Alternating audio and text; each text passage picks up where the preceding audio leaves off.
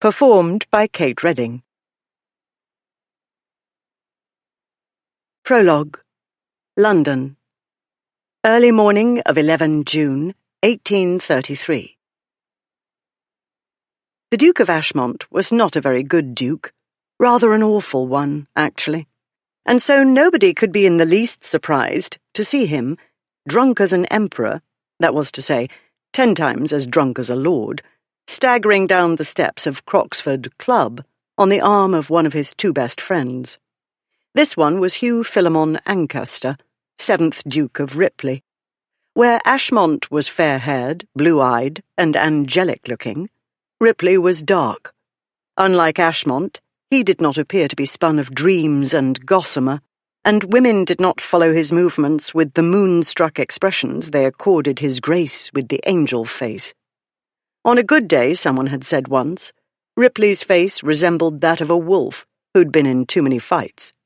Furthermore, though his slightly older title ranked him a notch or 2 higher in precedence than Ashmont, Ripley was merely as drunk as a lord. He could still distinguish up from down. When, therefore, his Grace of Ashmont showed an inclination to stumble in the downhill direction, towards St. James's Palace, Ripley hauled him about. "This way," he said. "Hackney stand up ahead." "Right," Ashmont said. "Can't miss the wedding. Not this one. It's me doing it. Me and Olympia have to be there. Promised." "You will be," Ripley said, as he led his friend across the street. The wedding had been news to him. The choice of bride, a shock. Lady Olympia Hightower, of all women. She was the last girl on earth he'd thought would marry Ashmont, or any of them, for that matter. Not that Ripley knew her very well, or at all. They'd been introduced, yes, years ago. That was in the days when respectable persons still introduced Ripley and his 2 friends to innocent girls. But those were not the kinds of girls the ducal trio wanted. Gently bred maidens were for marrying, and marriage was supposed to be years away, sometime in the dim, distant future. Apparently, the future had arrived, while Ripley wasn't looking. First, the Duke of Blackwood, the other of his 2 boon companions, had married Ripley's sister over a year ago, a few days before Ripley left for the continent. Now Ashmont was doing it. Ripley had heard the happy news mere hours after his return to London yesterday. No, he'd returned the day before, because today was yesterday now. He'd come to Crockford's because he wanted a decent meal, and Crockford's oud was the next best thing to Ripley's own chef, Chardot, who'd come down with a foul cold sometime during the Channel crossing. Chardot went with him everywhere because he was amply paid to do so, and Ripley liked his comfort. Having been forced for no sane reason to live like a pauper during his boyhood, he lived like a king now. Ripley was debating with himself whether, on the whole, he'd better have stayed abroad, when 4 men spilled out of a narrow court, one crashing into Ashmont with force enough to dislodge him from Ripley's light grasp and push him into a shop front. Ashmont bounced back with surprising energy. "You clumsy, bleeding half-wit! I have to get married, you bloody arsehole!" At the same time, he drove his fist at the fellow's face. One of the man's friends tried to butt in. With a sigh, Ripley grabbed him by the back of the collar. The fellow swung at him, obliging Ripley to knock him into the gutter. What happened after that was what often happened when Ashmont was about. A lot of filthy language and filthy fighting, and men rushing out of the clubs shouting bets, and a female or 2 screaming somewhere. Then it was over. Their foes lay strewn about the pavement. Ripley didn't wait to count or identify them. He collected Ashmont from the railing he'd slumped against, and trudged to the corner with him. He signalled, and the first in line of the hackneys plodded their way. He threw Ashmont into the decrepit coach, and directed the driver to Ashmont House. Servants waited up as they were accustomed to do, for Ashmont. They bore him up the stairs to his bedroom and undressed and washed him without fuss. They were old hands at dealing with their master's little foibles. After he'd seen His Grace safely tucked into bed, Ripley left. He needed a bath, a nap, and a change of clothes. He had a wedding to attend in a few hours. Chapter 1. Newland House, Kensington. Late forenoon of 11 June 1833.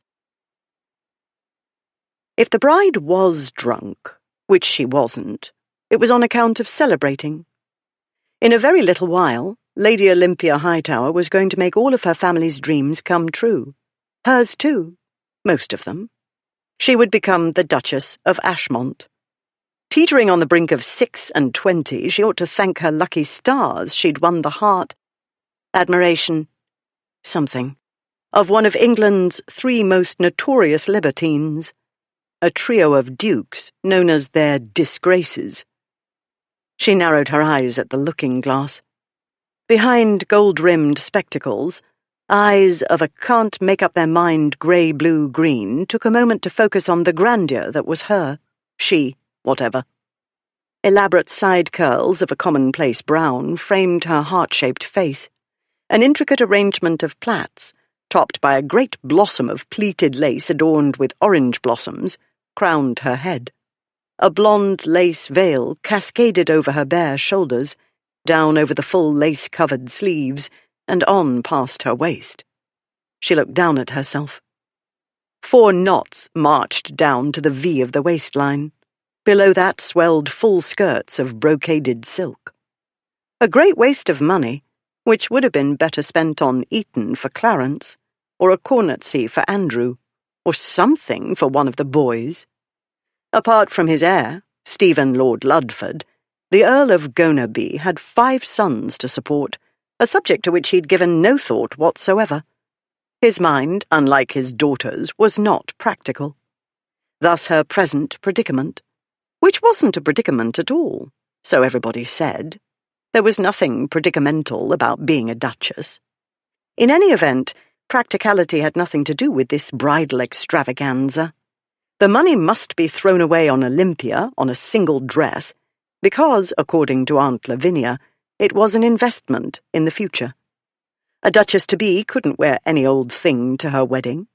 The bridal ensemble had to be expensive and fashionable, though not flamboyantly so, because a duchess-to-be ought to look expensively fashionable, though not flamboyantly so. After the wedding was another matter entirely. A duchess could pour the entire contents of her jewel boxes over herself and never be overdressed. With a few adjustments, a different arrangement on her head, and more diamonds or pearls or both, Olympia would wear the dress to the next drawing-room, when her mother, or perhaps Aunt Lavinia, the Marchioness of Newland, would present the new Duchess of Ashmont to the Queen. That wasn't all that would happen after the wedding. There was the wedding night, which according to Mamma would not be unpleasant, although she'd been rather vague regarding details. But after the wedding night came the marriage. Years and years of it. To Ashmont. The about-to-be Duchess of Ashmont picked up the cup of brandy-laced tea Lady Newland had brought to steady bridal nerves. The cup was empty. "Do not even think of bolting," her aunt had said when she delivered the doctored tea. Certainly not. Too late for that. Even if Olympia had been the sort of girl who backed down or ran away from anything, let alone the chance of a lifetime. She had 6 brothers. Being the second eldest child counted for nothing with boys. It was dominate or be dominated. Some said she was rather too dominating for a girl, but that wouldn't matter when she became a duchess. She bent and retrieved from under the dressing-table the flask of brandy she'd stolen from Stephen. She unstopped it, brought it to her mouth, and tipped in what she gauged as a thimbleful. She stopped it again, set it on the dressing-table, and told herself she was doing the right thing. What was the alternative? Humiliate the bridegroom, who'd done nothing, to Olympia, at any rate, to deserve it? Disgrace her family? Face permanent social ruin? And all on account of what? The sick feeling in the pit of her stomach, which surely was nothing more than the usual wedding day anxiety. Only a lunatic would run away from becoming the bride of one of the kingdom's handsomest, richest, most powerful men, she told herself. That was to say, Ashmont could be powerful, if he'd bother, but he— She lost her train of thought because somebody tapped at the door. "Please," she said. "I'm praying." She'd insisted on time alone. She needed to collect herself and prepare for this immense change in her life, she'd told her mother and aunt. They'd looked at each other, then left. Soon thereafter, Aunt Lavinia had returned with the doctored tea. "10 minutes, dear," came her mother's voice from the corridor. 10 minutes? Already? Olympia unstopped the flask again and took another sip. Nearly 6:20, she reminded herself. She'd never get an offer like this one, ever again. It was a miracle she'd got this one, and she'd known what she was doing when she said yes. True, Lucius Wilmot Beckingham, the 6th Duke of Ashmont, was a bit of an ass, and so immature he made 9-year-old Clarence look like King Solomon. And yes, it went without saying that his grace would be unfaithful. But Ashmont was handsome, and he could charm a girl witless when he set his mind to it, and he definitely set his mind to charming her. He seemed to like her, and it wasn't as though any great shocks were in store for her. His character was well known to anybody who read the gossipy parts of the fashionable periodicals. The important thing was, he'd asked, and she was desperate. "A duchess," she told the looking-glass. "You can practically change the world, or at least part of it. It's as close as a woman can come to being a man, unless she becomes the queen, and no mere consort either, but queen in her own right. Even then, oh, never mind. It's not going to happen to you, my girl." Somewhere in Olympia's head, or maybe her heart or her stomach, a snide little voice, exactly like her cousin Edwina's, said, "The love of a lifetime is never going to happen to you either. No Prince Charming on his white charger will come for you, not even a passionate lord, or a shop clerk, for that matter." She suffocated the voice, as she had wished many times to suffocate Cousin Edwina. The Olympia who'd entertained fantasies of princes and passionate gentlemen had been a naive creature, head teeming with novel-fed romantic fantasies as she embarked on her first London season. For 7 years she'd been voted most boring girl of the season. In 7 years she'd received not a single offer. That was to say, she'd received no offer any young lady in her right mind, no matter how desperate, would accept, or, as had happened in the case of an elderly suitor, would be allowed to accept. And so when Ashmont had asked, what could she say? She could say no, and face a future as an elderly spinster dependent on brothers who could barely support themselves and their own families. Or she could say yes, and solve a great many problems at once. It was as simple as that. No point in making it complicated. She took another sip of brandy. And another. There came louder and more impatient tapping at the door. "It's the right thing to do, and I'm going to do it," she whispered to her reflection. "Because somebody has to." She took another swig. "What the devil's keeping her?" Ashmont said. The guests whispered busily. At every sound from outside the drawing-room, heads turned to the door through which the bride was to come. No bride had made her entrance. It must be half an hour past the appointed time. Ripley had gone out to inquire of the bride's mother whether Lady Olympia was ill. Lady Gonaby had looked bewildered and only shook her head. Her sister Lady Newland had explained. "Something to do with the dress," Ripley said. "The aunt's gone up with a maid and a sewing case." "A sewing case?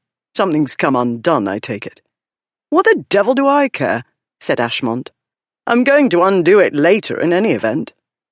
"You know how women are," Ripley said. "It isn't like Olympia to fuss over trifles." "A wedding dress is not a trifle," Ripley said. "I ought to know. My sister's cost more than that filly I had of Pershaw." His sister wasn't here. According to Blackwood, Alice had gone to Camberley Place, one of Ripley's properties, to look after their favourite aunt. "This is boring," Ashmont said. "I hate these bloody rituals." Lord Gonaby left the drawing-room. He returned a moment later and said jovially, "Apologies for the delay. Something to do with a troublesome hem or flounce or some such. I've sent for champagne. No sense in getting thirsty while the sewing needles are at work." A moment later the butler entered with a brace of footmen, all bearing trays of glasses. Ashmont drank one, then another and another, in rapid succession. Ripley drank two, but not much. This was partly because he hadn't yet recovered from last night's activities. He must be getting old, because he could have used another hour or more of sleep after the extended bout of gambling and drinking, followed by a street brawl, followed by the too familiar labour of getting Ashmont out of a melee, and home and to bed. The other reason he abstained was the job he'd undertaken. Last night at Crockford's, Ashmont had asked, or insisted rather, that one of his two friends supervise today's proceedings. "One of you has got to make sure I get there on time. With the ring," he'd said. "And the licence and such. Everybody thinks I'm going to bungle it. I won't." "I've already done a wedding," Blackwood had said. "My own. I should like this time to look on, irresponsibly." Having shifted the job to Ripley, Blackwood had smiled and waved them on their way, suggesting they both go home and get some sleep. If he knew more about Ashmont's urgent wish to be shackled, Blackwood hadn't said. Not that he'd had time to say much of anything. Last night, Ashmont had done all the talking, and his tale had knocked Ripley on his beam ends. In the first place, Ashmont had acquired his betrothed fair and square, in the usual manner of wooing and asking. In other words, the bride wasn't pregnant. Second, and equally amazing, Ashmont had persuaded an attractive, eligible, and sane girl to accept his suit. Ripley would have bet a large sum that there didn't exist in all of England a gently bred maiden desperate enough to take on Ashmont, or whose family would let her, in the event his looks and charm got the better of her wits. As he'd boasted in his infrequent letters, Almac's hostesses had barred him from their assemblies. The king had let his grace know he wasn't welcome at the royal levees, and the majority of hostesses in London had cut him from their invitation lists. For a good-looking, solvent duke, these sorts of accomplishments took some doing. However, it seemed that Ashmont's and Lady Olympia's paths had crossed near the Clarendon Hotel some weeks ago. Somebody's ill-tempered dog, taking instant dislike to his grace, had tried to tear his boot off. Ashmont, being well to go as usual, had tripped as he tried to shake off the dog, and nearly tumbled into the street, into the path of an oncoming Hackney cabriolet going at top speed, as they usually did. "But there was an umbrella handle," he'd told Ripley. "It hooked about my arm, pulling me back, and in a moment I was stumbling back onto the pavement, trying to recover my balance. Meanwhile, the dog was barking his head off, and she said, 'Hist,' or something like that, and set the umbrella on the pavement, point down this time, with a sharp click. And you know, the dog went quiet and skulked away." Ashmont had laughed at the recollection. "And she said, 'Are you all right, Duke?' And her maid was muttering something, trying to get her lady away from me, no doubt. I thought I was all right, but Olympia looked down and told me my boot was badly torn. I looked down. So it was. She said I couldn't walk about London like that. Heaven only knew what would get into the boot and onto my foot, she said. And then, of all things, she said, 'My carriage will be here in a moment. We will take you home,' which she did, though her maid didn't like it one bit. Neither did the coachman or footman, but there was nothing they could do. Lady Olympia Hightower. Can you credit it? I couldn't.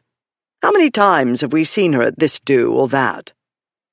"Countless times," Ripley thought. A tallish girl, bespectacled, but not bad-looking. Good figure. No, Make that very good. But she was a gently bred maiden of very good family and reputed to be bookish. She might as well have had the label Poison with skull and crossbones pasted over her fine bosom. She was kind, Ashmont had said. Not in a simpering, sentimental girl way at all, but very matter-of-fact and calm, rather like a fellow. And I must say I was quite taken with her. And it was no use when I mentioned her to Uncle Fred later, his telling me I wasn't worthy of her or up to her brain level and other naysayings. That's up to her, isn't it? I told him. Then I set about the wooing. It was uphill work, I tell you. But she said yes in the end, didn't she? And wasn't Lord Fred amazed when I told him? He even clapped me on the shoulder and said, "So you had it in you after all." Ashmont had been elated to get the better of his manipulative uncle for once. However, as Ripley saw it, Lord Frederick Beckingham had seen an opportunity and made the most of it. Telling Ashmont he couldn't have or do something was a sure way to make him do it. Not that it mattered in the end, as long as Ashmont was pleased, and the girl knew what she was getting into, which she must do, if she was as intelligent as believed. The problem was, the wedding didn't seem to be proceeding as smoothly as it ought. Ashmont was bored with waiting, and a bored Ashmont was a dangerous article. Ripley glanced at his brother-in-law. Blackwood, dark like Ripley, but sleeker and better-looking by far, raised one black eyebrow in inquiry. Ripley lifted his shoulders. Blackwood made his unhurried way to them. "Don't see what the fuss is about a hem," Ashmont said. "At the bottom, isn't it? Well then, if she trips on it and falls on her face, I'll catch her," Ashmont said. Ripley looked at Blackwood. They both looked at Ashmont. He was in his altitudes beyond a doubt. He had all he could do to stand upright. If the bride didn't appear soon, one of two things would happen. At best, the bridegroom would sink into a stupor and subside ungracefully to the floor. At worst, he'd pick a fight with somebody. "Enough of this," Ashmont said. "I'm going to get her." He started for the door and stumbled. Blackwood caught him by the shoulder. "Good idea," he said. "No point hanging about in here." He caught Ripley's eye. Ripley took the other side, and they guided their friend out of the drawing-room. With the guests milling about the trays of champagne, they encountered only servants in the passage. "Where?" Blackwood said. "Downstairs," Ripley said. "Not down," Ashmont said. "She's up. There." He pointed, his finger making unsteady curlicues in the air. "Bad luck," Ripley said. "Bad luck to see the bride before the wedding." "We're expecting to see her at the wedding," Ashmont said. They led him toward the stairs, and then, not easily, down them. "This way," Ripley said. Though he'd been in Newland House before, that was ages ago. He wasn't sure of the ground-floor layout. In an old house of this kind, he'd expect a breakfast or dining room and possibly a library. Not that the type of room mattered. They needed to get Ashmont away from drink as well as anybody he might decide to quarrel with, which was more or less everybody. He and Blackwood guided their friend toward a door, standing at a safe distance from the main staircase. Ripley opened the door. The first thing he saw was white, miles of it, as though a cloud had slid into what he was distantly aware was a library. But clouds didn't wear white satin slippers and clocked stockings and did not stand upon a set of library steps. "Oops," Blackwood said. "Damn it, Olympia," Ashmont said. "What the devil are you about?" He tried to break away from his friends. Ripley said, "Get him out of here." "No, you don't, blast you," Ashmont said. "Got to talk to her. Can't botch this." In his present state, this was exactly what he'd do. Ripley gave Blackwood their patented "what do we do now" look. "Bad luck," Blackwood told Ashmont. "Bad luck to see the bride before the wedding." As he hauled the protesting Ashmont back into the corridor, he said over his shoulder to Ripley, "He put you in charge of wedding details. Do something." "The ring," Ripley said. "The license. Ready money where required. Not the bride." "Do something," Blackwood said. Once more, Ripley opened the door. The library steps nearby held nobody. A sound drew his gaze to the windows. He saw a flurry of white. Ashmont's intended was struggling with the window latch. Ripley crossed the room in a few easy strides. "Funny thing," he said. "Aren't you supposed to be at a wedding?" "Yes, I know," she said. "You might give the blushing bride some help. The latch is stuck." He caught a whiff of brandy mingled with a flowery fragrance. Though his brain wasn't at its sharpest at the moment, he could sum up the situation easily enough. Drunken bride at window with the aim of getting out. There was a problem here. "Why?" he said. "How should I know why it's stuck?" she said. "Do I look like a plumber to you? Or what you call it? Glazier?" She nodded. "Window person." "Not being a window person, I may not be qualified to help with this sort of thing," he said. "Rise above yourself," she said. "I'm the damsel in distress, and you—" She turned her head to look at him. She stared at the knot of his neckcloth, approximately at her eye level. Then her eyes narrowed, and her gaze moved upward. Behind the spectacles, her grey eyes were red-rimmed. She'd been crying. Obviously Ashmont had said or done something to upset her. Nothing new in that. His tongue often got well ahead of his brain. Not that any of them were gifted in the tact department. "Plague take it," she said. "You're back." "Ah, you noticed?" He felt strangely pleased, but champagne usually had that effect, even in small doses. "You're over 6 feet tall," she said, tipping her head back. "You're standing right in front of me. I'm short-sighted, not blind. Even without my spectacles, I could hardly fail to recognize you, even at a more distant distance, which I prefer you were at." She made a shooing motion. "Go away. I only want a breath of air in, Kensington Gardens." "In your wedding dress," he said. "I cannot take it off and put it back on again as though it were a cloak." She spoke with the extreme patience more usually applied to infants of slow understanding. "It's complicated." "It's raining," he said with matching patience. She turned her head and peered at the window. Rain droplets made wriggly trails down the glass. She gave him a grandiose wave of dismissal. "Never mind. If you're going to fuss about every little thing—" She turned back to the latch and recommenced trying to strangle it. This time it surrendered. She pushed open the window. "Adieu," she said, and climbed through, in a flutter of satin and lace. Ripley stood for a moment, debating. She wanted to go, and he deemed it unsporting to hold women against their will. He could go back and tell Ashmont his bride was bolting. He could go back and tell one of the men in her family. She wasn't Ripley's problem. She was Ashmont's problem. True, Ashmont had put Ripley in charge of the wedding. True, Ashmont had seemed unusually concerned about getting it right. And true, Ripley had promised to take care of things, hold on to the ring, supply coins as needed, make sure Ashmont did what he was supposed to do. Retrieving the bride wasn't in the agreement. She oughtn't to need retrieving. Just because she had been drunk and crying— "Damn," he said. He climbed through the window. Ripley spotted the cloud of white satin and lace an instant before she disappeared into a stand of tall shrubbery and trees.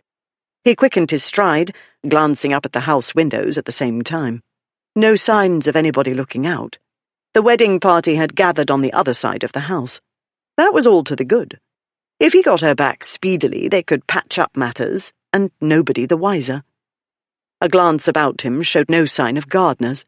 The outdoor servants must be carousing with their fellows or taking shelter from the rain. Ripley was aware of the rain, but it was no more than background. While conscious of its patter upon leaves and grass and footpaths, he concentrated on the bride, who moved at a smart pace, considering the miles of satin and lace and the ballooning sleeves and all the rest of it. He didn't shout because she wasn't running yet. at least not flat out, and he didn't want to scare her into running, or startle her into doing something even more ridiculous, though at the moment he couldn't guess what that could be. She wasn't dressed for athletic feats, not that women ever were, and the place was something of an obstacle course. Newland House's gardens were thickly planted and mature. Some of the trees had waved their branches over Queen Anne. On slippery ground, wearing that rig and more than a little inebriated, the bride was all too liable to get tangled in shrubbery or trip over her skirts or her own feet. He was gaining steadily in any event. He was near enough to see her feet slide out from under her and her arms make windmills as she struggled for balance. He was a moment too late to catch her before she lost the battle and went down. He grasped her under her arms and hauled her upright. She twisted this way and that. Through several thousand layers of dress and undergarments, he felt her bottom make contact with his groin, which distracted him for a moment. He was a man. Exceptional bottom, was his first thought. Never mind, he told himself. Do the job and get her back. I beg your pardon, he said. Did I make a mistake? Did you want me to leave you lying in the mud?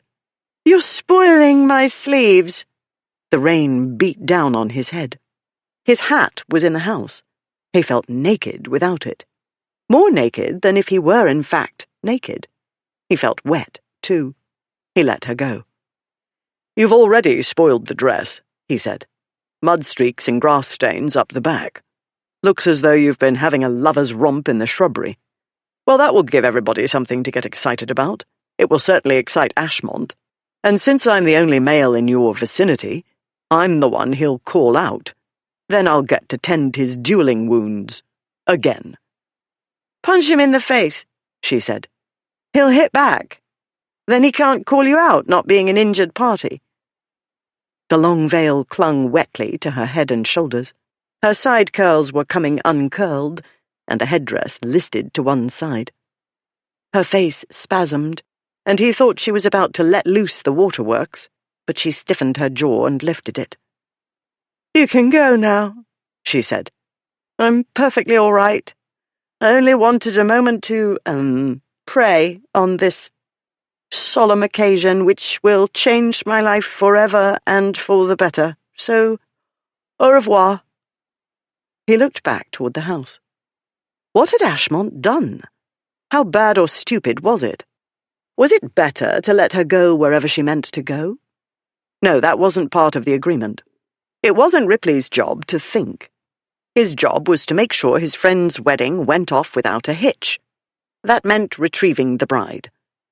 Ripley turned back to her in time to see her sprint away into a path among a thick planting of rhododendrons. In an instant they'd hidden her from view, except for a dot of white here and there. She'd waited until his back was turned, well, his head, and decamped. That was enterprising of her. All the same, she couldn't be let to go merrily on her way. If she didn't want Ashmont, she'd have to fight it out with him in person. After they'd had time to sober up, that is. Ripley went after her. Though the wedding party and guests had congregated in the vicinity of the champagne at the west front of the house, the bride's eldest brother, Lord Ludford, was looking for his sister. Newland House had been built in the early part of the 17th century and added to and updated since. The building, which sprawled over a large section of the land belonging to it, was a rabbit warren run amok. The families were close, their ladyships being sisters. Their numerous offspring had run tame in each other's houses, and everybody was as home here as at home. Since Ashmont was impatient to get married, and Gonaby House was in the midst of renovations, their ladyships had agreed to have the wedding here. They were afraid, Lord Ludford suspected, that if Ashmont waited too long, he'd change his mind. Personally, Ludford would have preferred that. He deemed Ashmont unworthy of Olympia. If she'd run away, Ludford didn't blame her. On the contrary, that struck him as a wise decision. Also worrisome, however. Respectable girls like Olympia couldn't go off on their own. Appalling things could happen to them. He hoped instead that she was hiding in the house.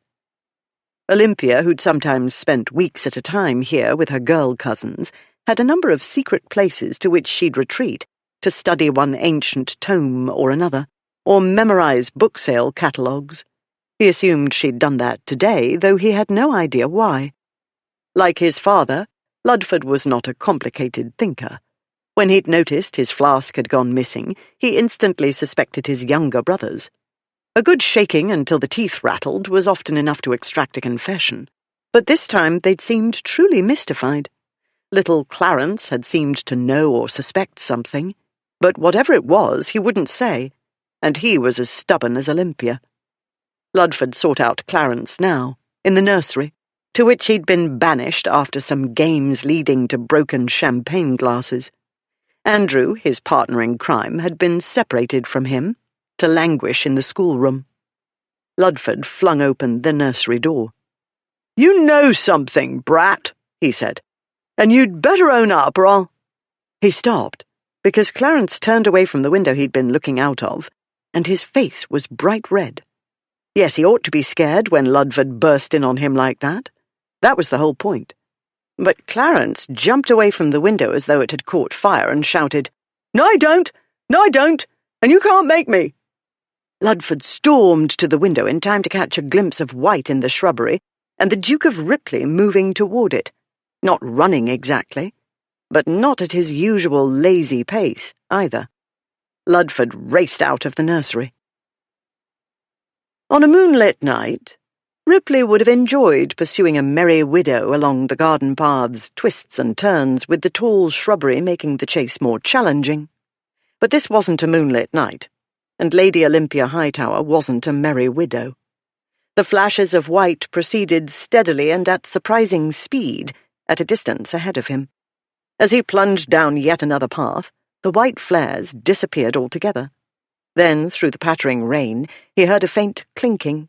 He kept on, and the tangle of shrubbery gave way to a small clearing that led to an iron gate set in the tall wall. A gate she was trying to wrestle open. A few soggy strides brought him to her. She paused in her labours and looked over her shoulder at him. "Oh," she said. "You!" She panted from her exertions, her bosom rising and falling. "The blasted thing's locked." "Of course it's locked," he said. "Can't have the hoi polloi tramping through the garden and poaching the rhododendrons." "Bother the rhododendrons! How's one to get out?" "Perhaps one doesn't," he suggested. She shook her head. "We must find another way out." "We?" he said. "No, you and I are not a we." She stiffened then, her eyes widening. He heard it, too. Voices, coming from what he guessed was the same route he'd travelled. "Never mind," she said. "Too late. You have to help me over the wall." "No," he said. "Can't do that." "Yes, you can," she said. "Here you are. And what else do you have to do? Do be of use for once in your life and help me over the wall.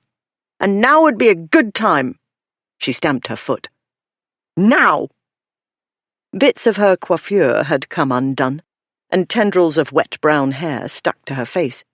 The thing on top of her head was now more on the side of her head, and stray rhododendron leaves and dead blooms had become trapped among the apple blossoms. Her veil had snaked around her neck. A smudge of dirt adorned the tip of her narrow nose. "Over the wall," he said, playing for time. Yes. I can't climb the ivy properly in this dress, and certainly not in these shoes. Hurry! Can't you hear them?" He was trying to devise a delaying tactic, but his brain was slow to help. Then he heard a confusion of cries, and these called to mind baying hounds and angry mobs. At that moment, something in his mind shifted. Since his Eton days, Ripley and his two partners in crime had been eluding the forces of authority, along with irate farmers, clergymen, tradesmen, and generally all species of respectable persons, not to mention pimps, cut-purses, blacklegs, and others not so respectable. "Hurry!" she said. He laced his hands together and bent. She set one muddy, slippered foot on his hand, one dirty hand against the wall for balance, and boosted herself up. Then, with an ease that would have surprised him had he been capable of further surprise at this point, she climbed onto his shoulders and reached for the wall. That, at least, was what he assumed she was doing. The view he had, and a prime one it was, though brief, was of stockinged leg and garter. Then white satin and petticoats and the scent of a woman filled the world about his head. He barely retained the presence of mind to grasp her ankles to steady her. "Up," she said. "It's still too high for me to get there. Up, up, hurry!" The voices neared. Grasping her feet, he pushed her up, over his head. He felt her weight leave him as she found purchase at the top of the wall. He saw the backs of her legs as she scrambled onto the top of the wall and into a sitting position. An instant later, she dropped out of sight. The voices were very near now. He hadn't stopped to think a moment ago, and he didn't think now. As she disappeared over the wall, he caught hold of a tangle of ivy and climbed up and over. He looked right, then left. The cloud of white satin and lace was moving swiftly down Horton Street. He ran after her. Chapter 2. Ripley caught up with the bride in Kensington's High Street. She'd slowed her pace, but she didn't stop. "Hackney," she said, nodding toward the hackney stand ahead. "Do you have any money?" "First it was help over the wall," he said. "Now it's money." "And here you are," she said. "Still, again." "Yes, because she said, drawing out the single syllable. "Need money for the hackney." She waved at the vehicles and called, "Here!" The driver of the first hackney cab in the line regarded her with interest, but offered no sign of moving. Why should he? She looked like a Bedlam escapee. Not that Ripley didn't appear more than a little eccentric himself, with no hat, gloves, or walking stick. Still, he was a duke, and one of England's most notorious and easily recognized noblemen. Furthermore, here he was, as she'd said. Ashmont ought to be here, but he wasn't, and somebody had to look after her. One did not let a gently bred young female roam on her own, especially a young female belonging to one of his stupid friends who couldn't hold on to her. It was all well and good to be wild and reckless and not give a damn for society, but when a fellow asked a girl to marry him, he oughtn't to give her any reason not to show up for the nuptials. It was damned carelessness, was what it was. But Ashmont was spoiled, that was the trouble. He never had to exert himself with women. Long past time he started. Ripley clamped a hand on her shoulder. "Let's stop and think." "I am thinking," she said. "What I'm thinking about is, where is the blasted hackney? Why don't they come?" "Let's think about what you look like," he said. "You know, wedding dress, veil and all. Creates an odd impression, don't you think?" "I don't care," she said. "I dare say," he said. "But let's try to appear calmer and in our right minds." "I am in my right mind," she clenched her hands. "I'm perfectly calm." "Good. Very good. Now let's take this in steps. Where do you propose to go?" She made a sweeping gesture. "Away!" "Away," he said. She nodded, and the mound of hair and lace and whatnot shifted farther to the side of her head. "Very well," he said. "It's a start." He would simply have to do the thinking for both of them. A daunting prospect. He didn't like doing the thinking for himself. He raised his hand and beckoned. The first hackney coach lumbered out of line and toward them while she all but danced with impatience. When the vehicle had drawn up alongside them, Ripley pulled the door open. As she climbed onto the step, she struggled for balance and started to tip backward. He gave her a light push forward, and she toppled into the straw on the coach floor. He watched her hoist herself up, bottom uppermost for a riveting moment, and fall onto the seat. She smoothed out her skirts, straightened her spectacles, and glared at him. For some reason his mood brightened. "Where to, Your Honour?" the driver said.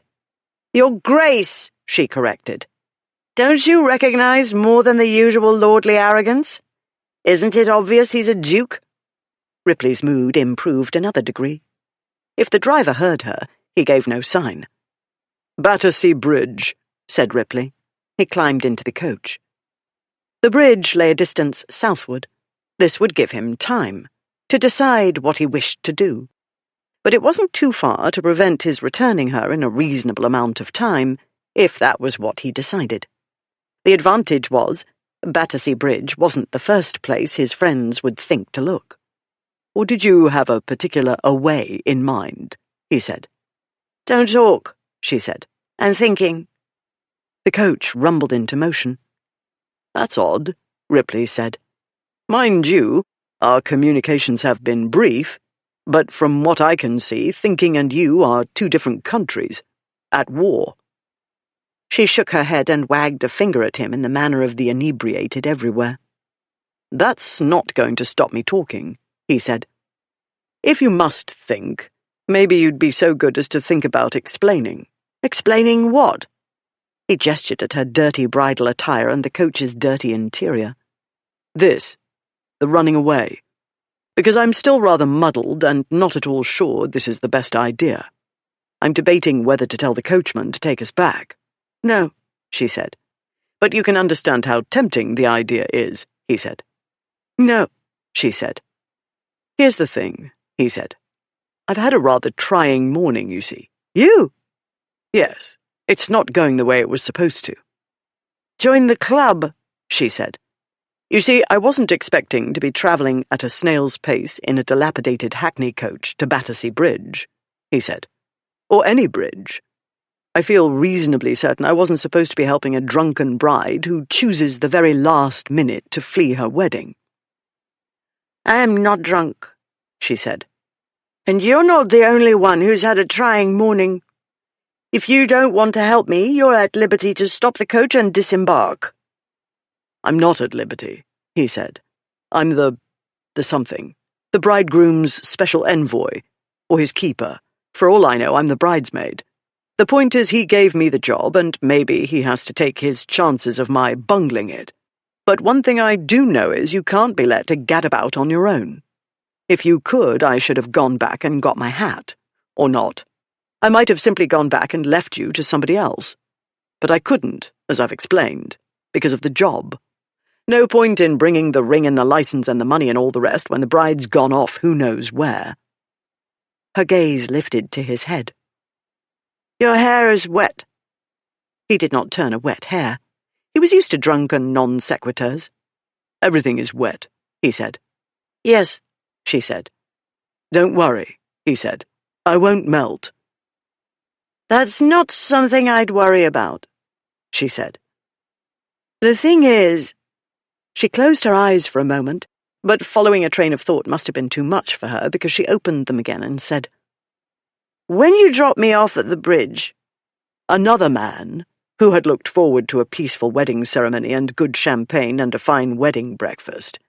"The Newlands keep an excellent chef, you know," he said. She regarded him stonily. "That fellow," he went on, missing the meal he'd looked forward to and feeling a trifle short on sleep, "that fellow might be tempted to drop you off the bridge, as in into the river. But I— Yes, you're the bridesmaid. I hardly ever drown women, was what I was going to say." "I shall take a boat," she announced, as one might pronounce a fiat or a sentence of death. "To Aunt Delia, in Twickenham." He blinked. "Remarkable. You have a plan?"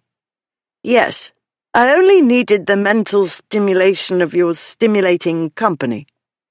"Any chance of stimulating you into telling me what exactly you're running from?" he said. "Better yet, any chance of your changing your mind like a good girl and turning back? Any chance of something, bordering on reasonable?" "The die is cast," she said in the fiat death sentence voice. "Be so good as to get this monstrosity off my head." Because he wasn't nearly drunk enough, or at all, for he seemed to have gone extremely sober suddenly. It took him a moment to interpret the request, command. "Your hair?" he said. "Isn't it permanently attached?" "Does this piece of architecture look permanently attached?" It's sliding down and pulling the hair I do, in fact, own with it. It's most uncomfortable, and not like me at all. You can't make a sow's purse from a pig's ear. I tried to tell them, but nobody would listen." "I believe you mean silk purse." She burst into tears. "Oh." Tears threw some men into a panic. Ripley wasn't one of them. Had this weeping female been his sister, he'd let her bawl on his shoulder and spoil his coat and neckcloth and get rouge all over his handkerchief. Then he'd give her money and tell her to buy something. If she'd been his mistress, he'd promise a ruby necklace or diamonds, depending on her tears' volume and velocity. This weeping female wasn't like his sister or any of his mistresses, or even his mother. This one belonged to a different species altogether. Among other things, she was Ashmont's betrothed. Ashmont had never had one of those before. This being a brand-new category of situation with weeping female, Ripley needed a moment to determine his course of action. The brisk approach, he decided. "Brace up," he said. "You had mettle enough to go over the wall. You act like you've never run away before. It's not the end of the world." "Yes, it is," she sobbed. "I've ruined everything. Clarence will never get to Eton, and Andrew won't get his cornetcy, and I shan't be able to do anybody any good, and I won't even have the library." Ripley had no idea what she was talking about and saw no point in tiring his brain trying to get an idea. How often did women make sense? What were the odds of that happening now? He said in the encouraging manner of one addressing a jockey before a race, "The die isn't cast. You can turn back. Ashmont is so drunk he'll believe anything we tell him. Then tomorrow he won't remember anything but the broad outlines. I'll tell him you got drunk accidentally and—" "I'm not drunk." "Believe me, I recognize the condition," he said. "You're more than tipsy. You couldn't even manage the coach step. Here's what we tell him. We say you accidentally drank brandy, thinking it was— What the devil could one mistake brandy for?" "Tea," she sobbed. "It was in the tea. At first." "At first," he said. She nodded. She fished out from one of her enormous sleeves a tiny, elaborate square of lace, took off her spectacles, and wiped her eyes and nose with the scrap of lace. She put the spectacles back on and gave the nosepiece a little poke with her finger to set it in place. "But I drank that. The rest was from Stephen's flask." She balled up the alleged handkerchief in her hand. "I purloined it last night, after Mamma told me about the wedding night. That is to say, she more or less told me. Some aspects of the business are not at all clear, but I thought brandy would strengthen my resolve. For the inevitable." "She ought to have done a better job of telling you," Ripley said. "It's Ashmont, you know, not some inexperienced numbskull." "Yes, he's an experienced numbskull," she said. "In any event, it's nothing to be afraid of," he said. "People do it all the time. Consequences are hardly ever fatal." "Consequences are babies," she said darkly. "I should have investigated the matter myself instead of relying upon Mamma. I'm not sure she understands the connection between the conjugal act and babies. She has had them in excess. In her place, I should have stopped after 3, or after 3 boys. That's a good safe number, isn't it?" He didn't think it a good safe idea for his mind to dwell on the conjugal act. It had been an unusually long time since he'd had a woman, and at present he wasn't in a position to do anything about it. His mind, though, being too easily swayed by the small brain below his waist, was all too eager to imagine how to repair the omission in short order.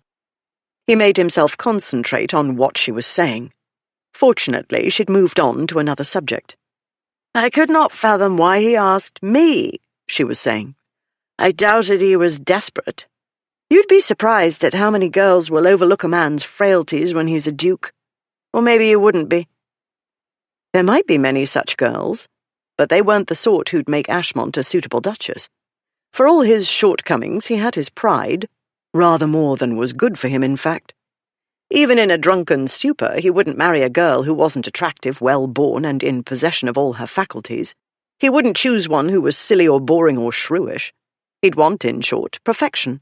Whether he deserved it was irrelevant. "I told myself not to look a gift horse in the mouth," she said. "What gift horse?" Ripley said. "He fancies you. Isn't that enough?" She shook her head. "It doesn't make sense." She must be extremely short-sighted. Had she not worn the poison label, Ripley would have been all over her years ago. "It makes perfect sense," he said. "If you were a man, you'd see. As it is—" "And then I went to the library today to look into the matter." "You waited until the wedding day," he said. "No, not merely the day, but the very moment when you were supposed to be saying, 'I will.'" She'd waited until the moment when she'd become fully intoxicated, a condition she was clearly not used to. "I tried not to think about it, but it bothered me," she said. "Did you ever try not to think about something?" "I rarely have to try."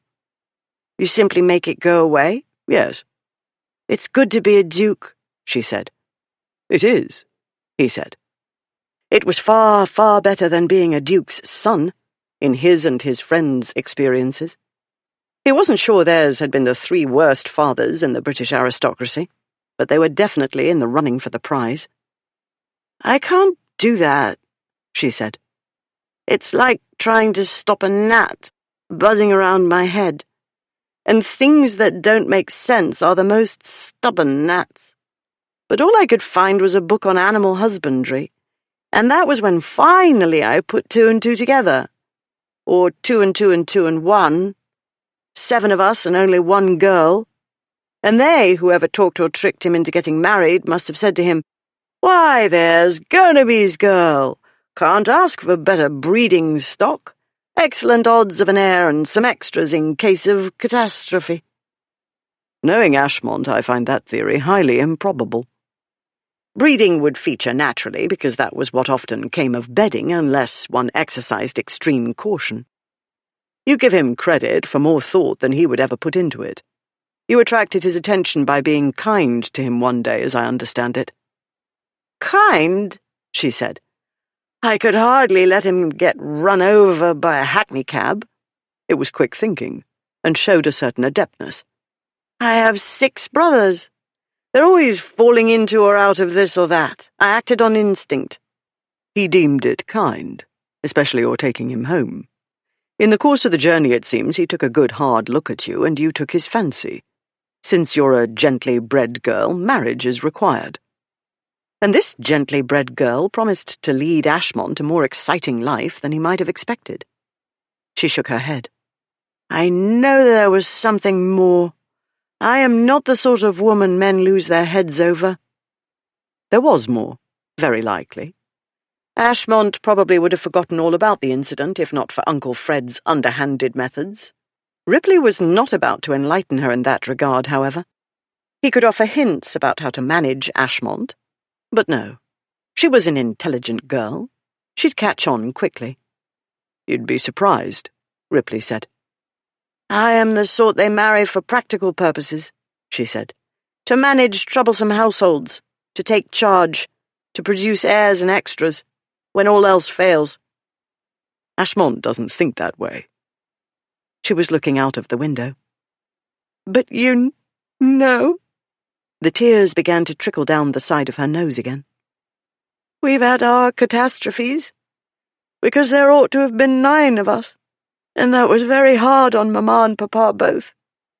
I did have my doubts about how much comfort Ashmont would be in such a case. And I knew what else whoever it was would have told Ashmont. They would have said, 'No fear of a cuckoo in the nest. No doubt whatsoever nobody's ever touched her.'" More sobbing. Ripley tapped his knee with his index finger. The sobbing continued. This was not entirely comfortable. "I see we've reached the maudlin stage," he said. "Yes, I dare say you'd know." She rubbed her face with the useless bit of lace. "Not that I care what you call it, and I wasn't expecting sympathy or even comprehension. I'm doing my best, he said. But my brain, you know. Yes, I know, she said. Like his, more or less, though less defies the imagination. All the same, I thought I was ready to make the sacrifice, though I know most people would say it's preposterous to refer to becoming a duchess as a sacrifice. I would be one of those people, he said. I don't care what you say, she said. I'm devastated, he said. I don't know why I even try to explain, she said. I'm sure he said everything he ought, and he can be alarmingly persuasive, and I did have my reasons for agreeing. I thought I was ready. But marriage is a great unknown. You think you know them, especially someone like him, who's been the talk of the town forever, but how can you? I know what you will say. I doubt it. He still had only the remotest idea what she was talking about. You will say I ought to have asked him why he chose me. And don't say he fancies me, because nobody ever did. He was sure a great many men must have fancied her. What he didn't understand was why nobody had claimed her by now. Not all men were like their disgraces. Any number actually wanted to get married, and spent a great deal of time and effort trying to find the right girl who'd have them. He drew out his handkerchief and gave it to her. Yes, well, he isn't like the other fellows, he said. He looked out of the coach window. It was still raining. Bridal nerves, he told himself. That's all this was, really. He looked at her mud-streaked dress and the toes of her muddy slippers. He calculated the distance via the river to Twickenham, and the time it would take, barring difficulties, which he knew better than to suppose wouldn't arise. Taking everything into account, her plan was workable. He reckoned excellent odds of putting her safely into her aunt's hands in a matter of hours, well before nightfall. Her reputation would survive. In fact, running away from Ashmont might enhance it, as would Ashmont's running after her, which he was bound to do. Being possessive and obstinate, he'd do whatever was necessary to get her back, and society would be thrilled to see a lady bring him to order at last. Assuredly Lord Frederick would enjoy that. Accustomed to women of ill repute fawning over him, Ashmont had mucked up what ought to be the simplest business. He'd never had to make an effort, as Ripley and Blackwood so often did. True, none of them had much to do with respectable women, who were evidently rather more challenging. All the better. It was about bloody time a female made luscious Lucius exert himself. This one had made him work at the courtship, clearly, and the wedding, and she'd make him work at the marriage, too. As to retrieving his bride, His Grace would need some guidance here and there, but that shouldn't be difficult. Lady Olympia didn't seem to be completely opposed to marrying him. If not for the brandy, she might have gone through with it. But intoxicating liquors affected some people in this way. Small matters inflated to prodigious size, and bacon-brained solutions seemed like brilliant ones. Of all men, Ashmont knew how this could happen. And wouldn't it be a laugh, watching him try to manage his bride? This bride. "Your aunt's respectable, I trust," Ripley said. "Not eccentric or excessively dashing. Doesn't set fire to the pillows at odd moments. Carry on with footmen or grooms. In an obvious way, that is." She wiped her eyes and nose. "She's somewhat dashing. At least Aunt Lavinia and Mamma say so. Still, Aunt Delia is respectable enough to entertain the Queen on occasion." "Then why didn't Auntie attend your wedding?" "She suffered an indisposition that prevented her making the journey. That's what she wrote to Mamma, at any rate. I'm not at all sure she wished to attend. She finds Newland House excessively noisy with all the children coming and going. She feels the same about Gonaby House, which is even more chaotic at present because of the renovations." "But she will, in fact, be at home when we get there." She nodded, and the headdress slipped farther. She winced. "You cannot expect me to answer prying questions while my hair is being torn out by the roots, unless you enjoy employing the methods of the Inquisition. If you do not help me get this thing off my head this instant, I cannot answer for the consequences." "Is that supposed to be a threat?" he said.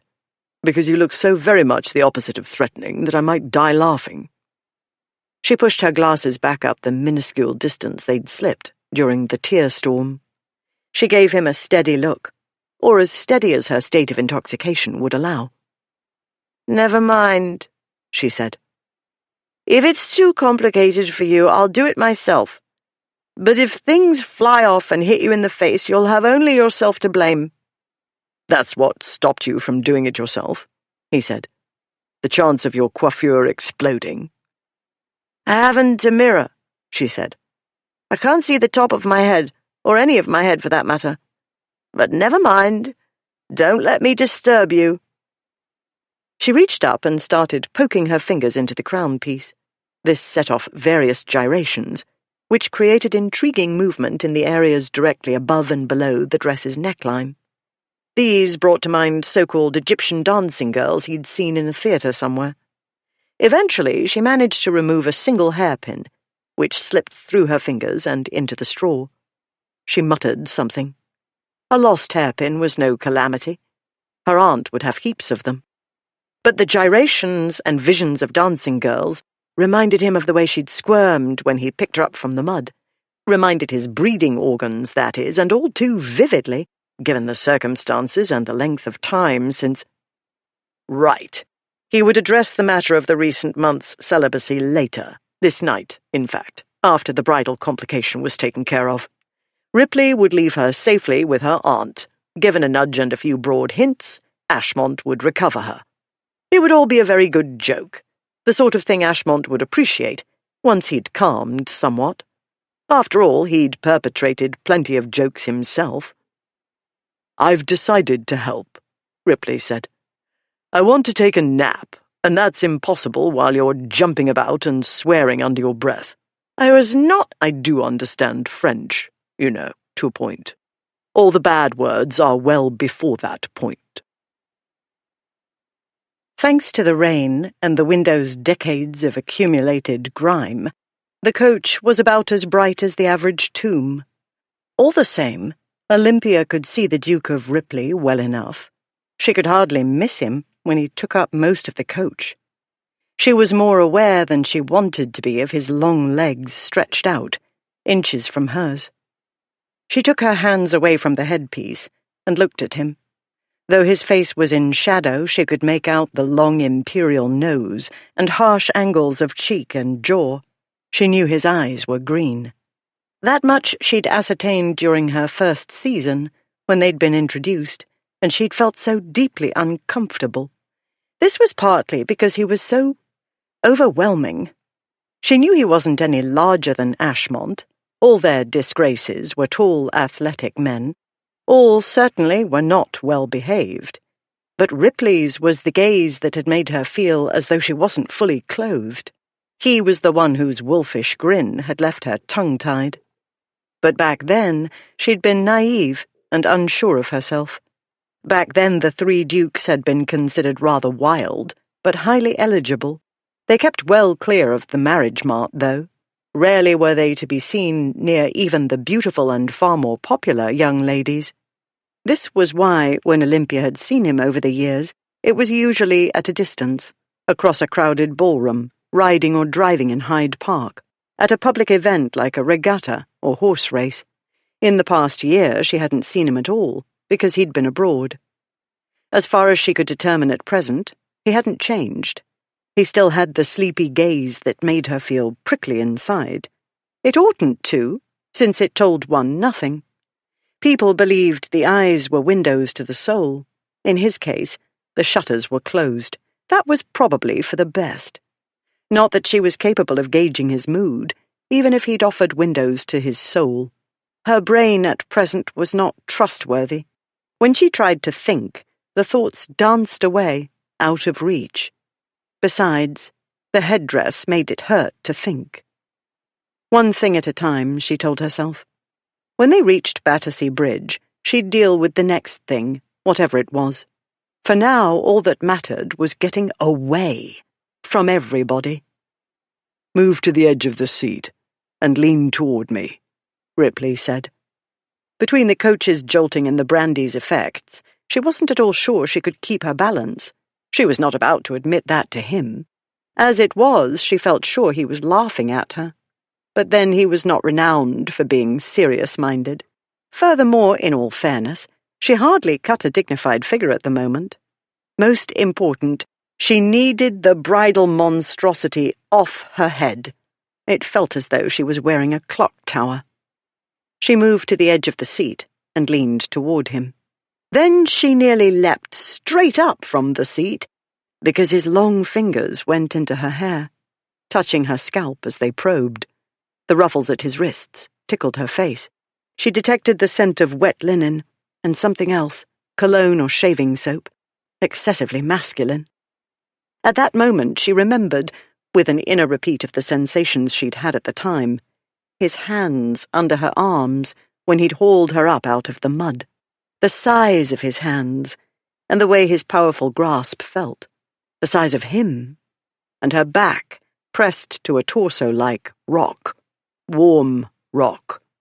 Then those same long-fingered hands, linked for her to step on, then wrapped about her ankles. Her brothers had helped her over walls and fences, but he wasn't her brother. He was the man who looked at a girl and made her feel she'd forgotten to put her clothes on. He was nothing remotely like a brother, and recalling Mamma's incoherent explanation of what happened on the wedding night did not contribute to a state of serenity at present. Olympia wanted to jump out of her skin. But no. She would not let herself think about what the Duke of Ripley might have seen when she stood on his shoulders. Merely thinking about it made her dizzier, and vastly uneasy. "Stop wriggling," he said. "I wasn't," she said. "You're not holding still," he said. "I have to feel my way because there isn't light enough in here for me to see properly. I can't do it if you're moving." "I can't help the coach's jolting," she said. "And I'm desperately uncomfortable." There was an understatement. She felt prickly all over, and hot, and confused. "I'm working as fast as I can, but your maid or hairdresser has secreted the pins in the damnedest places. Is this thing glued together?" "No, it's only 1,000 pins and some pomatum." "Hold out your hand, and I'll give you the pins," he said. "We needn't save the bits and pieces of rhododendron, I trust. At the moment you put me in mind of Ophelia after she fell into the water." "The veil caught in everything," she said. Then she realized what he'd said. "You know Hamlet?" "I like Shakespeare's plays," he said. "Lots of violence and bawdy jokes."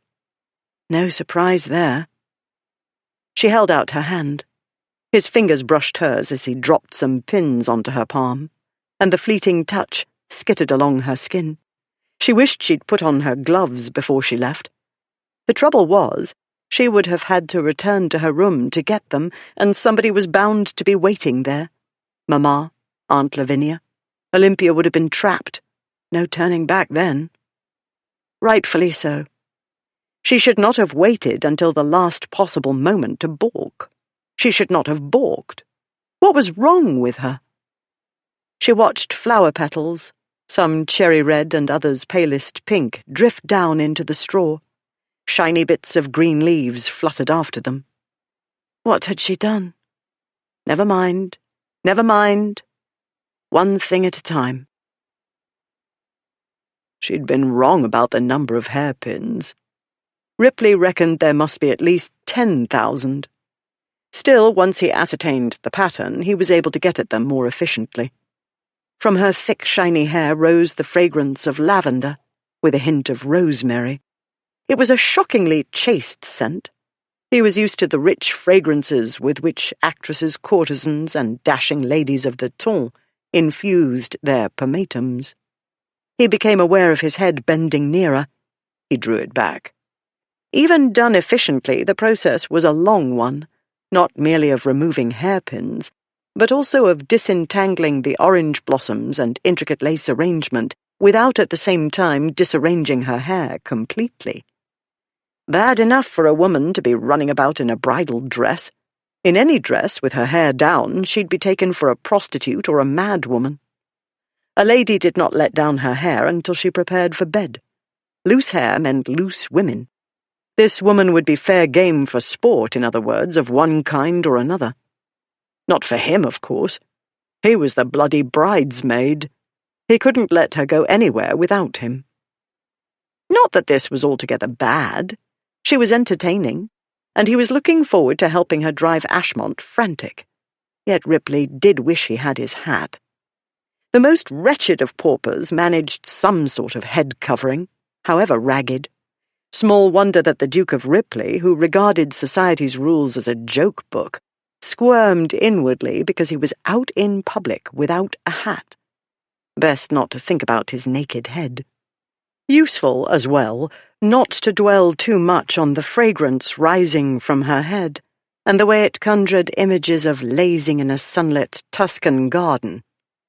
No Tuscan villa in the vicinity, no naughty contessas, only Ashmont's bride-to-be. And this wasn't Tuscany or anything like Tuscany. This was London, reigning as was its custom, while His Grace of Ripley sat playing lady's maid in a filthy hackney coach, plodding toward Battersea Bridge. It was a new experience, at any rate. He managed to get the headdress separated from her head without too much screaming, hers or his, but it turned out that some of the plaits belonged to her, and the side curls had loosened, and in short, everything seemed to be coming down. He snatched hairpins from her outstretched palm, and hastily got the dangling bits back up, not very elegantly, but up was up. Then at last he dropped the crown and attached veil onto her lap, and sat back. She looked down at the mass of lace and orange blossoms in her lap. "It's blonde lace, so expensive," she said. "It's sure to fetch something at a pawn shop, more than enough to pay the waterman." "I'm not taking your bridal veil to a pawn shop," he said. "Did I ask you to? I'm perfectly capable—" "Yesterday you might have been capable of many things," he said. "This isn't yesterday. This is today. You're inebriated. You're wearing a wedding dress. If you stir a step without me, you'll be assaulted. Whatever happens to you will be my fault. And there isn't a strong enough word for, or enough words to put with bored, to tell you how bored I am with duels." She opened her mouth, to argue, no doubt. Then she closed it and turned her gaze downward again, to the dismantled headdress. Second thoughts? He could work with that, although— "Do you have enough money for the waterman?" she said. "After you pay the coachman? Yes, of course you're a duke, but in my experience gentlemen don't carry a great deal of money with them." He gazed at her for a time, at the dirt on her nose and the spots on her spectacles from tears or rain, and the bizarre arrangement he'd made of her hair. Never since his unpleasant childhood had any woman asked whether he had enough money. For anything. It was rather touching. But it wasn't his job to be touched. His job was to manage matters to come out the right way. Simple enough, really. Get her to her aunt, make Ashmont retrieve her, and make everybody believe it was all a typical their disgraces practical joke. As it happens, I brought ready money for gratuities, bribes, and other odds and ends, he said. Ashmont obviously was too excited about getting married to think of mundane matters. "Excited?" she said. "Is that what you call it? I would say he was extremely intoxicated when you three burst in upon me." "And pot calls kettle black," he said. The coach rumbled to a halt, as it had done numerous times on the interminable journey. Ripley looked out of the grimy window. Thanks to the scratches and dirt, the view might have been of anything. He pushed down the window. The rain had settled to a drizzle. The coachman called out, "Battersea Bridge, your grace." "We can still turn back," Ripley said. "No," she said. Chapter 3. The voices Lady Olympia and the Duke of Ripley had heard in the garden belonged to her brothers, the youngest two of whom had set out to thwart the eldest. The conspiracy had proceeded as follows. When Lord Ludford left the nursery, Clarence shouted, "Drew, quick! Stop him!" Andrew burst out of the schoolroom and raced for the staircase, Clarence hot behind their eldest brother. "Let her go!" Clarence shouted. "You leave her alone, you great bully!" This was unfair to Ludford.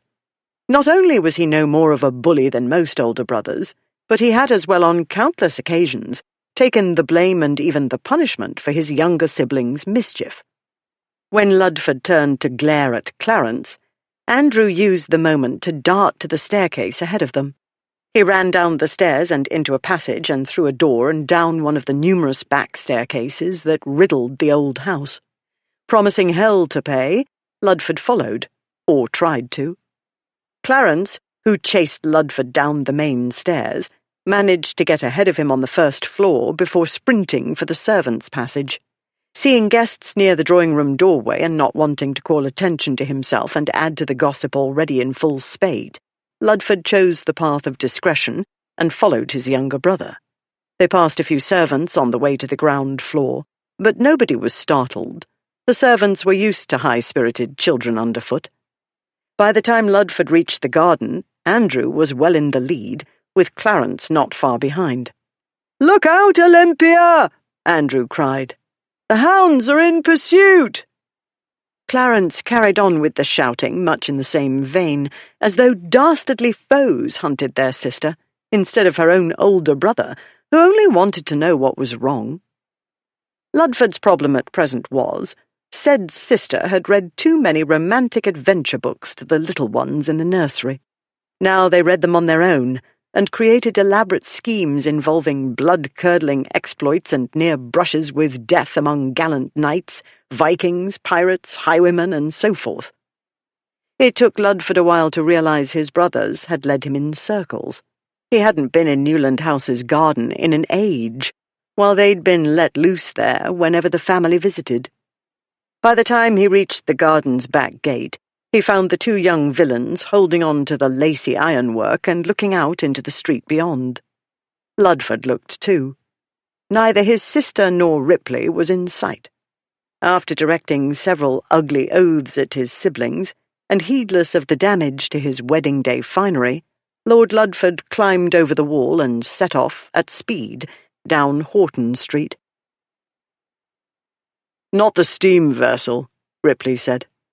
"At the moment, the passengers are too busy shoving and cursing and trying to get aboard to care about anybody else. Once settled, though, they'll be looking for entertainment, and we'll be it, with you in the starring role." He grasped Lady Olympia's hand and pulled her toward the watermen congregated by the Battersea Bridge stairs.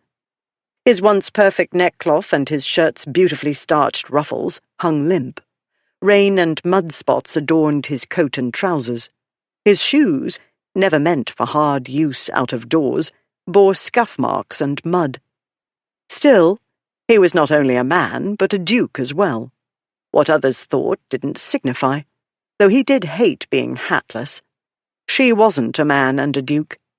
Along with the rain-spotted, dirt-spattered, grass-stained wedding dress, mud-caked slippers, and torn and dirty bridal veil drooping over her arm, she was bareheaded.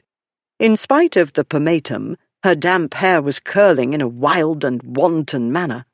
And there were her spectacles, perched on her narrow nose, looking so very serious amid all the shipwreck of bridal finery. "Yes, of course," she said. She adjusted the spectacles, though these, so far as he could see, were perfectly straight. "This way we entertain only the men plying the oars. We can tell them we were on the way to the wedding when we were waylaid by highwaymen." "We tell them nothing," he said. "It's their business to take us where we want to go, and our business to pay the fare." He eyed the vessels waiting along the shore, and settled on one of the four-oared wherries. Its waterman had rigged an awning as a rain shelter. He led her toward it. "But what if we're followed?" she said. "If we get the watermen's sympathies, they're less likely to betray us." "I've found that money speaks louder than words," he said. Betrayal didn't trouble him. Half the world recognized him, and people couldn't help noticing her, and people would talk. But as long as she was safe in Twickenham before nightfall, Ripley could manage the situation. No, it wasn't the simplest prank he'd ever played. Too many elements out of his control, Ashmont being the main problem. He could be getting drunker for all one knew, or had already reached the unconscious stage. That increased the odds of her family being on their trail instead, a less amusing development. Ripley didn't fancy listening to a lot of accusations and demands for explanations. He'd never seen any reason to explain himself to anybody, including himself. They reached the boat and oarsman he'd decided on. Thanks to ready money and a ducal manner that did not invite questioning or hesitation, he settled business matters in short order. Then he had to get her into the boat. This ought not to have been difficult. The watermen's boats had a long, narrow prow, allowing passengers to climb aboard without getting wet. Ripley had chosen a large vessel, meant for more than 2 passengers, and oarsmen who appeared to be the strongest and most trustworthy of those awaiting passengers. She stared at the wherry and said, "Is that it?" "The Lord Mayor's barge was otherwise engaged," he said. "My yacht is at Worthing, last I heard. This is the boat." The 2 fellows looked on with interest. That they did so silently testified to the fee Ripley had offered for speed and silence. Thames watermen were not renowned for bashfulness. "It seems very low in the water," she said. "That's the way they're made," he said. "For stability and—" "Never mind. I can explain the science of boat building to you later. Just step into it, will you? And try not to fall off before you get to the seat. If you do, you're not likely to drown because the water here isn't deep enough. But somebody will have to fish you out, and while I doubt I can get any wetter, I don't fancy wading into that muck." He'd do it, of course. He would not let either of these 2 rough fellows put their hands on her. "I feel dizzy," she said. "Were you thinking of going back and having a pleasant lie-down?" "No." "Are you sure?" If she wasn't sure, he'd take her back. He would say it was all one of their disgrace's famous jokes, and that would be that. No, it wouldn't be nearly as much fun as making Ashmont chase her to Twickenham. Still, even Ripley wouldn't knock her unconscious for the fun of carrying out a more elaborate prank. "At this point, it would be silly," she said. "Right," he said. "And certainly your being here now instead of, let's say, at a wedding breakfast. That couldn't possibly— I'm only speculating. That doesn't strike you as imprudent?" She peered up at him. "Do you think so? And you find nothing out of the way in your being here with me?" "Perfectly in order," he said. "Is it?" "Didn't you tell me you were a damsel in distress?" he said. "I'm your knight in shining armour." Her eyebrows went up. "It makes for a change," he said. "I should not call it a change," she said. "In your case, I should call it—" Her eyebrows settled again, and a glint of humour lit her eyes. "an apocalypse." "Do you mean to get into the boat? Or shall I do what another less knightly, very hungry fellow might do and drop you off the bridge?" he said. She looked up at the wooden bridge, which had stood, in defiance of the laws of physics, never mind aesthetics, for 60 years. It had been built at an awkward angle to the river's current, and boasted some 18 narrowly spaced piers.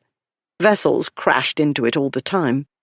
As more than one critic had noted, Battersea Bridge was built for the convenience of those going over the bridge, and the inconvenience of those going under it.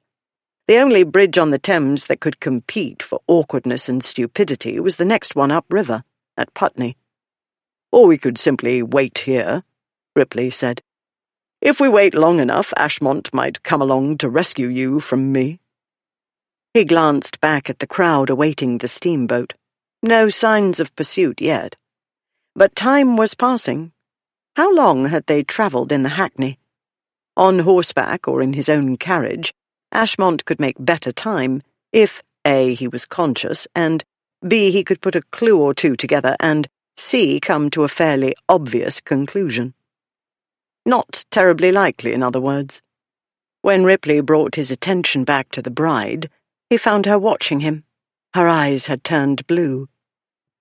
"No," she said. "The die is cast. My fate is sealed. I'm not getting married today, and that's that." Very well. No turning back now. Good. No turning back promised to be more interesting, at the very least. "Are you going to help me into the boat?" she said. "Or were you wishing to watch me fall into it?" "Watching you fall into it would be more entertaining," he said. The trouble is it would amuse the watermen and bystanders as well, and we've already called enough attention to ourselves." "I thought that was what you lived for," she said. "Calling attention to yourself. Or does that happen by accident? Because otherwise that would mean you thought about it and actually—" Her brow wrinkled. "Never mind. Best not to imagine what goes on in your head. At any rate, I can't think too hard because it's too hard. Is that a conundrum?" "Don't imagine. Don't think. Just—" "It does explain a great deal about the behaviour of certain gentlemen who shall remain nameless. The effects of intoxicating spirits—" "Get in the boat," he said. He grasped her elbow and steered her to the prow. That was the easy part.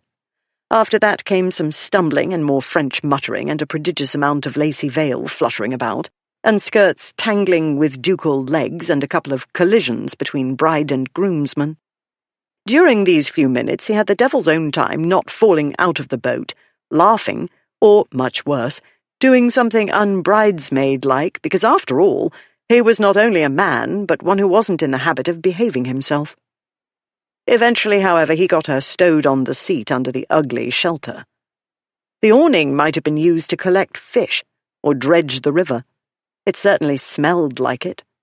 Her skirts swelled about him, and a gust of wind caught the veil and lifted it to tickle his face. He pushed it away at the same moment she pulled it away, and their fingers brushed. She fidgeted and turned away to stare at the water. His thoughts clung to the moments of her falling into and out of his arms while getting onto the boat, and to the scent of her hair. Well, that was a bloody waste of thought. As soon as this business was done, he'd find a merry widow or a courtesan, and cure what ailed him. He fixed his mind on hats. He wished he had his, and wondered where he might get something remotely suitable in short order. The boat pushed off at last, and all the odds and ends fretting his mind flew away on the river breeze. At that moment, and not very greatly to his surprise, what the Duke of Ripley felt was relief. Newland House. Lord Ludford found the Duke of Ashmont in the dining-room, bent over a large bowl. The Duke of Blackwood was pouring water over his head. "Damn, that's cold," said Ashmont. Blackwood paused. "Don't stop," Ashmont said. "Got to get my head clear." "Don't do it on account of the wedding," Ludford said, "because it looks like there isn't going to be one. Olympia's made off with your friend." Ashmont's blonde head came up abruptly, splashing water on Blackwood, who calmly stepped back with a not-so-calm oath. "What the devil?" said Ashmont. "She's bolted, and Ripley's gone with her. They got into a hackney coach in the High Street, but nobody could say where they were going." Hackneys might backtrack or take a roundabout route to avoid roads commonly snarled with traffic. Without knowing the direction Ripley had given the driver, it was impossible to determine which way they were headed. "I thought you'd know where he'd go," he said, "or what he'd do." Ashmont and Blackwood stared at him, then at each other. At that moment a tall, fair-haired, middle-aged gentleman sauntered into the room. His fine, handsome features proclaimed him a Beckingham. "Uncle Fred," Ashmont said. "Funny things happened." Lord Frederick Beckingham raised an eyebrow. "So it would seem. You ought to be married by now." Ludford explained what he'd recently witnessed.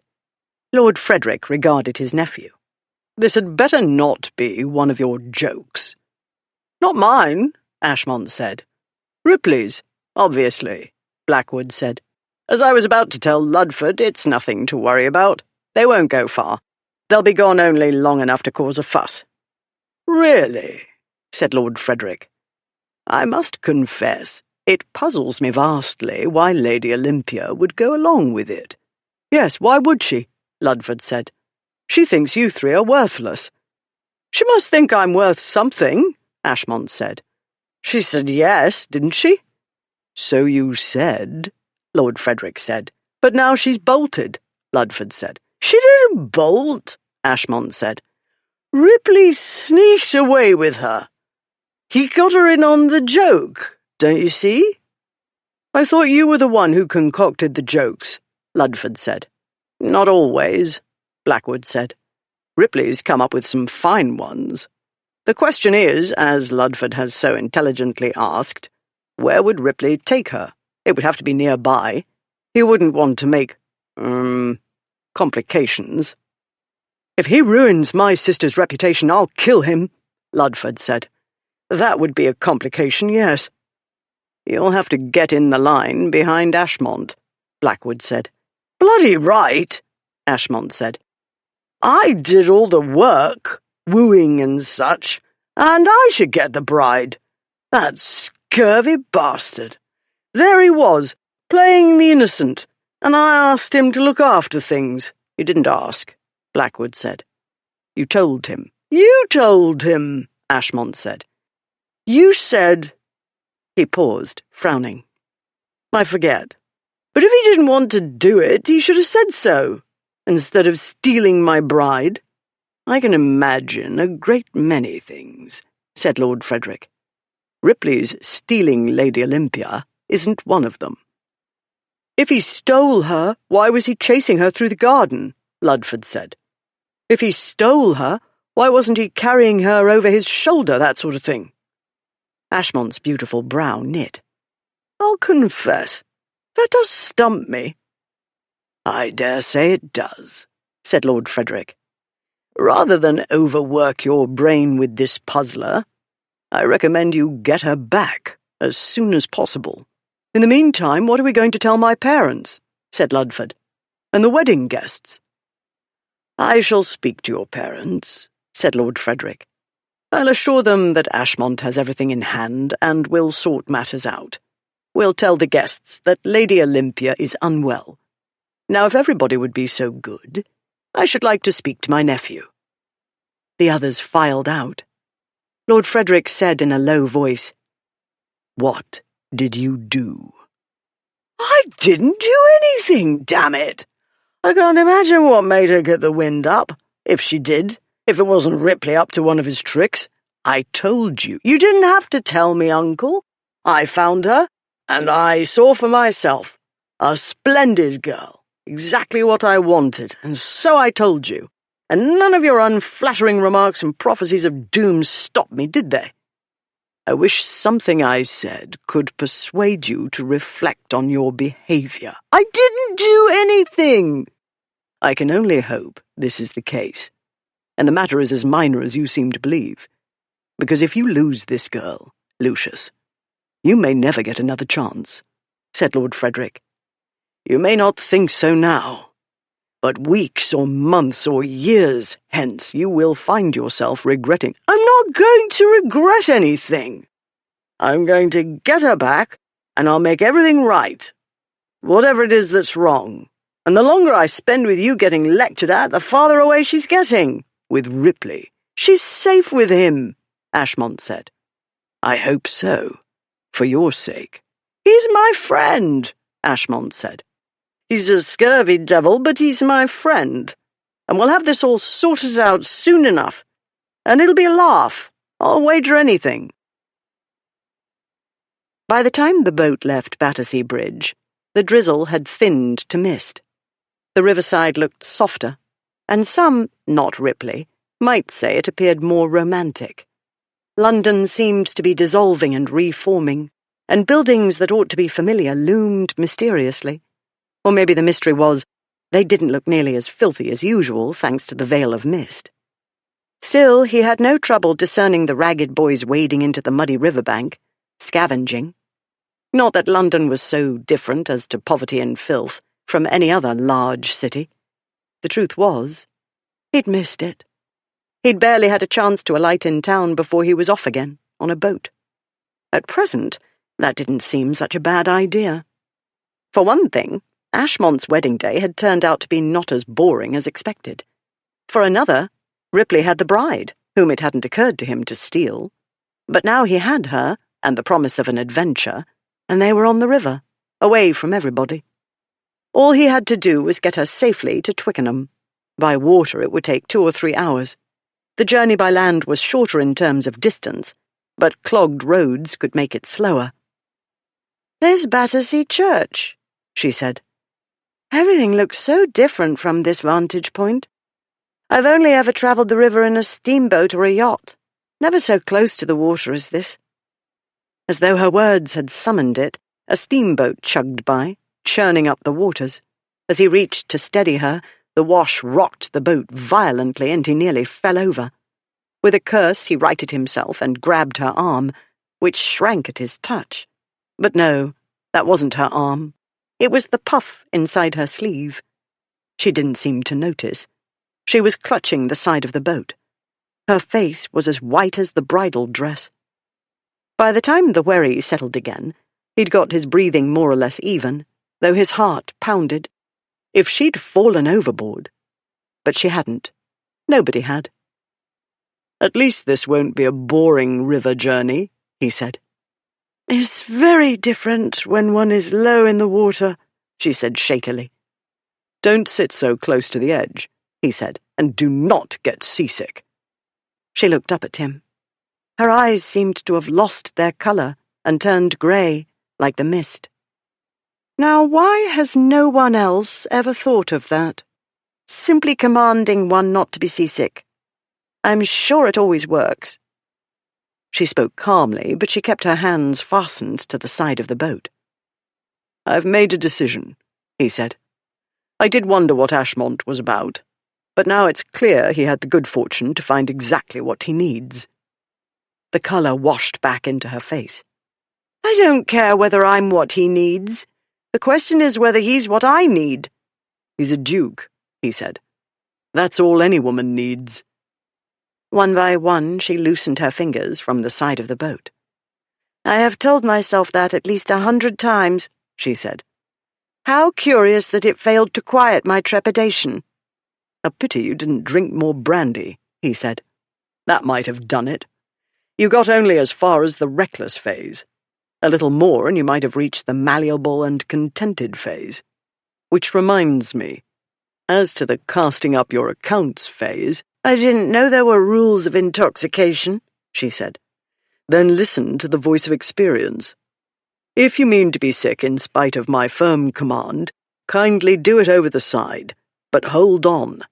If you fall in, you'll drown in that rig, and I'll have a lot of boring explaining to do, instead of my simple yet cunning plan for salvaging this situation." "You have a plan?" "I've had several. One involved a detour to Portsmouth, and a sea voyage."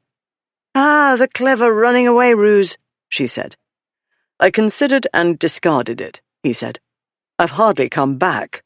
I haven't had time to recover from foreigners." "I should like to meet some foreigners," she said. "I should like to meet nothing but foreigners." "Then marry Ashmont and make him take you abroad," he said. He could picture her climbing the steps of the Boboli Gardens in Florence and looking out over the city. He wondered what colour her eyes would turn when they first lit upon the palazzi overlooking Venice's canals. He could see her in a gondola, in the intimacy of an elegant, well-cushioned felze, and it was better not to imagine the sorts of things one could get up to in those tiny cabins.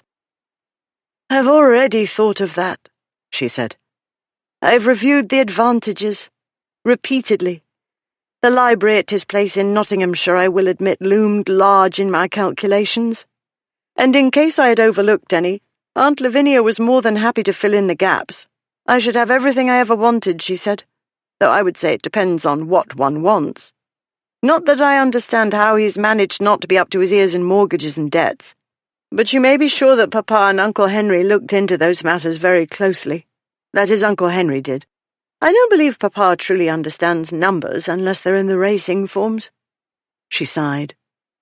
"Ashmont hasn't run through his inheritance. He's increased it." She put her hand to her head. "The world will think I'm deranged." The world, if Ripley knew anything about it, would blame Ashmont. Hell, Ripley blamed Ashmont. He was a rich, beautiful duke. He'd been born charming, where others had to learn it the best they could. He ought to have swept her off her feet. She ought to have been dizzy with joy on her wedding day, not drowning her troubles in brandy. Idiot. "Second thoughts," he said. "We can be back to Newland House in a jiffy."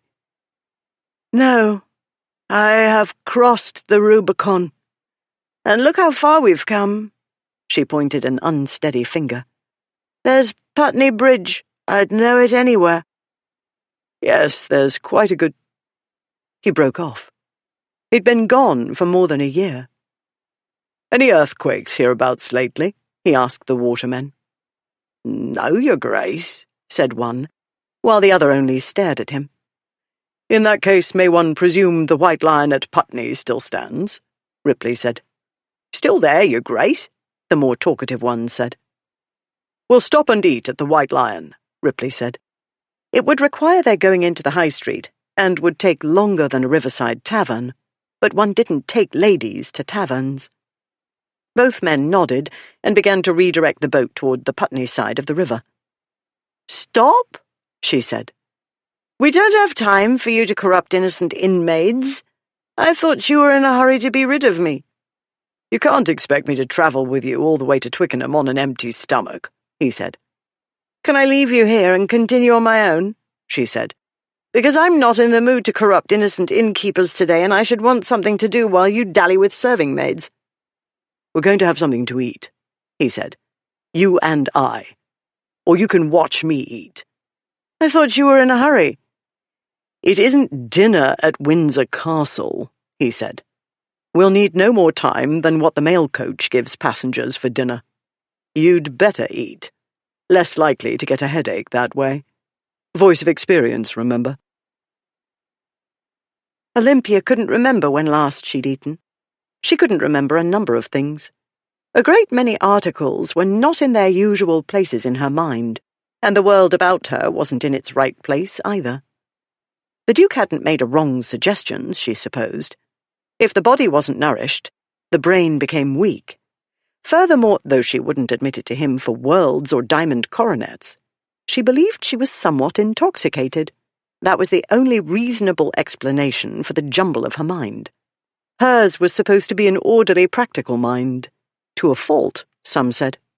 Well, everybody. The one she had at present was chaotic and impractical. She needed to eat. It wouldn't take long. They would be on their way, nourished and refreshed, and she would be able to think to the next step and beyond. "I should like a sandwich," she said. "Do they have sandwiches?" "I'm a duke," he said. "Yes, of course they have sandwiches," she said. If they didn't, they'd obtain them one way or another. It was good to be a duke, especially a large, intimidating one.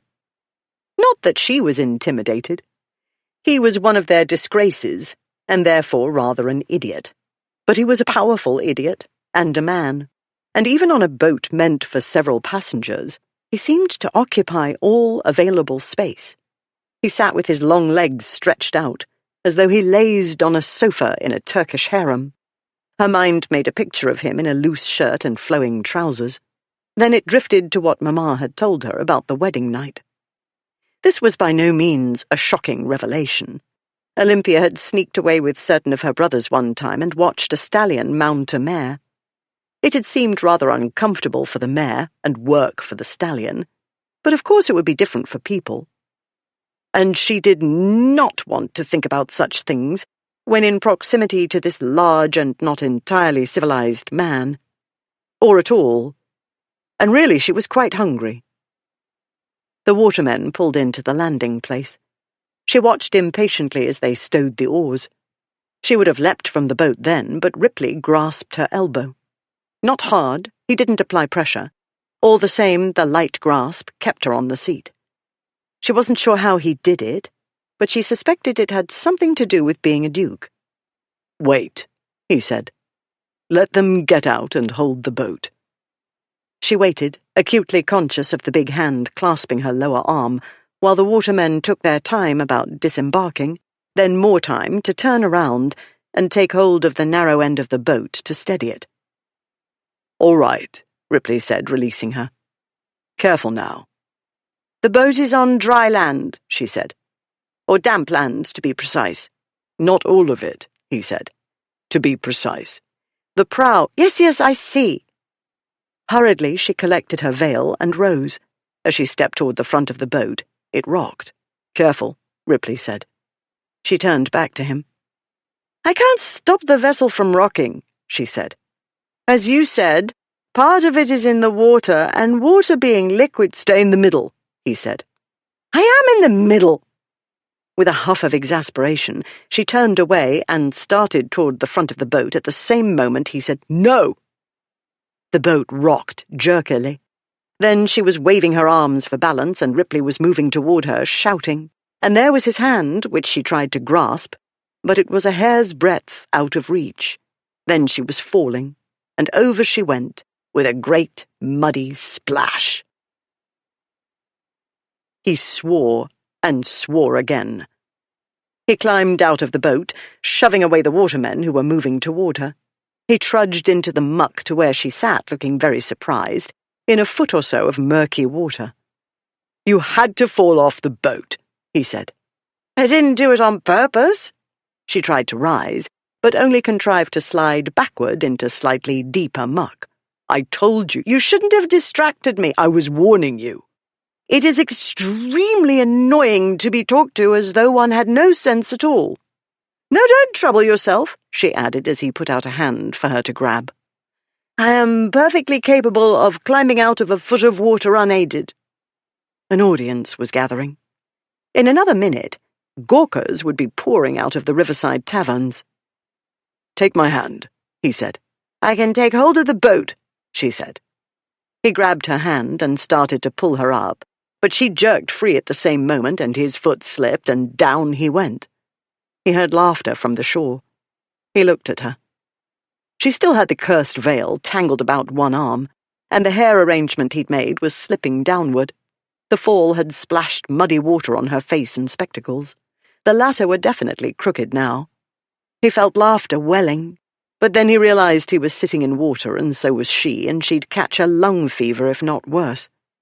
He swore again, and pulled himself up out of the water, set his feet solidly, and bent. He grasped her under the arms, how many times was that today? And hauled her upright. The instant she was vertical, she tried to push him away and stumbled toward the water again. This time he pulled her hard against him. "Are you trying to drown yourself?" he said. "Because it would be wiser and certainly easier to jump off the bridge. In the middle of the river, you see, not at the shore."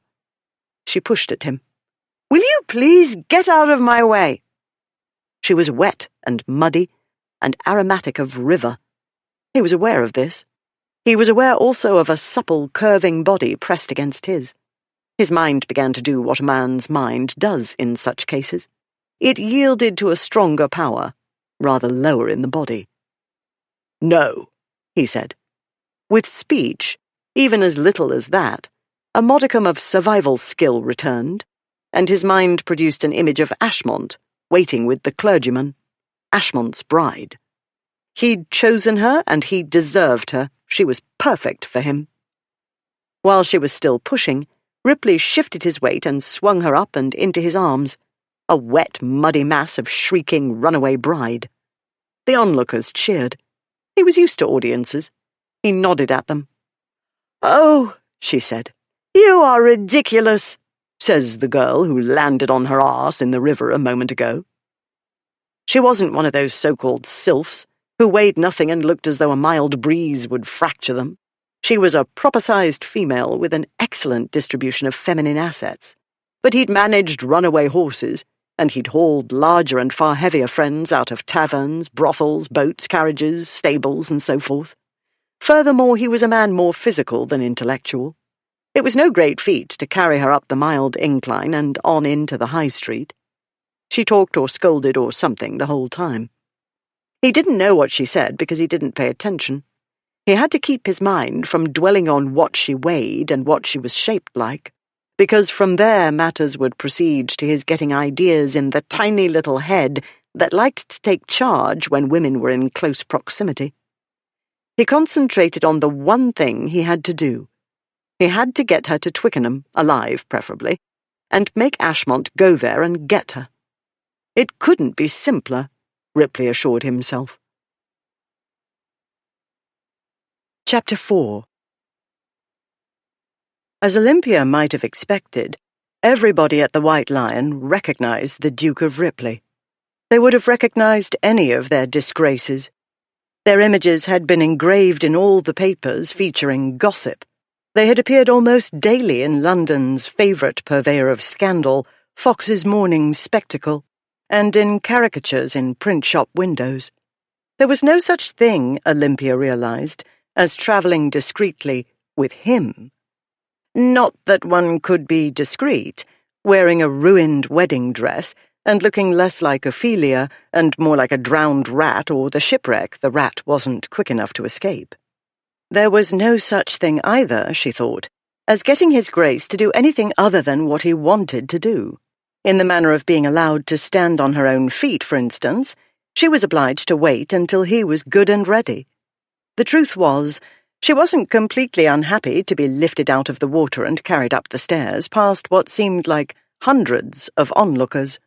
While she would have held her head high, she was an earl's daughter after all. She wasn't at all confident of being able to walk with anything like grace.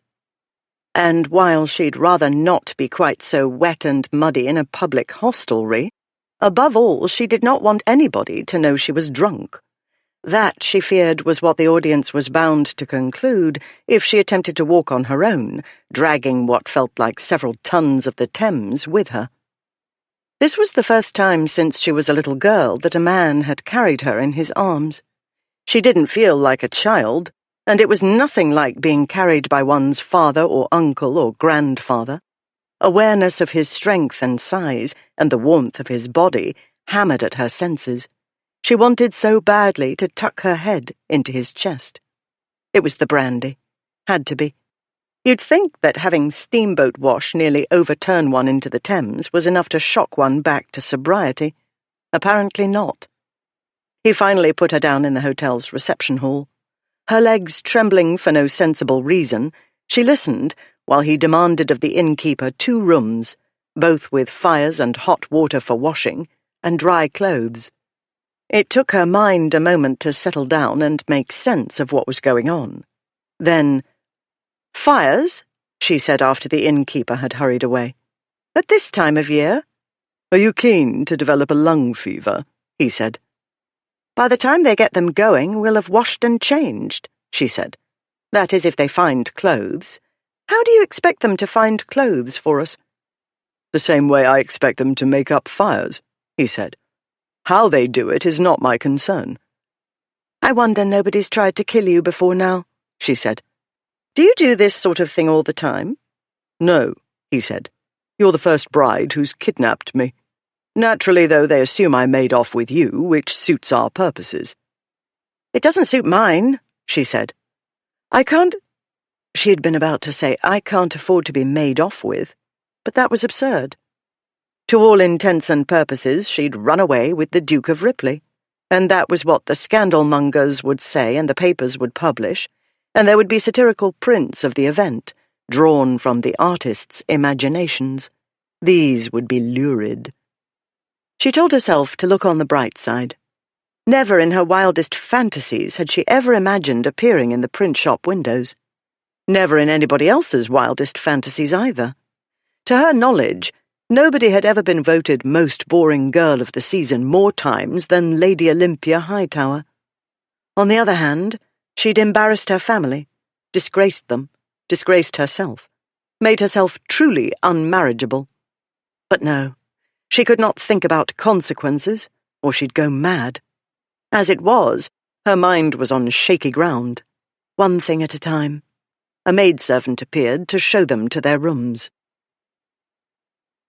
Ripley followed Lady Olympia up the stairs, telling himself the bride overboard scene was the sort of thing a fellow could expect to happen in the course of an adventure. Not that it was the sort of entertainment he'd expect to have with a respectable girl, but then he hadn't had much experience with that type. Happily, the setback had occurred early in the trip, near an inn he'd patronized, time and again. True, he and his friends had behaved as badly here as they did elsewhere. True also that they always paid the damages. The White Lion kept an account for him. This wasn't unusual in the case of a gentleman who frequently travelled to King's Highway in search of excitement, boxing and wrestling matches, horse and boat races, and every sort of game on which one could bet. What wasn't usual was the Duke's agents settling accounts. Not on quarter days or twice yearly or annually, or in the grand tradition of the aristocracy, never at all, but monthly, all accounts paid in full, every single month. This little eccentricity of his kept people quiet and made them cooperative. Instead of bolting the doors and windows and putting up "gone fishing" or "closed until further notice" signs when they heard he was coming, all the tradesmen flung open their doors and rushed out to greet him with open arms, and sometimes their daughters. It was good to be a duke, but best to be a solvent one. Money mended everything, usually. It would soon mend the current problem, and Ripley would get Ashmont's bride to Twickenham in plenty of time. She would not take a chill and develop pneumonia. This was June, not November. The weather was mild, and she'd fallen into not 2 feet of water. He became aware of water dripping on the stairs as she climbed them. His mind came back to the present, and he realized she was wet to the skin. Her petticoats had to be soaked through. Otherwise her skirts couldn't have plastered themselves to her bottom and thighs. He recalled the way her body felt pressed to his, and the way she felt in his arms when he'd carried her up to the inn. Of course he remembered. He was a man, and she was a shapely young woman. And of course she was shapely.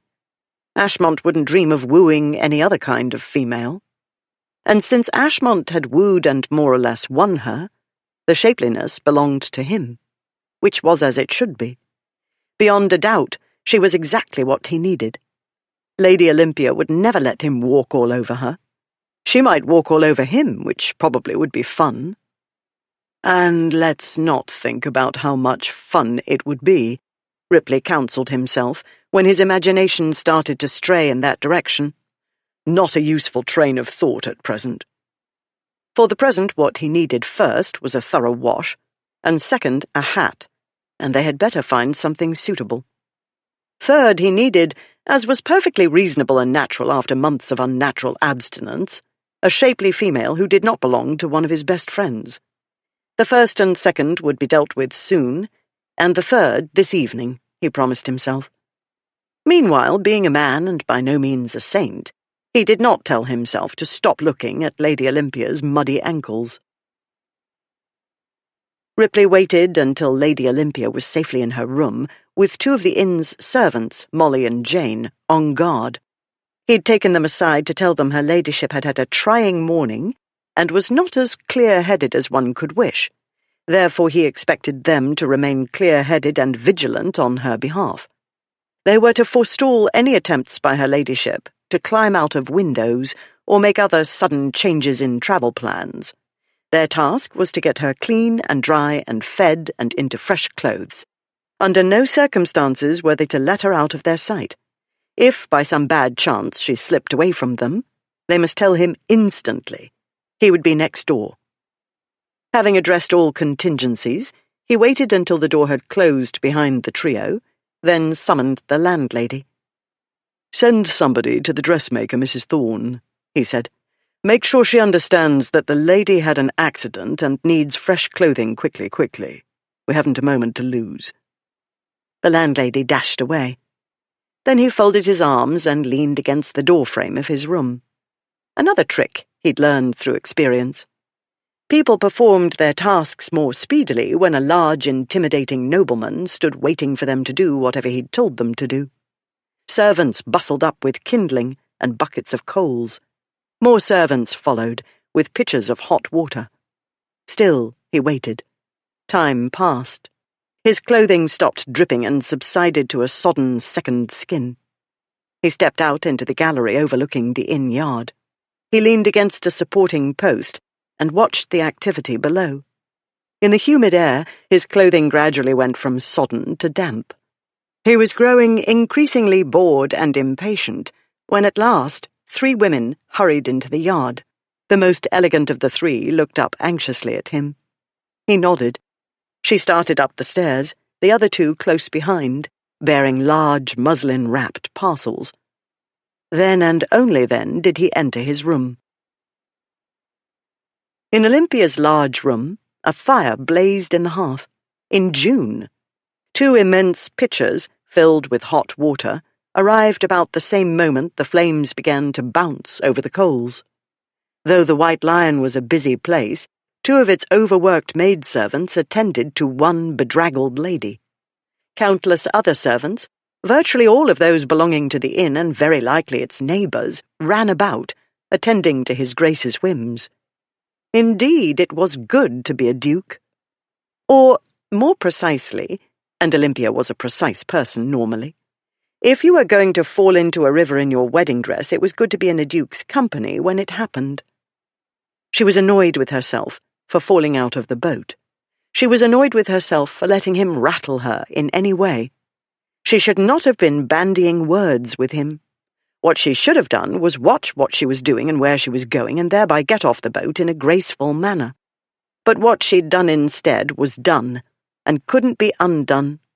She'd behaved stupidly, and ended up being carried by one of the most notorious piers in all of Great Britain along Putney's High Street in front of the entire village population, watermen, coachmen, travellers, stray children and dogs, everybody in short, and into the hotel. She was hot all over, even inside her head. She hoped that was simply the ridiculous fire in June and the exertions of the maids, who scrubbed her from top to bottom. To distract her mind from imagining satirical prints of the recent episode, she turned her attention as best she could to the next step. Though the brandy's effects seemed to have dwindled, and her mind was not as fuzzy as before, it took her a while to determine what the step ought to be. What to say to Aunt Delia? Good grief! Where did one begin? But Olympia would have to begin somewhere. Looking on the bright side, composing a satisfactory explanation, and there had to be one, would keep her mind fully and usefully occupied. She worked on the problem while Molly and Jane rubbed her with warm towels and helped her into a dressing gown. Olympia was still trying and discarding explanations when they sat her at a small dressing table and began combing out her hair. They were patiently untangling knots when the dressmaker showed up. Yes, an actual dressmaker, with a pair of seamstresses in tow, bearing what looked like a shopful of garments. They all made deep curtsies. The most elegant of the group introduced herself as Mrs. Thorne, while the 2 anonymous lesser beings untied their parcels and laid out clothing on the bed. "How distressed we were to hear of your ladyship's accident," said the dressmaker. "I should have made haste in any event to see what assistance I could render, even before I received his Grace's message. By a stroke of great good luck, we had a few garments nearly ready, and 2 on the display. It is nothing, I assure your ladyship, to make alterations. We'll have your ladyship ready in no time at all, and I trust your ladyship will not be dissatisfied. We are not in London precisely, but our patterns come from Paris, and I am sure my seamstresses— Oh, I do beg your ladyship's pardon. May I present Miss Ames and Miss Oxley? I believe you'll find them a match for any girls from London." Olympia had often fought bitterly with her mother about her wardrobe, leaving dressmakers to negotiate. She could well imagine the hours seamstresses must spend hurrying to satisfy the whims of their overprivileged clientele. She rather doubted any seamstress could match London ones for stamina and resilience under extreme tension and, no doubt, abuse. As to present company's level of skill, at the moment her main concern was wearing a dress not impregnated with mud. She didn't care if the stitches were crooked. If she said so, though, she'd hurt the dressmaker's feelings. She said, "Thank you for coming so quickly." Ripley had snapped his fingers and ordered clothes, and here was the result. One of the inn's servants must have run out into Putney and into Mrs. Thorne's dressmaking shop, and she had dropped everything to do his Grace's bidding. It was not in the least strange, Olympia told herself. To be able to say a duke patronized one's establishment was a great coup. Most shopkeepers, especially in villages, would do what Mrs. Thorne had done. But really, did he need to be spoiled more than he was already? "I hope you weren't obliged to close your shop," Olympia said. "Not at all, my lady," said Mrs. Thorne. So good of your ladyship to think of it, but everything is in hand, and the shop will be looked after until we return. Not but what I wouldn't have hesitated to close it if necessary. But if your ladyship will forgive the interruption, only a moment, please, if your ladyship would be so good as to stand, and we might take your size." Olympia stood, and was instantly surrounded. While the women held up this and that against her, she wondered whose garments they'd brought. Yes, one or two might have been display articles, although more usually a fashion print or a length of fabric, artfully draped, would appear in the shop window. A modiste was unlikely to keep a supply of dresses ready, awaiting a customer. Garments were made to order. On the other hand, when, for instance, certain customers who had large bank accounts and a reputation for paying promptly, or dukes, demanded something in a hurry, the dressmaker might alter clothing meant for another client. Mrs. Thorne laid out a chemise and a corset. They were shockingly beautiful, unlike anything Olympia had ever seen before. The chemise, of the finest linen, was embroidered with coloured silk and trimmed with lace along the necklines and edges of the sleeves. The corset, of equally costly fabric, was even more scandalous. It was stitched in pink and black. Pink trim traced the sides of the busk. There was pink lacing for adjusting the bust-line area, tied with tiny pink bows. Even the back lacing was pink. Olympia had never worn, or seen for that matter, anything but white undergarments in all her life. She must have looked as astonished as she felt, because Mrs. Thorne said quickly, "Some of our clientele are London ladies." "Indeed," Olympia said. She wondered what sort of London ladies ordered underwear so excessively French. She told herself it didn't matter. She needed clean, dry clothing, and if the underthings seemed more suitable for a brothel, that wasn't surprising, considering who'd ordered them. Her too active mind envisioned a brothel in the style of a Turkish harem. In it lolled women whose bodies matched those of Greek and Roman statues, or perhaps women in Rubens's paintings. They lounged about on cushions and rugs in their lacy, colourfully embroidered underwear. Men like Ripley would saunter in and— Best not to imagine that. Better leave it to the satirists. No doubt they'd put Lord Gonaby's only daughter in a scarlet corset and petticoats. Good grief! The look on Papa's face when he saw those pictures.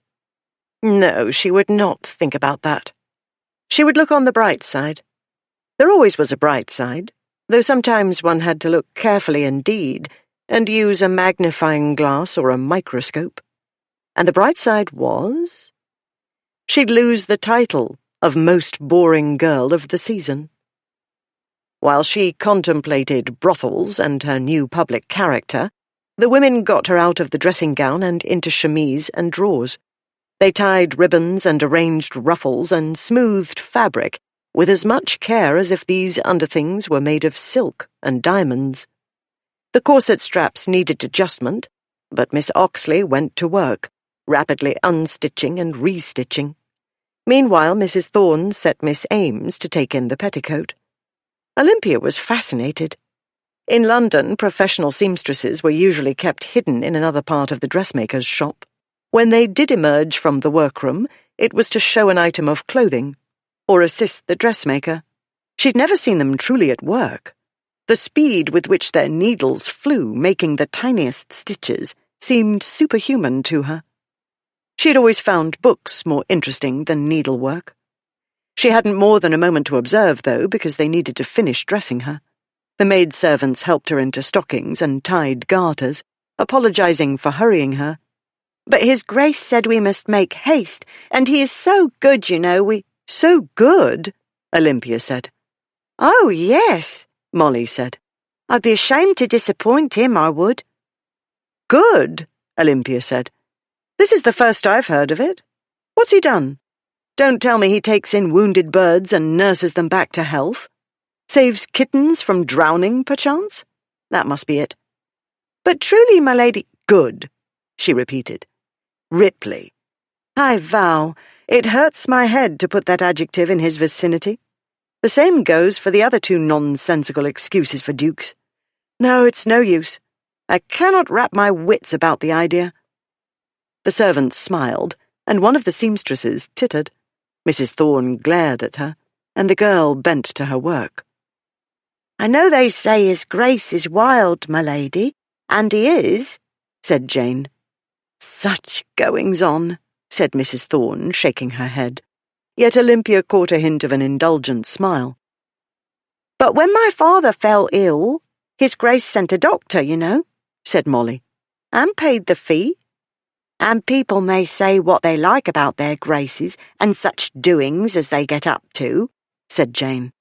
"But whatever gets broke or burnt up or falls into the river, you know, or whoever, they do pay.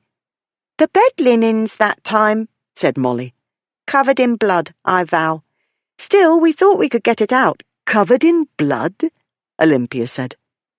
"The jewels," said Miss Ames. "Hush," said the dressmaker. "His Grace did mention duels," Olympia said. "Battersea Fields, you know," said Miss Ames. "Sometimes Putney Heath. But mostly the gentlemen come up river some," said Jane, "to get patched up quiet like. Not usually so bloody, though there was that one time, the Duke of Ashmont. When I saw the blood, I thought Lord Stukely had shot his ear clean off. But he'd only nicked his head, his Grace said, and how he laughed, like it was nothing. And his Grace of Ripley said head wounds bleed like pigs. They bleed like the very devil, is what his Grace said." "Mind your tongue," said Mrs. Thorne. "Not on my account," Olympia said. "I have 6 brothers."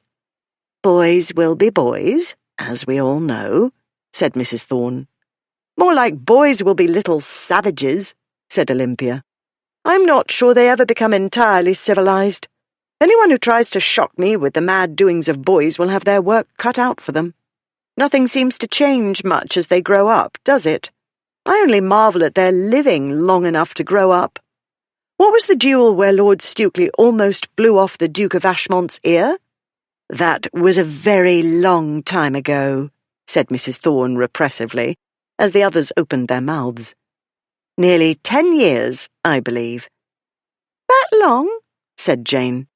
"In any case, they were young, hardly more than schoolboys," Mrs. Thorne said. "I'm sure nobody remembers what it was about, and I'm sure we have too much to do to waste time gossiping about ancient history." She cast a warning look toward the other women. The subject was dropped, and everybody concentrated on their work, while Olympia digested recent information. People tried to hush up duels because they were illegal, but it was nearly impossible to hush them up completely. Still, Olympia couldn't remember anything in particular regarding Ashmont and Lord Stukely. Hardly surprising. Their disgraces had created so much scandal so often that extracting one from a decade ago would be like getting treacle out of a boy's hair. The thought of treacle reminded Olympia she was hungry. "I wonder if somebody would bring me a bite to eat," she said. "Certainly, my lady," said Jane. She hurried out of the room. The others installed Olympia in the naughty corset, made final adjustments, and laced her up. Then came the petticoat, which matched the other articles. Then the dress, at last. Olympia was vaguely conscious of a mass of pink silk and bows and lace, but by this time her mind was on food, and wishing the maid would hurry. A single piece of bread or cheese or a biscuit would do. But no, Olympia had arrived with the Duke of Ripley, sainted in these parts, evidently, and the cook must be preparing turtle and lobsters and a fatted calf.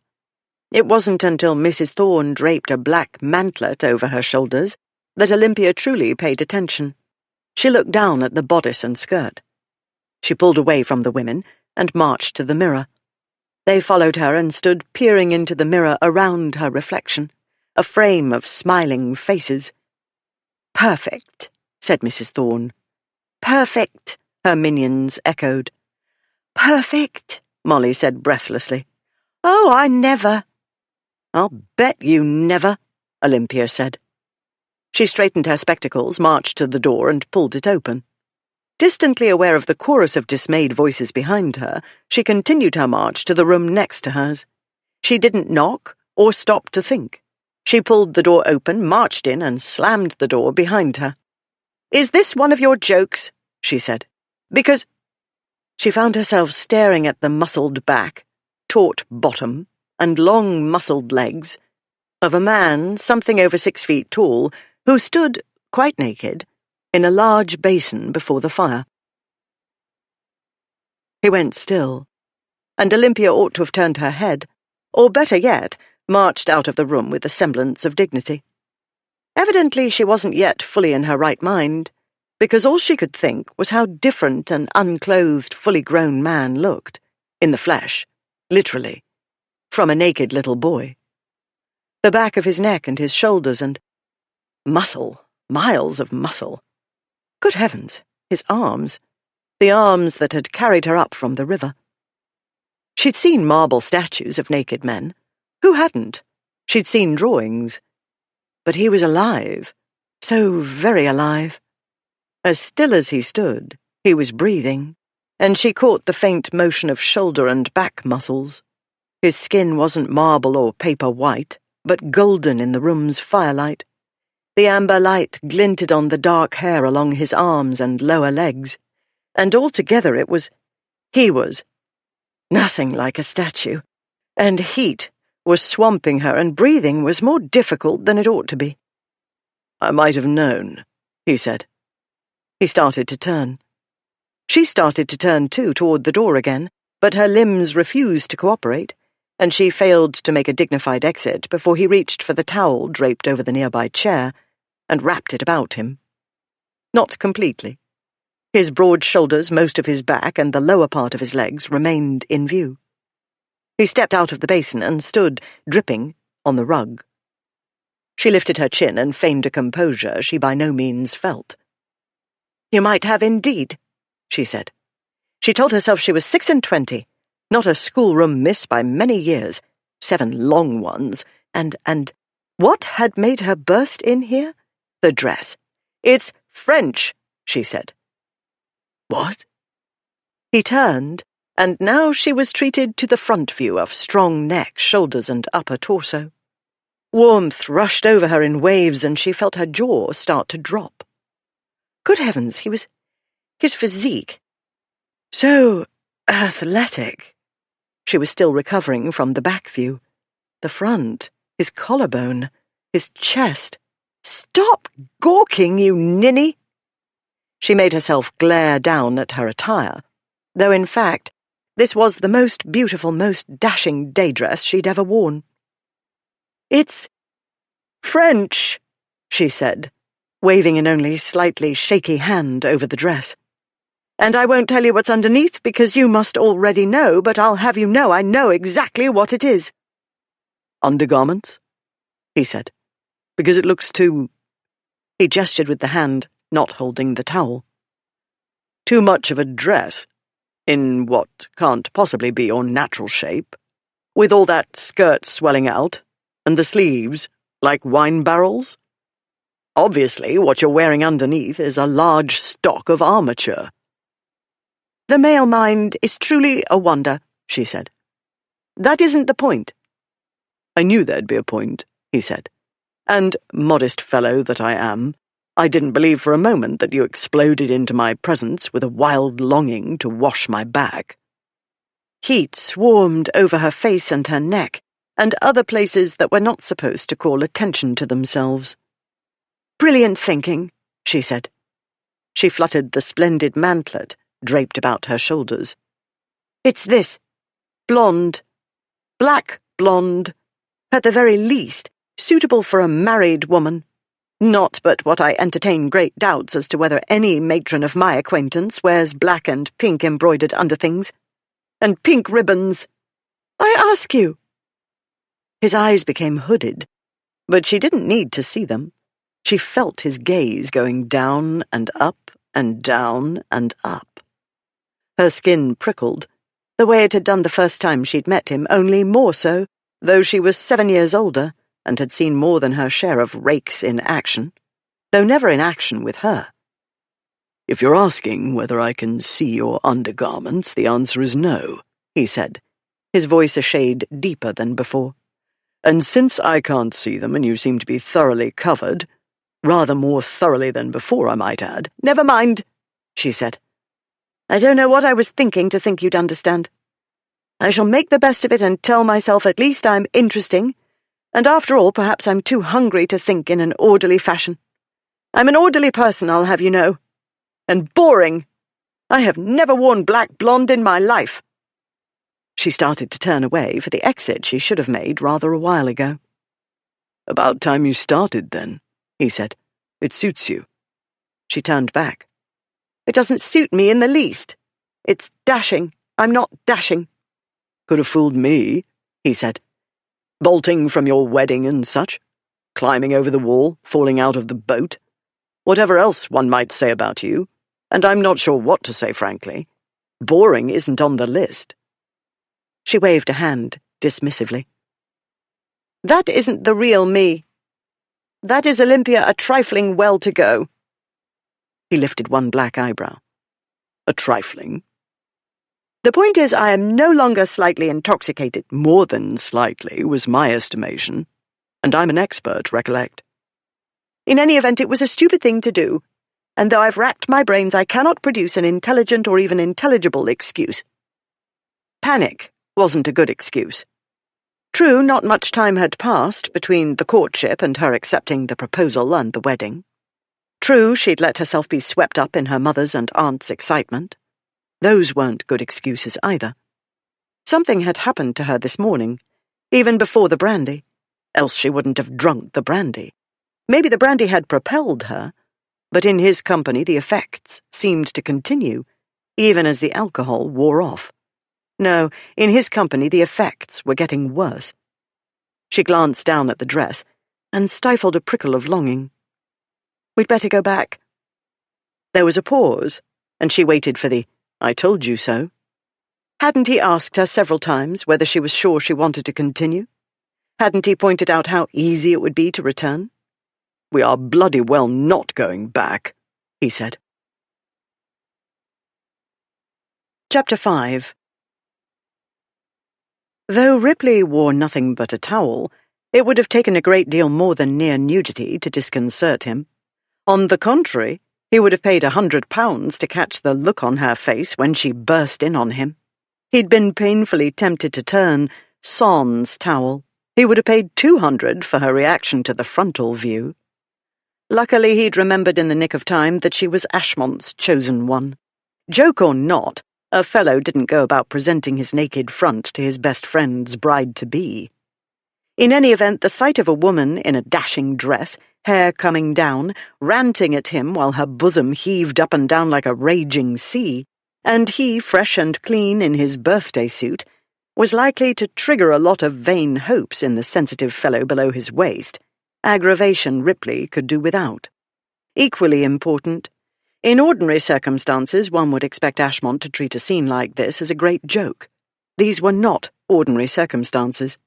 While Ripley had no experience of strange encounters with friends' brides-to-be, he suspected even Ashmont might turn out to be a trifle tetchy when it came to his affianced bride seeing his best friend bare-arsed. "That ship has sailed," he said. "We're not going back." "Do not be nonsensical," she said. "You've asked me several times if I wouldn't rather—" "That was before," he said. "But you've crossed the Tiber." "The Rubicon, you provoking man." "The die is cast," he said. "I'm taking you to your aunt, as we agreed, and you will stop changing your mind every 5 minutes." "I do not change it every 5 minutes. I haven't changed it at all, until now." "We have a plan." "You have a plan, which all the world knows is never a good idea." "I'm quite dry now," he said. "Perhaps you would be so good as to spare my modesty and hand me the dressing-gown." "Where are the servants?" she said. "Oughtn't you to have half a dozen of them running about to do your bidding?" "Only minutes before you erupted into this room," he said.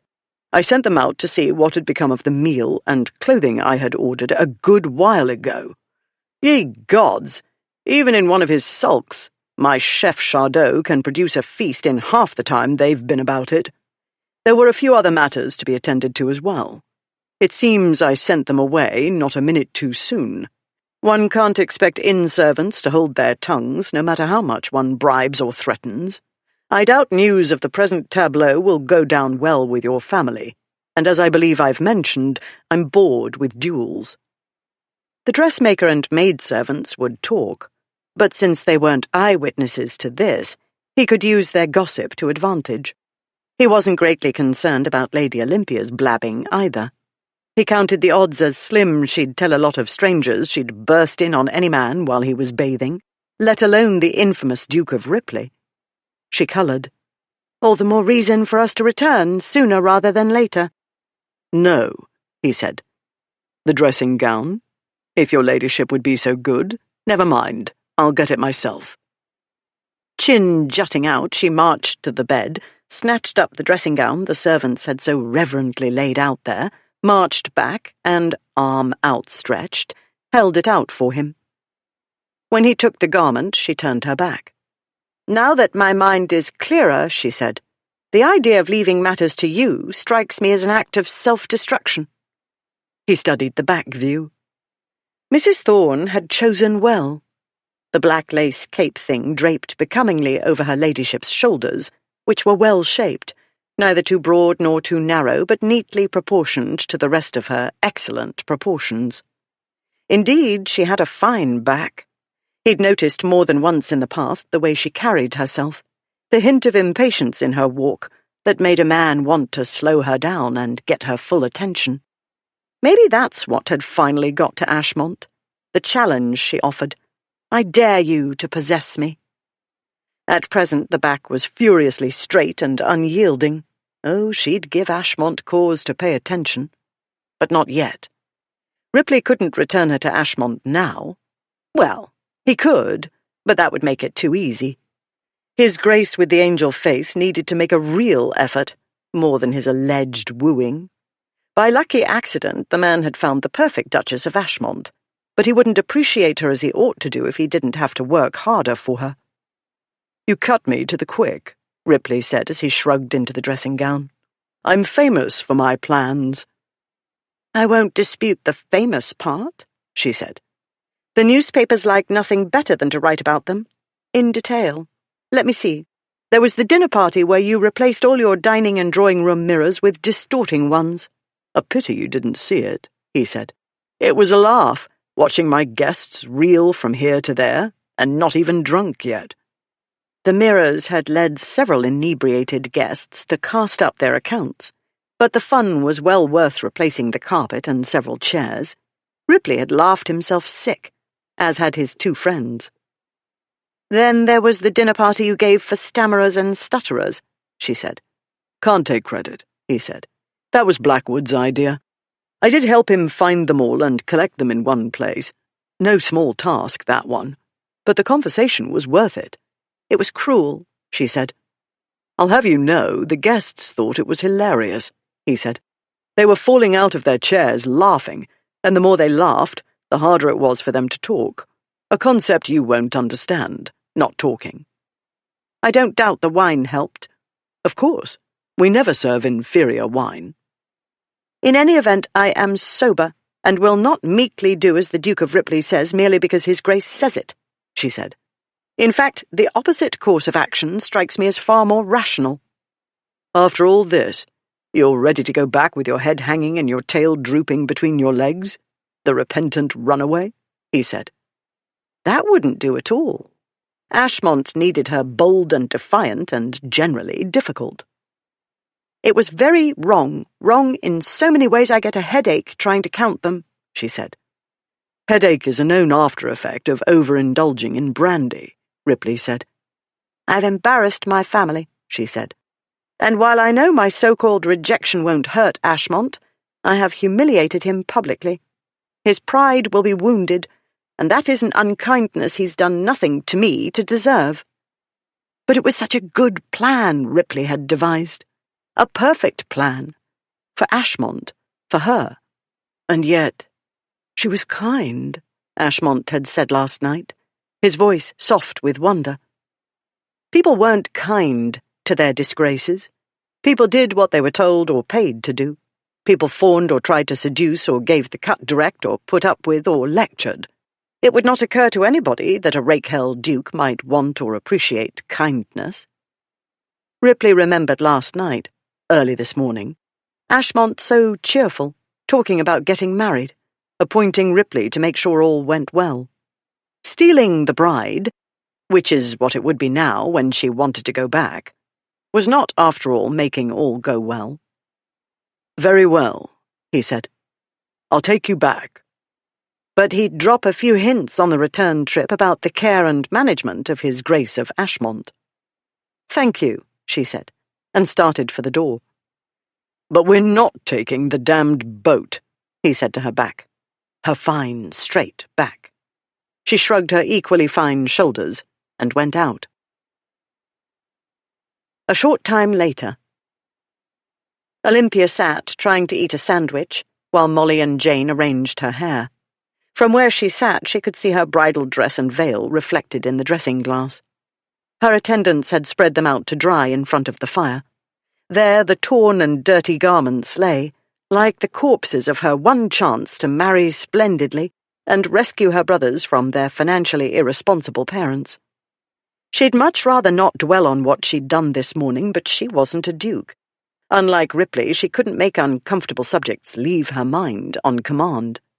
He had seemed to believe a second chance was possible, and he ought to know his way around scandal. On the other hand, none of the ducal trio fell into the world's greatest thinker category. And on the third hand, why not have a third one, or a fourth, for that matter? Ashmont was notoriously unpredictable. One had no idea when the next practical joke would happen, or the next fight. His title, looks, and charm had carried him until the past year or two, when London's hostesses had had enough of his bad behaviour and finally begun to drop him from their invitation lists. Suppose he didn't give her a second chance? Not that she was sure she wanted one. And then, to look on the bright side of his rejecting her, there was Lord Menz. At this point he might seem to her parents a less monstrous candidate than before, if he was still willing to be a candidate. For all Olympia knew, he might have found another woman eager to be his librarian. True, he was elderly and pedantic. True, Mamma and Papa had been outraged to the point of hysteria at the idea of their one precious daughter marrying a man nearly old enough to be her grandfather. If Olympia had truly loved him, she might have brought them round, but she only loved his books. While her parents had declined his invitation to bring Olympia to see his library, she felt as though she knew it intimately, based on what she'd read and what he'd told her. Though he sadly admitted it couldn't compare to those of the late Dukes of Marlborough or Roxburgh, a catalogue he'd had privately printed had brought her close to swooning. The Sarmorum Enchiridion, in the beautiful binding by Clovis Eve for Marguerite de Valois, the works from Maioli's library. In any event, within days of her parents rejecting Lord Menz, Olympia had had her fatal encounter with the Duke of Ashmont, and now a fatal encounter with the Duke of Ripley's naked bottom and other parts, and the realization that the Duke of Ashmont would have naked parts too, and so would Lord Menz, and contemplating marital intimacy with either of the latter made her want to jump from her chair and possibly out of the window. At this moment the door opened, and the Duke of Ripley sauntered in.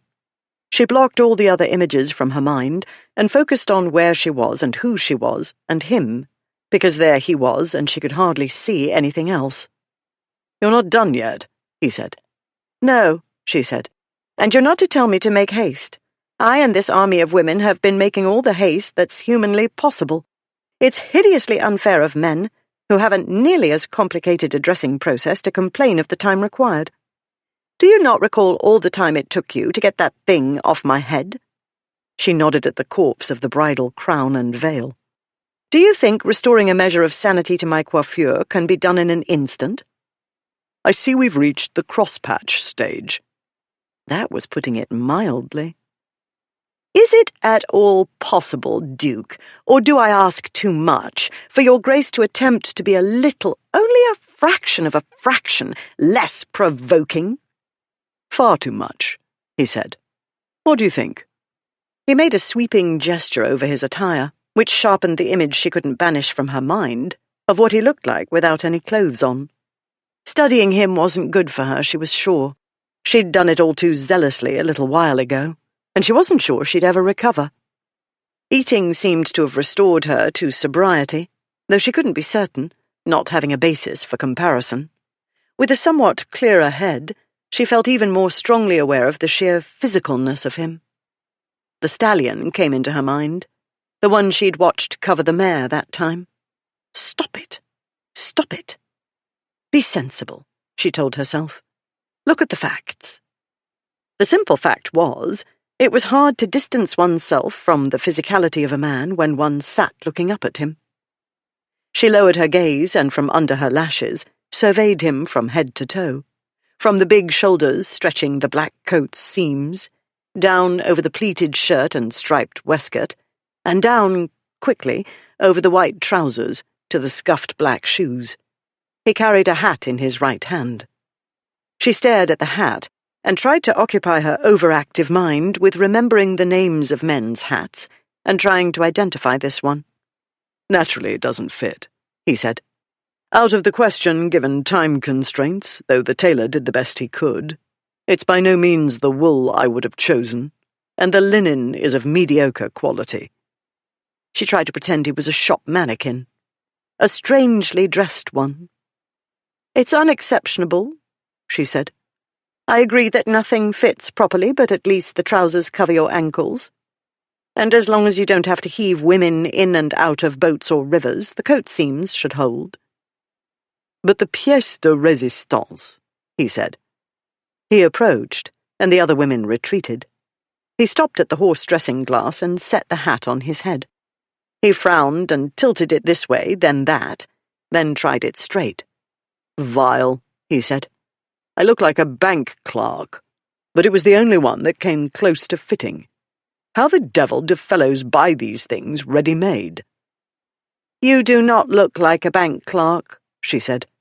If you wore a bargeman's cap, you would not look like a bargeman. You look like a nobleman, she thought, in disguise. Not a very good disguise, admittedly. She gave a dismissive wave.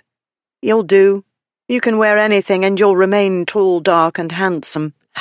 Men are deemed attractive when they're middle-aged and paunchy, she went on. Men may go grey and sag with impunity. We women are allowed to look well until about age 20 at most. After that, we're crones. The women about her protested. The lady is out of sorts, Ripley told them. You've done a fine job. Her ladyship doesn't look nearly as crone-like as usual.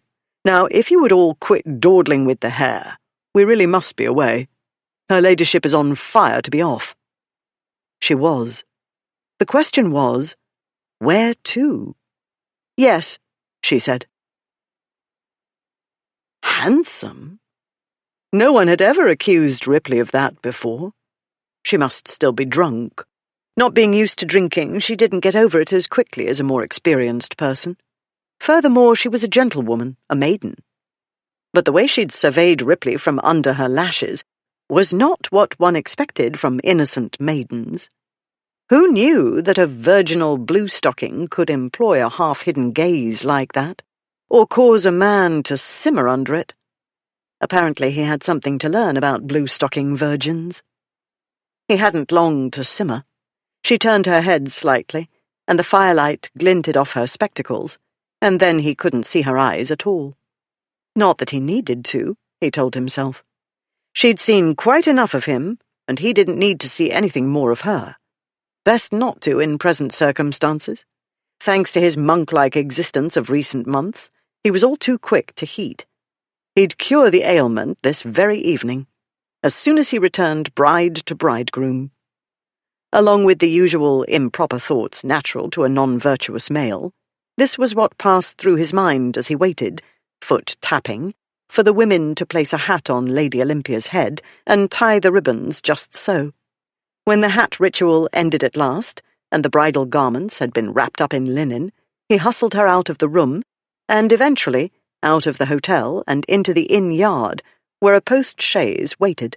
"A post-chaise?" she said. "Did you think I'd buy a ticket for a mail coach?" he said. "At this hour?" "Will it take us to Twickenham?" she said. Ripley folded his arms, tipped his head to one side, and gazed at her. In the murky afternoon light, his eyes had darkened to the green of a cedar forest.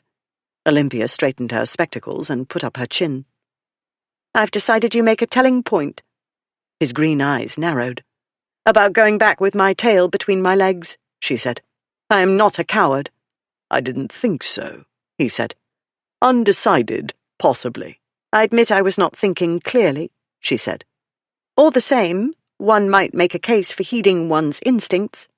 I should like to speak to Aunt Delia before I return, if I return. I believe she's the one best equipped to counsel me. Everybody else sees nothing but the headline.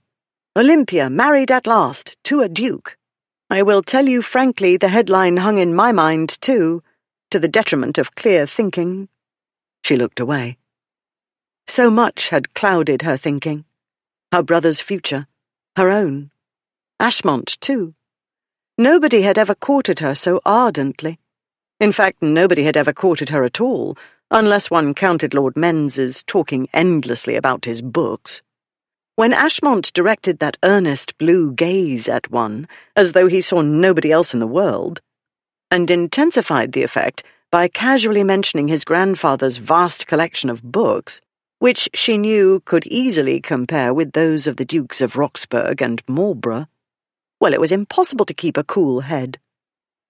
As was not the case with Lord Mens, Olympia had seen for herself the Duke's library at his place in Nottinghamshire. Her father had taken her with him to look at some horses. Ashmont had been away at school at the time. It was his uncle and guardian, Lord Frederick Beckingham, who'd kindly offered little Olympia, she couldn't have been more than 12, a tour of the house. Once she'd seen the library, she wasn't interested in the rest of the house, much to the gentleman's amusement. "Twickenham," Ripley said, bringing her back to the present. "Yes," she said. He was silent for an exceedingly long time. She clenched her hands, not that she had a prayer of winning any fight with him, but as a signal she was prepared to fight, though she knew she'd been more than a little wayward. She'd better not drink brandy ever again. "Very well," he said. "Get in the carriage." She let out the breath she'd been holding and started toward the vehicle. The postilion had put down the step and opened the door when a yelp of pain, then another, echoed through the courtyard. Turning toward the sound, Olympia saw near the yard's entrance a wiry red-faced man raise his whip at a cowering dog, a fine brindled wolfhound or something like. A red mist appeared before her eyes. She forgot about Ripley. She forgot about Twickenham. She was moving before she thought about moving, marching briskly toward the scene, speaking as she bore down on her prey, her finger pointing at him, then down at the ground. "You! Drop it! Now!" The villain froze. The dog sank onto its belly. For a moment Ripley froze too, dumbfounded. "Now!" said her ladyship. She was moving toward the whip-wielding fellow, not running, but moving swiftly and inexorably, like Ripley didn't know what, something inexorable, as implacable as fate, which was absurd. She, in a hat with flowers springing up from the top, and a black lace cape fluttering about her shoulders, and ribbons streaming as she sailed along. A pastry confection, perhaps. Nemesis? Hardly. Yet every man in the courtyard paused at the tone of her voice. All of them, Ripley included, responded to that sound. It was simply the voice of command, though he wasn't sure he'd ever heard a woman employ it so effectively. His sister, perhaps, or Aunt Julia. Though the object of her displeasure looked as obstinate and belligerent as every other undersized blackleg and bully Ripley had ever known, and seemed to be drunk as well, the fellow brought his arm down. Otherwise he didn't move, only stood, warily watching her ladyship's approach. "I'll take that," she said. She held out her slender gloved hand. "Meant to say," the brute began. Lady Olympia didn't move, didn't utter a syllable, only stood with her hand out, waiting. He gave her the whip. Ripley would have let out a whoop, But instinct told him this was a delicate balance. Matters could turn dangerous in an instant. As Ripley moved nearer, as unobtrusively as was possible for a 6-foot-plus man in fighting trim, the man spoke, and a cloud of alcoholic fumes floated outward. "Meant to say, that's my dog, plague take him," he said. "And he cost me a bloody fortune, the miserable cur. Obedient, they said. Trained for hunting. Right, all my eye and Betty Martin." "You struck a dumb animal," she said. "With a whip. How would you like it?" She raised the whip as though to strike. The fellow put up a defensive arm. "Why, I wasn't—" He swayed and started to stumble, but righted himself at the last minute. "I am painfully tempted to give you a taste," she said, "to help you remember the next time. But that would be ill-bred." She looked at the dog. "Come," she said. The dog rose. "The devil?" the fellow said. "You can't— That's my dog!" She made a slight beckoning gesture, and the dog went to her. "Sam!" his owner shouted. "You come here, or I'll—" "You won't," said Lady Olympia. "You don't deserve to own a dog." "You're not taking my dog. I'll have the law on you." He looked about him. "Somebody fetch a constable. That's my dog, and when the stubborn cur don't do what I say, I teach him. Nobody else's bloody business." The dog-beater was shouting about robbers and interferers and constables and who knew what else. People emerged from the ground-floor coffee room. Spectators spilled out onto the gallery overlooking the inn yard. "Ahem," Ripley said. Headed for the post-chaise, canine at her side, Lady Olympia paused and looked up at him, surprised. "Oh," she said. "There you are." "We're not taking the dog," he said. "We can't leave him with that unspeakable person," she said. "Striking a dumb animal. With a whip. And it wasn't a light warning tap, or striking the ground to get the animal's attention. He made the dog cry out. You heard him. And this is a lurcher. They're stupendously quiet dogs." Ripley could see what it was. A poacher's dog. A silent hunter. It stood close to her, by her hand, the one holding the whip. The animal trembled. "They're stealing my dog!" the dog-beater shouted. "Somebody stop them!" "Don't be a bloody fool, Bullard," somebody called out. "It's His Grace of Ripley. A duke, you half-wit. He can do what he likes. He don't take my dog, after he lets his doxy do the dirty work for him. I want my dog." Ripley sighed. Of course. Always had to be some drunken blusterer in the vicinity saying the wrong thing. Always had to be some jackass uttering words one couldn't let pass. He turned back to Bullard and said in the mild, amiable tone all who knew him would recognize as the voice of death, or at least of serious pain. "What did you say?" Ripley spoke lazily, off-handedly. All the same, the hairs on the back of Olympia's neck stood up, and she sensed, with the certainty of a young woman who'd grown up surrounded by males, the stirrings of the inborn masculine need to kill other males. Despite belonging to the opposite gender, she felt similar stirrings. She longed to thrust Ripley out of the way and lash the brute Bullard until he bawled like a baby. For the lurcher's sake, she made herself calm. Gently, she rested her hand on the dog's head. He edged closer. "You heard me," the dog's owner said. "You and your fancy piece there, what goes around bullying fellows what's too mannerly to fight with women and steals a man's property.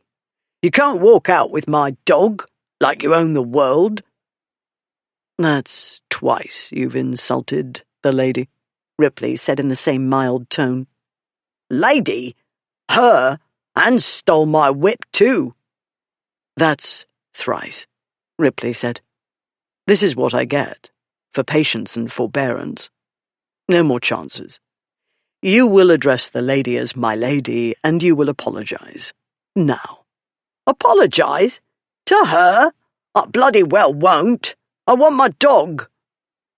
Ripley hit him. It was shockingly swift, straight to the gut. Bullard folded over and crumpled to his knees. "Apologize," Ripley said, "and make it quick. While these new gloves are far from ideal, I'd rather not get blood on them." He paused, waiting for Bullard to catch his breath. "Took me off guard, you ugly buffer-nabber!" the drunkard gasped. He looked about him. "Everybody's seen you do it." Thanks to Mr. Grose's Lexicon Ballatronicum, Olympia knew a buffer-nabber was a dog-stealer. "It seems my warning went over your head," Ripley said. "Then I shall speak more plainly. If the next words out of your mouth are not, 'I beg your pardon, my lady,' you'll oblige me to injure you severely." "Try it!" Bullard put up his fists. "Try it, you filthy—" The rest comprised extremely bad words. Ripley knocked his hands away, hard enough to unbalance him, but before the man could topple, the Duke grabbed him, curling his big hands about the bully's throat and lifting him up off the ground. Clawing at the gloved hands, legs dangling, the man managed to choke out a stream of words Olympia had never actually heard uttered, though she recognized them from Mr. Grose's fascinating work. The Duke's calm, cool voice carried easily across the dead silence of the inn yard. "You will address the lady as my lady, and you will apologize, or I shall have to make your life unpleasant." "Go ahead and kill me," the fool choked out. "You'll hang, and I'll see you in hell." "Wouldn't dream of killing you," Ripley said. "Too quick. No fun in that. No, what I thought I'd do is start with breaking a few bones, then a few more, until there are too many for the surgeon to mend." Bullard's face was turning purple, but he managed to gargle references to Ripley's penchant for unnatural acts with farm animals. "What a tedious fellow you are," Ripley said. "Maybe I'll drop you and see what happens. I hope I don't accidentally step on your head." "Go ahead," the man croaked. Ripley let go of him. Bullard fell onto the cobblestones. Olympia expected him to bounce up again. Some men didn't know when they were done for. Apparently hitting solid stone made an impression. Bullard clutched his throat, but made no other movement. He lay where he'd been dropped, eyes open, staring up at the Duke. "Are you quite done?" Ripley said. Bullard nodded. "Then say you're sorry." "Sorry," Bullard gasped. "Not to me, you ridiculous person. To the lady."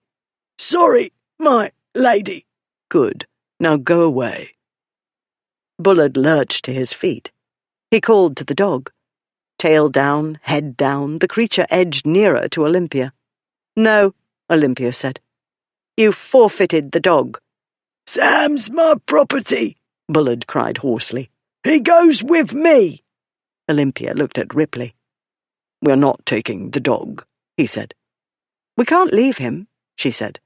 "He's hurt and terrified." "That's my dog.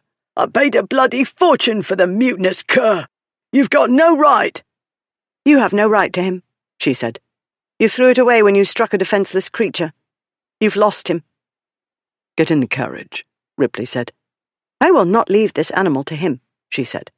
"As soon as we're gone, he'll punish the dog for what you did to him." "We are not taking the dog," Ripley said. "Sam, come," Bullard snapped. The dog looked at him and shivered. "He's not going with that man," Olympia said. "That's my bloody dog." "We're not taking the dog," Ripley told Olympia. "In case you failed to notice, this animal is not a Pekingese. He cannot sit in your lap. The post-chaise holds 2 people, barely." "He can ride in the boot," she said. "In the crate." "Your wedding ensemble is in the crate," he said. "The dog can use it for a cushion. It isn't as though I'll wear it again." "That's my bloody dog. You're not taking my dog." "Stow it," Ripley told Bullard. "The lady and I are negotiating." "You can't take my dog. He cost me—" "You are an extremely tiresome man," Ripley said. He looked about the inn yard. "Somebody make him go away." He made a shooing motion in Bullard's direction. "That's my bloody—" Whatever else Bullard was going to say was cut off. as two of the sturdier onlookers took hold of the brute and dragged him to a far corner of the yard. Ripley turned back to Olympia. "If we take the dog, it's your dog," he said. "When I leave you at your aunt's, I leave him. Is that clear? Once we take him, there is no mind changing, because I am not going to abandon him on the road or find him another home or adopt him. Do you understand?" "Yes," she said, heart pounding. "Thank you for explaining it in simple terms, in case my girl brain was too small to grasp the implications." "Good," he said. He moved away to talk to Bullard, who was struggling with the men trying to hold him. A long debate followed, with Bullard's voice rising in outrage, then gradually subsiding to a grumble. Not long thereafter, a servant emerged from the inn with blankets. He carried them to the boot and arranged them over the parcel containing her neatly wrapped wedding ensemble. "Will that do, or shall we hire a separate carriage for your new pet?" Ripley said. "And a footman or two to look after him, perchance?" "That will do," Olympia said. Ripley clicked his tongue, and the lurcher looked at him, ears pricked. Ripley pointed to the crate. The dog jumped into it. He pushed the blankets with his paws and turned around a few times until all was arranged to his satisfaction. Then he settled down. The dog had been well trained. Clearly the problem wasn't the animals. She glanced at Bullard, who stood mouth open, looking from the dog to her to Ripley and back again. "Get in the carriage," Ripley said. "Now." Ripley watched her climb into the post-chaise and settle into the seat in a flurry of lace and ribbons and bobbing flowers. He gave one last glance about the courtyard to make sure Bullard wasn't about to rush out at them and make a pest of himself. More of a pest of himself. Then Ripley went to the boot and examined the dog. He detected 2 welts, but saw no blood. The swine hadn't had time to get to serious whipping. Ripley stroked the dog and made a few meaningless but comforting sounds, and the dog's trembling abated. "You're one lucky fellow, I hope you realize," Ripley said. "Your timing was excellent." The dog licked his gloved hand. "No drooling." Ripley drew his hand away. "Even on these unspeakable gloves. And you are on no account to be sick on the way." There. He was better now. Ashmont's Duchess-to-be was alive and in one piece. Nobody had died. No blood had been shed, although Bullard would have many painful bruises as mementos of the occasion. In spite of agreeable thoughts like these, Ripley knew he would need some time to settle down after exerting so much self-control to keep from beating Bullard to a bloody pulp. Ripley took one last, calming breath, left the dog, climbed into the carriage, and told the postilion to set out. The vehicle had hardly begun to move, and Ripley had hardly settled into the seat, when Lady Olympia bounced up and threw her arms about him and said, "Oh, well done indeed!" Then she kissed him. Chapter 6. She kissed him on the cheek because she was overwrought, or so Ripley's brain, had it been working, would have told him. Had this organ of intellect been in operation, it would have told him to push her off and say something like, "Don't be ridiculous." His brain wasn't working. He pulled her into his arms and kissed her on the lips, and not gently. He kissed her with all the anxiety, frustration, rage, and other annoying emotions he'd thought he'd finished with a moment ago, and with the simple lust he'd been fighting for what seemed like a very long time. He felt her tense, and he was about to withdraw, but then her soft mouth was responding to his, and the taste of her was different, fresh and sweet and something else. He didn't know what it was and didn't care. She had no idea how to kiss. He didn't care about that, either. Her mouth was soft and full and tasted good. In any case, he knew how to kiss, and he didn't doubt she was intelligent enough to catch on. She melted into his arms and fit exactly as she ought to do, and for a moment he simply lost himself in the rush of excitement and relief and pleasure and other more alien feelings. Then a dog barked, and the sound woke him from the mindless state he'd fallen into. He drew away, cautiously, because, his brain having belatedly begun normal operations, he knew he'd done something amazingly stupid. It made no sense to push her away when he was the one who'd turned an innocent peck on the cheek into something she'd never intended it to be. "Damnation," he said. "Did nobody ever tell you not to get too close to men who've been fighting only a minute before?" "You kissed me," she said, eyes very wide and possibly blue at the moment, though it was hard to be sure in the coach's dim confines on a dim day. "You kissed first," he said. "On the cheek?" "On the cheek, on the lips. All the same to me. Female, kiss, male, excited. Do I have to explain simple facts of life to you?" "Some, yes, it seems," she said. "I have 6 brothers, and I know about fighting. But I don't know what happened. You saved the dog. And he, Bullard, I mean, he thought I was a demi-rep." "I believe he won't make that mistake again," Ripley said. He couldn't completely crush a prickling sense of frustration. It wasn't much of a kiss, when you came down to it, and it seemed to him there ought to have been a good bit more, since now there would be a lot of talking to get through, and gad! How could he be so stupidly stupid? Ashmont's bride, of all women. "No one's ever made that mistake," she said. "Who ever heard of a woman of ill repute in spectacles?" "Why not?" he said. "They add an air of mystery." She stared at him. He let her stare. He was trying desperately to find a way out of whatever it was he'd got himself into. "It's the dress," she said at last. "I told you. This ensemble was never meant for a spinster." "You're not a spinster," he said. "You're a bride-to-be." "Don't try to change the subject," she said. "Whose clothes were these meant to be?" "How in blazes should I know?" "A courtesan's." She smoothed the skirt lovingly. "Or a dashing widow's. Mrs. Thorne was certainly accommodating. From the way she spoke, I deduced she owed you a favour. Or 100. "The favour wasn't my doing," he said. "It was my sister's." Had Her Grace of Blackwood attended the wedding as she ought to have done, Ripley could have enlisted her to help him retrieve Lady Olympia, and the runaway bride would not have got as far as the garden gate. But no. Alice had to be 30 miles away from London with Aunt Julia, for some as yet unexplained reason. Blackwood hadn't offered much information, but then he and Ripley hadn't had much conversation, had they?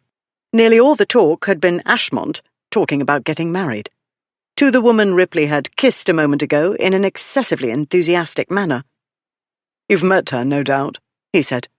"She can be the damnedest— Never mind. If you've met her, you know what she's like." "Splendid raven tresses and green eyes," Lady Olympia said. "I was shocked when I heard she was to marry Blackwood. I'd thought she had more intelligence than that." He'd thought so, too. "You accepted Ashmont," he said. "Your sister did not have 5 younger brothers to consider, or improvident parents, or a shrinking marriage portion, or being voted most boring girl of the season 7 seasons in a row," she said. "I was growing panicky, and so were my parents." "You have a few good years left," he said. "I'm still puzzled about the boring part." "You don't know me as I truly am," she said darkly. "I can prose on about first editions and Maioli's library and early copperplate engravings until my listeners keel over in a dead faint. Worse, I have a system, inspired by the American president, Mr. Thomas Jefferson, who applied Bacon's table of science to the organization of books. My own method is rather more complex, and I can hold forth on the topic for about 20 times longer than listeners can bear to hear it."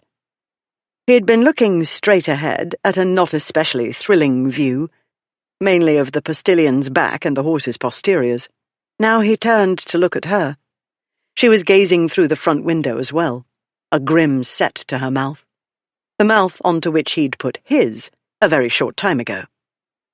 But it wasn't the first and wouldn't be the last mistake he'd ever made, he told himself. He and his friends had not won the title Their Disgraces for acts of virtue. "Maybe you're the one who's bored," he said. "Maybe your brain's too large and lively for the company you keep." Good little girls. A lot of rules about every damned thing. Maybe you go on and on about the books because nobody understands you anyway, and at least it's fun to watch their eyes glaze over.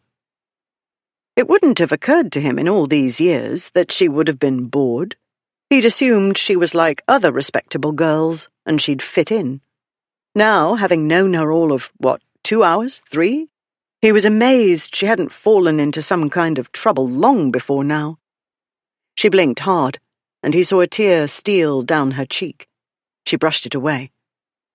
"I don't doubt you speak from your own experience," she said. "It isn't hard to see boredom as a problem for you and bad behavior a perfect solution. But it's different for women. We're supposed to be pleasing." "Dress more daringly and you'll please," he said. "Men are simple creatures, as I ought not to have to explain to a woman in possession of a surfeit of brothers. What you're wearing now, for instance, shows off your figure. The black lace adds an air of mystery and danger." "Aye, dangerous." "Didn't you see how relieved Bullard looked when he saw he had only me to fight, not you? Dress like a dangerous woman and men won't notice what you say. They'll be too busy thinking improper thoughts." "I can't believe I'm listening to the Duke of Ripley offer brotherly advice," she said.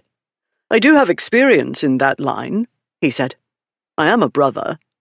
"Over whom his sister has influence, it appears," she said.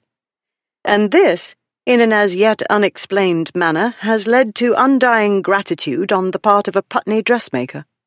"She wasn't always in Putney," he said, grateful for the return to the original subject. He wanted to hear more about Lady Olympia's system, and he did not want her to cry because a lot of small-minded fools found her boring. These thoughts were bothersome, and he preferred them out of his head. The dressmaker was another matter entirely.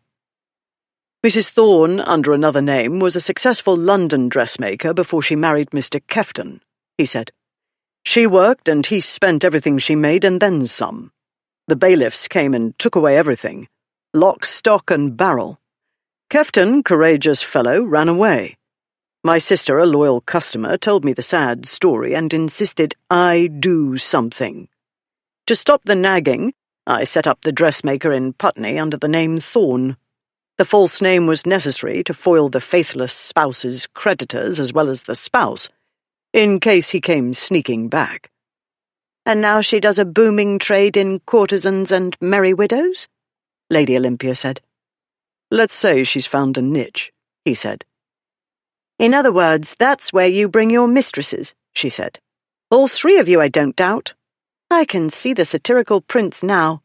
My bosom will be falling out of my bodice, and bits of pink and black underthings will show, and my drawers—" "Tell you what let's do," he said. "Let's stop talking about your underwear." An image had developed in his mind of her breasts escaping the dress's bodice. It was a perfectly normal thought for a man, but thinking it was unwise at present. He put it as far back in his mind as he could. No easy feat when she sat next to him, and there was her bodice, practically under his nose. He made himself stare at the postilion's back, up and down, as the horses made what seemed to him excruciatingly slow progress out of Putney. "Everybody will be talking about it," she said, "and imagining the worst." "We'll be travelling for half an hour or more," he said. "After dragging unbalanced brides out of the Thames, insufficiently strangling bullies, and rescuing dogs, I should like a nap. Please exert your faculties to be less exciting, much less exciting, more quietening." She looked up at him. "You cannot be suggesting I explain my system for library organization?" "Exactly. Tell me all about it, in detail." Their disgraces were in the habit of mowing down whatever got in their way. Accustomed to this modus operandi, the world usually got out of the way as quickly as it could. But one couldn't simply mow down one's future in-laws and wedding guests. The guests were easily subdued with buckets of champagne and a story about the bride having been taken ill. The future in-laws were another matter. Even with Lord Frederick's help, the company was not quickly appeased, especially Lord Ludford, who put the blame squarely on Ashmont. Olympia was a good, sensible girl, Ludford said. She wouldn't run away unless she was tricked or driven to it. He wouldn't have people slandering her because his disgrace didn't know how to treat a gently bred girl who did him a very great favour in accepting him. Luckily, Ashmont, for once, didn't start a fight. He was too impatient to be off to take much notice of anything anybody said. Eventually, the company was deceived and appeased, to Lord Frederick's satisfaction. Then, Blackwood having had the forethought to order the horses brought round well before everybody had settled down, the two dukes set out. They soon reached Kensington's High Street, though it wasn't soon enough for Ashmont, who spent the short journey cursing his uncle and everybody else for making mountains out of molehills and slowing him down.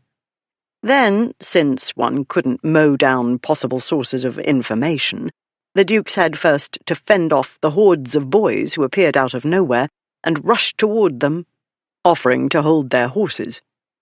"Looking for a bride," Ashmont said. "Anybody seen her? With the tallish fellow dressed for a wedding?" The boys looked at one another, then at him, faces blank. Ashmont held up a coin. "Come now," he said. "A bride, in a veil and everything. Hard to miss. A shilling to the first lad who has something useful to tell me." No response. "They're as hard here as in London," he muttered to Blackwood as he took out another shilling. "There's 2 bob," Ashmont said more audibly, "for the clever lad who gives me information." He saw one boy whisper to a smaller one, who was dressed in a curious costume. Under the grime, the smaller boy appeared to be fair, with an innocent-looking countenance. He shook his head at the larger one, who moved away. Ashmont narrowed his eyes. "You there," he said. "I can tell a ringleader from a furlong away."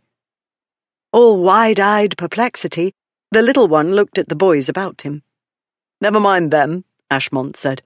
"I'm talking to you, old fellow. The jockey." For upon further examination, he realized the boy was dressed in the tattered remains of what looked to be a racing costume, and the thing on his head was a yellow cap, 2 sizes too big. "I think his nibs means you, Jonesy," one of the boys said. "If I was a jockey, you think I'd be wearing this," the boy said. Blackwood, who was more adept in Cockney, translated, and since he was the linguist, he continued with the boy. "Come along, and let's talk," he said. "I don't know nothink," said Jonesy, and all the other boys said, "We don't know nothink." Blackwood turned his horse and rode a little away, but not before displaying a crown so that only Jonesy could see it. No more than a glimpse before Blackwood made it vanish. The boy approached him and stood, arms folded. "That was pretty good." "Owning the coin will be even better, I'll wager," said Blackwood. "But only if you tell me what you saw and heard when the toff and the bride were here." "Maybe he was here, and maybe he wasn't," the boy said. "But if he was, I think I remember he give us a glistener." A sovereign? Not impossible. While none of them were pinchpennies, Ripley was the most likely to give a lot of vagrant children an entire £1 to keep mum. "Then why aren't you out celebrating your riches?" Blackwood said. "On account of not wanting to get flicked." The boy made a gesture indicative of throat-cutting. "I got it where it's safe." If the boy had a coin of such value on him, he wouldn't be safe, even in Kensington. Not that he looked as though he belonged hereabouts. He had rather more of the city urchin and less of the rustic about him, which probably accounted for the other boys taking their lead from one so small. His age was anybody's guess. Blackwood considered the shabby jockey costume. "It wouldn't be breaking your sacred oath if you showed me where they went.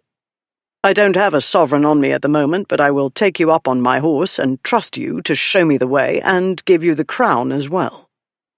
He'd made the right offer. The boy's eyes widened, startlingly blue, and filled with longing. Then he glanced back at his cohort and shook his head. Blackwood reached down and yanked him up onto the saddle in front of him.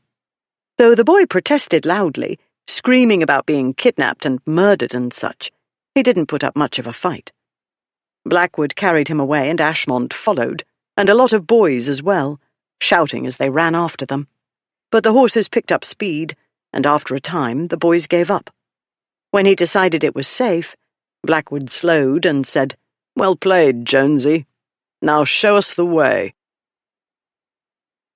Something tickled Ripley's nose. He opened his eyes.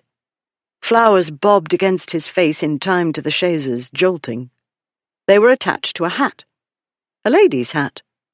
He came abruptly awake to discover Ashmont's future Duchess in his arms. In spite of the jouncing chaise, she too had fallen asleep, deeply, judging by the steady rise and fall of her bosom. Hardly surprising, he told himself, given the brandy, the day's events, and the likelihood she hadn't slept much the previous night, although for reasons altogether different from his. Hardly surprising either for his arm to work itself around her shoulders. He'd been asleep, or dozing at the very least. A warm female body had settled close to his. Bringing it closer was instinctive. Other instincts came into play now, and he was getting ideas in his head and elsewhere that would be all well and good in other circumstances. At present, they were deuced inconvenient. Still, he hated to wake her. He remained as he was, and looked out of the window. To keep his thoughts from wandering where they could only annoy him, he dragged into the front of his mind her curious system. Instead of arranging books in the usual way, alphabetically or by size, she organized by subject, under broad headings like history, philosophy, and fine arts. Within these broad categories were more specific ones. The last thing he remembered was her describing the difficulty of deciding whether one ought to break up into categories sets of books from a single collection, like that of Diane de Poitiers, for instance. As he considered the pros and cons, bits and parts of a dream intruded. A woman falling off library steps into his arms, he running madly through London streets, chasing a bridal dress that flew above his head like a kite, books tumbling out of windows as he ran. His mind veering from books to dreams, he registered little of the view from the window until the chaise slowed and stopped. He blinked and took in the scene. Richmond Bridge stretched ahead. They'd reached the toll gate. His travel companion stirred and tipped her head back to look at him. Her eyes widened, and she jerked away. "Too late to be shy now," he said. "We've slept together." Olympia was sure she'd drooled on his neckcloth and developed sleep creases in her now red face from pressing it into his lapel. She had fallen asleep on one of their disgraces, and not the one she was supposed to marry. Furthermore, she had been far too comfortable tucked against his hard chest, with his muscled arm about her. It was a very good thing no man had tried to lead her astray all these years, because it seemed as though she was all too likely to go. She said, "I should not boast of it, if I were you. You're hardly my first. Clarence would scream and scream during thunderstorms until he was allowed to crawl into bed with me." "Now I'll know what to do the next time a thunderstorm strikes," he said. "Your hat's crooked." She turned to the window, but the scratched glass offered more of Richmond and less of her own reflection at present. "I can't see," she said. She turned back to him. "Please straighten it. My aunt will be curious how I came to be dressed this way as it is. I'd prefer not to appear dishevelled." "You'll arrive with a dirty wedding dress and veil wrapped up in linen, and a new large dog. I doubt she'll fuss over a trifle like a crooked hat." "Aunt Delia is extremely fashionable," she said. "She'll fuss a great deal more about the crooked hat than anything else." He tugged the hat to one side. He stared at her face for a time, frowning, while she resisted the urge to look away or shake him. Then he tried the other way. After repeating the procedure 5 times, he lifted his hands in a gesture of surrender. "I don't think it matters," he said. "In any case, you can't possibly look a fraction as dishevelled and mad as you did in your wedding dress." The chaise passed through the toll gate. From this point on, she'd have to pay attention. The postilion would need specific instructions to her aunt's villa. She relayed the directions through Ripley. They were simple enough, and the distance wasn't great. It was only after the chaise crossed the bridge that she remembered she hadn't yet composed her explanation. She swore under her breath. "Now what?" he said. "That wasn't meant to be heard," she said. "I have exceptionally keen hearing on occasion," he said. "That is to say, when I'm paying attention. With you, a man must pay attention at all times. Had Ashmont paid sharper attention, for example, you wouldn't have run away. Had I paid sharper attention, you wouldn't have fallen out of the boat. But I've learned my lesson. I'll keep you under close scrutiny until I've deposited you safely with your aunt." Ripley's close scrutiny was a dangerous article. He'd said things and looked at her in ways other men didn't, and the combination had started to make her think she wasn't altogether the young woman she'd always believed she was. She knew rakes were dangerous, but she hadn't understood how subtle the danger could be. Her ideas about a great many subjects were threatening revolution. It was a good thing Aunt Delia was only a short distance away. Yes, right. Focus on Aunt Delia. Not him. "I don't know what to tell her," she said. "Nothing I compose sounds rational." At present, her idea about being bought for breeding, which had appeared so compelling when she was drunk, now struck her as ludicrous. And in her drunken idiocy she had prattled about the subject to Ripley of all people. "If I were you, I wouldn't explain," he said. "No, you mean, if I were you," she said. "Men, especially of high rank, do as they please, and the rest of the world can like it or lump it." "You're a woman of high rank," he said. "You can do as you please." "Not unless I'm willing to sacrifice my reputation, which, I admit, I've already done." "That can be mended," he said. "Do you know, I think it's a good thing we've had a little time together, because you are in dire want of schooling." "Indeed, what I desperately need is schooling in whatever it is you're so expert in, how to be disreputable. Do you know, I believe even I can deduce how to do that." "I believe you've already embarked on that path," he said. "Let us cast our minds over the last few hours, Lady Olympia, and—" "I told you it was easy," she said. "Even I can do it." A little more time with him, and she'd be an expert. "I wouldn't dream of arguing," he said. "Disreputability wants little effort, and that little mainly pleasurable, which is one of its charms. But as to you, and if you would be so good as to let me say my little piece without interruption—" "I wouldn't dream of interrupting." "Thank you. If I may be more specific, the schooling you need is how to manage the world about you." "Let me explain something to you," she said. "One's income can be managed, although this seems to be a feat beyond my parents' abilities. A library can be managed. The world cannot. Only a duke and one of their disgraces would suppose otherwise." He dismissed this with a wave. "Picture the scene. You appear at the door trailed by me and the dog, who, by the way, is clearly not a Sam.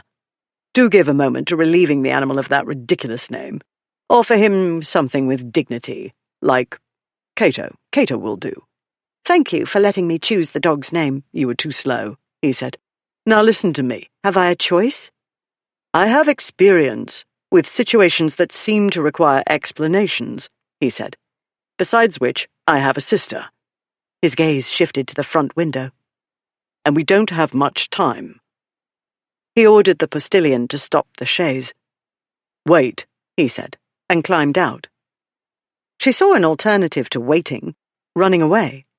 But that hadn't worked so well before, though it had felt so very good and absolutely right at the time. Running away looked good to her now, when she was quite sober. A clear sign she'd spent far too much time with this man. She waited and watched through the chaise's front window. He went to the boot. Cato looked up eagerly at him. Ripley made a beckoning gesture, and the dog sprang out.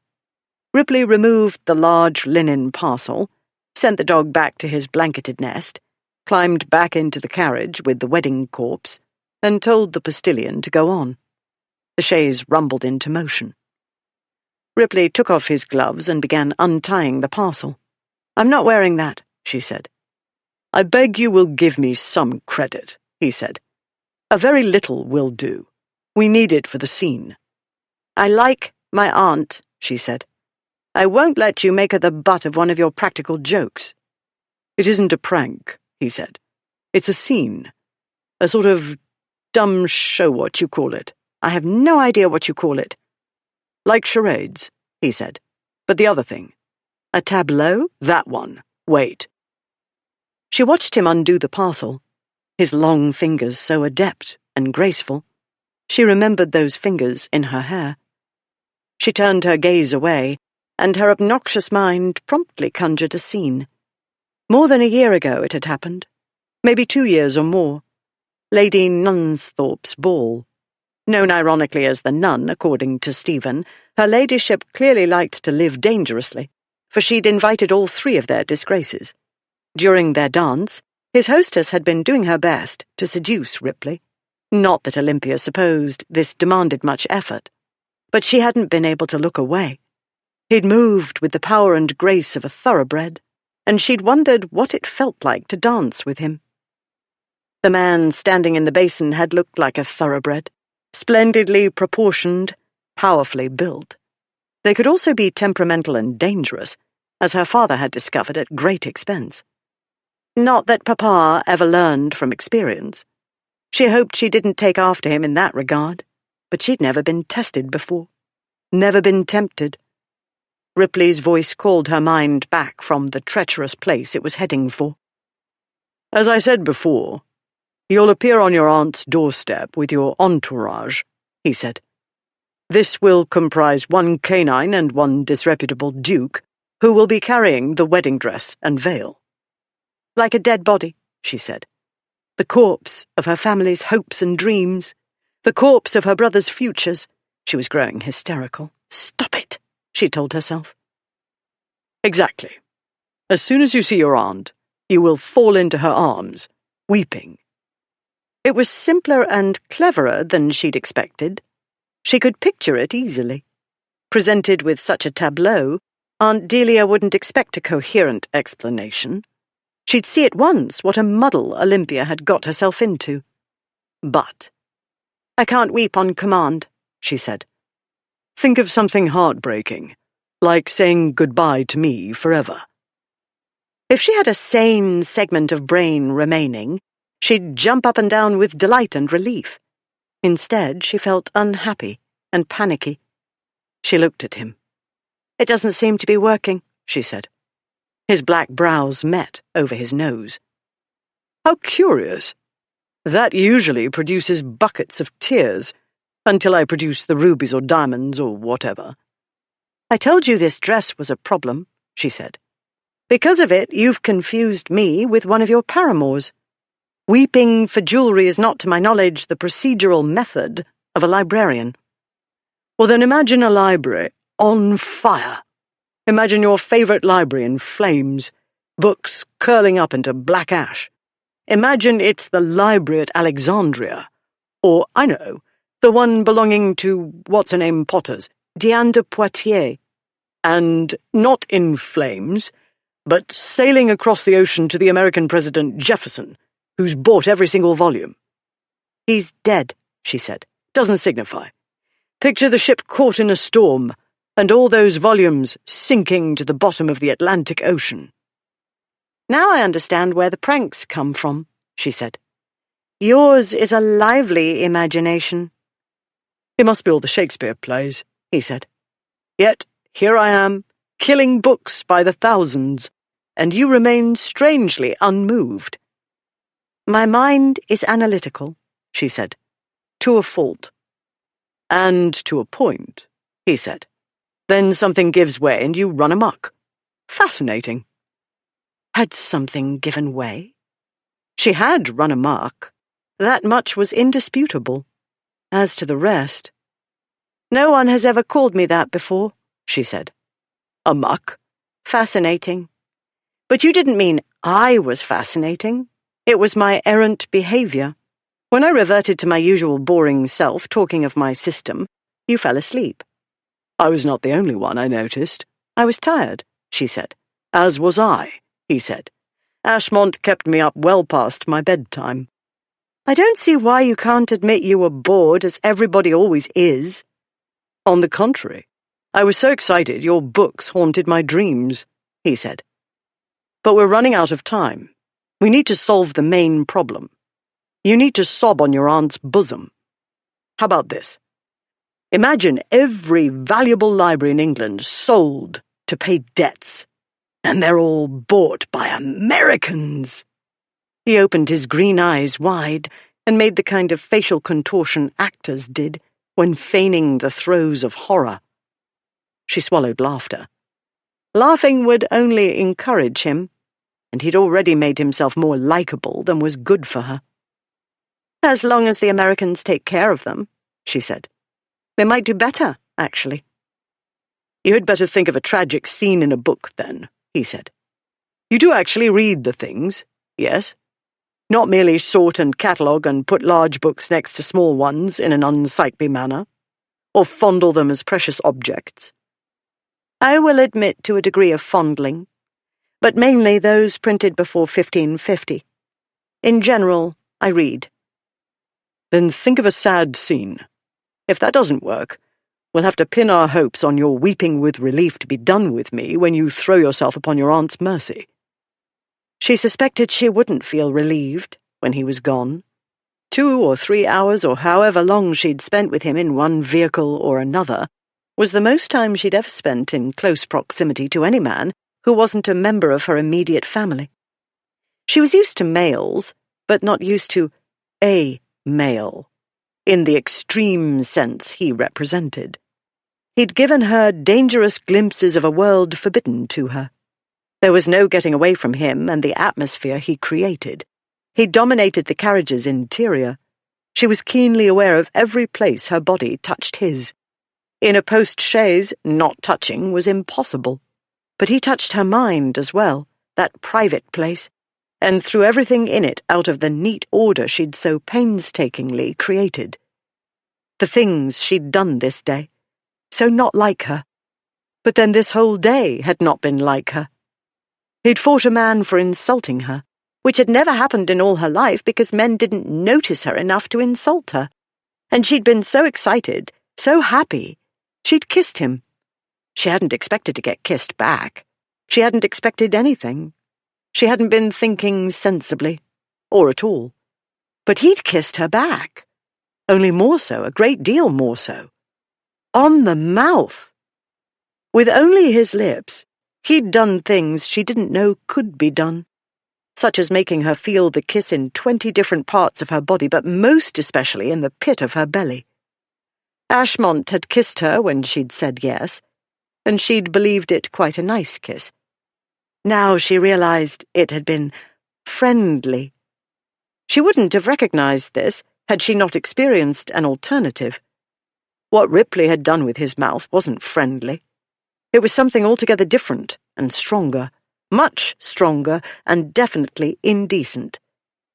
She wished it had never happened, because now she knew something she hadn't known before, and she wished it had gone on rather longer, because she'd hardly got a sense of what it was like and what she ought to do before it stopped. Clearly, just being near him had corrupted her mind. Either that or prolonged spinsterhood had damaged it. Whatever the reason, the Olympia of recent hours was a person she hardly recognized. She looked straight ahead. They were nearing the gatekeeper's lodge. The cowardly part of her wanted to leap from the carriage and run to the house. If she could get away from him and the heated atmosphere he created, she could clear her head. But that was craven as well as silly. She couldn't keep running away from difficulties. Not to mention, she'd spoil the tableau. His tableau. She, boring Lady Olympia Hightower, was letting the Duke of Ripley fabricate one of his addle-pated scenes with her in the starring role. But after all the time she'd had to prepare for meeting her aunt, after all her thinking about it, Olympia hadn't produced a reasonable alternative or even an unreasonable one. "Ah, here's the gate," Ripley said. And here's the gatekeeper come to inspect us. I trust he knows you." Yes, of course," she said. She watched Fawcett approach the vehicle. Ripley put down the window. "Lady Olympia come to visit Lady Pankridge," he said. "Lady Pankridge?" the gatekeeper said. "Is this not her residence?" Ripley said. "Of course it is," Olympia said. She leaned over him toward the gatekeeper. "You know me, Fawcett. I've come to see my aunt." "Yes, my lady. Certainly I know your ladyship. But we wasn't looking to see your ladyship today." He glanced at Ripley, and his perplexed expression deepened. It didn't take magical powers to understand what the gatekeeper was thinking. He knew this was Olympia's wedding day. All the world knew. And here she was with a gentleman whom Fawcett would surely know wasn't Ashmont. Villagers in Madagascar probably knew what their disgraces looked like, and would run if they saw them coming. "I realize the visit is unexpected," Olympia said. "Her ladyship would be happy to see your ladyship at any time," he said. "What I mean is, her ladyship isn't at home." "But she was ill," Olympia said.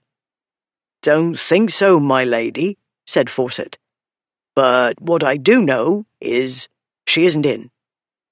"Don't panic," Olympia told herself. "It's no great matter," she said. "I've come all this way. I'll wait for her to return." "I beg your pardon, my lady," the gatekeeper said. "I ought to have said, her ladyship won't be back today, nor tomorrow, nor the next day. I thought her ladyship had wrote to let you know why she wasn't coming to the wedding." He paused briefly and looked from her to Ripley, then quickly back to her, his face reddening. "All arranged weeks ago, and me told to expect them. Lord Clendower and his sister Lady Elspeth, that is. They came yesterday and took Lady Pankridge to Scotland with them. For the summer." Chapter 7. The Dukes of Ashmont and Blackwood, and the boy Jonesy, sat on their horses, staring at Battersea Bridge. True to his street gang principles, Jonesy hadn't said a word, only gestured in the direction they were to go. When they reached Battersea Bridge, he'd pointed at it, then held out his hand for the promised coin. Though he now had it clutched in his grubby hand, he offered no sign of leaving his place on Blackwood's horse, where he'd made himself quite comfortable, by the way, and Blackwood considerably less so, for the boy stood in dire need of a bath, or possibly a scraping and sanding, for the grime seemed well-aged, and the accompanying aroma more than ripe. At their arrival, the usual crowd of urchins swept toward them, offering to hold the horses. They engaged in a lively exchange of insults with Jonesy before Ashmont started calling for information. The boys instantly didn't know nothink and disappeared into their lairs. Others in the vicinity were more helpful. A number of people had noticed an hour or two earlier the arrival of a large man who looked like the Duke of Ripley and who accompanied a dishevelled woman wearing a white dress and spectacles and carrying what looked like a lot of lace and flowers. The pair had been observed getting into one of the wherries, but no one knew more of its destination than upriver. Other watermen reported that the two who'd taken the bride and her companion had not yet returned. "What the devil is Ripley about?" Ashmont said. "Upriver? Where's he taking her?" "He can't be meaning to go far," Blackwood said. "Putney? The White Lion? By boat? Why a boat, to travel that short distance? The hackney would have taken them to Putney and more discreetly." "It doesn't seem they were trying to elude pursuit," Blackwood said. "They were not inconspicuous." "I don't know what it means," Jonesy said. "Inconspicuous means you'd never notice them," Blackwood said. "So what do you think not inconspicuous means?" "You could tell him from a mile away," the boy said, "on account of the wedding dress. And him." "Right." Blackwood heard the ragamuffin repeat "inconspicuous" under his breath several times. The trouble was everybody was too busy staring at Olympia to pay attention to where they were going, Ashmont said. You'd think Ripley would have left us a clue, Blackwood said. If he did, I'm hanged if I can make it out, Ashmont said. Still, if he means to prove he's cleverer than I, he'd better think again. I doubt he thinks the first time, Blackwood said. We're going to have to follow by boat, curse him, Ashmont said. And stop at every stopping place along the way to find out if they'd disembarked there, Blackwood said. Good point. He'll be laughing himself sick, thinking of us following in that way. We could stop at the Swan, Blackwood said, nodding toward the inn that stood on the waterfront, and wait for the watermen to come back. We could hire Jonesy to keep watch for us. He could nose about the neighborhood while he's at it, unless he has any pressing engagements. Well, Jonesy? I dunno, Jonesy said. Do you know what a pressing engagement is? Blackwood said. Jonesy nodded. Like when old Truller couldn't meet us no more on account he had a press engagement with a lag ship. Thanks to time spent in low places, the two dukes knew that a lag ship was another word for a vessel used to transport convicts to Botany Bay, Pine Island, and other faraway lands. Would another crown clear your busy schedule? Blackwood said. I think so, Jonesy said. He dismounted with surprising agility, gave the horse a fond pat, and walked away. Twickenham.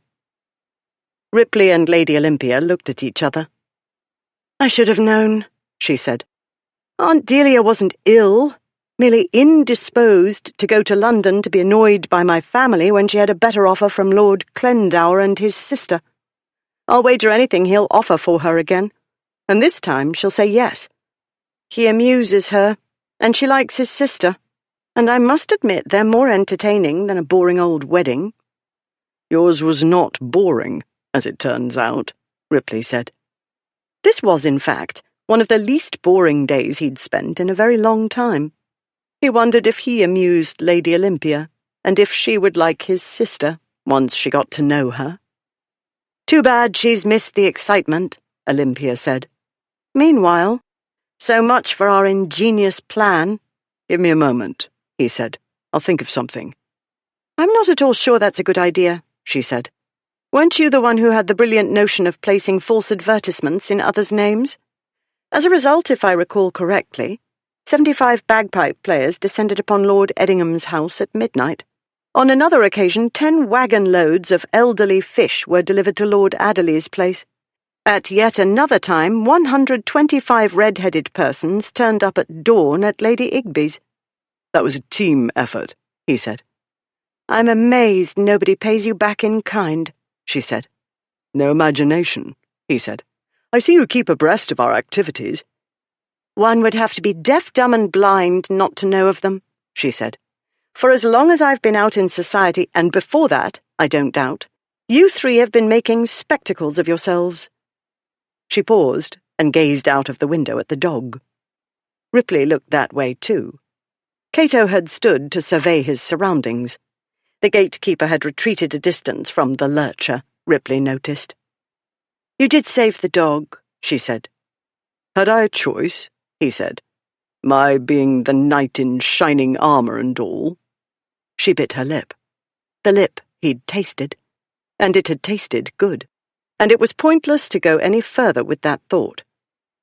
I'll confess, the prospect of playing a trick on Ashmont has its appeal, she said, although I'd vastly prefer playing one on all three of you. A dose of your own medicine. Early days yet, he said. You'll get to it in time. Start small, with one of us, then you can graduate. For now, the important thing is to get you to a reputable establishment before nightfall, and not give the men of her family any excuse for challenging anybody to duels. You can't stay here or anywhere else on your own, that's certain. Any other aunts? All the others, as well as the great-aunts and so forth, came to the wedding, she said. Everybody came, except Aunt Delia. And Alice, he said. She turned away from the window to look at him. According to Blackwood, my sister felt obliged to go to our place near Guildford, he said. Something about Aunt Julia having one of her spells, though I'm not sure what that means, and Blackwood seemed to be equally in the dark. In any event, it's something over 20 miles from here. 20 miles? No great distance, he said. A few hours. If we keep to a brisk clip, we'll arrive before nightfall. More important, Alice is there, and whatever one may say of her spouse, she's a respectable matron. No impropriety, or our world's fool notions of impropriety, in your staying with her. Your sister, she said. I'm not at all sure that will do. You know her. Everybody knows her, Lady Olympia said. Whether she knows me is another matter. Everybody knows you, he said. He'd had no trouble putting face and body to the name of Ashmont's betrothed. It dawned on him that he couldn't say the same of most of the other young ladies, including Alice's friends. But then, they weren't at all intriguing. They didn't secret themselves among the chaperons and elderly and bores of all ages. Also, none of them carried themselves in the way she did. The hint of impatience in her walk that seemed like a dare. I'm famous for boring people to death, I know, she said. That is not quite the same thing as being properly acquainted with somebody upon whom you propose to foist me. When Alice finds out you ran away from Ashmont, she'll welcome you with open arms, he said. I hope she doesn't injure any unborn offspring when she falls down laughing at the sight of your bridal corpse. He told Cato to lie down, and gave the postilion directions to Camberley Place. There was no alternative. Olympia needed a refuge of some kind, and the Duchess of Blackwood appeared to offer the only one within reasonable distance.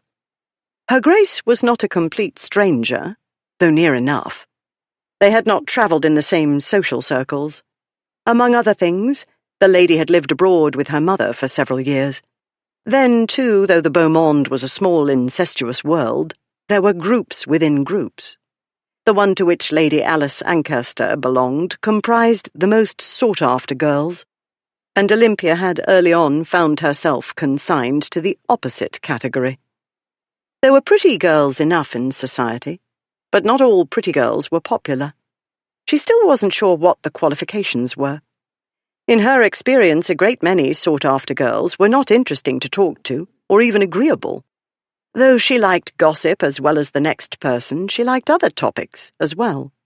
However, the fashionable girls seemed to have only two topics: gossip and themselves, and it was no use her trying to start another topic. None of the others was interested in anything she had to say. Neither were the gentlemen. After her first season, she began drifting further and further away to the groups of elderly, intellectual, and otherwise unfashionable people. Not that Lady Alice had ever been rude to her, as some girls were. She hadn't been part of Cousin Edwina's group, the ones who'd voted Olympia most boring girl of the season. Ripley's sister and Olympia had hardly exchanged more than a word or two. She knew a great deal less about the lady than about her disreputable brother. All the same, Lady Alice had astonished even more au courant persons when she married the Duke of Blackwood. I didn't realize you had a place near Guildford, Olympia said. Belonged to my Uncle Charles, he said. Alice and I and our friends spent a great deal of time there in our childhood.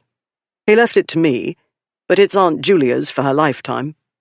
A ramshackle old house in desperate need of modernizing, but one treads carefully in that regard. She looked up at him. I'm trying to picture you treading carefully. The image fails to come. He laughed. I rather dote on my dotty aunt. How dotty, she said. Does she set fire to the pillows at odd moments? He grinned at her. She knew he was an easy-going man, easy morals, easily amused.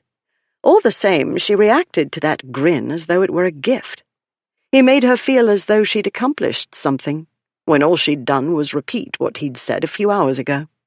It was the sort of simple joke she might have shared with her brothers, but it wasn't the same. This felt more intimate. That was only charm, she told herself. In spite of their titles and wealth, he and the other disgraces would have been drummed out of the beau monde ages ago if they hadn't charmed so many women and won over so many men. His Majesty, being a sailor with a sailor's rough ways, had taken some time to reach the end of his tether.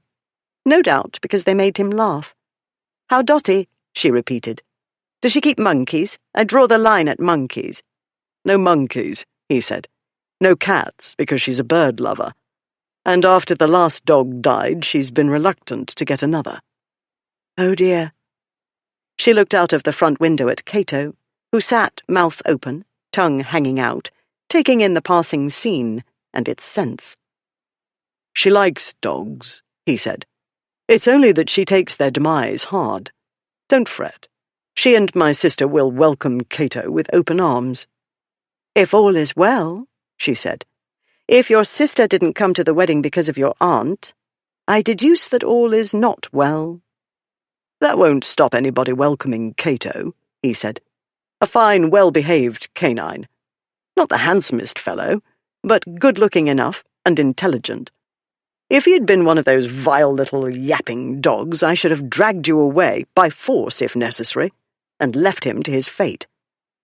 "In my experience, they become vile little yapping dogs because their owners spoil them," she said. "But nothing excuses beating an animal. You would have had an interesting time trying to drag me away, I promise you." "Oh, I know I would," he said. "I get delicious chills contemplating the prospect." No one got delicious chills on Olympia's account, and she had no business having delicious chills at the thought of causing them in him. She'd spent too much time with him. That was the trouble. More time than she'd ever spent in the company of any man not a relative. He was infecting her brain and turning it silly and hopeful, and waking up old wishes and dreams. Time to turn boring. "Do you know what gives me delicious chills?" she said. "Let me guess." He closed his eyes. "I strongly doubt—" "The Aesopi Fabulae, from Maioli's library," he said. She became aware of her jaw dropping, but not soon enough, because he chuckled. "Uncle Charles was a great collector of books," he said. "I learned some things."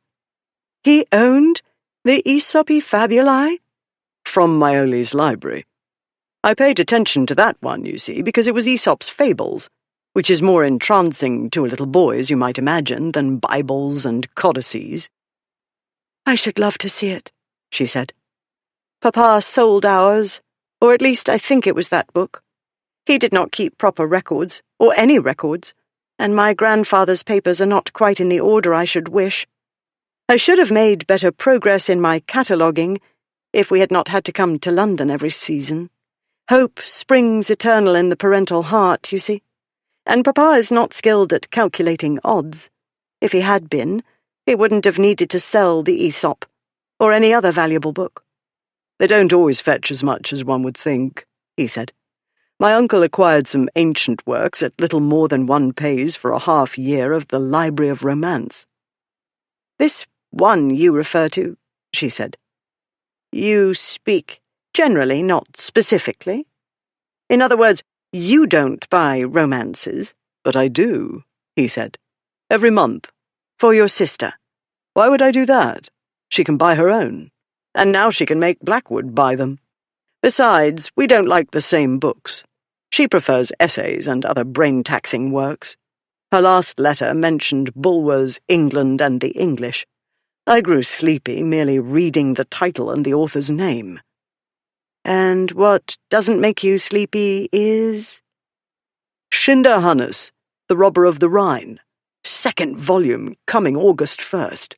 Victor Hugo's The Slave King, 6th volume, also on August 1st. Ripping good stories. I can hardly wait. The booksellers sent them to me while I was abroad, along with lists of coming publications. Smith, Elder and Company, Cornhill, if you can ever tear yourself away from the Gutenbergs and such." "I quite understand the sensational appeal of some of those books," she said. "Do you?" "Of course. It's a great thing to be swept away by a story." "It is," he said. "But do you not find some of them excessively sentimental or maudlin?" "Yes. But I vastly admire the writer with the skill to bring tears to these jaded eyes, even when I know I ought to be laughing." Her mind wrestled with the Duke of Ripley as a romance aficionado. "Well," she said, "this is an interesting side of you." "I have many interesting sides," he said. "In fact, I'm a fascinating fellow." He was turning out to be more fascinating than was good for her. "I suppose you must be, to have got away with so much for so long," she said. "A thriving dukedom helps," he said, "and a good mind for finance, if not for high intellectual realms." "I've often thought it would have been a good thing," she said slowly, "if Papa had a mind for finance. Yet, in fairness to him, he's a doting husband and a kind and loving parent. There are worse things in life. Much worse kinds of families." "So there are," he said. She caught a hint of something. A shift of mood, an emotion. Or maybe it was merely a pause before he went on. "But your library labours continue to intrigue me. You mentioned books being sold, yet you seem to have plenty to do." He settled back in the seat and stretched out his long legs. "Why do I suspect that's an exciting tale?" "To me it is," she said. "Rather too exciting at times. So many narrow escapes from calamity. To you, an altogether different matter." "I'm a fellow of unplumbed depths," he said. "You must have realized that by now. I've astonished you more than once in our short acquaintance. I want to hear about the books." "To help you sleep?" He shrugged. "Does it matter? We've hours to while away." 15 miles later. Indeed, Ashmont would have his hands full. Lady Olympia Hightower was bookish beyond question, but she was nothing like what bookish meant to Ripley. True, she seemed to have memorized most of the major book sales of the past 20 years, and she tended to forget her audience and slip into bibliophile jargon. But it wasn't merely collecting to her. Her relationship to the books was passionate, and the passion drove her to wickedness, he said. "You are a wicked, manipulative daughter." "Some people need to be saved from themselves," she said. "Papa is truly good-hearted. He doesn't mean to destroy his precious inheritance." Her paternal great-grandfather had bought the bulk of the collection. The present Earl of Gonaby, on the other hand, knew as much about a Grolier binding as the dog did. Before Lady Olympia was old enough to understand the collection's value, several precious items went for the sorts of prices Uncle Charles had paid occasionally. "It would have been more wicked to educate him," she said. "He would have decimated the library in no time. He wouldn't go there merely when he needed ready money quickly. It would be a wholesale slaughter. Unlike so many other debts, debts of honor, gambling debts mainly, must be paid promptly. The library had been Gonaby's way to get hard cash in a hurry. Thanks to his lack of interest as well as knowledge, I've been able to save many important works," she said. "For instance, the Mazarin Bible printed by Gutenberg and Fust, circa 1450. The first production with movable types." Her voice throbbed with excitement. The glow in her face was nearly blinding. "Ashmont will buy it for you," he said. "And would receive, in reward beyond a doubt, a fine romp in bed or elsewhere. Or Ripley could buy it as a wedding present, and she would look at him with lustful blue-green-grey eyes and make Ashmont jealous of him, for once. Do luscious Lucius good, too. He will not get it for a farthing under £2,000 if I have anything to say about it," she said. "Lord Menz would give a vital organ for it." "Which organ, I wonder? If I'm thinking of the correct fellow, elderly, pear-shaped, and pedantic, wears wigs. That him?" "Yes," she said. "Not the freshest organs, I'd say," he said. She drew her spectacles down slightly. Over them she directed a look at him that reminded him of a tutor he'd once had. "You're adorable when you look like that," he said. "Be sure to use it on Ashmont. He'll eat out of your hand." She adjusted the spectacles and looked away. "You are simply bursting with marital advice," she said. "I find this situation inspiring." She gave a little huff, also charming. The important thing is, my father knows nothing about rare books, she said. He simply snatches whichever impressive-looking one is handiest. Covered in gilt, for instance. We own quite a few of those. Costly books, but not rare. Too many copies printed, for instance. That sort of thing. When I can get them cheap, I buy them and put them on the shelves at his eye level. He pictured her furtively adding garish books to the shelves. The picture was delicious. He laughed. Yes, I'm a liar and I cheat my own father, she said. Only you would find that admirable. Ashmont will like it too, he said. I realize you agreed to marry him for mercenary reasons, with your family's strong encouragement. Add to that Lord Frederick manipulating behind the scenes, and what chance had she had? All the same, he's not a bad fellow at heart or difficult to manage if you know his quirks. What's happened is nobody's fault, she said. No one forced me to consent. Nobody locked me in a dungeon and fed me stale bread and water. They were merely excessively enthusiastic. In short, I knew what I was doing. She frowned down at her hands, neatly folded in her lap. Or so I thought. Thing is, you're no more capable of marrying a tame fellow than my sister was. Speaking of Alice, I do believe we'll arrive before sundown after all. We've made surprisingly good time, in spite of— He broke off as the offside horse reared, as though it meant to fly up into the nearby trees. The chaise gave an almighty jolt, throwing Lady Olympia forward. Ripley grabbed her before her head hit the front of the vehicle and pulled her back. Plague take the fellow! How could he let damn it to hell? Now the dog's off. Olympia had been looking at him, and it was only out of the corner of her eye that she discerned the off-horse shy at something. That set off a small earthquake, propelling her from the seat, and in the same instant, practically, Ripley pulled her back and half onto his lap. Hastily she wriggled off and into her place. She couldn't tell what was going on, only that the postilion was struggling to bring the horses to order, and the chaise was slowing. "What was it?" she said. I couldn't see, he said. A bird, a squirrel, a rabbit, and the damn dog's gone after it. Cato! She turned her gaze to the boot. Empty. Looking to the left, she saw through an opening in the low hedges the dog dart across a field. Above the clumps of trees dotting the field here and there, mounds of grey clouds moved restlessly.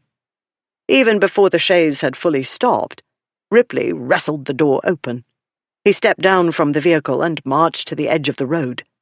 "Cato!" he called. Caught up in the chase, the dog kept running. Olympia alit from the chaise and trotted to Ripley's side. "He doesn't know his name," she said. "I'll be damned if I'll call him Sam." Ripley put his fingers to his mouth and let out a piercing whistle.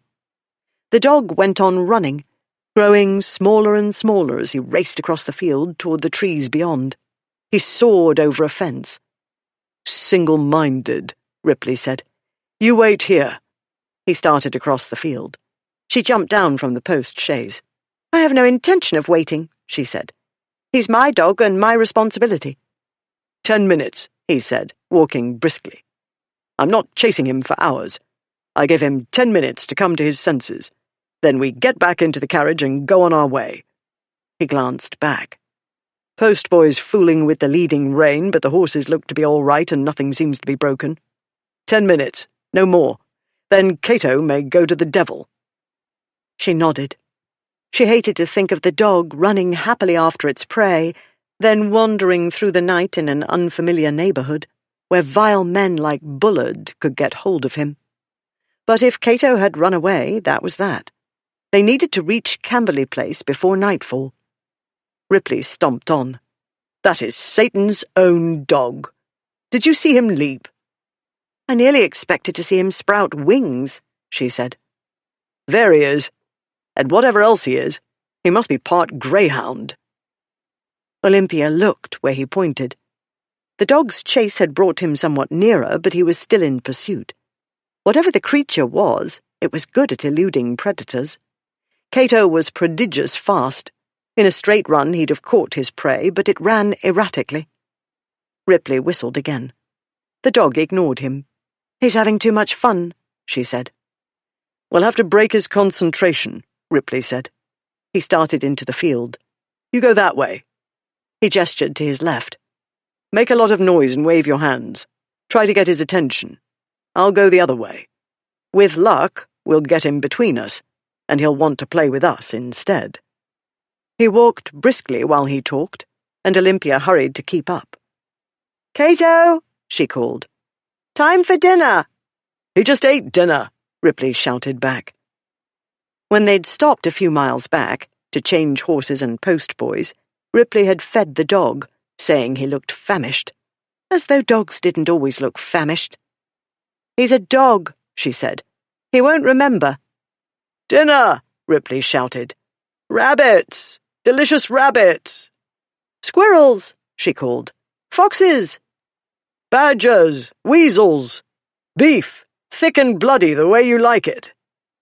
They went on calling, and the lurcher went on running, in zigzags and in circles, sometimes coming nearer to them, and other times dashing farther away. She put her fingers to her mouth and whistled. The dog paused and looked toward her. She heard Ripley shout, and turned in time to see him fall forward to the ground. The Swan at Battersea Bridge, with its constant comings and goings, turned out to be the wise choice for waiting for information. Since various delays had cost time, the two dukes estimated they were about 2 hours behind their prey. This was sufficient, it turned out, for word of the Duke of Ripley's activities at the White Lion in Putney to travel, via watermen and others, back to them. As they were about to set out, however, the boy Jonesy disappeared. Trying to track him down delayed their departure. Street boys were useful, and clever ones like Jonesy could save a duke a lot of boring time questioning people when he could be in a tavern, drinking. But Jonesy had vanished, and as usual everybody didn't know nothing, and Blackwood and Ashmont set out on their own for the White Lion in Putney. There they heard a great deal. Putney was abuzz with recent events, and the locals couldn't wait to tell their versions of the story. What people were less helpful about was Ripley's destination. "Plague take 'em, didn't anybody watch which way they went?" Ashmont demanded, while the innkeeper and his wife debated whether the post-chaise was headed to London or to Twickenham or another place entirely. "Well, he's clever, you know, your Grace, and it'd be like his Grace, wouldn't it, to seem to be going one way when he means to go another," said the landlord. "He said Twickenham," said his wife. "Only a short journey out of the way if he was going back to London. Why didn't he say Doncaster or Brighton if he meant to send them on a proper wild goose chase?" "I wonder if Twickenham is a clue," Blackwood said. "Otherwise I can't think—" "How the devil is one to think, famished and dying of thirst?" Ashmont said. "We should have eaten before in Chelsea instead of looking for that wretched boy." "Some local authority harassed him, no doubt, and he took off," Blackwood said. "Or he found another pigeon to pluck. How much did we give him altogether, I wonder? Maybe he's gone to buy himself a thoroughbred to race at Goodwood." "To hell with the little ingrate," Ashmont said. Turning to the innkeeper, he said, "Give us the Sun or the Star or one of them to sit in without yokels bothering us, and something to eat and drink. As quickly as you can, in case anybody has anything intelligent to say before next Wednesday about that scurvy bride-stealing thinks he's so clever so-called friend." They adjourned to the private parlour called the Sun, where they assuaged their hunger and thirst, if not Ashmont's frustration. "Do you think he's gone back to London?" Ashmont said, after his tankard had been refilled for the 3rd time. "Yes," Blackwood said. "At any rate, it's what I'd do. Take her out of town for a while, give everybody time to get into an uproar, then circle back and sneak her home." "It's what I'd do, too." Ashmont frowned. "I don't understand why she went."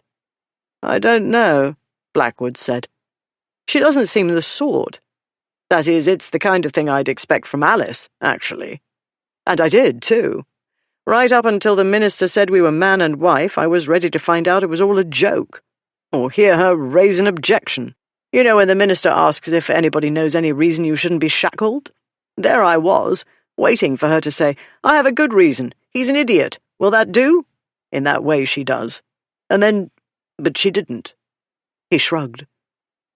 After a moment, Ashmont said, I think Olympia bolted. Well, why not? Blackwood said. I don't know, Ashmont said. But it's deuced aggravating. We are not matrimonial prizes, Blackwood said. That's what Uncle Fred said. He was right, too, curse him. I had to use the library on her. And even then I had to do a devil of a lot of talking. Well then. Ashmont slammed his tankard on the table, sloshing ale. But Ripley didn't. He didn't do all the work. And now, he considered. No, wait. I told him to look after things. If she did bolt and this wasn't his joke, he's looking after her. He'd better be looking after her, because she's the one. I found her. It isn't as though she wasn't in plain sight, year after year. But we didn't see. Least I didn't. But then I did, and I wooed. So I get her, not Ripley. If she bolted... His jaw set. Then I'll simply have to mend whatever it is needs mending and bring her round. You'll do it, Blackwood said. Need to find her first. What do you think? London? I do think it's London, Blackwood said. Very likely Gonaby House. Not the wedding house, then, Ashmont said. But no, probably not. Damned shame they had to have it in Kensington. Would have been harder for her to bolt from Gonaby House. Maybe I should have waited for the renovations to be done. You would have waited a year, maybe 2, because I promise you they won't be done in less than a 12-month. Ashmont shook his head. No, why wait? Found her, wooed her. She said yes. No point in... Now what? The innkeeper's wife had entered the parlour. It's Twickenham, Your Grace. The postboy's back, and he says they changed at Twickenham, and they were going on to Guildford. Ashmont looked at Blackwood. What the devil? Guildford, Blackwood repeated blankly. Then, he's taking her to Camberley Place. To Alice. He laughed. This should be interesting. Ashmont bolted up from his chair. Curse him! Now I've got to chase the numbskull to Guildford. Yes, and pry Lady Olympia away from my Duchess and her aunt. That'll be fun, that will. But Ashmont was already storming out, demanding his horse. Moments later, as he was about to swing up into the saddle, a red-faced man ran out into the inn yard, yelling about a stolen dog. Ashmont didn't care about the dog or anything the fellow had to say about the Duke of Ripley. He wasn't in the best mood, and he wanted to be off. But the man made an unpleasant observation about the lady who'd been with Ripley. There was another delay, while Ashmont tried to kill him. Chapter 8. Ripley saw stars. Then, as he opened his eyes, mud under his face. He struggled to rise, and pain shot up his right leg. He swore. A cry made him lift his head, and he watched Lady Olympia run across the field to him, skirts flying, black lace fluttering. With more effort than it should have taken, and sharp protests from his right side, he rolled over and pushed himself up into a sitting position. His right foot throbbed, and that side of his body ached and stung in sympathy. Not pleasant, not convenient, but not likely to kill him either. It's nothing, he told himself. Get up. She crouched by his side. Don't move, she said. I damned well will, he said. In a moment. As soon as the stars stop whirling about my head. Stepped into a rabbit hole, is all. Probably belonging to the one leading Cato a merry chase. He put his weight on one arm and tried to get up. His leg wobbled, and pain arced upward. She set a gloved hand on his shoulder. Don't. Hearing the voice of command, he stilled instinctively. Then he laughed at himself. So ridiculous. He'd heard her sharp whistle, pitched precisely to summon boys and dogs, and like any boy or dog, he'd stopped short and turned to her, and tripped, and fallen on his face, in a muddy field. "I'm all right," he said. "Fell down wrong. Do not move," she said. "Let me take a look. Nothing's broken," he said, more for his own benefit than hers. He would not allow any fractures. He hadn't time. "But my hat's over there in the cow dung, and—" He tried to rise, and won himself a pain parade up his leg. He sucked in air and let it out. "Damn." "Right," she said. "Will you try to use some part of your grossly underworked brain and employ a dash of common sense? You've injured your foot." "It got a jolt, I dare say, when I fell on my face," he said. He couldn't have done more than wrench the ankle. It oughtn't to be making such a fuss. "I dare say," she said. "Now, keep still, hold your tongue, and let me look. No, never mind. I know it's too much to tell you to hold your tongue, but you must keep still. The idea is to not make it worse." He could hear the "you dolt" she was thinking. She was right. Had their situations been reversed, he'd have roared at her to keep still. The trouble was he could hear a faint inner voice telling him he'd done real damage, and that voice was trying to throw him into a panic. He told himself not to be a baby. He wasn't dead, no signs of blood anywhere. He was simply incapacitated, somewhat, for the moment, and not in the least worried. "Look at my gloves," he said, holding out his hands. "Just look at them." "You hate them anyway," she said. "It's the principle, damn it." He supposed his face was dirtier than the gloves, but it had never been very pretty, and so no great loss there. "And it's deuced undignified, falling on my face in a farmer's field." "Yes, more dignified to fall on your face at a party because you're inebriated," she said. "Exactly," he said. "Drunk, you don't know you're undignified. Equally important, you feel no pain." "Men," she said. She moved to his feet. "The right one?" "Yes, nursey." "On second thought, maybe I'll shoot you and put you out of your misery." "Sadly, we have no weapons," he said. "I should have thought of that in Putney. Travelling without firearms is— Oh!" She had grasped his foot. Gently. All the same, not pain, exactly. More like excitement. Well, he was a man, and when a woman touched a man, he was likely to get excited, whether he needed to or not. "Tell me when it hurts," she said. Carefully she moved his foot to the right, to the left, and in a circular motion, as she must have learned to do ages ago, having so many brothers, and, as far as he could make out, loving but inattentive parents. Perhaps he let out a small yelp. His face heated.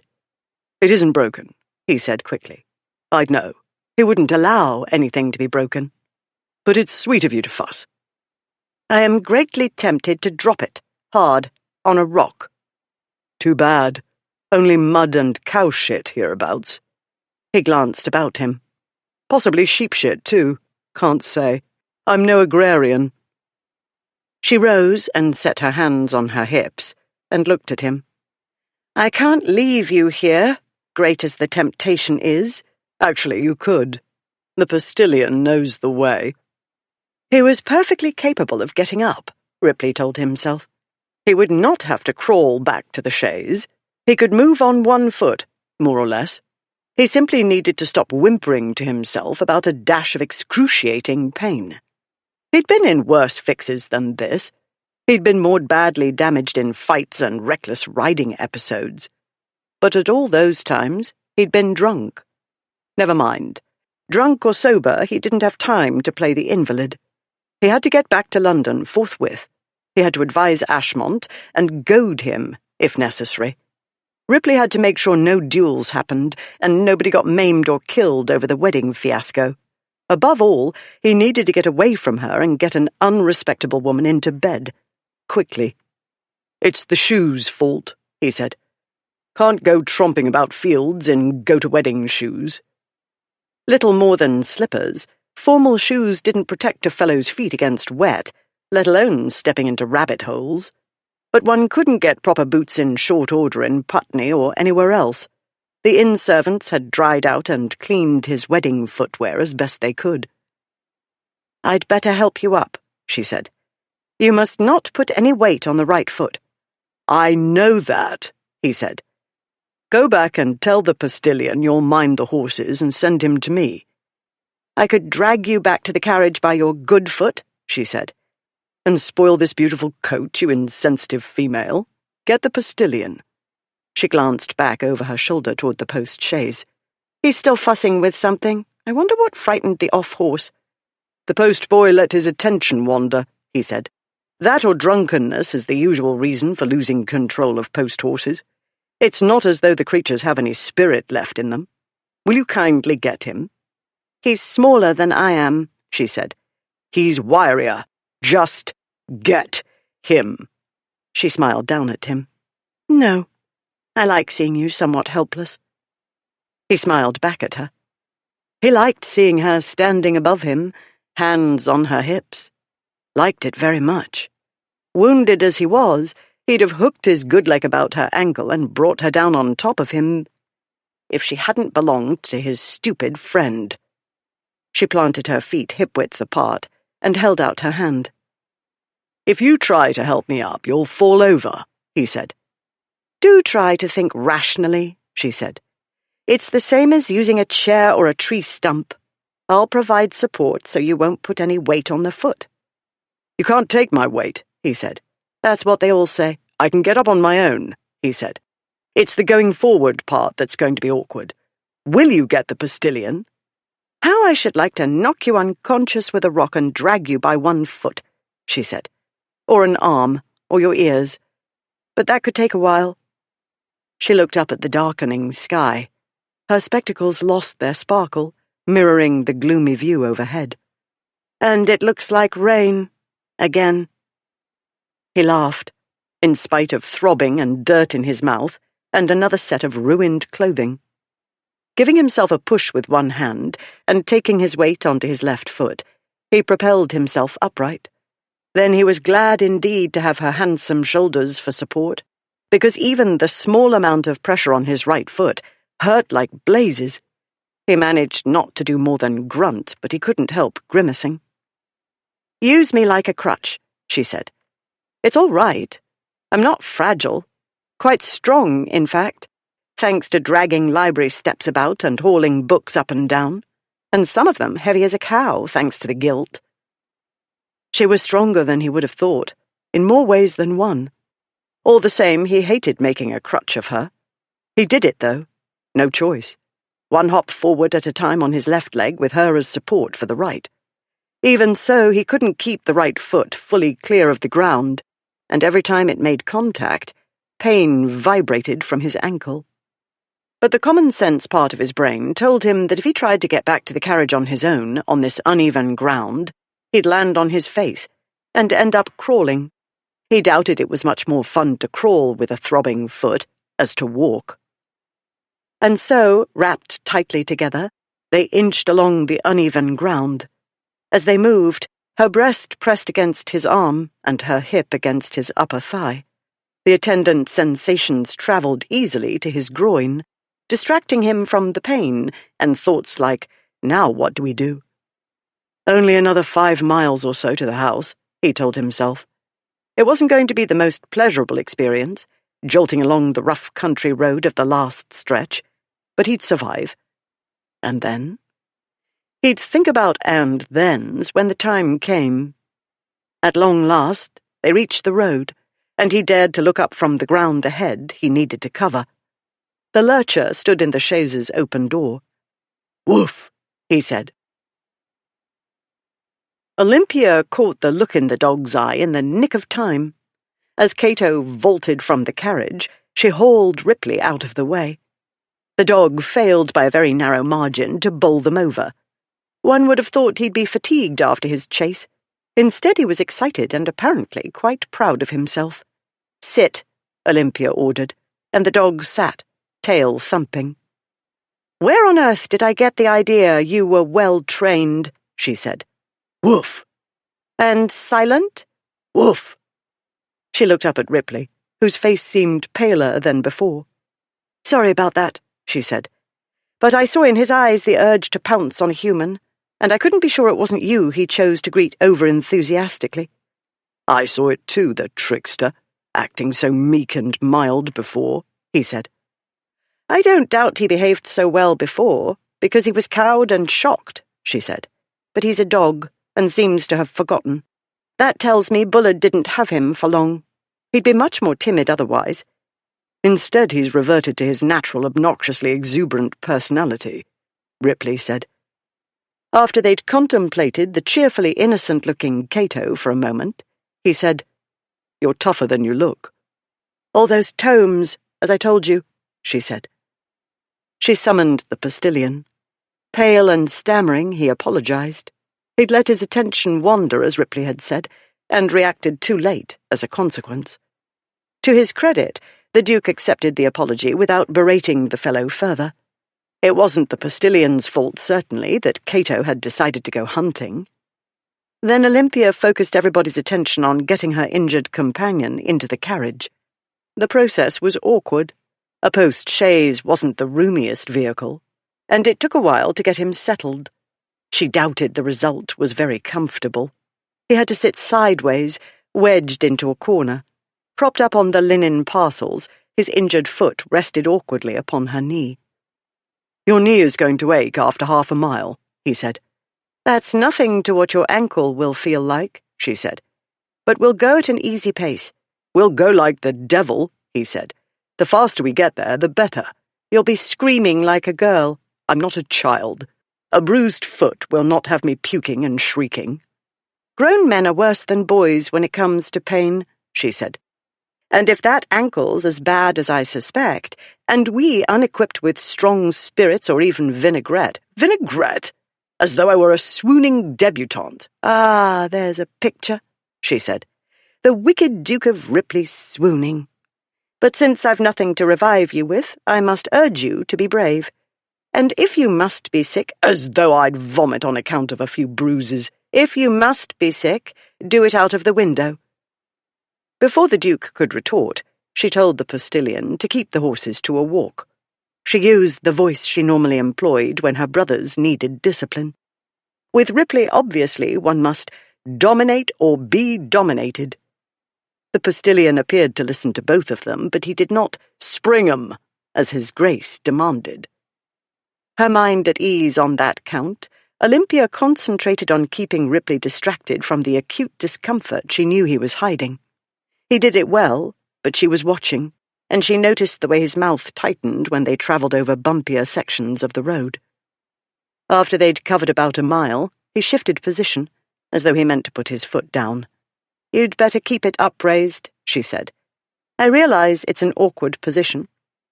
The seat held 2 people with no room to spare, and his legs were long. It shouldn't rest on your knee, he said. It's too heavy. I've layers of clothing to cushion my knee, she said. But you might feel more comfortable if we take the shoe off. After the foot's been in a rabbit hole, in a farmer's wet field? I have 6 brothers, she said. My stomach is strong. He gave a chuckle, a pained one, but that was enough. She'd amused him. He let her take the shoe off. This was not as easy as it might have been. His swelling foot told her he'd either sprained the ankle or bruised it quite badly. Luckily, the shoes were soft, thin leather, not practical for tramping in fields, but easier to get off than boots. Though his stockinged foot smelled only of wet earth, she recoiled as though it had been a rotting carcass, and held her nose and pretended to gag, and carried on as though she would swoon. He thought this was hilarious. Males never did grow up. Not that this was always a problem. There were positive aspects of men being such simple creatures. To look on the bright side, she wouldn't have much trouble keeping him entertained for the remaining few miles of their journey. And that was very much for the best, because she needed to keep herself distracted too. The intimacy of holding his large, stockinged foot upon her knee was almost painful. A short time later, The Duke had told Olympia that Camberley Place was a ramshackle old house. She had pictured an old manor house set in a rustic landscape. The word ramshackle had conjured images of later additions tacked on, creating a rambling, picturesque structure. She was completely wrong. Camberley Place was an immense house, dating to Tudor times. From the outside, it didn't seem to have changed much since then. Originally, though, it must have formed a quadrangle around the courtyard. The present structure opened into a pleasing U-shape, and it was delightfully excessively decorated in terracotta and an abundance of painted glass. While they weren't expected or invited, he was, after all, the master. The gatekeeper had ushered them in without hesitation or any hemming and hawing about the family not being at home. By the time the post-chaise drove into the courtyard, people, servants, it looked like, had clustered at the windows. A moment later, a tall, thin man whose authoritative bearing told her he was the house steward emerged from the house. His minions trailed behind him. The house steward, whose name turned out to be Tukes, behaved in the way any self-respecting chief of household staff ought to do.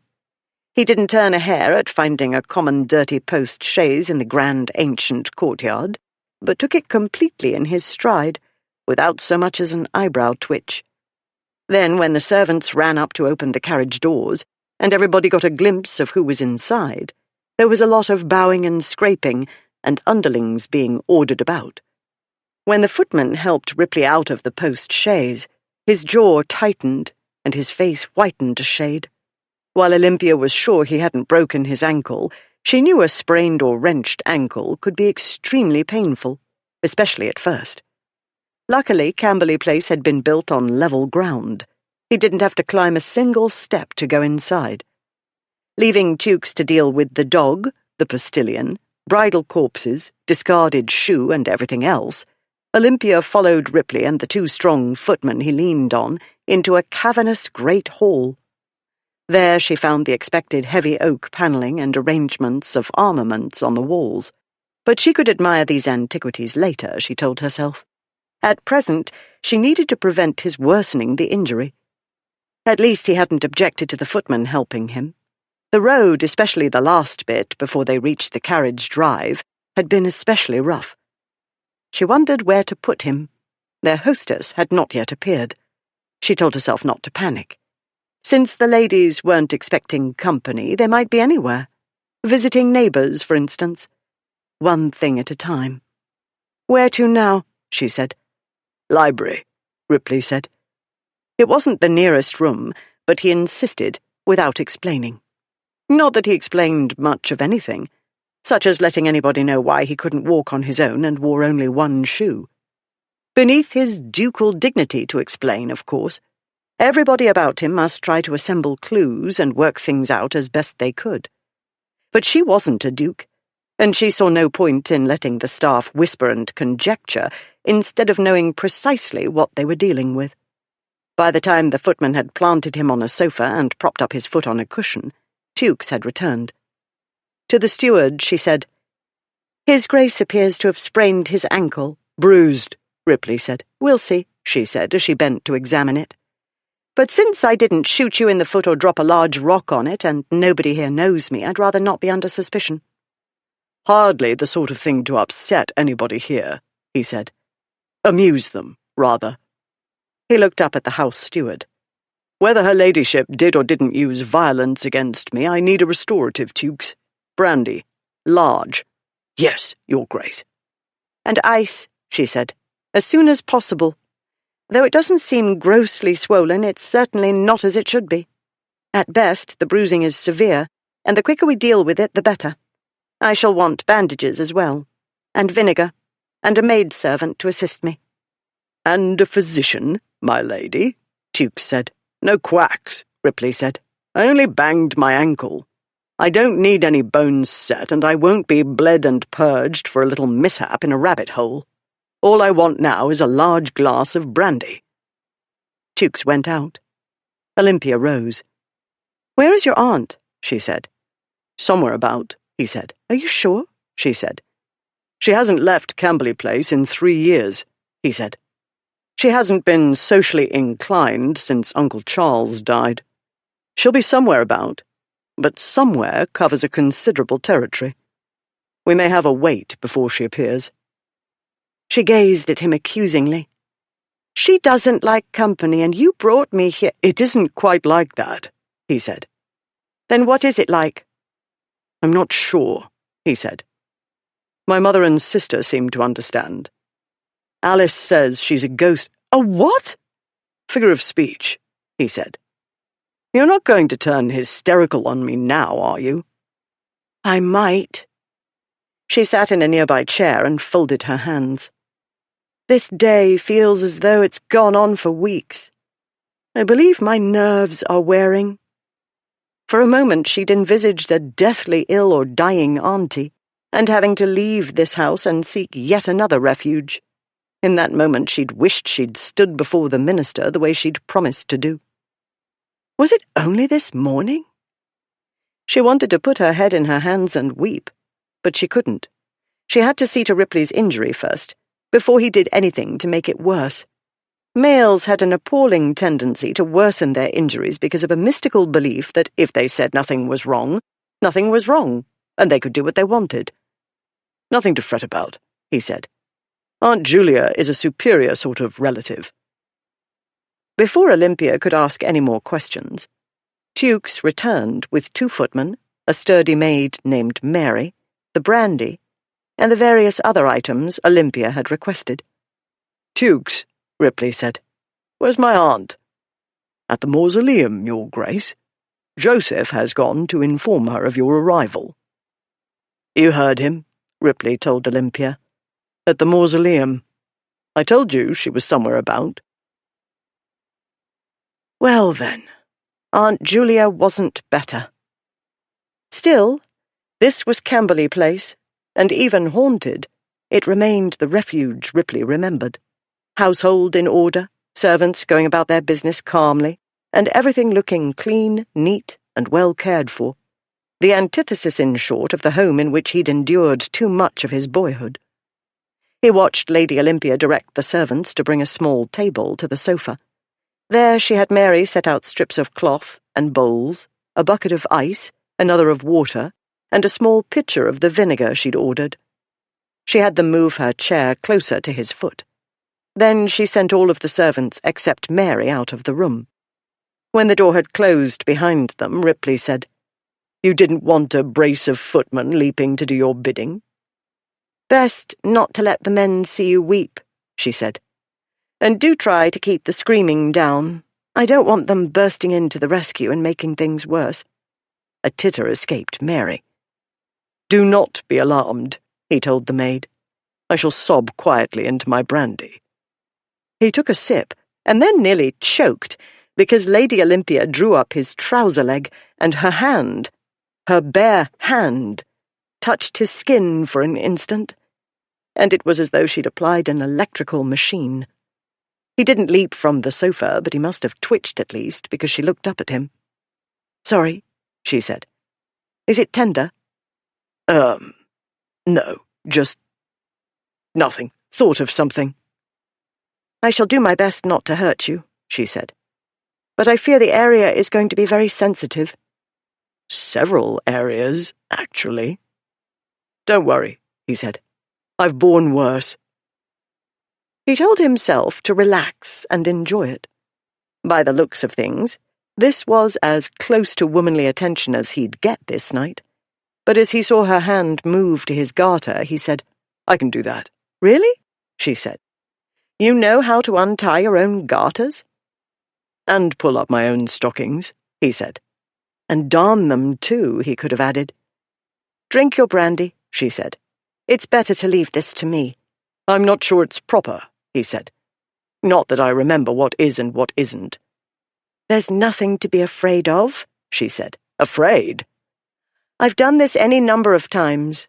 If it isn't one of the brothers, it's one of the cousins, or their friends. You're safer with me than with most doctors." "That I don't doubt," he said. "Then be brave," she said. "I'm going to untie the garter. Try not to cry."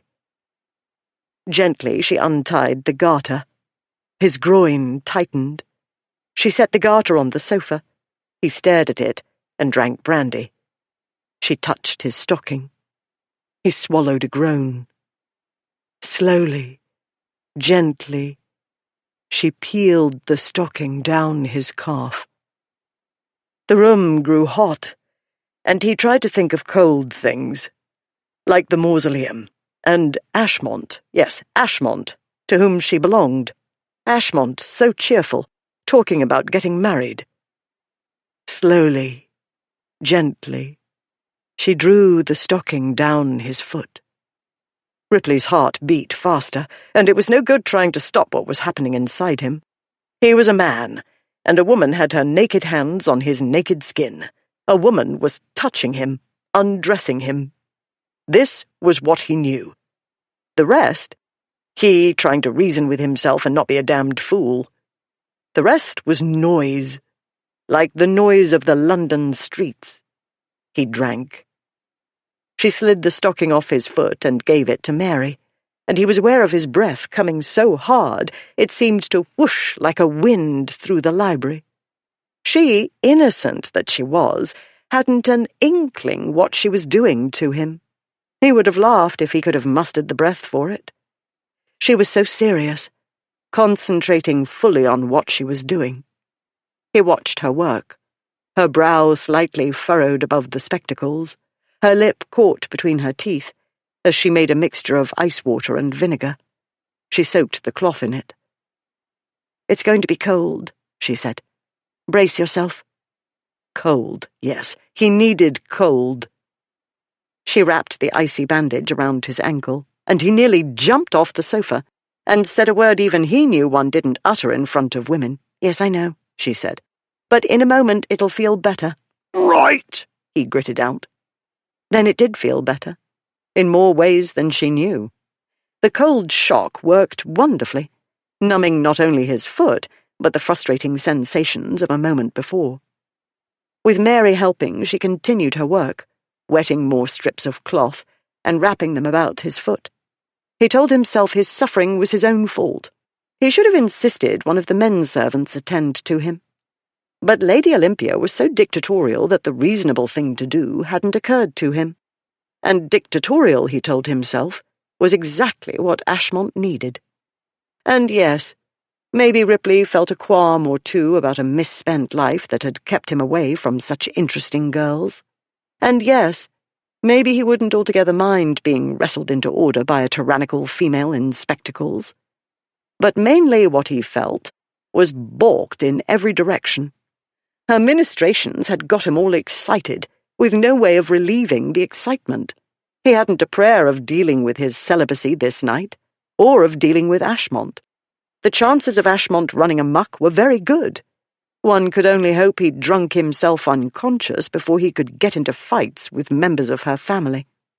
Her voice dragged him out of the private hell he was constructing. "I know that many medical persons recommend liniments or leeches or both," she was telling Mary. "But mariners rely on cold and wet. They will hold the sprained part under the pump when the ship is pumped out, morning and evening. And you know seamen are wanted to be fit and strong again as quickly as possible. A number of medical men urge similar treatment. At least it isn't winter time. As the shock fades, the cooling sensation ought to be not entirely unpleasurable." She looked up at him, her brow wrinkled in worry. "Have I made the bandages too tight?" "No," he said. "You're scowling," she said. "Yes," he said. "I had a plan. I mentioned this, I believe. I would bring you here, then go back and deal with Ashmont and everybody else." "You can't go anywhere," she said. "It's essential to rest the foot and keep it elevated." "Drat you, Ripley!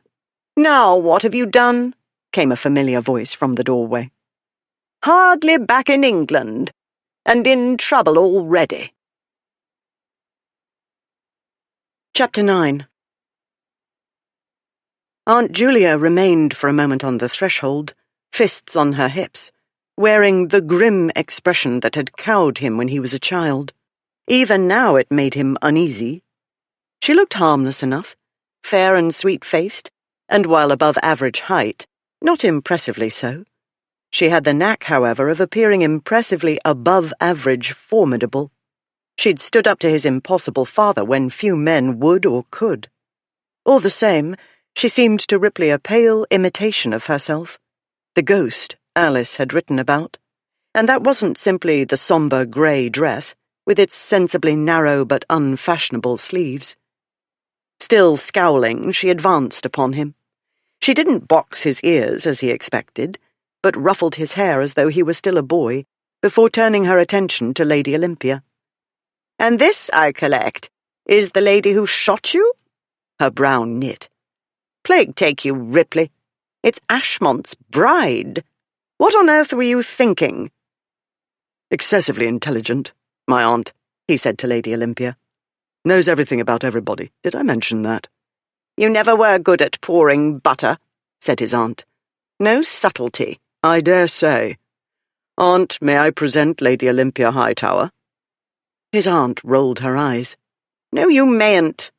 I met Lady Olympia when she was presented at court. I should know her anywhere in any event. Yet I hoped against hope my eyes were playing tricks on me today. Silly of me. How I wish your uncle were here. Of all the stupid things you've ever done, this beats them all, by miles." "Lady Olympia, it appears you are acquainted with Lady Charles Ancaster, my favourite aunt." "I disown you, as of this moment." "Auntie Julia, don't be cross. Can't you see I'm wounded?"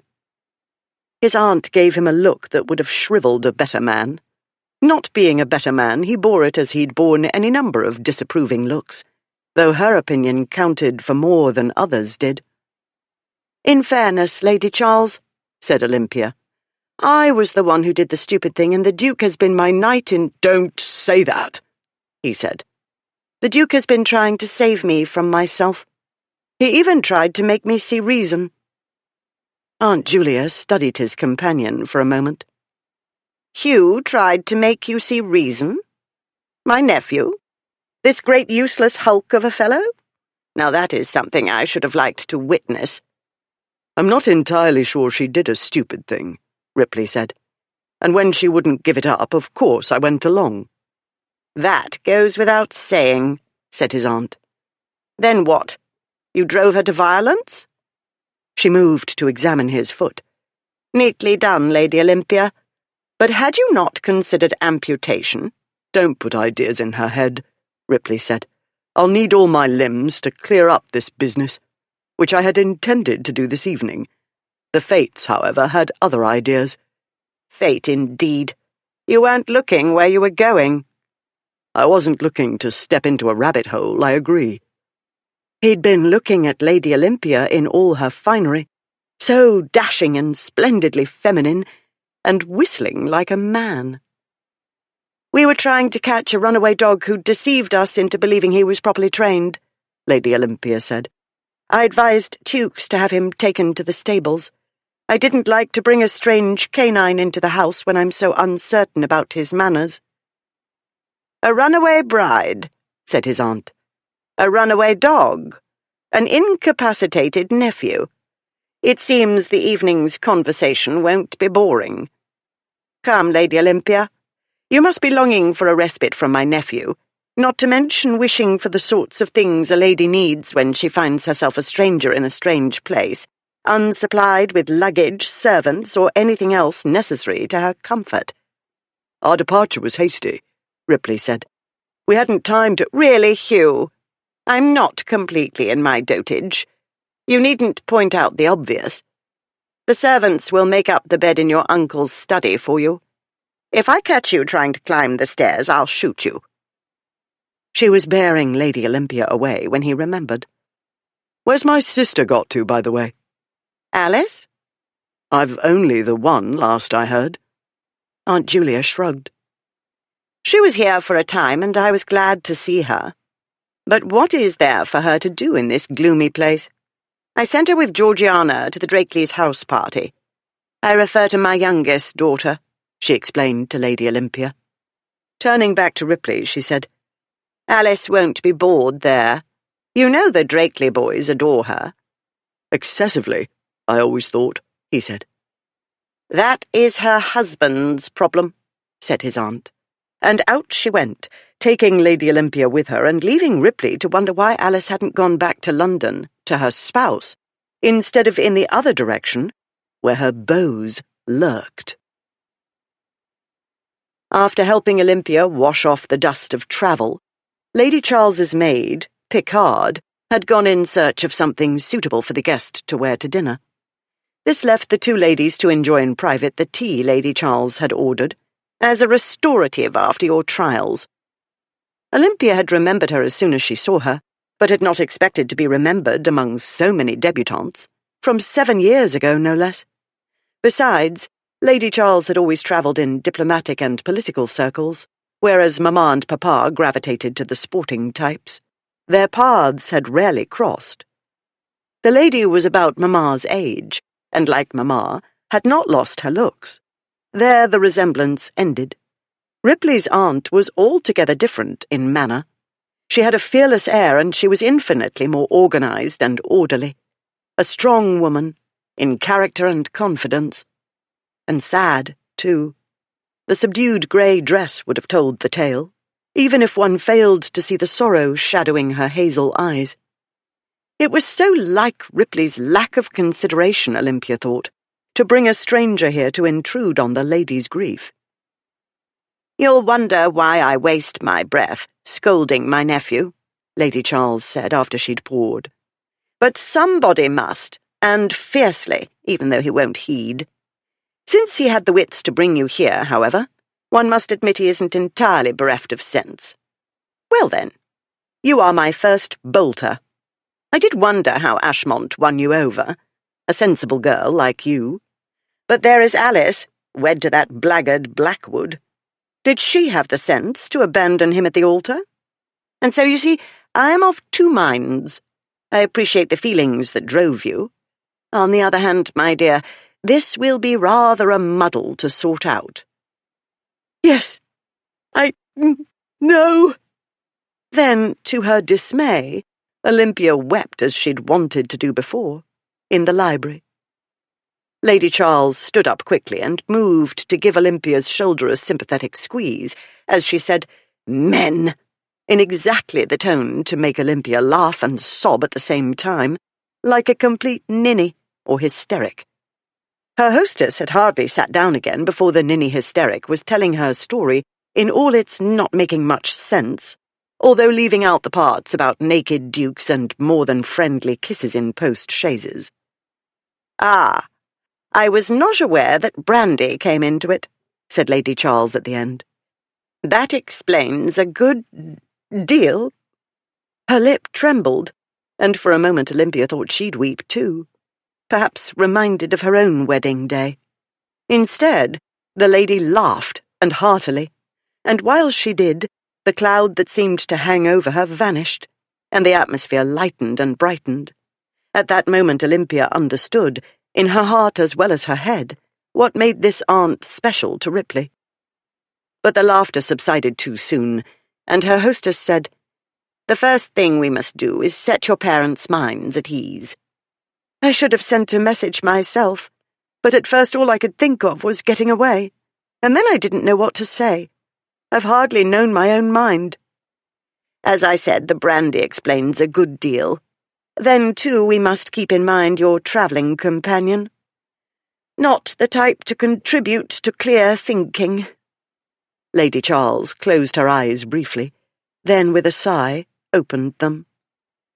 "Those three. Really. One makes allowances, given their fathers. But, my dear, when a man reaches the age of 29, one would hope for maturity." Olympia knew nothing about their fathers. None of them had been alive by the time she left the schoolroom. Though Lady Charles had made her very curious, it would be impertinent to seek details. "All in all, I thought the Duke took matters calmly and about as logically as he could in the circumstances," she said. "My behaviour was irrational. There I was, changing my mind constantly and falling into the river and stealing the dog, and he took everything in his stride." "Of course he would," said her hostess. It's nothing to what those three have done. Stop berating yourself. When men do the sorts of things you did, everybody's amused. But I'm not a man. You know caricatures of me will hang in the print shop windows, and my name, of all names, will feature in Fox's morning spectacle, and nobody will say boys will be boys, because I'm not a boy. Indeed. It's most unfair, Lady Charles said. But you leave it to me. I'll write to let your parents know Ripley brought you straight to me. It's best they think so. You may trust me to find a way of putting matters so as not to distress them. I've had a good deal of practice, I promise you. The letter will go out this night, express. They'll have it in a few hours, and we'll sleep easy. I should like to think so, but I very much doubt it. How they'll face their friends, I cannot imagine. And how I wish I'd thought more of them before I climbed through the window. They'll get over it if you end up married to a duke, said Lady Charles. All the world will get over it. That isn't likely at this point. The Duke of Ashmont needs you, the lady said. It's perfectly obvious. Not to me, Olympia said. That's because you don't understand him as well as some of us do, Lady Charles said. I heard about your encounter near the Clarendon Hotel. The metaphor was obvious to me. Ashmont desperately needs to be pulled back from the brink. Like most men, he may have some idea he's unhappy, but like most men, he doesn't examine his feelings. As a result, he has no notion what the problem is, but some part of him must be weary of the life he lives and the chaos he creates. She paused. I wondered if Ripley was weary of Ashmont or of that life, and if that was what sent him abroad without his friends. Neither man struck Olympia as weary with anything, but then she didn't know them as well as this lady did. But that is neither here nor there, Lady Charles went on more briskly. The point is you weren't having any of Ashmont's nonsense, and that got his attention. He decided to marry me because I made him go home and change his boots, Olympia said. Your manner made him take notice of you. After that, the lady considered for a moment. I strongly suspect that someone told him he hadn't a prayer of attaching you. That's what I would have done had Ashmont mentioned to me a girl I approved of. He's competitive to a fault. He'll soon realize he'll have to work to win your respect and love, and when he does, Olympia couldn't help interrupting. She'd managed 5 younger brothers. She couldn't look forward to playing nanny to a grown man. Not if, said Lady Charles. When? I know him as well as I know my nephew and the other idiot. Where one goes, there go the other too. They've been inseparable since they met at Eton. I should never have expected Ripley to go abroad without them and stay for a full year. But, as I said, it's possible he was tired of that manner of life. And I do think he must have matured. Not much, to be sure, but enough to do what he could to, well, not make matters worse today. Matters would have been better if Olivia had not seen him naked, and if he had not kissed her in that not-friendly way. But he was wild, and had always been wild, a practical joker as well as a rake. The trouble was, she'd been exposed to more disreputability than she was used to.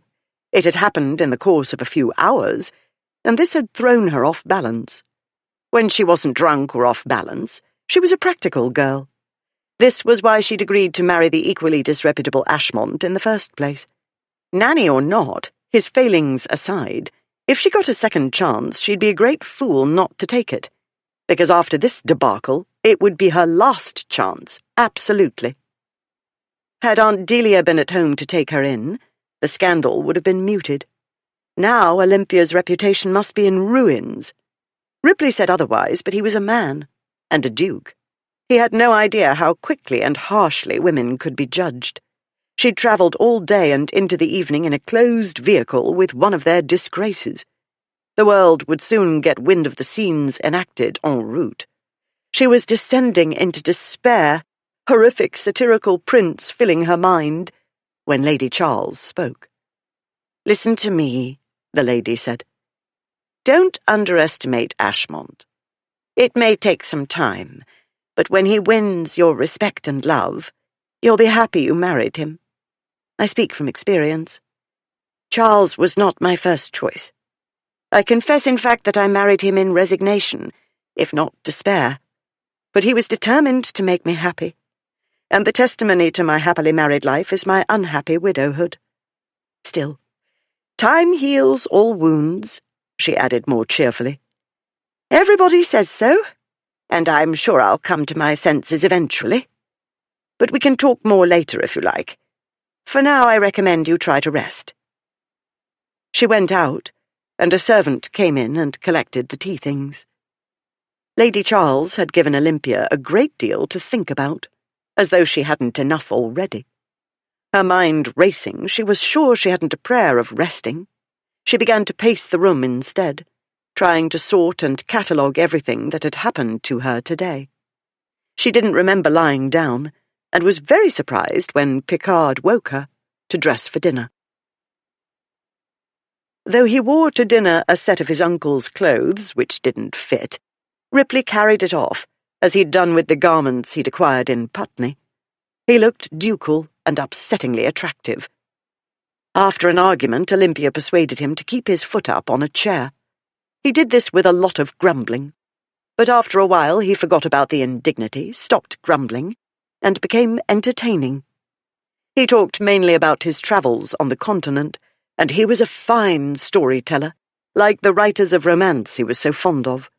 He made both women laugh again and again, and he looked so disarmingly mischievous and pleased with himself for accomplishing this.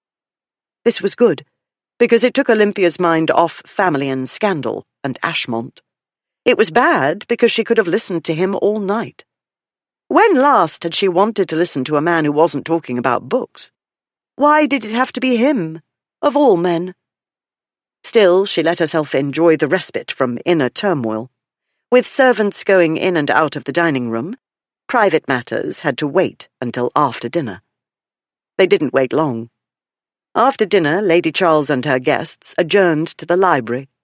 As soon as the servants had settled his Grace upon a sofa, finished fussing about this and that, and gone out, Lady Charles rounded on her nephew. "Did you have any sort of plan?" she demanded. "Or did you come here expecting me to sort everything out?" "It's complicated," Ripley said. "Lady Olympia has told me, not everything, knowing you, but the relevant portions," said his aunt. Face hot, Olympia left her chair and went to examine a set of books at eye level. Not that she saw what they were. She was too busy telling herself that Lady Charles couldn't possibly have imagined a naked duke scene as one of the parts of the journey her guest had failed to mention. "My plan was to leave Lady Olympia safely with you and Alice," Ripley said. "I would then return to London and encourage Ashmont to try again." "Really?" said Lady Charles. "Why would you suppose he'd remain quietly in London? That isn't like him at all. It's far more likely he's hunting you down." "That's the complicated part," Ripley said. "He was already half seas over when Lady Olympia and I set out. When he didn't catch up with us in Putney, I gambled that he'd kept drinking, and Blackwood would put him to bed, as we always do.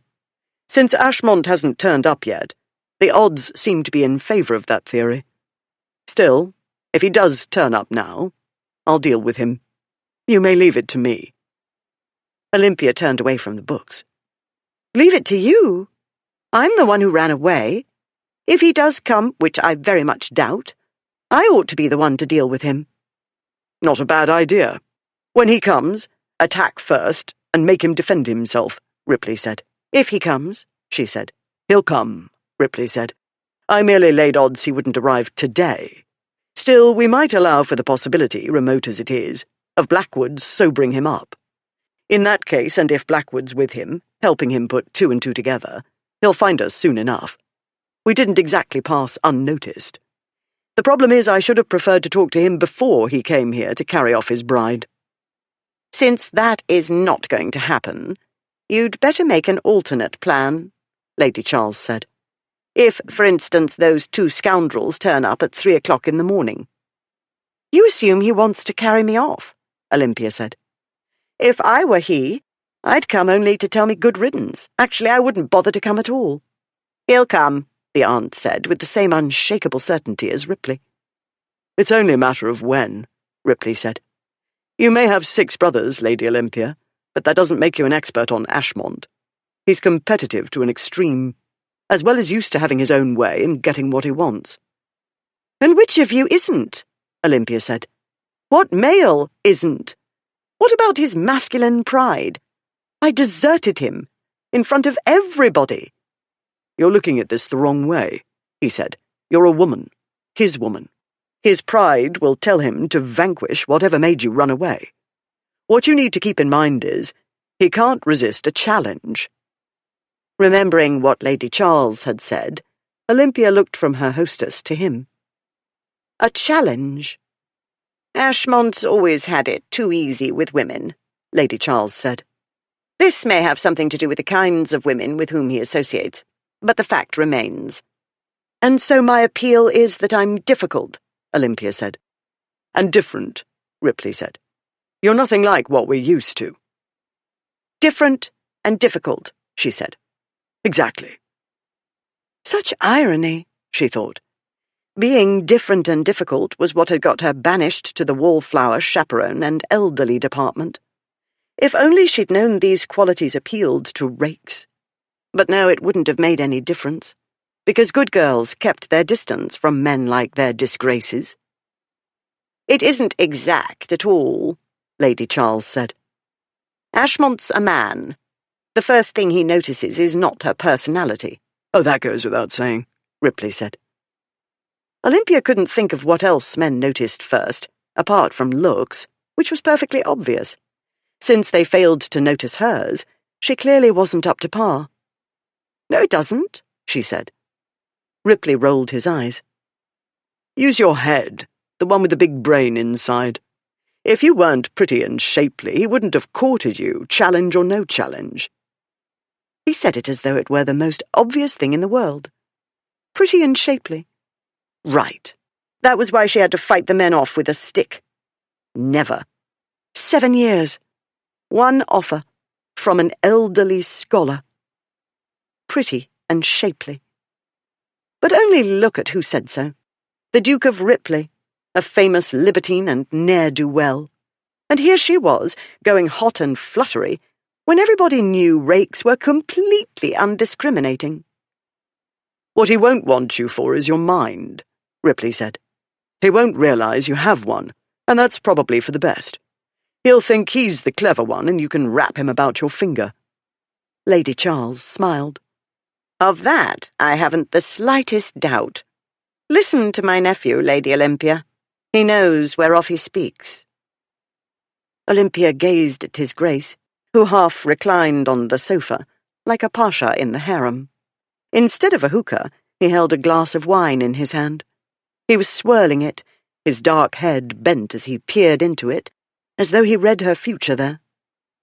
The thought came into her mind, and then it was too late, because she couldn't unthink it. Ashmont isn't the one I want to wrap about my finger. And that was when she realized, finally, how much trouble she was in. The lady balked because you didn't woo her thoroughly. All I did was try to persuade her to come back. When she wouldn't, what else could I do but make sure she didn't get into trouble? That, or something like it, summed up what Ripley had intended to tell his friend. He had a good deal of advice to supply as well, on the care and handling of Lady Olympia Hightower, though it would be no small labour, getting Ashmont to sit still long enough to pay attention. First he'd want to punch Ripley in the face. Then Ashmont would want to sweep the bride off her feet. The two likelihoods still held. The trouble was, Ripley wasn't going to get to Ashmont ahead of time. The trouble was, here was the intended bride, dressed fetchingly if not quite as dashingly as before. She wore a blue dress Ripley supposed had belonged to Georgiana or one of his other cousins, or perhaps even Alice. Not Aunt Julia's, though. These days her wardrobe ran to dull greys and browns, and boasted little in the way of ornament. This evening Lady Olympia was as prettily ornamented as one of his French cook's fine pastries. Though her neck and shoulders weren't bare, they might as well be, because the embroidered lace chemisette, being nearly transparent, couldn't hide the smoothness of her fine shoulders and the soft swell of her breasts above the dress's neckline. The maid had put her hair up in a fashionable style, with braided loops along the sides of her head, and large twirls of hair on top, and ribbons twining through. Ripley was a man. This meant that even while he was trying to decide what could be done about Ashmont, he was thinking in greater detail about the process of undoing ribbons, and letting the soft, thick brown hair fall about her shoulders, and undoing the rest of her ensemble, bit by bit. He tried staring into his wine as though an oracle lived there, but he was aware of her all the same. He should never have had a taste, because a taste was never enough. He was a man always greedy for pleasure, of the table, of bed, of everything, and he was too much in the habit of getting what he wanted, and too little in the habit of resisting temptation. He reminded himself that this wasn't the usual temptation. He wasn't competing with Ashmont for an actress, ballet dancer, courtesan, or merry widow. Ripley wasn't allowed to compete this time, and this wasn't one of those tedious social rules he had no compunction about breaking. Ashmont was his friend, and she was Ashmont's betrothed.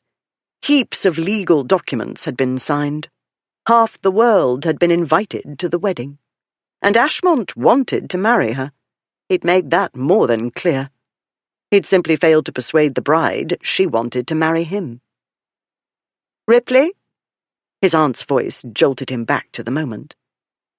"If you have no further marital advice for Lady Olympia, perhaps you'll turn your mind to preventing mayhem if your partners in crime come roaring to the house in the small hours of morning." "You don't allow mayhem," he said. "This is an exceptional circumstance," she said. "You've never made off with one of your friend's brides before." "To be strictly accurate, I made off with the Duke," Lady Olympia said. "I went willingly," he said. "No, you didn't," she said. "Not at first," he said. "But you won me over by degrees." He watched her colour rise. She'd blushed before when he mentioned her figure, and then, of course, he'd had to emphasize her shapeliness in order to watch the blush deepen. Well, what was he to do? She was pretty and shapely, and she tasted good, and when sainthood was mentioned, his name would not come up. "Ashmont will have to understand that," he said. "You ladies make much ado about nothing. It's quite simple. If he and Blackwood turn up in the middle of the night, the servants are not to let them in, but to come and get me. If my friends grow obstreperous in the meantime, set the dogs on them." His aunt might have given up on house pets, but every estate had men and dogs guarding the property. "Either way, I'll deal with them as I've done 1,000 times before. And, Auntie, if you don't mind being roused from your bed, you might glare at them as you do so beautifully." "And I'm to do what?" Lady Olympia said. "Cower in my room?" "Read a book," he said. The look she sent him over her spectacles. It made a man want to pick her up and nothing. This was very bad. He'd better deal with Ashmont very soon. "And speaking of dogs," he went on, "Ashmont knows the house. In the event he proves sneakier than one expects, you might want Cato with you this night." "Cato?" she said. "For all we know, he'll welcome intruders and lick their faces. We've no indication he's a guard dog." "He's a hunter," Ripley said. "You saved him from a shocking beating. He'll protect you. Even from me. Not that he'd do anything improper. Out of the question. She was Ashmont's betrothed. She wasn't innocent. There existed a few rules even Ripley didn't break, and so he would not make up excuses to check on her after she'd gone to bed. Yes, he would very much like to see her in her nightdress. And out of her nightdress. And what a bloody waste of fantasy. No wonder he and his friends kept away from virgins and respectable matrons. Can't do this, can't do that. "I won't have that dog in the house until I know I can trust him," Lady Olympia said. "He should have come when called. We should not have had to chase him. If he'd behaved as he ought, You wouldn't have stepped into a rabbit hole. He'll remain in the stables or wherever they've put him until—" She broke off, frowning. "Aye, there's the rub," Ripley said. "Until Ashmont comes and carries you off? Or your parents?" "Nonsense," said Aunt Julia. "Lady Olympia will remain here for as long as she likes. I've written to promise her parents I'll look after her, and I shall. She'll be perfectly safe, and nobody will carry off anybody. You, meanwhile, will manage your fool friends. Tomorrow we'll see about the dog. Lady Olympia, you need more rest than you think you do. Let's make an early night of it. If those two ridiculous men arrive this night, I'd rather be upstairs, where I can prepare myself for the encounter, with boiling oil, if necessary." Once more she took Ashmont's bride away. All for the best, Ripley told himself. He was doing too much thinking, and he couldn't keep his waste-of-time thoughts in order.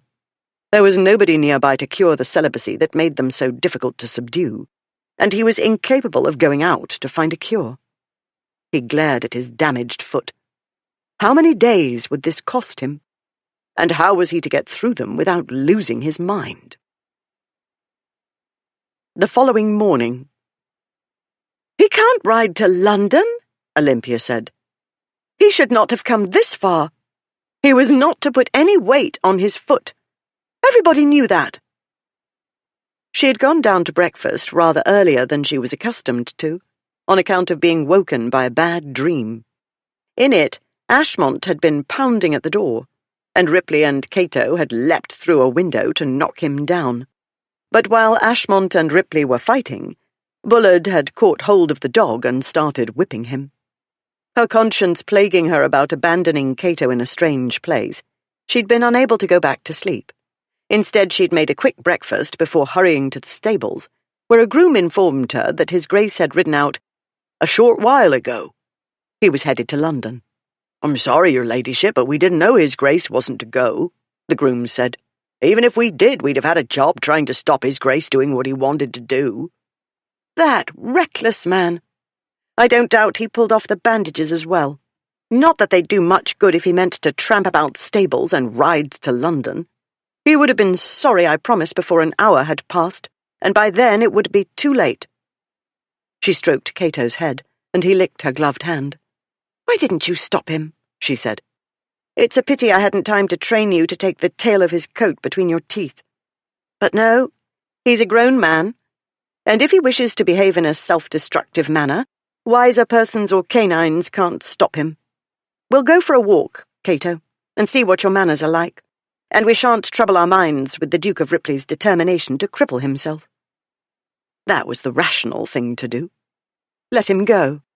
Deal instead with the dog, who, bad manners or not, would be infinitely more manageable and far easier to train than a spoiled, reckless nobleman. "Oof," said Cato. She looked down at the dog, who returned her regard, eyes bright, tail up and wagging. "Ah, but you are reputed to be a hunter, are you not?" she said. "Shall we see?" To the groom she said, "I shall want a carriage." She explained what she wanted it for. Then she took off at a run for the house. Chapter 10. This was not a mistake, Ripley told himself. Another day in Lady Olympia Hightower's vicinity, and he'd turn into a gibbering imbecile. The way she'd looked at him when he said she was pretty and shapely, the way she'd coloured, and the light in her eyes.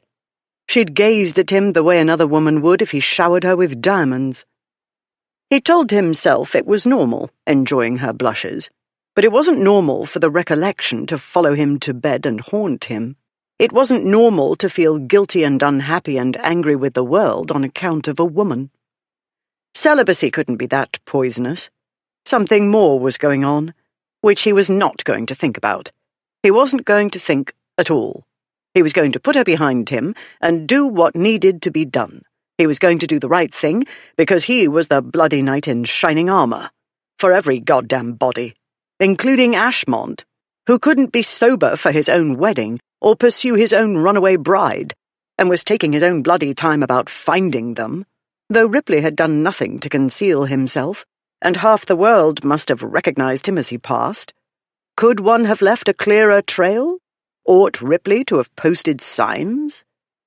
Meanwhile, his ankle, which had seemed well enough this morning when he set out, had decided to make this morning more hellish than it already was. Only 2 more miles or so to Cobham and the George Inn. He'd rest there. No, he wouldn't. After travelling what? 6, 7 miles? He ought to have covered twice the distance by now, ankle or no ankle. But he was so bloody tired, sick and tired. He hadn't slept, thanks to her. The naughty dreams wouldn't have been a problem. He had them all the time. But these weren't the only kind. She'd appeared in her bridal rig, all virginal white, her face glowing, and he'd lifted her into his arms and carried her away from a furious Ashmont. In another, she'd appeared in the wedding that hadn't happened, standing next to Ashmont but looking at Ripley through her veil, her eyes dark. He'd watched tears stream down her face, under the veil, until it was soaking wet, and her dress was wet too. Then it was raining and they were on the boat and she fell into the river and it carried her away out of reach, while he roared her name. He'd awakened in a cold sweat. After that he hadn't wanted to try to go back to sleep. He'd waited until the first hints of daybreak and pulled on some of his uncle's clothes. Why in blazes did Aunt Julia keep them? How was she to get better if she clung to what she couldn't have any more? Stop it, he told himself. He'd got away undetected. That was what mattered. Not long after leaving Camberley Place, he'd stopped at the Talbot in Ripley, his namesake town. There he'd nursed a tankard to make up for the breakfast he'd missed. He shouldn't have stopped so soon or for so long. He'd wanted another tankard and another, and he wanted to blame it on his peevish foot, but the fact was he couldn't seem to pull himself together. He'd wanted to turn back, still wanted to, which he couldn't do. There was nothing for him there. So here he was, plodding along at the kind of pace he supposed her Lord Men's preferred. Why?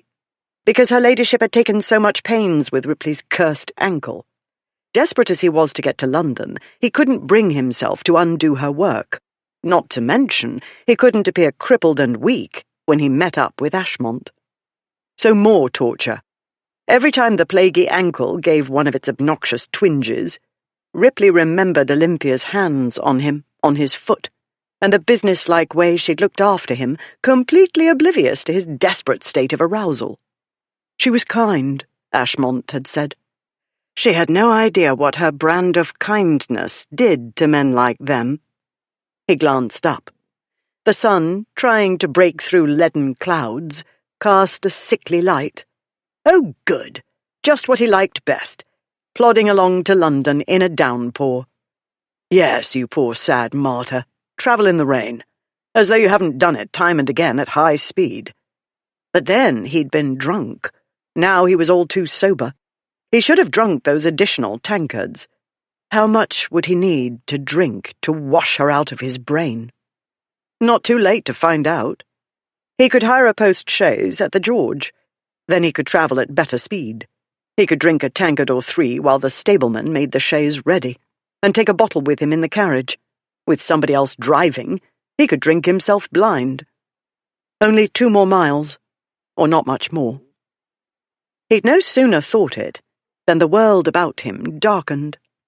Above, the clouds churned, turning black around the edges. A droplet splashed on the horse's head. He heard another strike his hat. His uncle's hat, rather. Though vastly superior in quality to the one he'd bought in Putney, it fit only a degree better.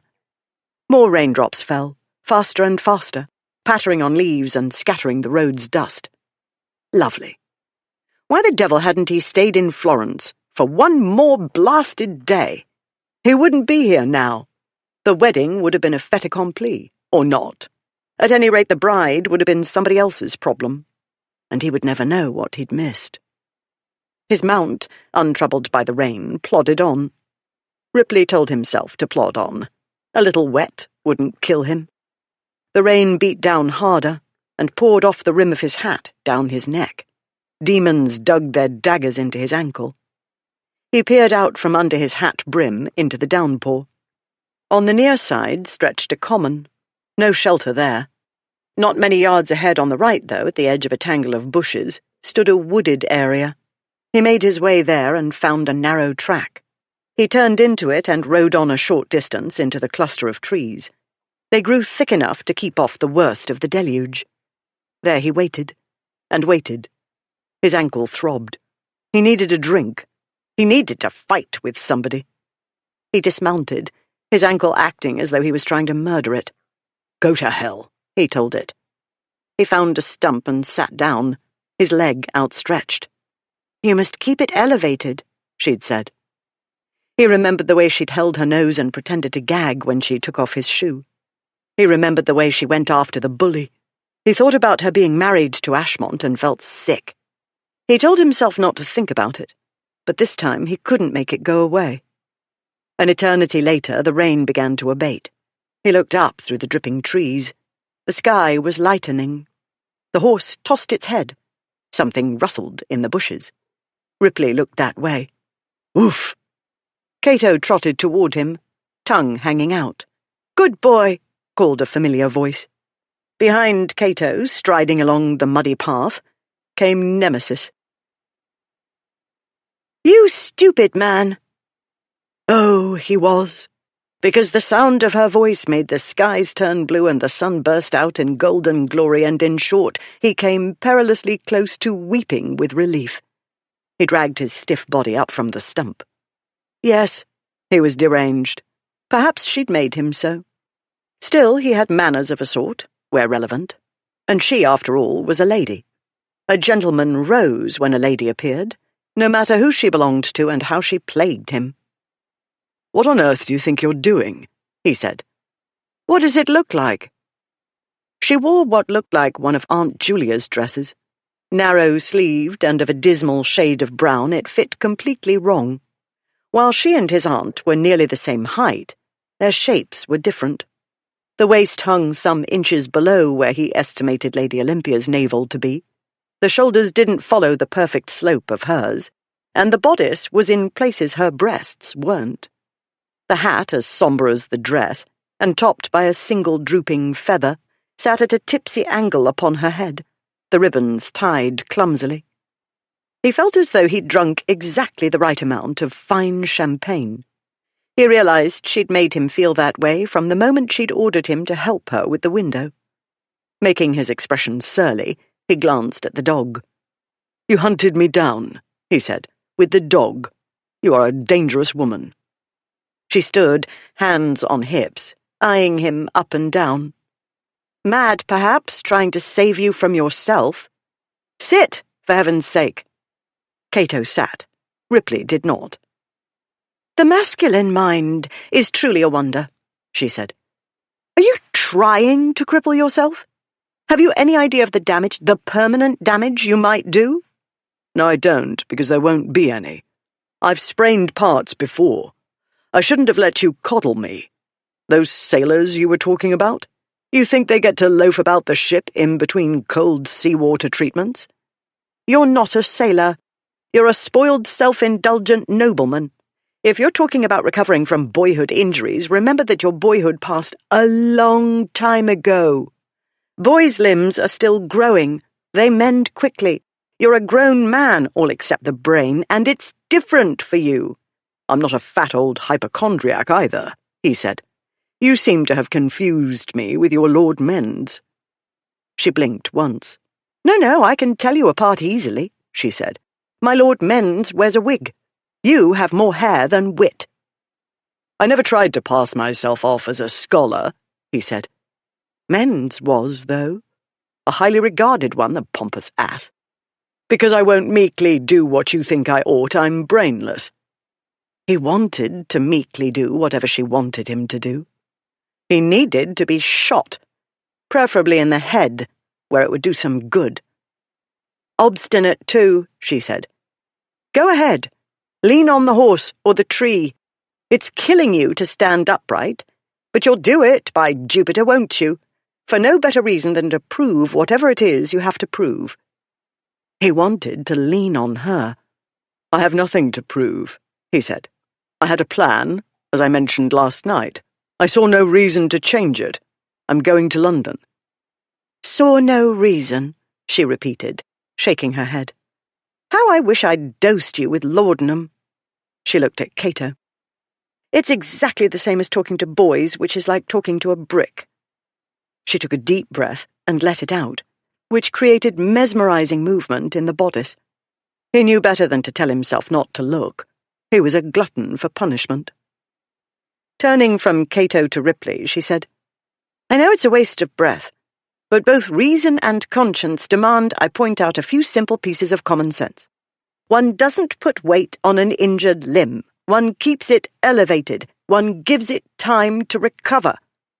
It had plenty of time, he said.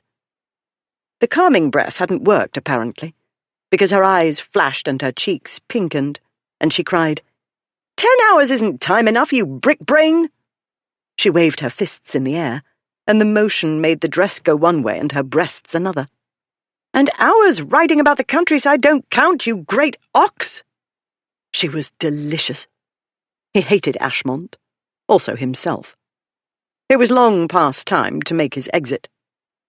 If you're quite done with the sermon, I'll be on my way, he said. He turned away to collect the reins. Go, she said.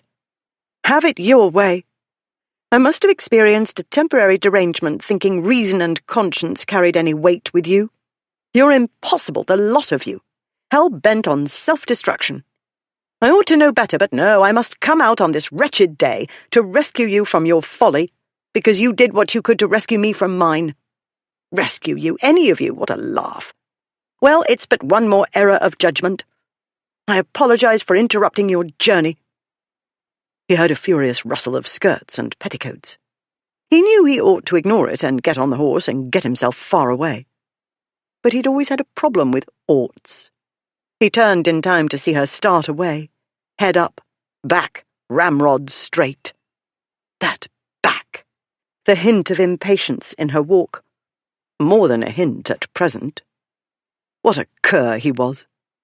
She'd looked after him. She'd done what she could to help him heal. And he was what he was. He couldn't change his character and he couldn't change the past.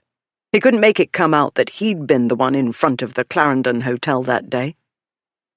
Damn it, Olympia! He limped after her. She marched on. I don't care what you do. You'll go lame. You'll never dance again. It's nothing to me. I can't stay there. At my aunt's, he said to her back. You don't understand. You'll never understand. I don't want you to understand. That made no sense, and he didn't care. You're right, she said. I don't want to understand. It doesn't signify at all to me what you do, but I thank you for the lesson. She turned toward him in a storm of swooshing skirts. If I get another chance with Ashmont, I'll know better than to take any notice of anything he does. I shall live a life of the mind, which is more than acceptable, and worlds less aggravating than trying to communicate with any of you. He grasped her arm. He was vaguely aware of Cato growling, but that was merely background noise to the foreground cacophony in his head. I have to go away because I don't care, because, he said. Because there she was, irate and smelling of rain and woodland and fresh things, her arm warm under his hand. She'd kept him up all night, and the too brief taste of her still haunted him. He was a reckless blockhead, but that was who he was, and here she was, and they were alone, and he wanted. That was as much as he knew, really, as he pulled her into his arms, muttering, because this. He kissed her, and at the first touch of his lips to hers, the desire he'd been battling for what felt like eons won. He kissed her in the way of a man who wants what he can't have, and has to have it anyway. The way of a man who knows only when he's got it, and needs to know nothing else. And with the first taste and feel of her mouth, and the way her body felt, crushed to his, all the feelings that had been crashing this way and that all wrong, turned right. And when she grasped his shoulders and held on, something inside him, some taut part of himself, which seemed to have been waiting eternally, surrendered. He cupped the back of her head and kissed her more urgently, persuading. "Stay," he urged with his mouth. With a sound like a sigh, she gave way, and the world tilted right again. Her lips parted to him and her body melted against his, and the warmth of it and the wave of turbulent pleasure made him stagger, his bad leg wobbling dangerously. He didn't care about his foot or about pain or anything but her. He held her and drank in the taste and feel of her as he sank backward, falling until his back struck something hard and rough. Up or down, it didn't matter, because this was what mattered, the shape of her and the way she fit against him and the wondrous rush of feeling, and above all the power of a kiss, ever deepening as she followed his lead. She did that well. She learned quickly, and demanded in the same way he did, until the first pleasurable warmth swelled into a dark heat, burning up what little reasoning power remained in his brain. Sensations, emotions, on the other hand, he had in plenty. They swamped the inner voice trying to remind him who she was and what was right and what was wrong. He dragged his hands down over her perfect shoulders and down her straight back to the fine curve of her bottom. That felt good. Perfect. He pulled her hard against his groin. That was better. But she gasped and broke the kiss and wriggled. The spell broke, and he had no choice but to ease his strangling grip. Though this made only the smallest distance between them, it was enough. The world came back and his powers of thought returned, and his brain demanded to know what he was about. Had he lost his mind at last? Was he dead drunk? Concussed? It didn't matter how much he wanted her. It didn't matter if she haunted his dreams and wouldn't let him sleep. It didn't matter if she charmed and intrigued him and he hated Ashmont for being the first to stop watching from a distance. Still, Ripley didn't release her completely. If she'd pulled away more forcefully, he would have let her go. He hoped he would, at any rate, but she didn't. She only stood in the circle of his arms, looking up at him, spectacles askew. "All right," she said, her voice thick. "Well," she shook her head. "But no." She pushed at him. Then he had no excuse not to let go. She stepped back, straightened her posture, straightened her dress, and adjusted her spectacles. "That was educational?" Educational? Oh, it most assuredly was. She, an innocent. She, his best friend's betrothed. Ripley pushed away from the tree that had propped him up. He swore. He tore off his hat and hit the tree with it. He swore and swore until the space about him ought to have turned blue, and the trees ought to have shriveled up. As it was, birds flew up from the branches and squirrels scolded, and small panicked creatures raced through the undergrowth. "Ripley, for heaven's sake!" He heard her, but his mind shouted more loudly. Ashmont was his best friend, since boyhood, since those miserable early days at Eton. They'd always stood up for one another, the three of them. And Ripley... He kicked the tree, with his left foot, not the damaged one, though that was pure luck because he wasn't thinking. But the jolt unbalanced him, and down he went. Meanwhile, at Camberley Place. "London?" Ashmont repeated. He and Blackwood stood in Lady Charles Ancaster's drawing-room. Ashmont sported a black eye. Neither gentleman's appearance was elegant. They appeared to have been run over by market wagons, and possibly a herd of cattle. "So it would seem," her ladyship said. She held out the note Ripley had left for her. Ashmont took it and read, "Gone to London. Ah." He turned the note over. The other side was blank. "That's all?" "He deemed it sufficient," she said. Blackwood and Ashmont nodded. They rarely explained themselves either. It did not occur to them that Lady Charles, too, might leave a great deal unsaid, including highly pertinent information. "London," Ashmont said. "We thought so, didn't we? Gone back to London, we said. Wild goose chase. But then all the clues, you know." He did come here, Blackwood said. Didn't go straight back to London. We weren't wrong. When you didn't appear last evening, we all assumed you'd remained in town, Lady Charles said. What a comedy of errors this has turned out to be. Dash it! Did he think we wouldn't give chase? Ashmont said. Didn't he mean for us to do it? On the contrary, we had been expecting you, Lady Charles said. In fact, I should have thought you'd arrive before my nephew did, or soon thereafter. His journey turned out more complicated than anticipated. Ours too, Blackwood said, glancing at Ashmont. We had an annoyance in Putney, riot act read, that sort of thing. Indeed, Lady Charles said. She put up her glass and studied his eye. The bruise looks recent. That happened after the, misunderstanding, Blackwood said. He fell down some stairs.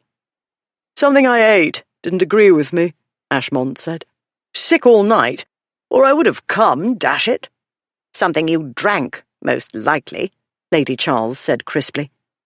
A fine start to wedded bliss, this is. I had hoped that even you could get married without making a muddle of it. And to such an admirable girl, too. I know she's admirable, Ashmont said. Saw it at once. Wondered why I didn't see it before. But wasn't thinking of marrying before, you see. Had you made your feelings clearer to her, she might not have run away, her ladyship said. Ashmont frowned. Yes, didn't woo hard enough, so everybody tells me. But I did, you know. Told her all about the library, like that is, as I knew I ought. And she seemed pleased. We're not sure she did run, exactly, Blackwood said. We suspect it was Ripley's joke. Do you indeed? Said Lady Charles. It puzzles me why a clever girl like Olympia would have gone along with him. That's what her brother said. Regardless of her motives, your behaviour has not been calculated to please, said her ladyship. You were too busy fighting and drinking yourself sick to hurry after her and coax her back. Extenuating circumstances, Blackwood said. Lady Charles's expression chilled a degree further. I shall not attempt to imagine what they were. I shall merely tell you that in her place I should have been greatly disappointed in my suitor. She made a dismissive gesture. Go to London, but do not be amazed if she tells you to look elsewhere for a duchess. Perhaps that's for the best. I won't look elsewhere, Ashmont said. Whatever's wrong, I'll mend it. I said I'd marry her, and I meant it, and I will. And Ripley may kiss my aunt. He made an angry bow and started away. But he paused and must have thought better of his behaviour because he turned back, looking sheepish. Beg your pardon, Lady Charles. Please forgive me. Didn't mean to, well, you know, feelings. He gave her his most angelic smile. I recommend that you learn how to express your feelings in a more intelligent and agreeable manner, she said. Because if you don't look out, someone who can do that will steal her away. If that happens, you won't get her back. Yes, Lady Charles. I'll do better from now on. He took a proper leave of her this time and walked to the door. Blackwood started to follow, then paused and said, And Alice, by the way? Is she about? Oh, Ripley, what have you done? A brown, hairy face loomed over Ripley's, and a gigantic tongue approached. Get off! He pushed the dog away. Ripley's ears rang. His foot was demanding to be amputated. Rain dripped from the trees onto his face. Lady Olympia sank to her knees beside him. Her lips were swollen, and her hat and spectacles were crooked. I hate me, he thought.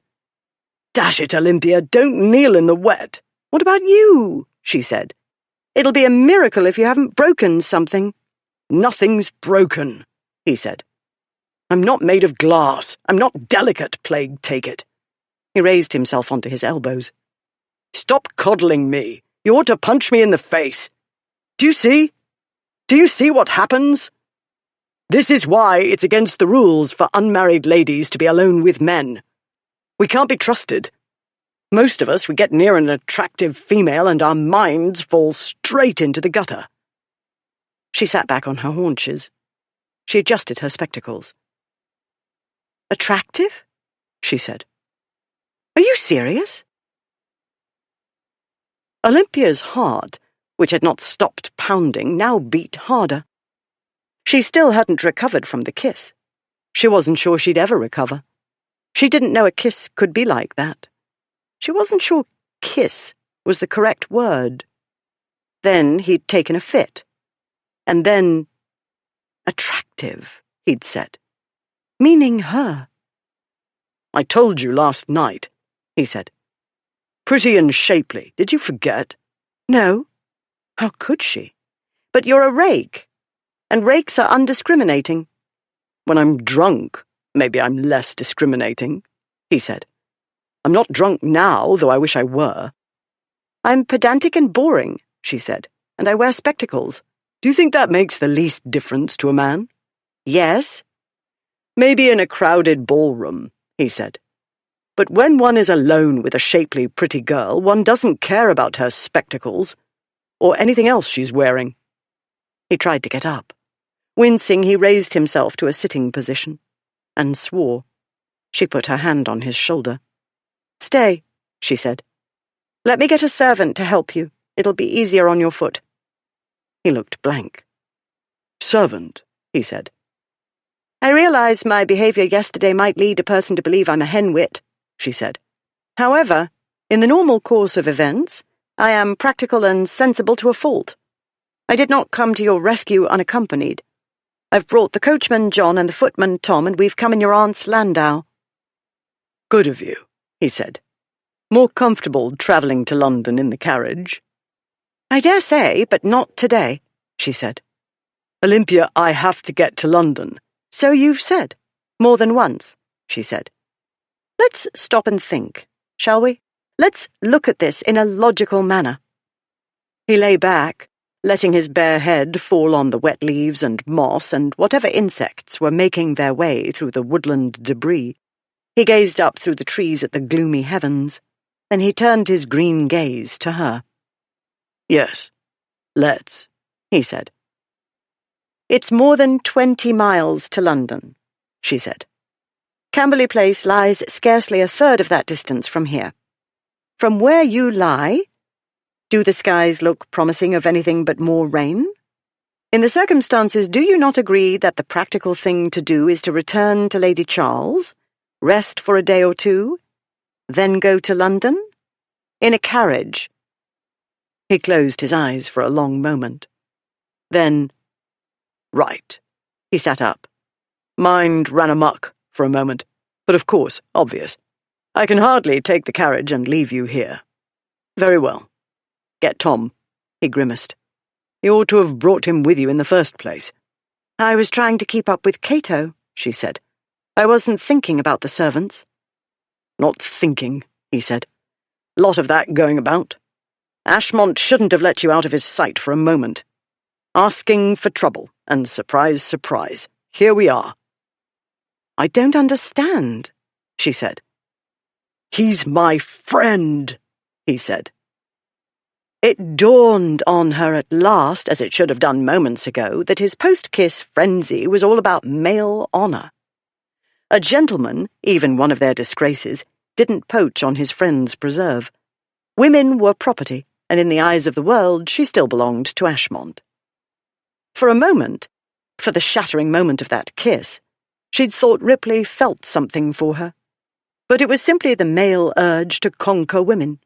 His urge had got the better of him, that was all. He'd spoken the plain truth. There was a reason unwed ladies weren't supposed to be alone with men.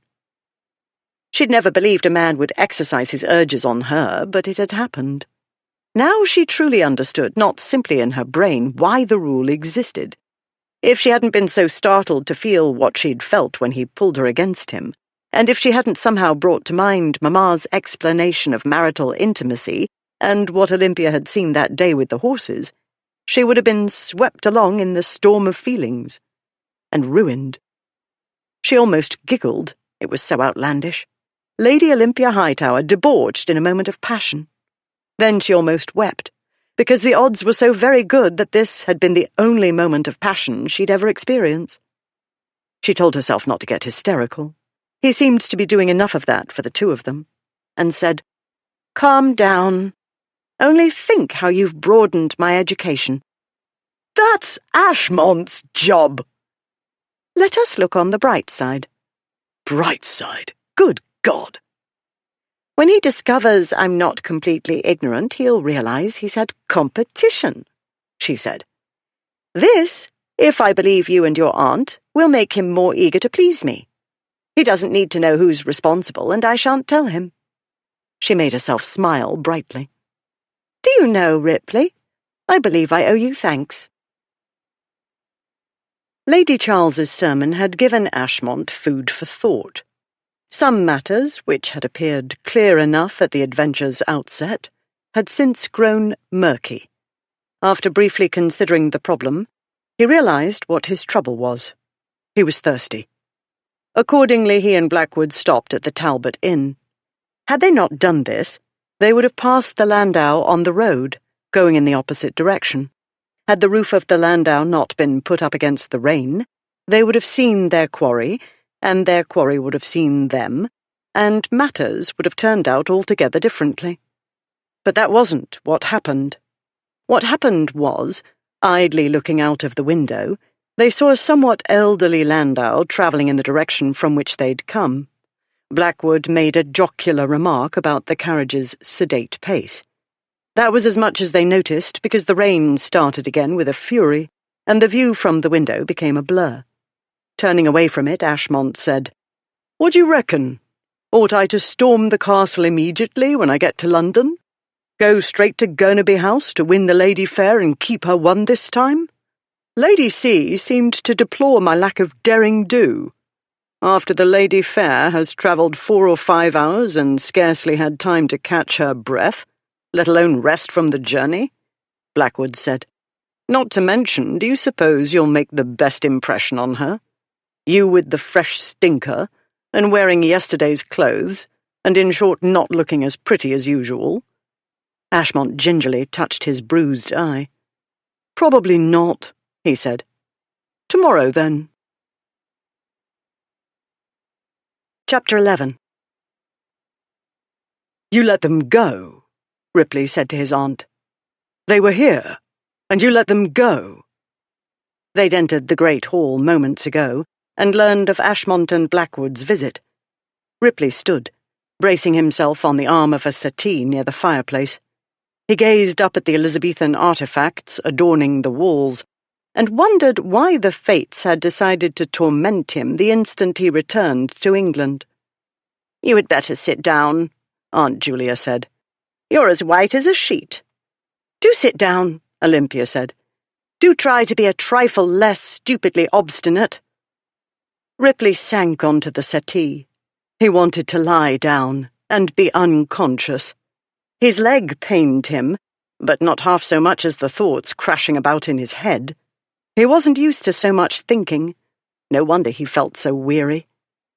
"I suspect you'll recover more quickly if you make use of your uncle's invalid chair," his aunt said. "An invalid chair? Why not feed me pap as well?" "Invalid chairs have footboards," Olympia said. Ripley gazed up at the ceiling. "To support the foot," she went on. Visions appeared in his mind of fat, gouty invalids rolling about in their chairs at Bath. How many satirical prints like that had he seen and laughed at? "If you let the injured foot rest in that way, Duke, it will get better much more quickly." "An invalid chair," he said. "Somebody shoot me now," he thought. "How art the mighty fallen," said his aunt. He looked at her. "Very well. Gloat. I've fallen, more than once. I feel like the devil. Lady Olympia was right. You were right. I should never have set out today. I should have been here when Ashmont and Blackwood arrived." "But you weren't," said Aunt Julia, "and I acted as I deemed best. Perhaps I acted in anger, but it's done." "Angry about what? Didn't you agree with me that Ashmont would come for Olympia?" I was displeased with his attitude, not to mention his appearance, his aunt said. Neither was calculated to reassure an uneasy young lady.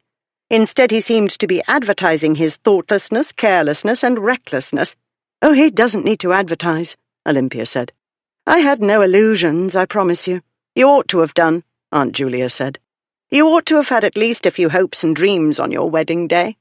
More important, he ought not to take you for granted. It did not seem to me today as though he'd studied to please you. Yet by now he must have realized that your disappearance was not a prank or a joke, and he has fences to mend. His Grace with the angel face must have looked very bad indeed to throw you into such a pother, Ripley said. Had he been here, he might have thrown Ashmont across the room. What the devil was wrong with the man, making such a poor show when he might so easily have made a good one? Was he trying to drive Olympia further away?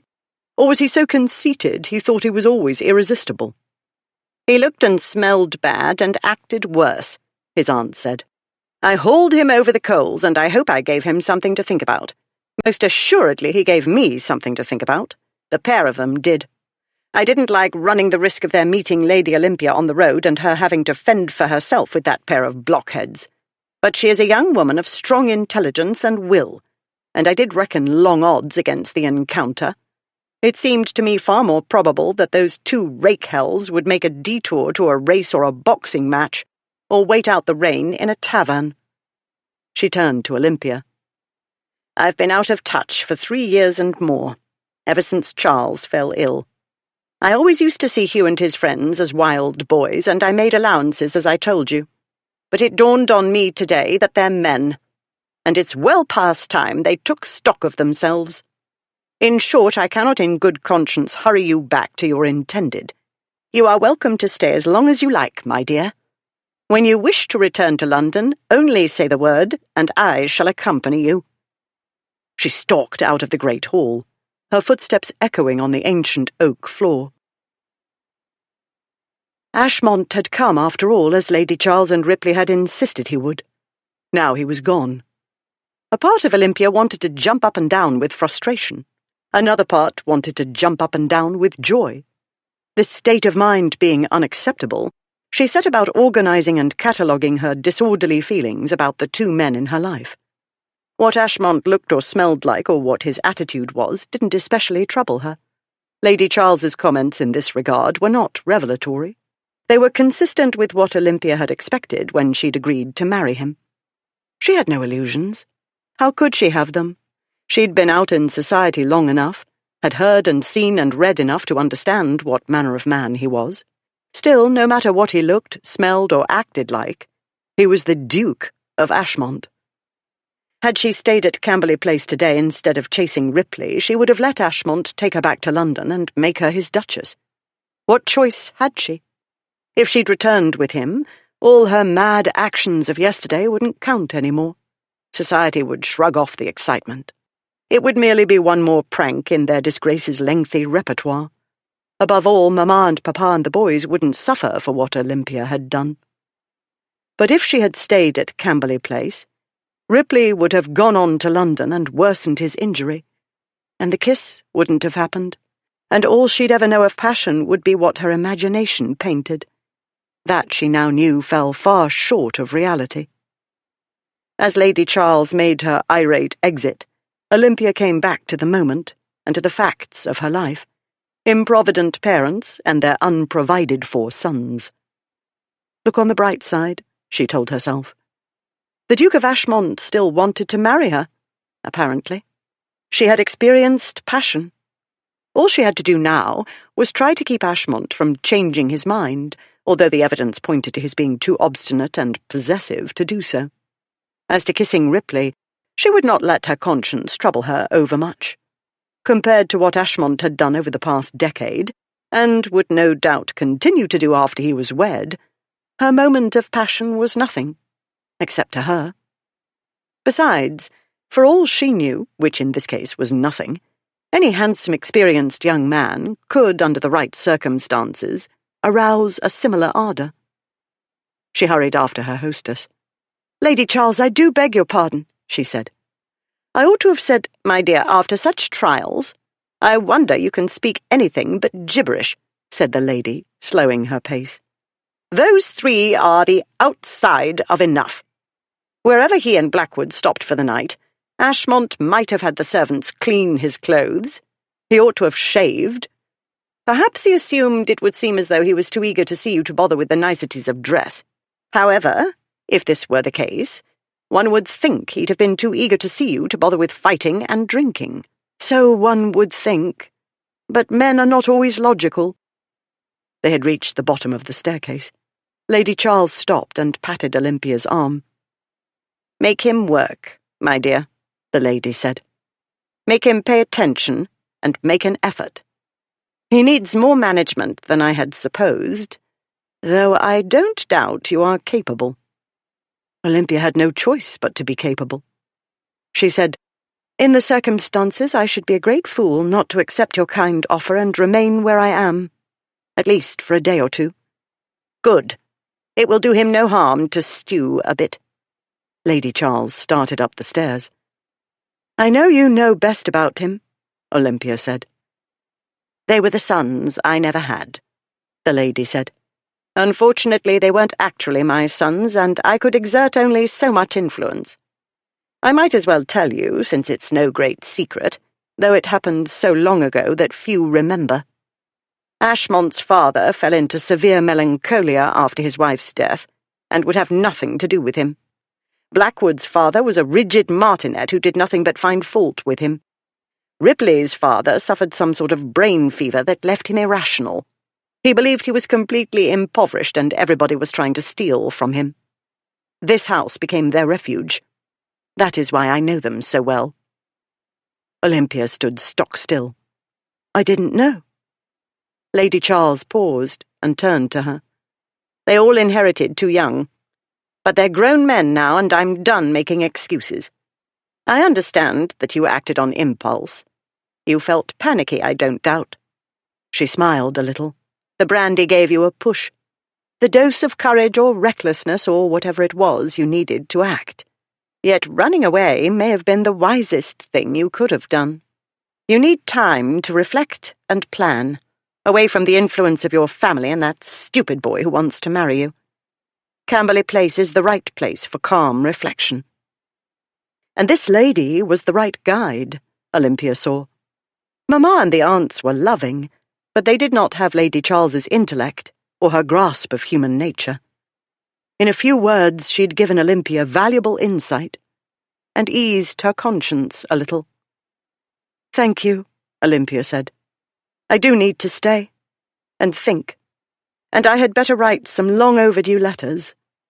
It's well past time the Duke heard from me. I do believe, after all, it would be best if we discuss matters directly with each other.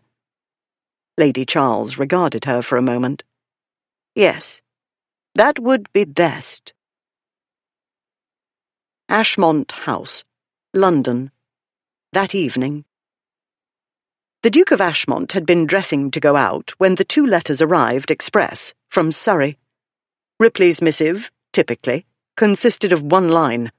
For God's sake, come and get her. The other was from Lady Olympia. Being thicker by several closely written pages, it was rather more daunting. This was Ashmont's 2nd time reading it.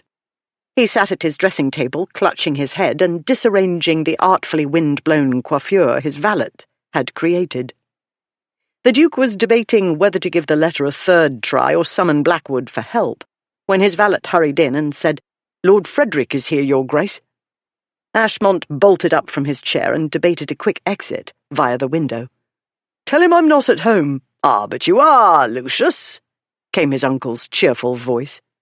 The valet quickly got out of the way of the voice's owner. When Lord Frederick made a small dismissive gesture, the servant went out of the room, gently closing the door after himself. "I heard you'd returned," said his lordship. Ashmont longingly eyed the decanter standing on a small table by the fireplace. The trouble was, if he poured himself a drink, he'd have to offer one to his uncle, and that would encourage him to stay. "Only a few hours ago," he said. "You've wondrous good ears if you heard it already. I hardly knew it myself." "You've returned without the future Duchess of Ashmont," said Uncle Fred. Yes. As to that—" Ashmont glanced at the letter. "A trifle complicated. Comedy of errors, as Lady Charles said." For an instant Lord Frederick's customary composure disintegrated, and a haunted look came into his blue eyes. But it was gone almost as soon as it had come, and he reverted to his usual unflappable self. "You have been to Camberley Place," he said. He picked a bit of fluff from his coat sleeve. Once Uncle Fred was there, he wasn't to be got rid of by any means until he was good and ready to go. Since he wouldn't be good and ready until he'd scraped Ashmont's brain clean, the Duke briefly described the previous day's search for Ripley and Lady Olympia, as well as today's visit to Lady Charles Ancaster. As Ashmont came to the end of that part of the tale, he saw his uncle's attention shift to the dressing table, where the letter lay, its pages spread out in plain view of all the world, or rather, of busybody all-seeing, all-knowing uncles. The Duke moved casually to the dressing table to block his relative's view of the missive. Too late. "That looks like Lady Olympia's hand," his uncle said.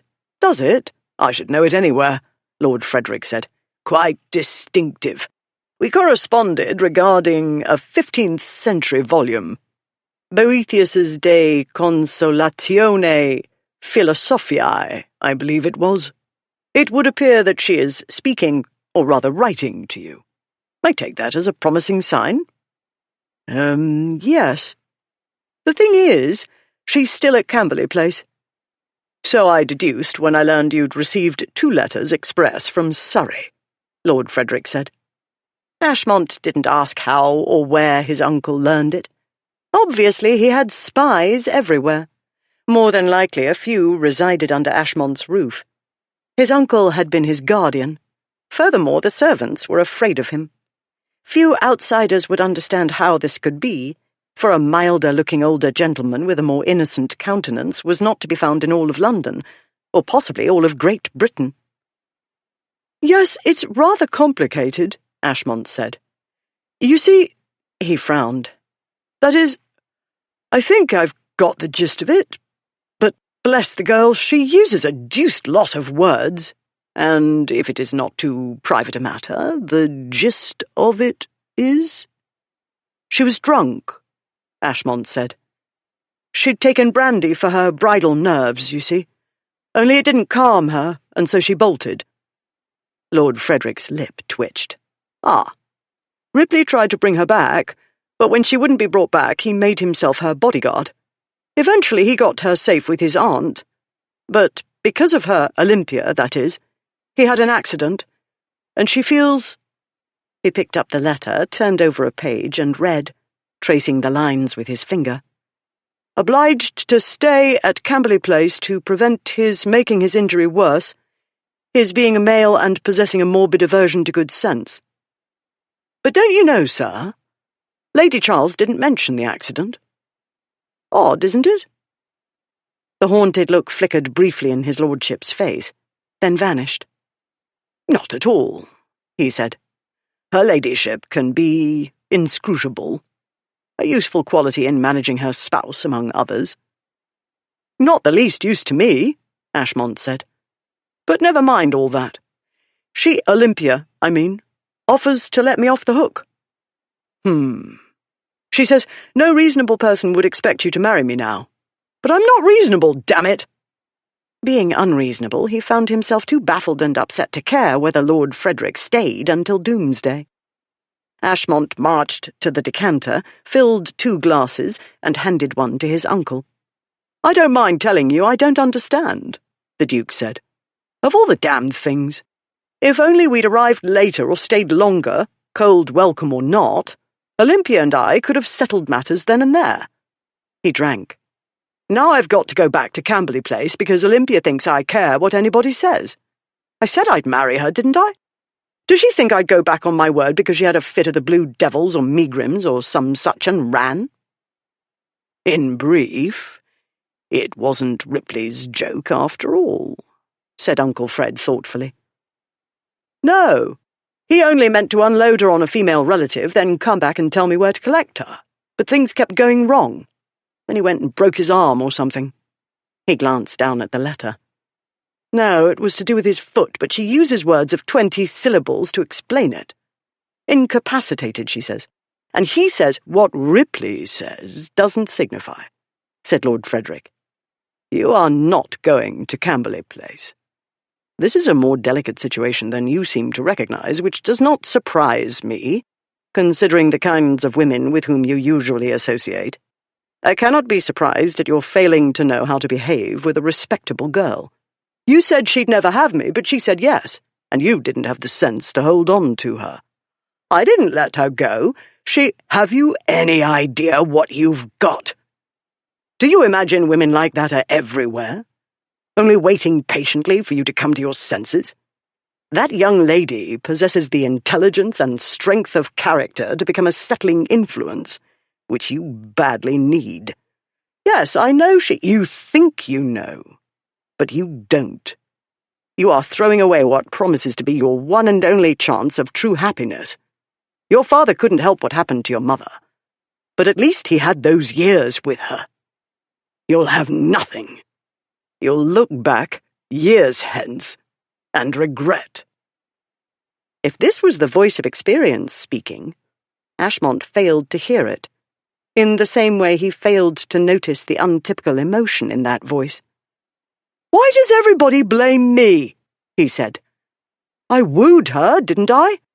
You said I'd be wasting my time. She'd never have me, you said. She was too intelligent, you said. But you couldn't get her to say I will, could you?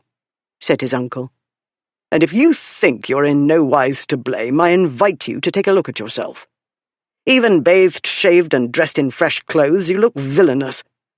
Worse than a sailor after 3 days shore leave. No, I do sailors a disservice.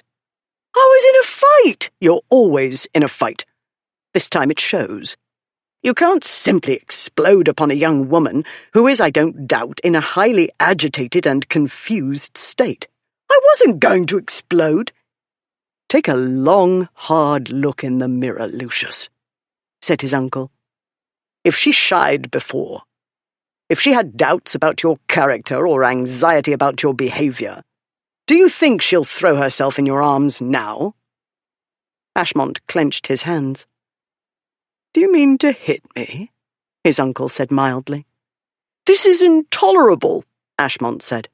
You can't expect me to stay here doing nothing. Learn to tolerate, Uncle Fred said.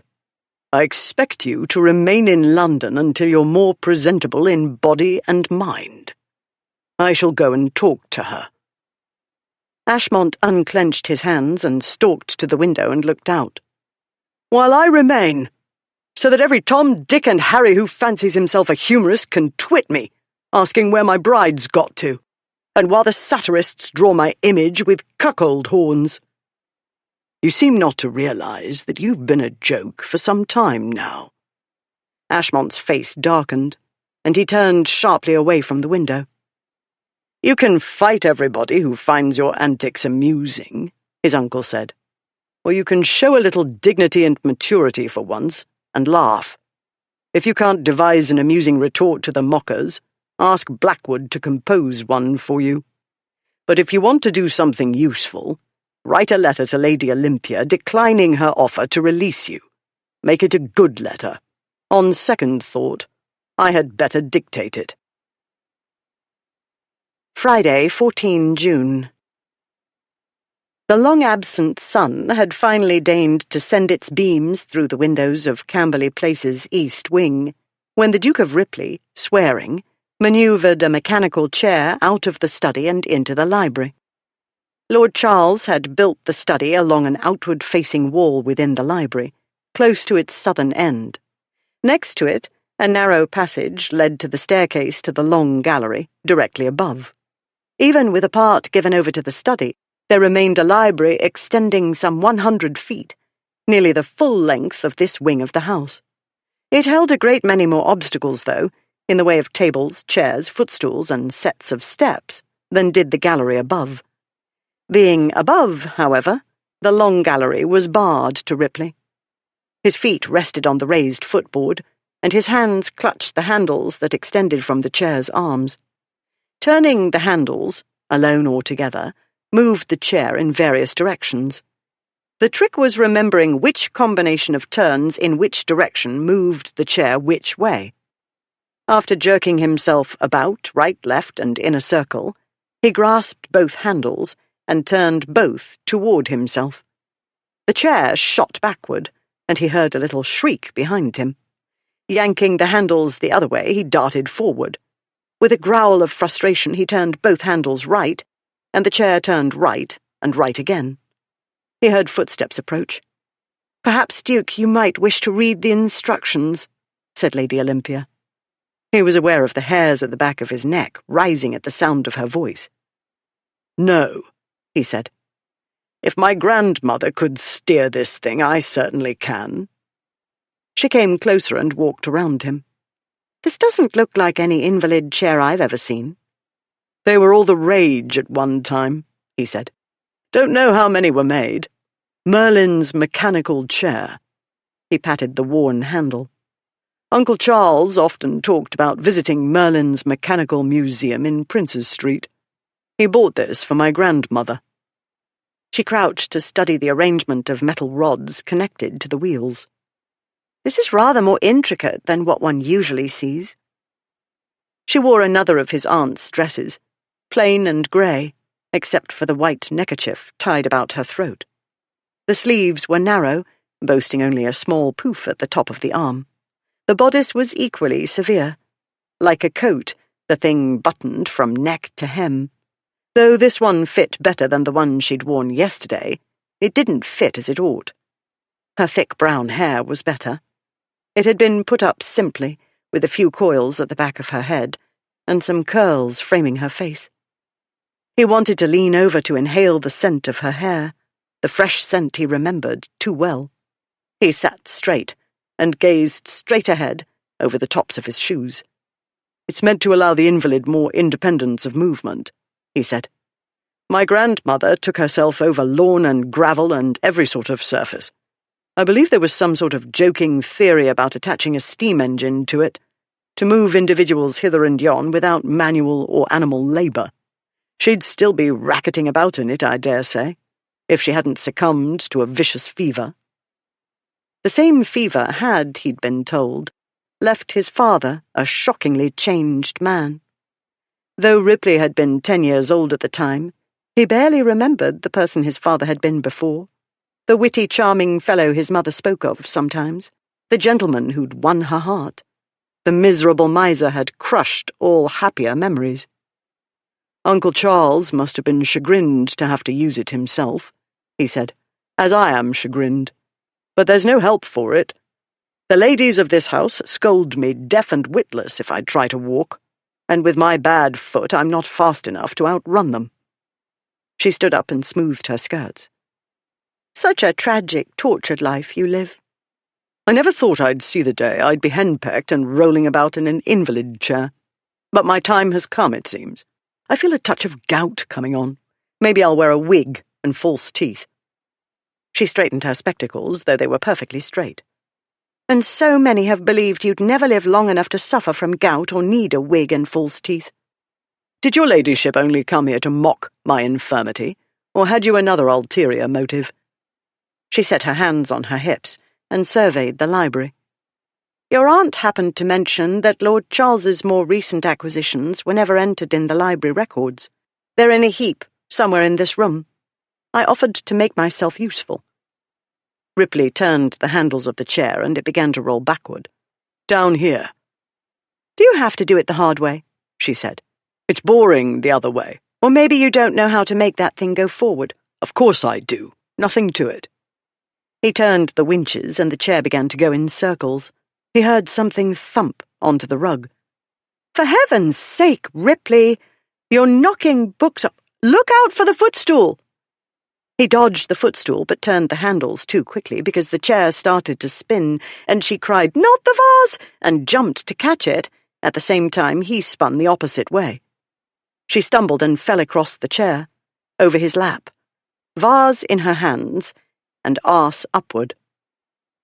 For one endless moment, neither of them moved. He was acutely aware of her body's warmth and the pomatum's scent rising from her hair. His head dipped downward, and he inhaled, closing his eyes. "It's heavy," came her muffled voice. He lifted his head, cursing himself. "If you can keep this thing perfectly still," she said, "I can set the vase down on the floor." "I'm not sure about perfectly still," he said. His nether regions were alert to the female body in close proximity. He could feel her breast against his arm. "Can you take it?" she said. "What?" "The vase. Can you take it from me?" He reached cautiously with one hand. The chair rolled backward. "Put on the brake," she said. "I'm not sure it has a brake," he said. "Don't be an idiot," she said. "Of course it does." It was hard not to be an idiot when one had a shapely woman more or less in one's lap, and one did not happen to be remotely saint-like. "It's on your right," she said. "On the curving bit the arm's attached to, the smaller rod. You had to lift it to allow the chair to move." "Ah, yes, forgot." He pushed down the rod and locked the wheels. She carefully set down the vase. This wasn't as easy as one would think. She had to shift her body from an awkward position to one not much less awkward, though it would be wiser to look elsewhere, upward, for instance. He wasn't wise. His gaze became riveted on her bottom, insufficiently hidden under a too thin petticoat. Moving in an unbearably lascivious manner, it was mere inches from the hand holding the rod. He gripped the rod more tightly. She began to climb off him, cautiously turning to face away. Too cautiously, because every small move set off powerful sensations in his breeding parts, which cared nothing for friends, let alone propriety. All they cared about was the curving feminine body moving against his arms and chest and in his lap. His heart rate shot up, and other sensations shot through him. His hand, gripping the rod so tightly, jerked it upward. The chair began rolling swiftly toward the windows. "Ripley, stop playing!" "Stop wriggling!" "I'm trying to get off without hurting your foot, or falling on my head. Stop the chair before we go through the window." He pulled on the handles, and the chair spun rightward. She was scrambling to get off him, and the chair kept moving because of her movement. "Stop it, Ripley!" "I can't get hold of the rod," he said. "Your skirt's in the way." Also her fine bottom, now resting against his stomach, was in the way of something. Clear thinking, absolutely. She wriggled some more and got herself awkwardly arranged with her bottom in his lap and her legs hanging over his knees. "Stop it so I can get off, will you?" she said. He stopped the chair. He didn't want to. He told himself to behave, but that went against years of doing the opposite. He looked down the long, obstacle-ridden library, and something in his mind shifted.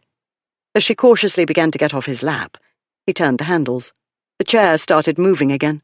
She reached for the rod to stop the wheels, but his thigh was in her way. She grabbed his right hand, trying to turn the handle, but he held on, immovable. She bit her lip. Her face was flushed, and her breath was coming faster, and her spectacles had tipped to one side. He pulled the handles, and the chair rolled forward. She grabbed his arm. "Ripley!" "After a false start, they're off in good style," he said. "Ripley in front, jockey Lady O holding on for dear life, but chair and other chair follow close behind. Table inches up round the clump, but Ripley remains in the lead. The steed's speed is phenomenal." He went on as though shouting race proceedings to an eager crowd behind a peephole, while he turned both handles, and the chair rolled swiftly toward the southern end of the library. "Ripley!" He narrowly missed a footstool and rolled on. Will Ripley crash into the chest King James I gave somebody who's been dead some hundreds of years? But no! Clever Ripley misses by an inch, and now heads down the course to King Charles II's writing desk. "Left, you lunatic!" she cried. "Left!" He made a sharp left, then more sharp turns this way and that, going backward and in circles and zigzags, narrating all the while. He felt her back shaking against him. Then it broke from her, a peal of laughter. The world changed and brightened, and his heart lifted. He laughed, too. Here's a tricky turn, he said. Will Ripley make it, or lose his footing, his wheeling, and pitch his rider onto the turf? Left, she ordered, laughing. Sharp left, now right! Faster, Ripley! Red footstool is gaining on us! Watch out! Vase trying to break onto course. Don't be thrown off stride. That's the way! Faster, Ripley! She pretended to whip his knees, and he laughed so hard he nearly toppled them both out of the chair. On and on it went, up one side of the library and down another, narrowly missing a king's ransom in ancient furnishings. They never saw the door open, or the face peering in. They didn't see the door close quickly and quietly, as the mechanical chair rolled that way. On and on the mad race went, until Ripley and his rider were both laughing too hard to do more. Then at last he let the chair roll to a stop among a tangled heap of rugs, not far from the books to which he'd meant to lead her. And here at the finish line, the winner's trophy, a great heap of mouldy old books, he said. She looked over at the books piled on a large table, then up at him. Her face was flushed, and her hair was coming undone. "The brake," she said breathlessly. "Lock the wheels. As a jockey, I should be mortified to fall off my mount at the race's end." He fumbled with the rod, unable to concentrate. She grabbed his hand. "Really, it's not that complicated," she said. He held her hand, his fingers closing around hers, then twining with hers. He drew her closer. His breath came hard. His chest rose and fell. Hers too. Her eyes were blue now, and bright as stars. Traces of laughter lingered in them, though her smile was fading. The sound of her laughter, that beautiful sound, echoed in his head. "You win," he said. He bent his head and kissed her. Chapter 12. The instant he'd taken her hand, Olympia knew what was coming. She could have escaped so easily. She didn't even try. When he kissed her, she held tightly to his hand, pressed between them against his chest. She could feel their hearts beating so fast. Then he drew his hand away to cup her face while he kissed her, and she brought her arms up around his neck. No thinking involved. Instinct. Need. That was enough. She answered the kiss the way he'd taught her, and the way her heart urged her to do. He wrapped his arms about her, and her pounding heart felt so light, like a bird's, fluttering madly as it soared. The kiss was wrong. A part of her knew this, but a stronger part of her knew she'd never find this feeling again. It would never again be like this. She was infatuated and foolish, yes, she knew that. She knew, too, that one had only one chance in a lifetime for a first infatuation. This was hers. The kiss deepened instantly, and with the first full taste of him, reason and strength of will melted away, along with her muscles. She tasted the wickedness of his mouth and his tongue, and the wickedness raced through her like strong drink, stronger than the brandy that had set her on this path. It made her care for nothing but what she felt at this moment, the warmth of his body, the way he cradled her, the feel of his strong arms about her, the heat that was different from body warmth, and the pull of wanting more of whatever this was. He gave her more, his hands moving over her shoulders and back, down her arms, as though he was discovering and memorizing her. He slid his mouth to her cheek and jaw and throat, making a trail of kisses, hot and sweet. She let out a little moan of pleasure and tried to follow his lead, touching, kissing. She heard the sound he made, deep in his throat, an animal sound that made her shiver. Then he was moving his hands all over her breasts and waist and hips, and she grew hotly impatient. No thinking. None at all. The mind couldn't swim against the flood of sensation. Thought ebbed to nothing, while her body, her very being, came tautly alive. She moved under his touch instinctively, the way a cat or dog moved, to be stroked and petted. No self-consciousness, because the pleasure and wanting and so many other feelings had all the power. She was aware of his hand moving down along her leg. She heard the rustle of muslin, and felt air touching her stocking where before her petticoat had touched it. She felt his hand, pulling up her dress, then resting on her knee for a moment before sliding over her stocking and up above her garter to her bare thigh. She trembled at the touch, at the intimacy of it. She knew this intimacy was wrong, but she didn't care. She couldn't get enough of the feelings and the closeness. She wanted and didn't know what it was she wanted, beyond knowing she wanted him, and that the feeling, the wanting, was like starvation. His hand. Warm, possessive, it slid over the bare flesh of her thigh. She tried to push herself closer, as though she could climb inside him, inside it, whatever this experience was, this wild race of feelings. His hand stilled, and his mouth came away from her neck, and he said something she couldn't make out. His voice was so low and thick. Then he said more clearly, "Get off, damn it. I told you I can't be trusted." Lady Olympia climbed off him, not in the most graceful manner. The chair wobbled a little, but the wheels had caught among the rugs and couldn't go far. That wasn't why she moved so awkwardly. Her lack of grace was Ripley's doing. She was an innocent, and he'd taken advantage of her ignorance and got her stirred up. Not as badly as he'd stirred up himself, but enough to disorganize her immense brain, where he didn't doubt she kept everything neatly catalogued by subject. Once she was on her feet, she shakily smoothed her skirt and pulled the dress's bodice fully round to the front. She straightened her spectacles and brushed distractedly at her hair with the back of her hand. While she put herself to rights, he fought the urge to put her to not rights. "I hate me," he thought. He concentrated on easing the chair out from the bunched-up rugs while he tried to calm himself. "I don't care what my aunt says or what you say," he said.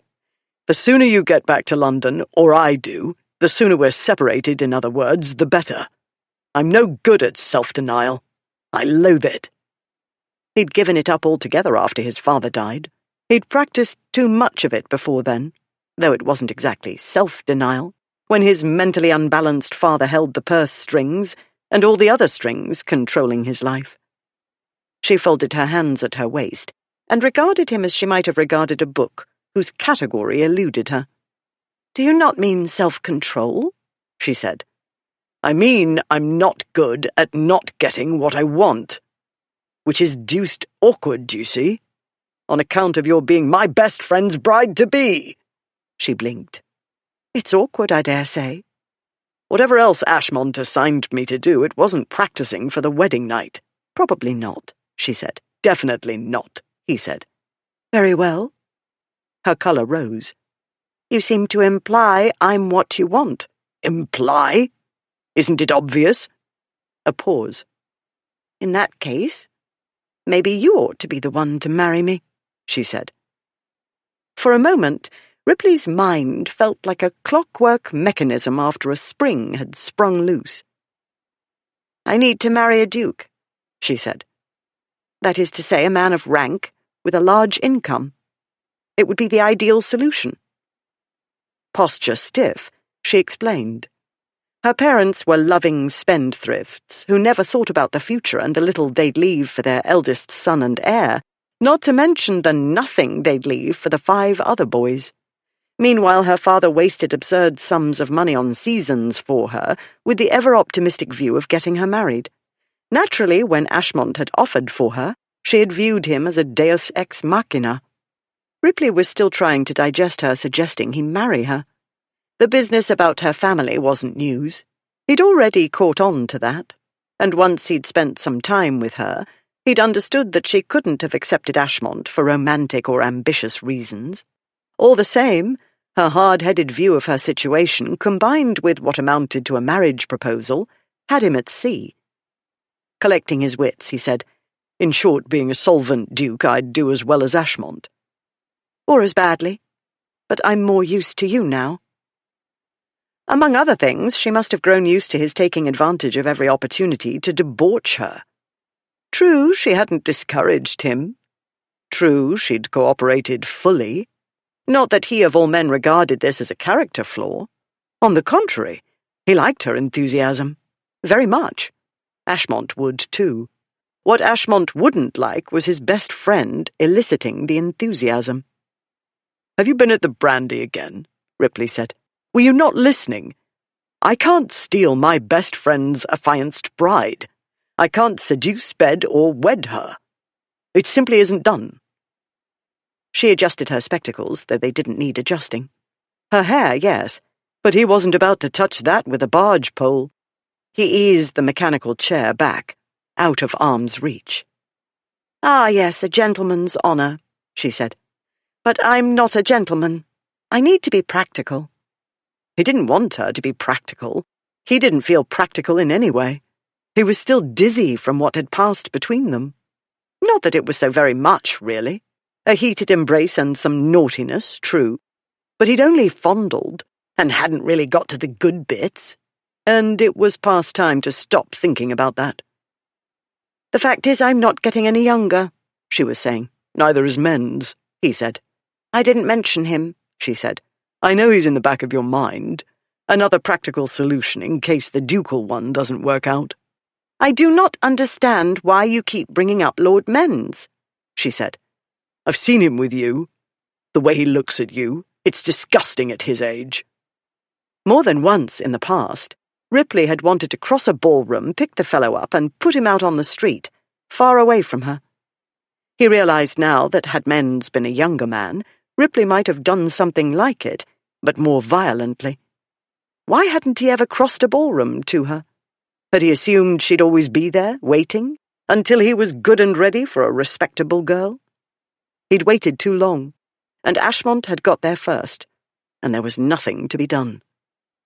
"He's besotted with my cataloguing theories, and the prospect of putting his library in order for free," she was saying. "What you don't know about men would fill a library," he said. "Promise me you won't marry him. If I hear of such an atrocity in the works—" "I trust I won't have to resort to Lord Men's, though I make no promises," she said. "At this point it would be amazing if he still wanted me." "It wouldn't be amazing at all." Not that Ripley would ever let it happen. She would never have to resort to Men's or anybody else. "If you say so. But first things first. Since you are too honourable, I shall make Ashmont marry me. In my letter I did say he might consider himself released from our engagement, but—" "He won't. Curse him." "I believe you're right," she said. "I was about to say that I believe he's too possessive and obstinate to give up. However, if it turns out he's entertaining doubts, I believe I can bring him round. Now that you've given me so much useful information about men, I have specific ideas as to how to go about it." Yes, indeed. Ripley had given her heaps of ideas. Curse him, too. "He won't entertain doubts," he said tightly. "You don't understand at all. The night before the wedding? Ashmont could talk about nothing but you and getting married. Nobody else could get a word in edgeways. I've never seen him like that before, about a woman." Her eyes, grey now, filled. She blinked hard. "Then it puzzles me," she said, her voice choked, "why he'd get so drunk on his wedding day. Not to mention the night before." "Maybe he was nervous," Ripley said. "Maybe you weren't the only one. But he wasn't the one who bolted, was he?" She looked for a moment as though he'd struck her.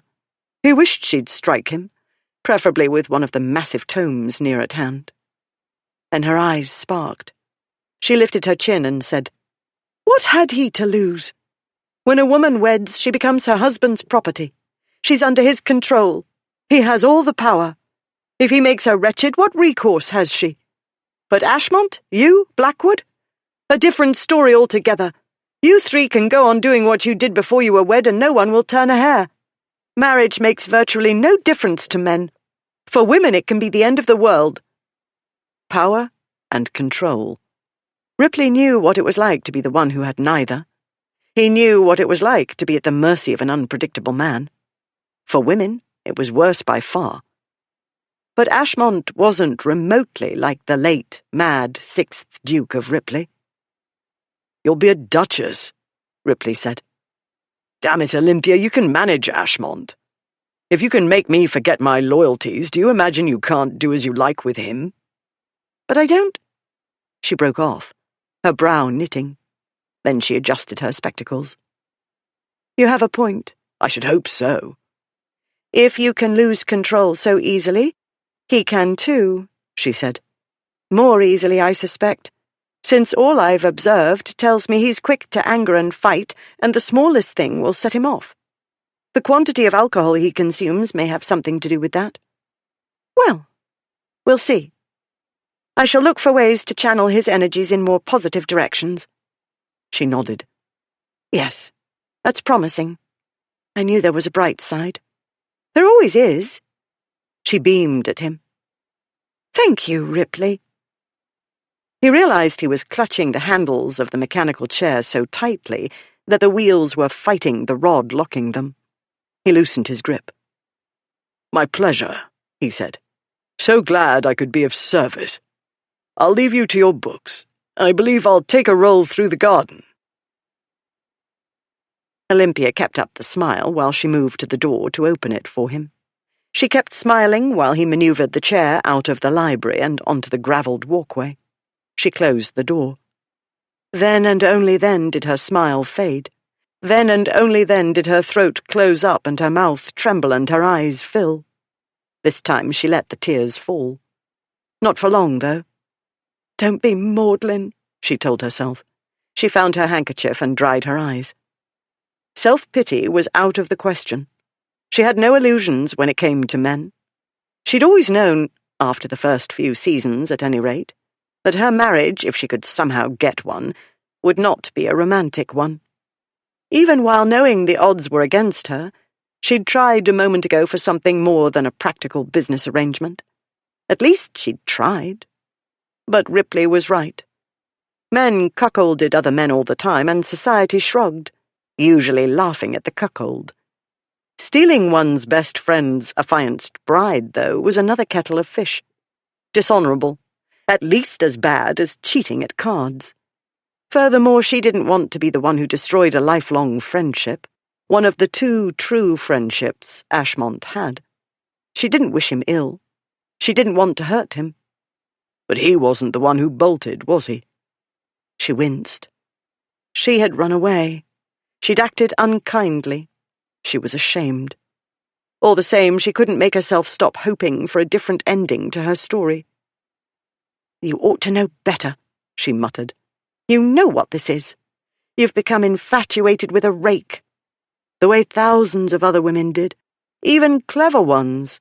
People wrote books and plays about it. They'd done so for centuries. She didn't doubt explorers would find hieroglyphs in Egypt telling the same story. Very well. She'd succumbed. She'd simply have to unsuccumb. She had one tried-and-true way to cope with life's setbacks.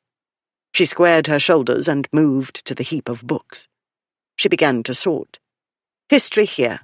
Philosophy here.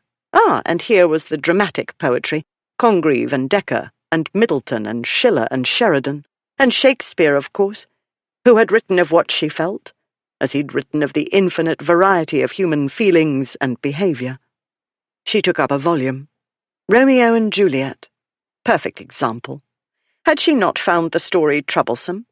2 very young persons who could hardly know their own minds believed they'd found the love of a lifetime. As a consequence, they killed themselves in the most stupid manner. True, Olympia was nearly 26, not 14, but her experience of men in a non-brotherly way was approximately that of a 14-year-old. She set down the Shakespeare and took up another. Don Quixote. Several editions of that fine example of living in a delusion.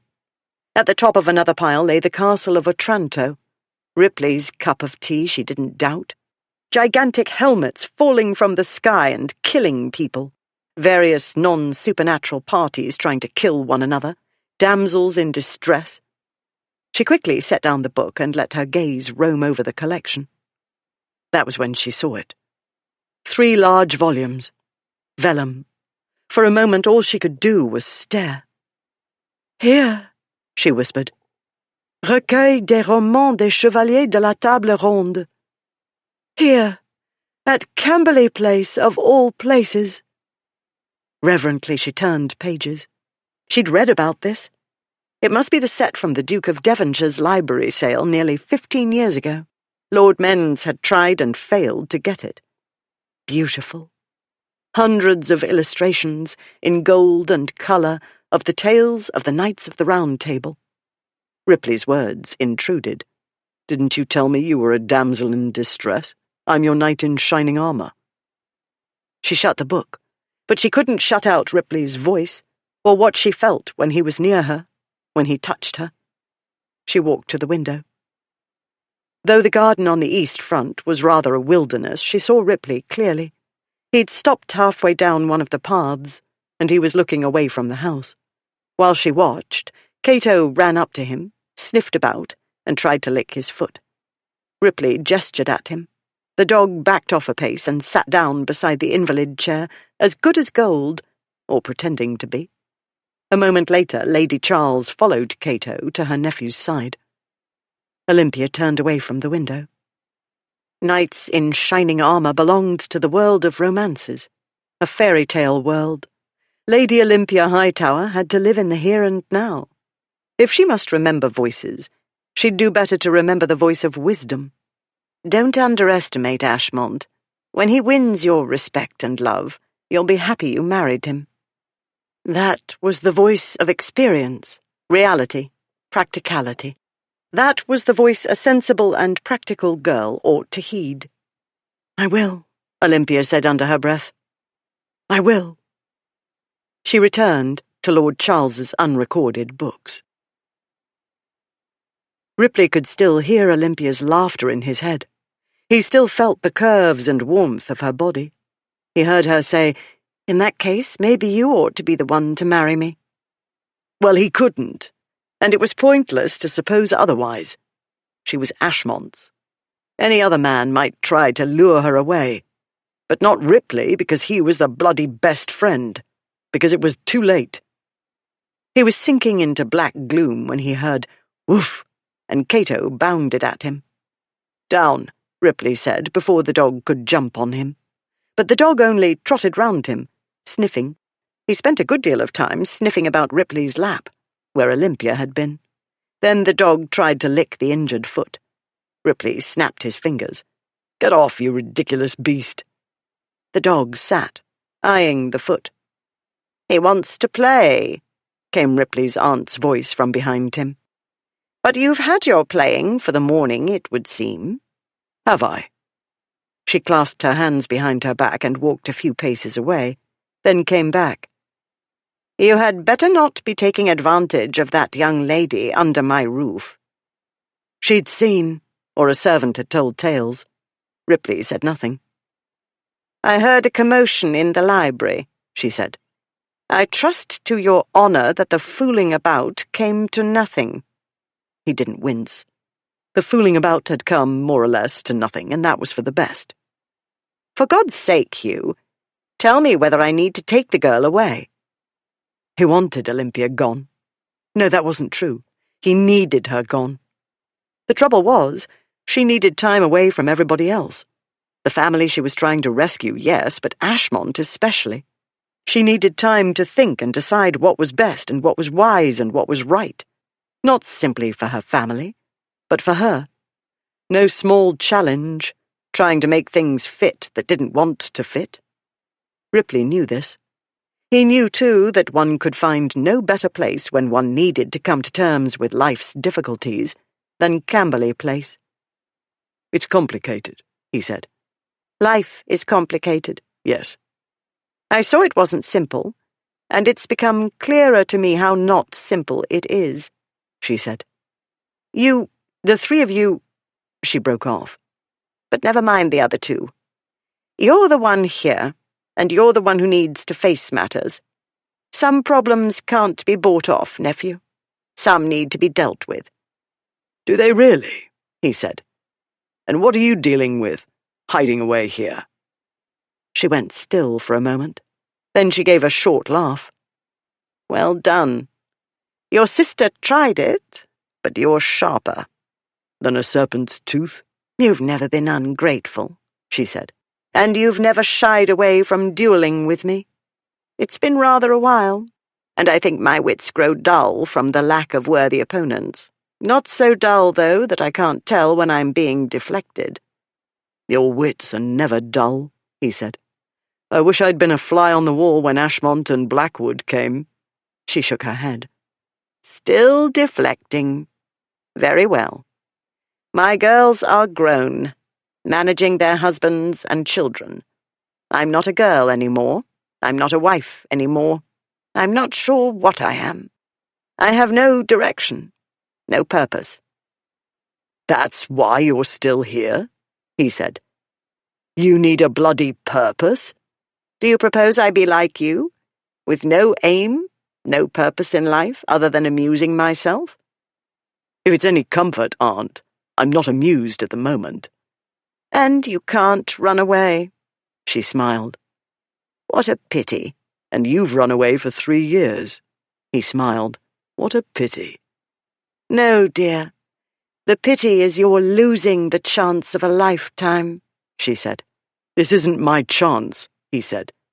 "Because Ashmont got there first? Because he's your friend?" Ripley didn't answer. His aunt had seen a great deal too much. She always did. "I wonder how you'll feel in a year's time," she said. "Or in 5 years' time, seeing a happiness that could have been yours. I wonder how much comfort your honour will be to you then."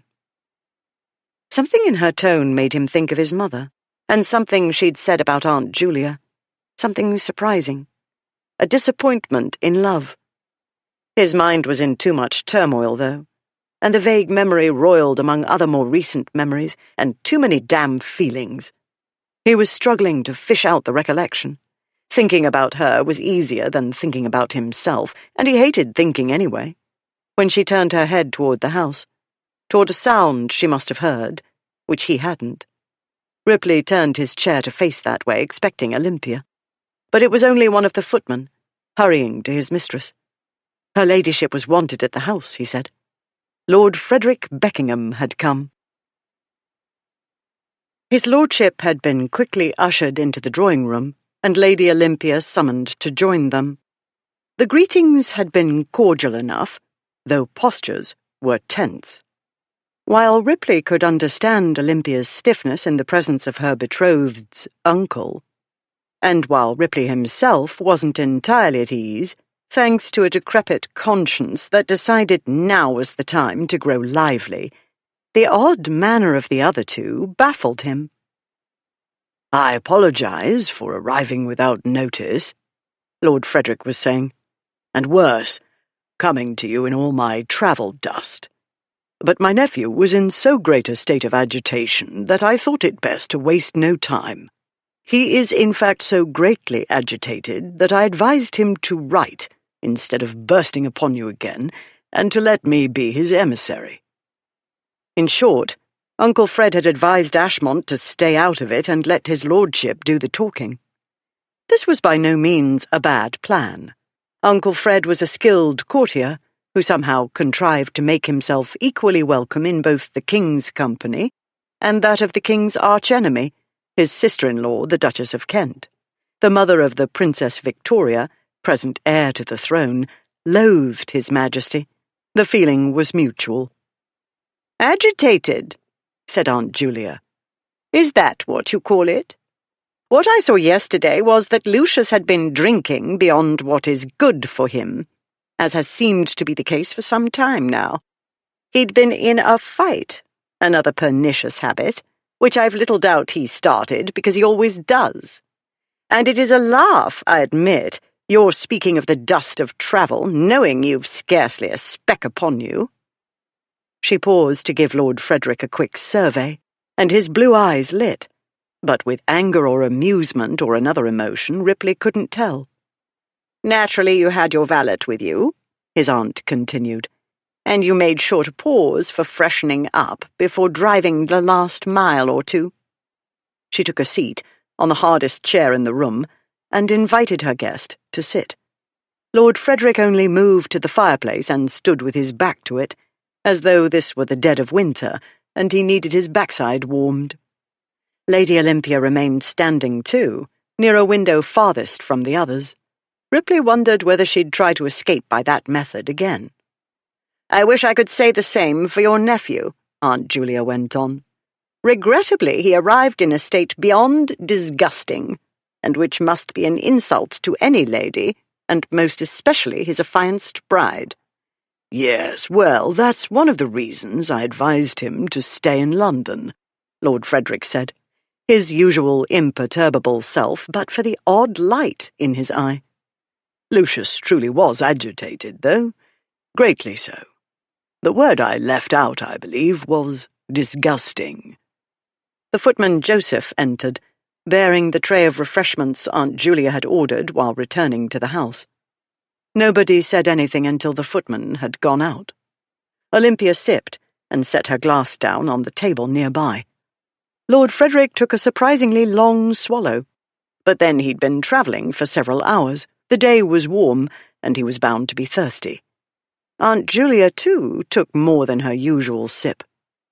The thing Ripley had been trying to remember niggled in his mind, but it hung out of reach. "Very nice," Lord Frederick said, nodding at his glass.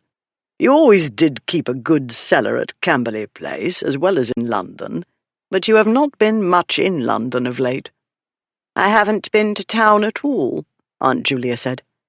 "I'm thinking of changing my ways, however." A muscle in Uncle Fred's jaw twitched. He set his glass on the nearest table and said, "As fine a beverage as it is, Lady Charles, I must remember my mission. The urgent business that brings me here demands I keep my wits about me.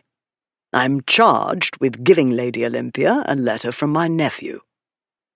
From the interior of his far-from-travel-stained coat, Lord Frederick withdrew a surprisingly thick letter. Surprising in that, having come from Ashmont, it contained more than a single sheet of paper. "With your permission, Lady Charles," said Uncle Fred, "or did you wish to read it first?" "Certainly not. I'm not Lady Olympia's mother. In any event, she is of age, and the letter is from her betrothed." Lord Frederick nodded. He crossed to Lady Olympia. "I am to give this to you with the deepest apologies. Ashmont would have come himself, had I not advised against it. He regrets making an exceedingly poor impression upon Lady Charles." He bowed in Aunt Julia's direction. "He did agree with me eventually that the best way to overcome the unfortunate impression was to resolve to respect a lady's sensibilities, and not show himself until he's fit to be seen. In the meantime, he wishes to leave you in no doubt whatsoever about his feelings." Lady Olympia took the letter from him. She seemed calm, but for the faint flush along her cheekbones. She adjusted her spectacles, though they couldn't be straighter, and opened the letter. She moved a little nearer to the window to read it, and Ripley found himself eyeing the latch, and wondering if it would offer the same difficulties as the one in Newland House, if she decided to make a run for it. But why would she do that? She had nothing to run from. Ashmont was safe away in London, and Uncle Fred, diabolical as he could be under the smooth surface of urbane good breeding, wasn't proposing to take her back with him. Well, his lordship couldn't, could he? Aunt Julia must accompany her, or another respectable lady, or her mother. In any event, if Lady Olympia wanted to go back to London, she would, and if she didn't, she wouldn't, and none of it was up to Ripley, was it? In that case, you could marry me. How will you feel in a year? 5 years? Ripley was dimly aware of Lord Frederick moving to his aunt's side and taking a chair nearby and murmuring something, and Aunt Julia making some sort of answer. But that was the background, and they might as well have been the paintings hanging on the wall. All Ripley truly saw was Olympia, her head bent over the letter, adjusting her spectacles from time to time. Her hair was not falling down exactly, but it wasn't nearly as neat as it had been when she'd come into the library before. Not so neat as before he'd kissed her and done more than he had any right to do, than was honourable to do, though it was so little, not nearly enough. You could marry me. How will you feel? At last, Lady Olympia refolded the letter.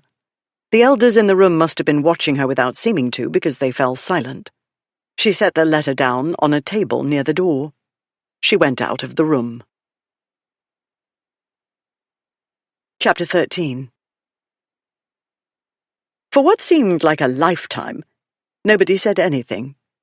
Ripley blinked, wondering if he'd dreamed what had happened. When he opened his eyes, he thought he might see Olympia reappear in his line of sight, still holding the letter, or looking up and straightening her spectacles before she spoke. But she was gone. He heard her quick footsteps retreating through the passageway leading to the great hall. He caught the sound of a door closing. He started toward the doorway she'd gone out of, but Aunt Julia got in the way. The mechanical chair, not being as flexible as his body, prevented his squeezing by. She snatched up the letter and unfolded it. What on earth did he tell her? Lord Frederick moved to her, creating a larger obstacle in front of the doorway. Only what he ought, he said. Only what he ought? Aunt Julia echoed. And what was that, pray tell, and how much do you know of it? Was this your work? Will you get out of the way? Ripley said. I'm not interested in the letter. I need— You suppose my sentiments have changed, Aunt Julia read. And you are right in that, but not in the way you assume. My feelings for you have only grown stronger, as has my dismay at the prospect of losing you. I need to— Ripley tried again. But his aunt went on reading, and while he tried to maneuver around her and Uncle Fred, he couldn't help hearing. Destroyed my peace and obliged me to examine my behavior, as I admit I ought to have done long ago before asking you to take the very great step of entrusting your life to my keeping. The past few days have caused me to think, and these thoughts have ranged over my faults and misdeeds. I understood these were more than trivial, else they would not have raised doubts and fears in your mind great enough to drive you to a desperate course of action. You write harshly of yourself, but my feelings toward you are far from harsh. I can only admire your courage and daring and beg you to forgive me for causing you to take a risk that ought not to have been necessary. Not Ashmont's style of writing, but his sentiments, yes. Of this Ripley had no doubt, as he had no doubt of Uncle Fred's turning those sentiments into something rather more articulate than Ashmont's usual careless and all but incomprehensible style. The night before the wedding, the things Ashmont had said about her, the soft, wondering way in which he'd said she was kind. But he'd said much more, about her grace and intelligence and liveliness and humour, and about her hiding her light under a bushel, how clever she was and handsomer than others realized, as though spectacles could turn a pretty woman ugly. But it was all to the good, nobody realizing, because another fellow would have snatched her up by now.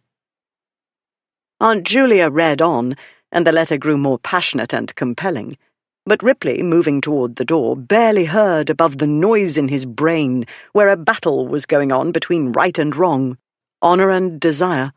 You must let her go, and you can't let her go. He heard his aunt say, This is monstrous unfair, sir, and Lord Frederick said, To whom? That was the last Ripley heard as he wheeled himself through the passage and into the great hall, where he snapped at the footman, Tom, who hastily opened the door for him. Which way did she go? Ripley said. Tom pointed. Down the path to the right, Your Grace. The path was gravel, not the easiest surface to negotiate in a mechanical chair, as Ripley had discovered earlier, but if his grandmother could do it, he could. This awareness made the experience no less frustrating. On foot, on 2 good feet, that is, he might have caught up with Olympia easily, though at the moment he couldn't see her. Still, she couldn't have gone far in the few minutes he'd been delayed. He went on, and came to another set of pathways, these simply packed dirt. He spotted one of the gardeners not far away and called to him. The man, one of the older staff, Hill was his name, hurried to him, cap in hand. Your Grace? The Lady Hill, Ripley said. Which way did she go? Hill scratched his head and looked about him, frowning. Hard to say exactly, Your Grace, but she looked to be going southward, toward the river. Ripley wheeled himself along the garden path. through twists and turns among plantings and statuary that reduced his view of his surroundings to what lay directly ahead, and then only a small distance ahead. At times the world opened up, but it was a while before he finally spied her, a tiny figure in the distance. As he left the large, formal gardens, the relatively flat landscape about the house's immediate environs gave way to the park's gently sloping ground. He caught a glimpse of her, moving in the direction of the fishing house, where he and his friends and sister had spent so much of their time in years past. Ripley made slow progress. Though he travelled slightly downhill now, the ground was rougher and more overgrown. Meanwhile, the bushes and trees along the twists and turns of the path blocked his view. Now and again he caught a glimpse of Olympia, not so tiny a figure as before, and he remembered the day in the Newlands garden. Was it only a few days ago? Where he'd followed the flashes of white through the shrubbery. Now it seemed to him as though he'd been chasing her for all his life. He should have chased her before. Years before. He'd known she was there, among the wallflowers and hens and feeble old men. He'd never wondered why. He'd taken it for granted she'd always be there. He'd never given it any thought. Had he somehow assumed it was for his convenience? Had he assumed she waited like some lady in her castle for him to come riding up, like the knight in a romance, to take her away when he was good and ready? "Thinking," Ripley muttered. "Stop it." The vista opened up a moment later, and he saw her, closer now, within hailing distance. "Olympia!" he shouted.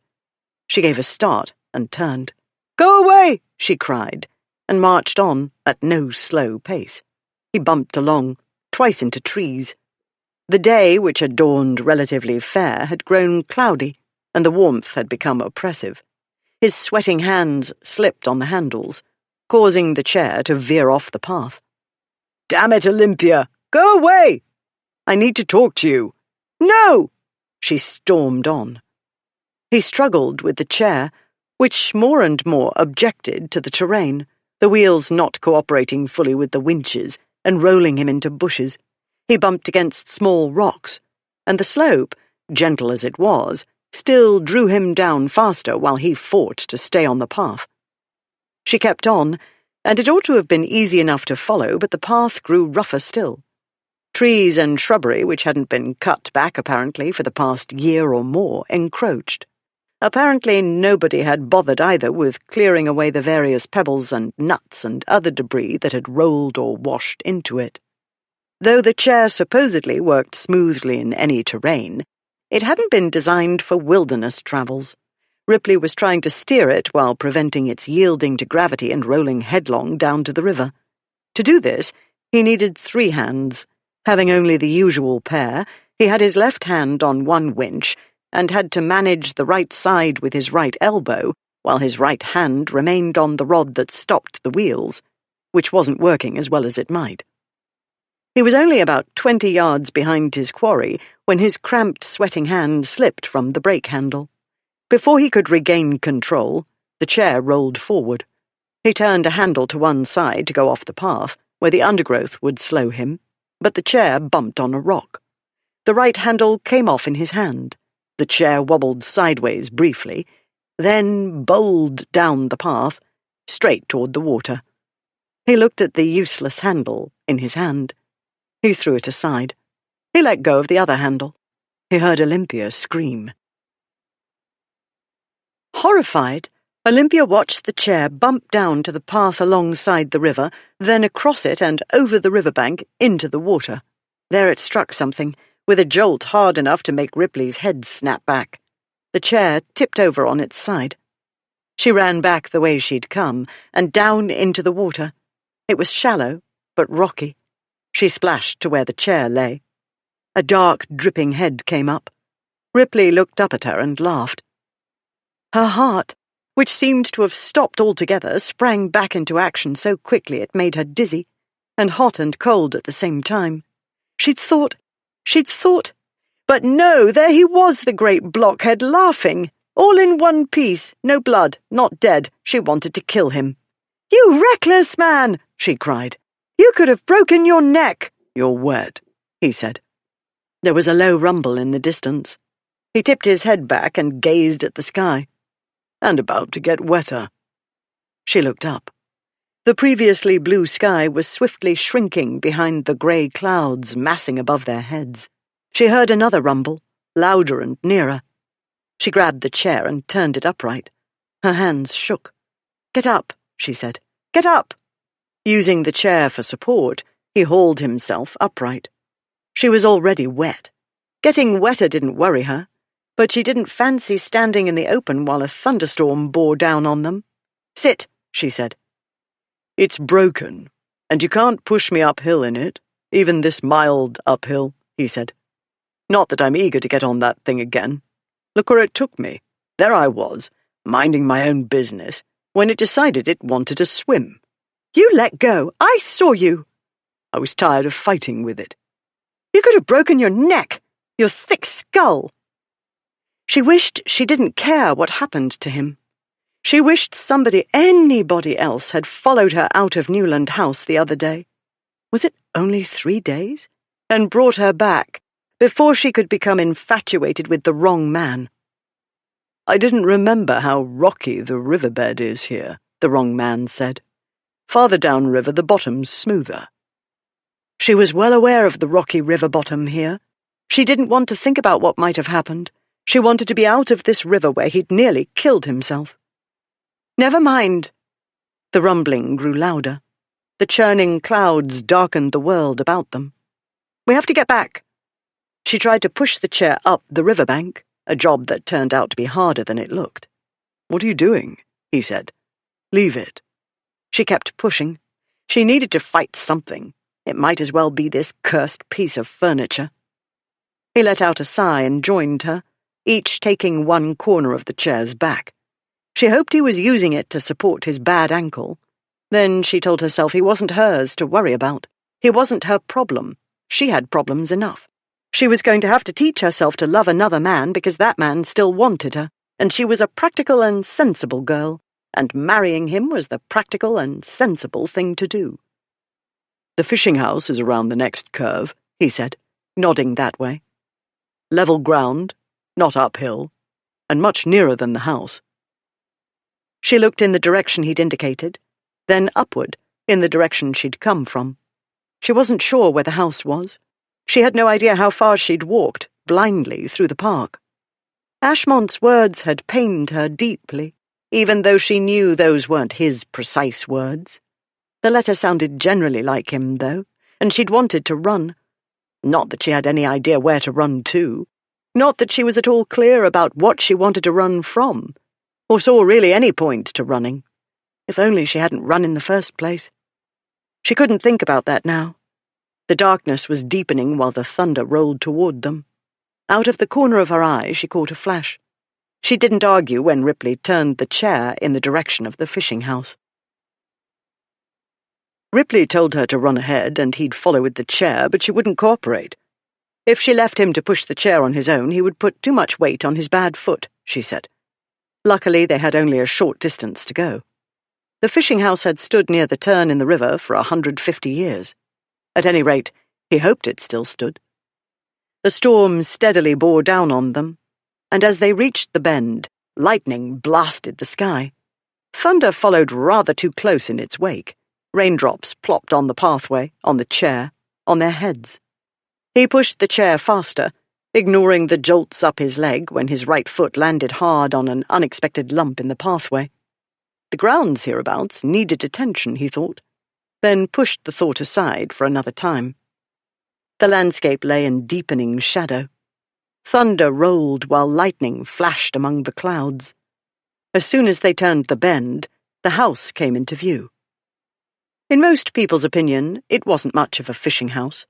It looked nothing like the grand, multi-chambered and multi-storied classical Gothic and Chinese fishing temples of so many other great estates. This was merely a square stone structure with a few temple-like architectural touches. An ancestor had built it sometime in the late 1600s. Unenlarged and unembellished since, it boasted a single room lit by windows on all four sides, A set of 3 shallow steps led to a narrow portico that sheltered the double doors. As they hurried toward it, a blast of lightning lit the building. A moment later, thunder rolled over them. Ripley left the chair at the bottom of the stairs and limped up the steps behind Olympia.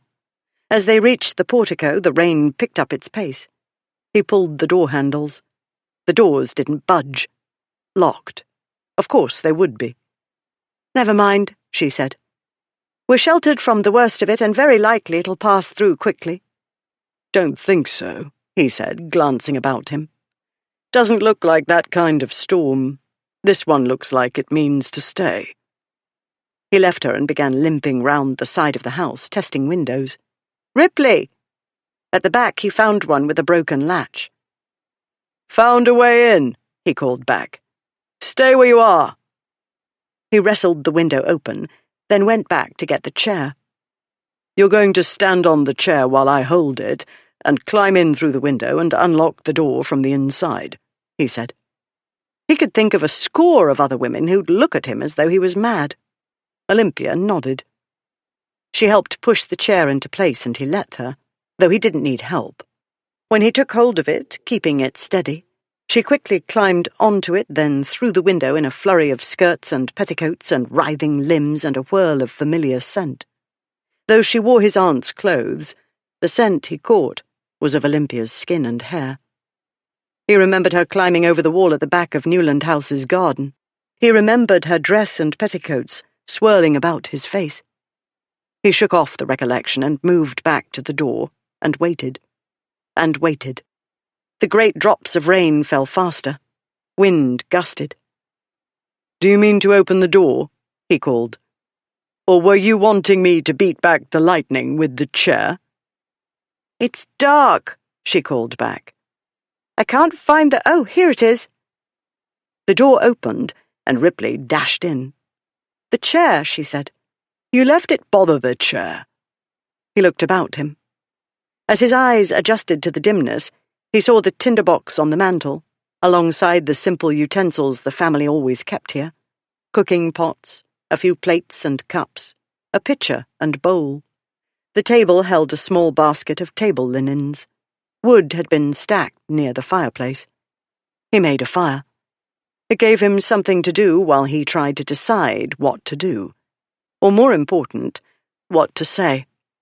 He was aware of a taut silence within, while the world without went black, with flashes of light and deep booms that rattled the old windows. "Someone's been here," he said as he watched the flames take hold. "Everything else about the park looks not neglected exactly, but not well attended to. The firewood's been brought in recently, though. Must have been Alice's doing. We used to play here as children." The 3 camp beds he and his 2 friends had used were still here. 2 were bare. 1 held bedding. Alice clearly had spent time here recently. Why? He hoped she wasn't having second thoughts about her marriage because it was too bloody late. Not to mention he had enough complications in his life without adding Blackwood to the list. The doors flew open to a blast of wet wind. He and Olympia hurried to the doors and slammed them closed. He latched them, locking out the world, holding reality at bay, for the moment. She quickly stepped away, brushing the wet from her hands. "Look at you," she said. "You're soaked to the skin." "It's summer," he said. "It's not that warm," she said. "We have a fire." "The damp lingers in stone buildings," she said. "This one's practically on top of a river. You're not only wet but bruised. Your ankle will never get better the way you abuse it." "It's getting better," he said. "The way you fuss about it, a fellow might get the idea that you cared about him." For a long moment she stared at him. "He might," he said. "Might?" She marched to the fire, then to a window, then back to face him, hands on her hips. "Might? How thick can you be? I as good as proposed to you." "Yes, well, you shouldn't spring that sort of thing on a fellow without warning." "I've all but ripped off my clothes and screamed, 'Take me now!' How much warning do you need?" That was rather too subtle for me, he said, since you didn't actually take your clothes off. Then there's the thinking part, a large, complicated thinking part. It isn't that complicated, she said. Then let's say it's fraught. That's a good word. It's a stupid word. You're going to make this difficult, aren't you? He said. I'm not making anything difficult, she said. I understand everything perfectly, too well. Which means we need not go over the ground of friendship, loyalty, and honor once again. It makes me want to scream, and mine is not a nervous sensibility. I am not an excessively emotional sort of person. I'm practical and sensible. I know you haven't seen much of that side of me, but I've seen several sides of you, he said. How will you feel in a year, in 5 years? He knew how he'd feel. He felt it now. I've seen so many sides of you, he said, which means I understand better than ever why Ashmont won't let you go. Because he's possessive and obstinate. Is that what his letter sounded like to you? Because that wasn't what I heard. Mind you, I only caught parts of it, and that was against my will. But my aunt and his evil uncle were blocking the damned door while they argued about it. Otherwise I would have caught up with you sooner. You shouldn't have come after me. Not this time. Not the other day. No, it ought to have been Ashmont, but it wasn't. It wasn't Ashmont because he was too drunk on his wedding day, the day you claim he was so thrilled about. Yes, well, he can be a bit of an ass at times. A bit? At times? I'm not in a position to throw stones, he said. The point is, the reason I came after you, this time. He didn't even write the letter himself, she said. That is, he did put pen to paper, but those weren't his words. He doesn't write that way, let alone speak that way. And there were hardly any ink blots, and it covered 2 sheets of paper on both sides. He makes the blots from stopping to think. He didn't have to think, somebody else did that for him. Not exactly. The thing is, I'd rather not be defending him at the moment, but one must present the case fairly. I don't need anything presented. I'm not stupid. The letter shows how sincerely he wants you back, he said. He was going to be fair. He was going to be sporting. Honor and friendship demanded it. For Ashmont to submit to the indignity of letting his uncle dictate a love letter, well, that shows feeling, I think. And though the words weren't Ashmont's, the sentiments were. I know. I heard him on the night before he was to be married. She folded her arms and her expression became stony. But her changeable eyes had turned grey, and he saw pain there. About them, the storm threw fits. The world turned black, then bright white, then black again, while thunder underlined their words and their silences. Inside was quiet, except for the fire's crackling, but the quiet was so heavy that Ripley felt as though he walked through chest-deep mud, or maybe quicksand. He thought and picked his words carefully. Is that why you bolted today? Because of the feelings Ashmont's uncle helped him put into words? Yes. She unfolded her arms and paced to the fire, then to a window. I wanted to cry, but when I got outside away from everybody, I couldn't cry. And I couldn't go back and arrange the books to calm myself because everybody would find me, and then I would certainly cry. So I walked. If you don't want to marry him, don't marry him, he said. I don't want to. But I must. But I can't. How can I? How can I when... A crash outside cut her off. The windows lit again. Another crash with echoes. As his eyes adjusted to the changing light, he saw that her pained expression was gone, as though the lightning had blasted it away. For a moment she seemed puzzled about something. Then she took a deep breath and let it out. He watched her bosom rise and fall. He told himself not to look there. He didn't listen, as usual. Never mind, she said. She unwrapped the white neckerchief from around her throat. He hadn't understood why she'd needed it in the first place, except as decoration for a very plain dress. And yes, it made sense to take it off. It had grown rather warm inside, with the windows closed and a fire blazing perhaps more fiercely than a damp day in June warranted.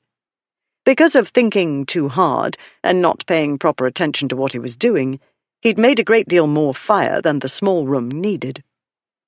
Then she started unbuttoning her dress. Ripley experienced the same sensation he'd felt a lifetime ago, in the library, when she'd set down the letter and walked out. He closed his eyes and opened them. But no, this wasn't a fantasy or a dream. "What are you doing?" he said. "I'm being unsubtle," she said. The dress was made like a coat, buttoning from neck to hem. She was halfway down the bodice already, though there must be more than 20 very small buttons there, and another 2,000 or 3,000 on the skirt. While she went on unbuttoning with alarming efficiency, it took his mind a moment to make sense of, "I'm being unsubtle." Then he remembered. "Olympia," he said. She went on unbuttoning, concentrating very hard on what she was doing apparently, because she caught her bottom lip in her teeth, and a small crease had appeared in her brow, directly above the nose-piece of her spectacles. "Damn it, Olympia." "Everybody says that," she muttered. "Damn it, Olympia." "Well, damn you back." "Stop it." "I think not. This situation is intolerable, and I don't see how it can get worse." She'd got the dress unbuttoned to the waist. He could see her smooth throat, all of it. He caught a glimpse of skin farther down, and a sliver of white undergarments. He told himself he was bigger and stronger and could easily make her stop.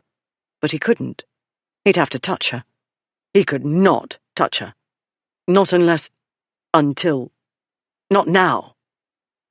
"It can get a great deal worse," he said. His voice had dropped an octave. The storm went on, flashing and crashing about the little fishing house. He swallowed.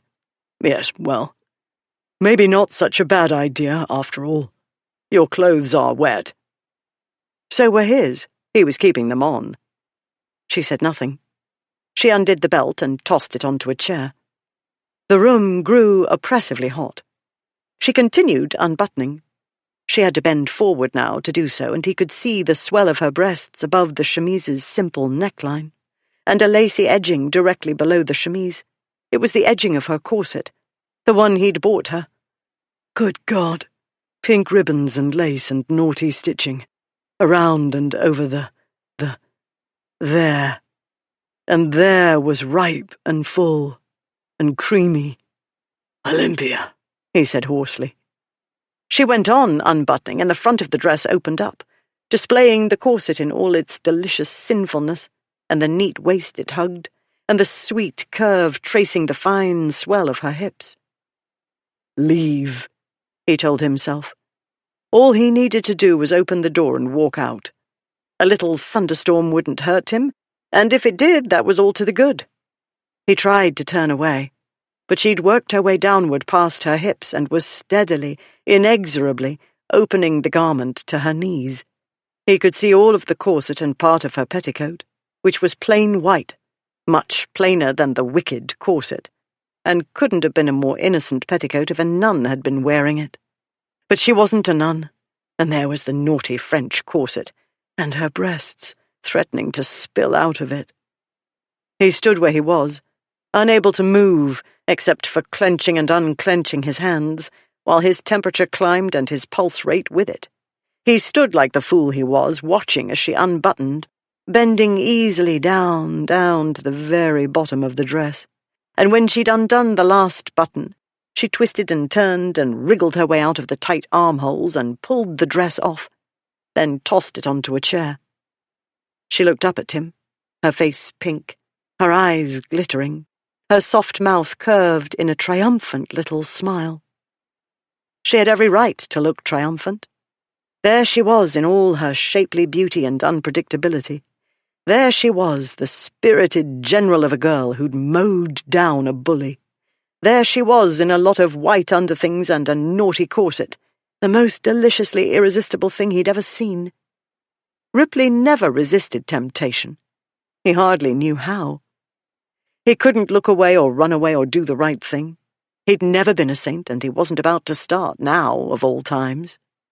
She said, "Is this too subtle for you?" "No," he managed to choke out. "Damn it, Olympia!" 2 limping strides closed the space between them. 2 more brought her up against the wall. Chapter 14. Olympia looked up at him. He was so near she could feel the heat of his body. His eyes had narrowed to dangerous green slits. Her heart beat so fast she could hardly breathe, and a sensible and practical voice in her head said, "Run." But that was nonsensical advice. Not to mention, it came far too late. If running could have solved anything, she'd have run faster and farther, the day she'd left her drunken bridegroom waiting with the minister. She'd called herself a damsel in distress, but she wasn't. Damsels in distress were always virtuous ladies in trouble through no fault of their own. She was in trouble she'd made for herself. No dragons, no evil sorcerers, no stage villains twirling their moustaches, no heartless parents or step-parents. No, it was all Olympia, damn it. And it was still Olympia, damn it, half naked and looking up into Ripley's wicked wolf face, and smiling up at him, while his green eyes sparked as hot as any dragon's flames. A true damsel in distress would have at least tried to get away. Escape was the last thing she wanted. The scent of woodland clung to him, and the sense of a stormy summer day, the sense of wet wool and smoke. Under these and permeating them, she knew, though she couldn't quite catch it yet, was the scent of his skin. She inhaled deeply, the way the opium smoker draws in the drug he craves. He started to say something, but as she inhaled, his gaze slid down to her mouth before lowering to her breasts, all too conspicuously displayed. He caught the back of her head and bent his and kissed her, hard. She kissed him back in the same way. No sweet maiden's kiss, because she wasn't sweet, was she? She was Olympia, damn it, and she wanted more and more and more of what she'd only tasted before. Sin and heat and wild feelings. The feelings she'd given up believing she'd ever experience. She was aware distantly of rain drumming on the wooden roof and beating at the windows. She was aware distantly of the thrash and crash of the storm outside. But that was far away, as remote as a dream. The center of the world was here, in the incorrect and unacceptable longing she was sick of fighting. This was what she'd wanted, very possibly from the moment he'd burst into the library with his friends. Whether it had started then or after or long before, he was what she wanted now. She wanted to be crushed against his big body, his arms wrapped about her. She mightn't have known it before, but she knew now that she'd been wanting to feel his chest rising and falling against hers, and to feel unmaidenly and unvirtuous excitement. She'd been waiting without knowing what she waited for until now, to feel heat coiling around and inside her. Like molten lava, it slithered over her skin and under it and into her brain. It melted and burnt up everything in its path, sensible and practical notions first of all. The world softened and hazed over and spun about her. She was lost, and glad to be. He wasn't the first man she would have chosen to lose her mind over. More like the last, but too bad for her. He was the one. Just once. Just this once. Passion. This once. The man I want, even if it's wrong and ruinous. He kissed her and kissed her and kissed her. Everywhere.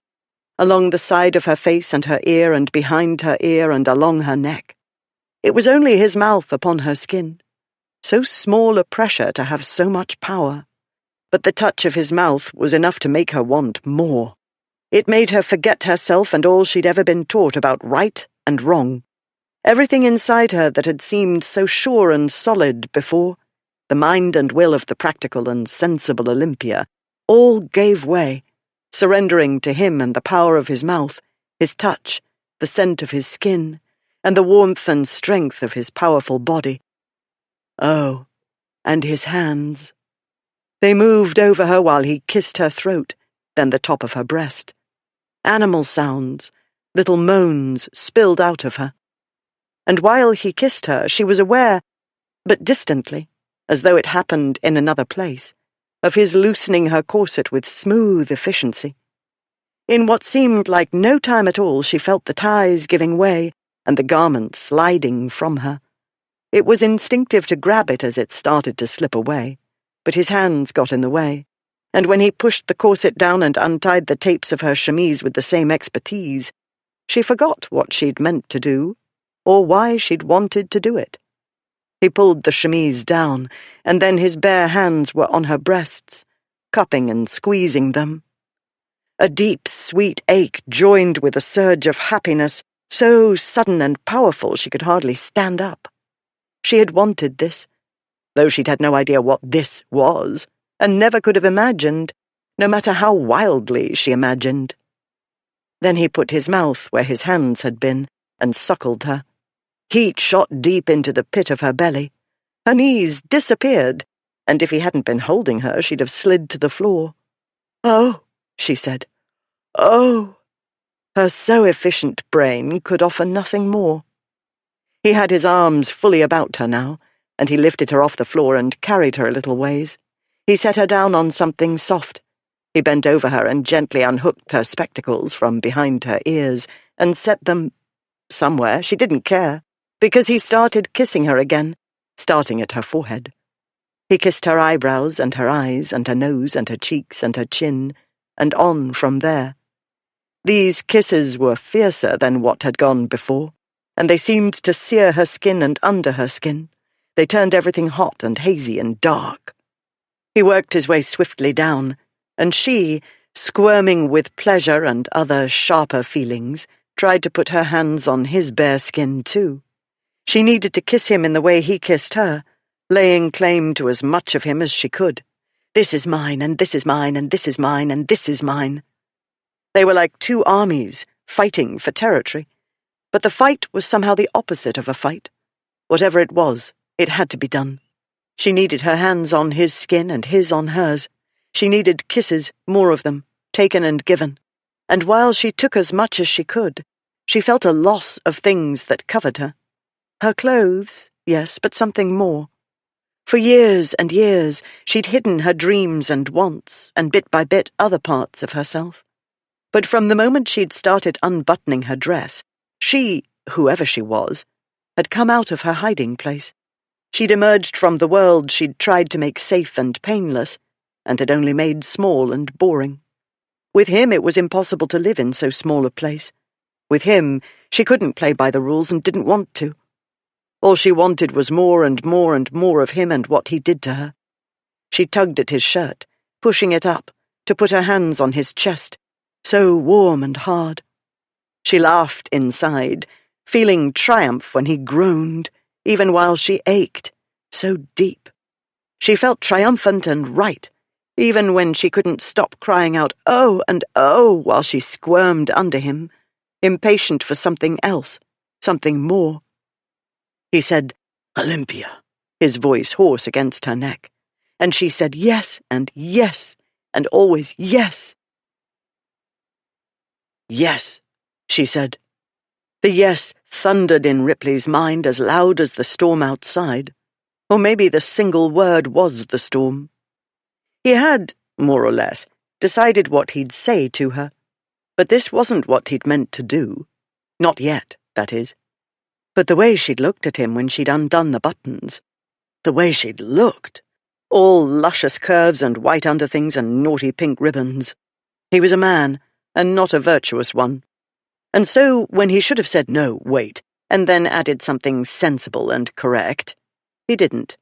Instead, he walked straight into trouble, the way he always did. He walked the few steps to doing the wrong thing. Then she was in his arms, soft and willing and learning far too quickly how to make him delirious. And now, "Yes," she said. Yes, of course. What other choice was there? He looked at her, lying on the cot in all her creamy softness and out-of-focus gaze and white and pink, and the only real thought in his mind was more instinct than thought, the feeling of the wolf when he's spotted his mate. Mine. And after all, he was a duke. Through his veins ran centuries of power and lordly compulsion to possess. "Yes," she said, and he moved his hand up over her leg, dragging her petticoat up as he went. He slid his hand over her knee and over her garter, and up to the smooth skin of her thigh, and up farther still, to the opening of her drawers and the silken place between her legs. This was the time to call a halt. In a dark, distant part of his mind, he knew this. But she only gave a small, surprised gasp, and then it was yes still, as she squirmed against his hand. And yes, she was wet and ready. And no, he didn't think. Thinking wasn't a habit with him, and second thoughts were what other people had. He stroked her, and felt her convulse around his fingers. That was what he wanted. This was as it should be, yet it was more than he'd expected or ever experienced. Her pleasure pulsed through him like a summer storm, dark with flashes of light. She was the dark and the light, the danger and the excitement, and the sweetness, too. She was all he could see or feel or think. She in his arms, under his hands, passionate and open and trusting and wild. She let out a little shriek and a giggle. He laughed, too, but mostly from shock. Feelings so strong. He took his hand away and moved slightly away to get his bearings, and she said, "No, not yet." She touched him, not meaning, he assumed, to touch where she did, where he was aching and rigid for her. But she did touch him there, and even in the dim light he saw her eyes widen. But instead of pulling her hand away, she left it there and looked up at him with the same little smile she'd offered before. A dare of a smile. "Yes," she said. He was lost. Or maybe he'd been lost from the start, from the moment he'd seen her in a cloud of white and clocked stockings in the Newlands library. Or long before that, years ago. So much wasted time. In a moment his trouser buttons were undone, and in another he was poised between her legs, and almost in the same instant he was pushing into her. She gave a choked cry at the intrusion, and he paused, though he thought he'd die. But it was only a heartbeat or two, or 1,000 furious ones, before he felt her ease about him. Then, "Oh," she said. "Good heaven! Oh, my goodness! How— No, don't stop! Oh, Ripley! Oh, my goodness! I'm going to faint." She didn't faint, and neither did he. He went slowly at first. Though it promised to kill him, he gave her time to grow accustomed and learn. But she learned so quickly and gave so easily of herself that he grew dizzy with the joy of her open-hearted ardor. He seemed to plunge deep, deep under water, into a hidden place of happiness. He was the knowing one, the experienced one, but in all her innocence and eagerness to learn, she took him where he'd never been before. He looked at her and marveled, even while he thrust deep inside her, and felt her close about him, holding him inside her. It was only a moment before he was in charge again, supposedly in charge, and leading the lover's dance he thought he knew so well. But with her, this wasn't the dance he knew. It was altogether different. He had no words, no coherent thoughts, but the feeling was there, filling him, fulfilling him. The new feeling was there as he felt the last pleasure shake her, and as her body pulsed about him. It was there as he was swept upward to his own peak of pleasure, and it was there as he drifted down again to the world, as their bodies began to quiet, and as his mind came back, and he knew, first, that she was his, second, that there was no going back, and third, he was in the worst trouble of his life. Ripley became aware again of the storm whirling and crashing around the old fishing lodge, though not as violently as before. He squeezed in beside Olympia on the narrow cot, and drew her into his arms. He rested his chin on her head. Mingled with the scent of the dying fire and their love-making was her own scent, as fresh as this patch of woodland where he'd played in his boyhood. He thought how little the present moment resembled that young boy's notions of knights in shining armour, and damsels in distress, and the dragons a knight faced on a damsel's account. What he couldn't have foreseen was that the dragon, in his case, was a friendship he'd believed, and had good reason to believe, more precious to him than anything else. Ashmont, his friend. Ripley had betrayed him.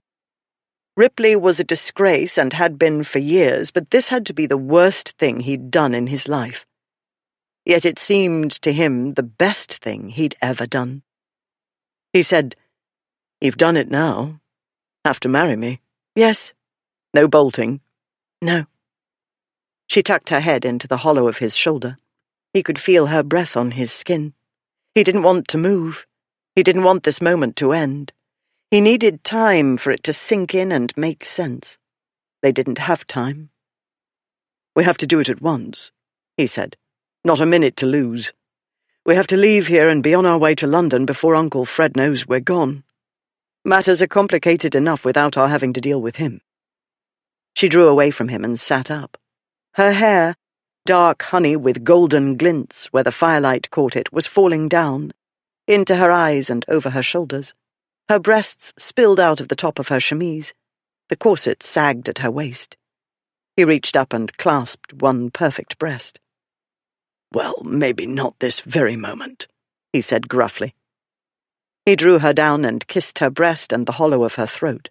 He kissed her on the mouth, and she parted her lips to him instantly.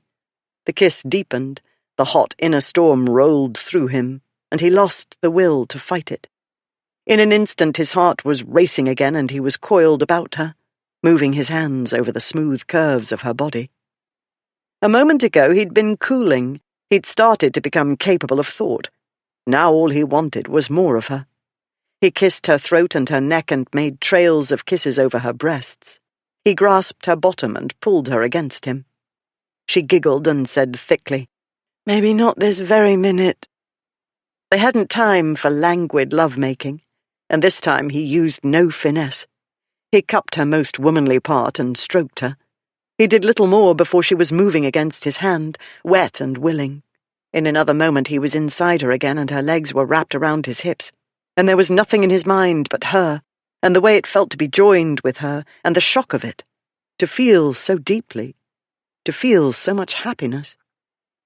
A soft pressuring closed him, and he felt her muscles contract, drawing him in, holding him. The wonderful madness returned. The world went away, and nothing remained but the way she felt and the way they felt together. It was new, still new, and a wonder to him. He was inside her, trying to make it last, not wanting it to end. Not yet, not yet. But it was like the maddest of races. Fast, fast, too fast. The peak came too soon, and there was no resisting or slowing it. It came to him in a burst of joy, and then he was tumbling down into a quiet place. This time it took longer for Ripley's breathing to slow and his mind to uncloud. He didn't want it to uncloud. He didn't want to think. He wanted to wallow in the 1,001 delights of Olympia. He couldn't wallow. He needed to be calm, to think, to plan. Ashmont. What to do about him, if anything could be done.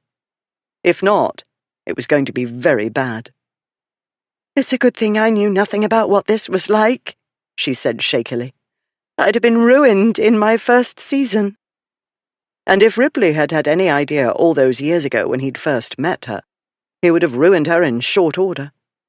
So much wasted time. But no. If he'd ruined her years ago, he wouldn't have realized what he'd found. 2 days ago he hadn't realized. All while he'd pursued her and tried to get her back to the wedding, Ripley had told himself that she was perfect for Ashmont. Blind, blind, blind. "It's only this way with me," he said. "Just as it's only this way with you." The realization was simply there, where it hadn't been moments ago. He'd thought at first that what he'd felt for her was simple if powerful lust, the result of too long a time of celibacy. He'd realized, but not until yesterday, that it wasn't simple at all. Now there wasn't the smallest question in his mind. It had to be her. Nobody else, ever.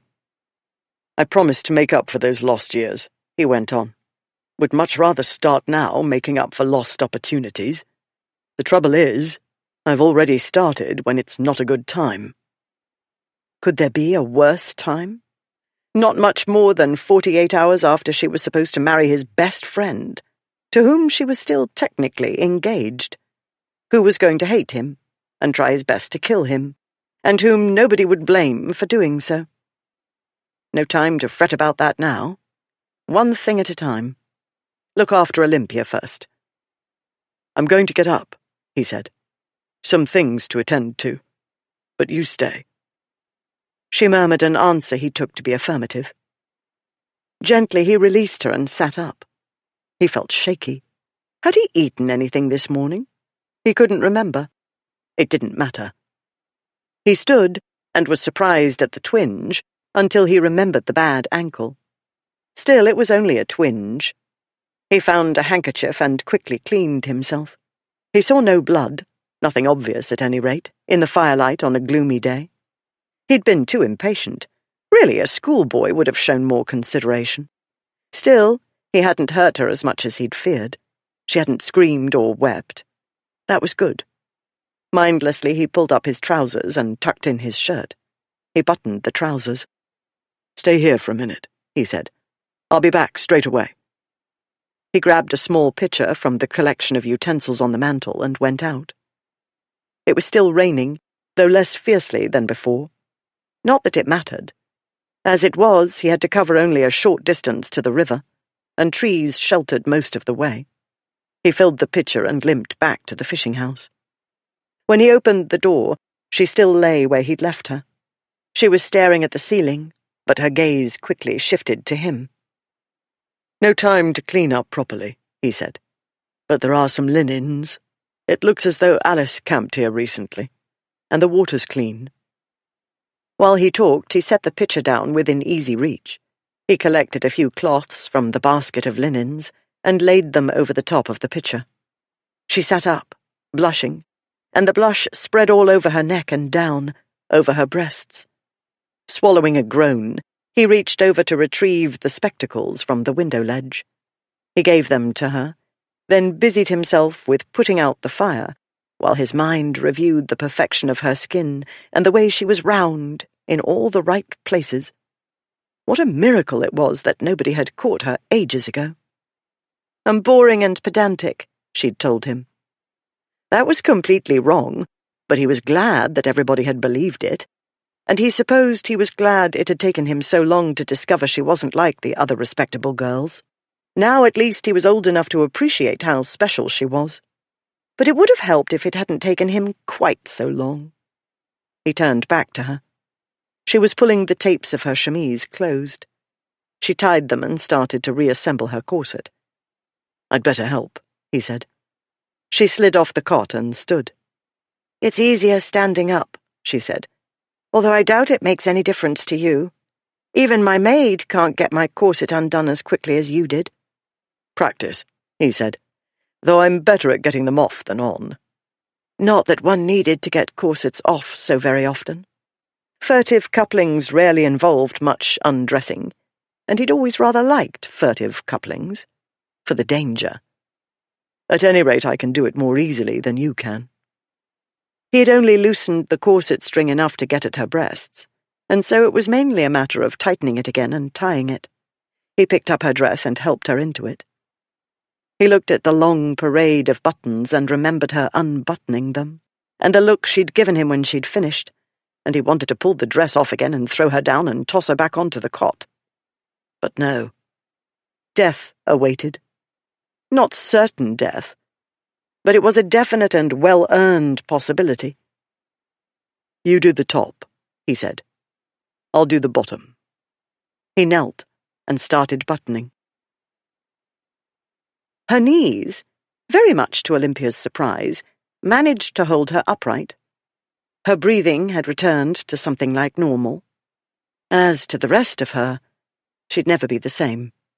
No wonder Mamma had been so inarticulate. She looked down at his dark head. She wanted to drag her fingers through his hair and kneel on the floor with him and kiss him and make him do it again and again. "You have to marry me now," he'd said. Well, of course. She could hardly go back to... Ashmont, she said. Wrong name, Ripley said, looking up. It's the shock. Got you confused. I'm Ripley, the other disgrace, the one you're going to marry, and no bolting this time. No, I mean that Ashmont— He's not going to be pleased about this development, no. She hadn't thought this through properly. She hadn't thought at all. Now she remembered. All the fights, the duels. One in which apparently Ashmont had nearly had his ear blown off. It might have been his head. But now— What had Ripley said the other day in the garden? Something about a lover's romp and, since I'm the only one in your vicinity, I'm the one he'll call out. She was still engaged to Ashmont. Thanks to cowardice, she hadn't broken it off. A short time ago, she'd lost her virginity to his best friend. She wanted to dash her head against the wall. So stupid. So reckless. She wasn't even drunk. What was wrong with her? She said calmly, "You're his friend. Ashmont won't call you out. He can't." Right, nothing to worry about. I'll punch him in the face and he'll punch back, and then he can't be the injured party. I'm not sure that plan will work now. In that case, I'd better be the one to tell him, she said. He can't call me out. Ripley returned to buttoning. You can tell him whatever you like. It won't make any difference. He's my friend, and I've betrayed his trust. Oh, and there's the humiliation, too. I betrayed him, she said. I didn't break off with him as I ought to have done. I hedged my bets. You did nothing of the kind. I did. I left it to him, knowing he's too stubborn to let me go. He was halfway up the skirt. You're a woman, he said. You don't have the luxury of doing the decent thing or the honourable thing. As you pointed out a little while ago in the library, marriage is different for women than for men. You did the intelligent thing. The practical and sensible thing, she said. That too. Since you couldn't be sure you'd get through my thick skull, you very wisely decided not to burn your bridges. Also, I'll wager anything you were too subtle and tactful in that letter. You didn't want to hurt his feelings. I don't understand why people are so shy about hurting his feelings. Must have something to do with the lost puppy look he gets. I can't manage it. Tried. Looked like a gargoyle. He'd reached the waist of her dress. I wanted to be kind, she said. It wasn't his fault. Kind. Ripley stood. He isn't that fragile. And yes, it was. He found the belt and gave it to her. She quickly wrapped it about her waist and closed it. It's very good of you to defend me. That bodes well for a marriage. Still, it doesn't matter if he is or isn't fragile or whose fault it was. You don't know how hard I've tried to do what was right, to be a good girl, to be pleasing. Yes, well, you're not a good girl, he said. She sucked in her breath. Good girls don't get drunk and run away on their wedding day, he went on. Good girls don't take off their clothes in front of wicked men. Good girls don't taunt those men into tumbling them. Good girls don't make the men wish they'd thought to do it years ago. Good girls are boring. You won the awards for boring because you were trying to be a good girl. You're not. You're a bad girl. And if you'd been a boy, you might have been one of my best friends. I'm glad you're not a boy. Now can we stop talking and thinking and get out of here? We haven't a minute to lose. Meanwhile, in the drawing-room of Camberley Place, Lord Frederick stood at the window looking out. The storm's let up. They ought to be back by now. He turned back to Lady Charles. I don't like this. She refilled her glass. It isn't up to you. It has to be up to somebody. Ashmont isn't a child. It's time he took responsibility for his life. You can't protect him forever. And you, he said. You kept Ashmont's fiancée from him when he came here. I did nothing of the sort. She wasn't here at the time. You didn't tell him the whole truth. Whom were you protecting? Olympia. From marrying the wrong man. Because the right one was too slow-witted to see what was under his nose. There was a short, taut pause. Something passed between them. Unseen, unspoken, but felt. Neither of them acknowledged it. They were both old hands at concealment. If something flickered in her ladyship's eyes, it might have been a trick of the light. If a faint red tinged his lordship's cheekbones, it was from the same cause. He said coolly enough, "And you thought you'd give him a little time and he'd come to his senses?" "Yes." "And what if it takes years?" The words, "as it did me," might have hung in the short silence. Or maybe not. Lady Charles laughed and said, "Until it's too late? In that case, I shall comfort myself with the knowledge that I tried." "You put your oar in, you mean?" If only someone had done so then. "Habit," she said. "I've been doing it for most of his life. You and I have that much in common." "Yes, and I'm too old to break the habit now," he said. "This is the last best chance that wretched nephew of mine has. I won't see him make the same mistake so many others do." "If he doesn't make mistakes, how will he learn?" "That's a chance I'm not going to take. I've waited long enough, I think. For all I know, they've gone." "Why would they go?" she said. "All they've done is take shelter from the storm, separately or individually. You're jumping to conclusions. That isn't like you." "You don't know what I'm like," he said. "But we both know what Ripley's like, and I have a good idea what he's going to do. What I should have done when I had the chance." "It doesn't matter," she said. "You're too late to change anything. You were too late before you came." "We'll see." He bowed. "I bid you good day, my lady." She didn't curtsy in turn, but moved swiftly to the doorway and stood, blocking his way. She smiled. No, not quite yet, sir." "Woof," said Cato behind her. Chapter 15. As they made their way to the stables, Ripley was more aware of the infernal ankle than he had leisure to be. He was cursing it in his mind when he saw Olympia move off the path and pick up a stout branch. She held it out to him. "Walking stick," she said. "Use it." "I don't need a bloody crutch." "Is it possible, or do I ask too much, for you to set aside your manly pride for a moment and approach the matter in a calm and logical fashion?" "I'm perfectly calm," he lied. "Let's take this in steps, then," she said, much in the same way he'd talked to her when she was drunk. "We are proceeding as quickly as possible to the stables because we have to get to London, you told me, as soon as possible." "To get married as soon as possible." He mimicked her patient tone.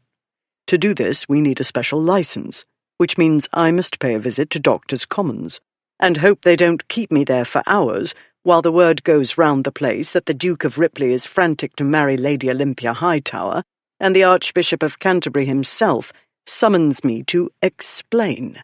Because, you see, he might remember that he recently granted the Duke of Ashmont a special license to marry the same lady." "I understand," she said. "What I should like is for you not to break your neck before we're married. Because, you see, if you die, you can't marry me, and then I shall be in rather a pickle, don't you think?" "A pickle?" He laughed. "I had a good idea how babies were made," she said, and he stopped laughing. "Thanks to you, I now know precisely how human beings make them. I don't know what the odds are of our having started one. I do know that the practical and sensible thing to do is to be married to its father before it's born." It was like a kick in the gut. Yet he had no business to be startled. He knew how babies were made. He should have had the courtesy to withdraw, a courtesy he'd extended how many times to other women? "I won't break my neck," he said, face hot. She held out the stick. She wore a look he recognized. It was the same look she'd worn in the courtyard at the White Lion in Putney, with the blusterer who refused to back down from a ridiculous position. Ripley took the stick and used it. When they got to the stables, he did the practical and sensible thing and ordered the landau instead of the curricle. This meant an eternity of waiting for the horses to be put in harness, and everything inspected, and the coachman John to ensconce himself upon his throne. But the shock she'd administered cleared Ripley's mind wonderfully.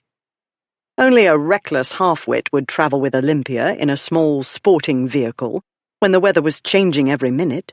A curricle's hood wasn't enough to fully keep out the wet, and the wet and the bumps of the less luxurious vehicle would make her fret about his ankle and his needing a comfortable seat on which to rest it.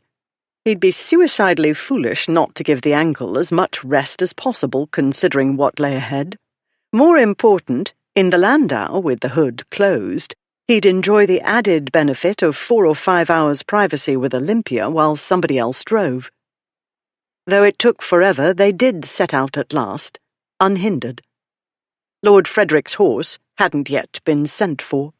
He must still be busy quarrelling with Aunt Julia, which meant there was a reasonable chance of his not travelling too close behind them. An encounter would be awkward, and Ripley was in no mood to explain matters to Ashmont's manipulative go-between. It had to be face-to-face, friend to false, traitorous friend. Ripley had told the stablemen to keep mum and not answer questions until they were asked.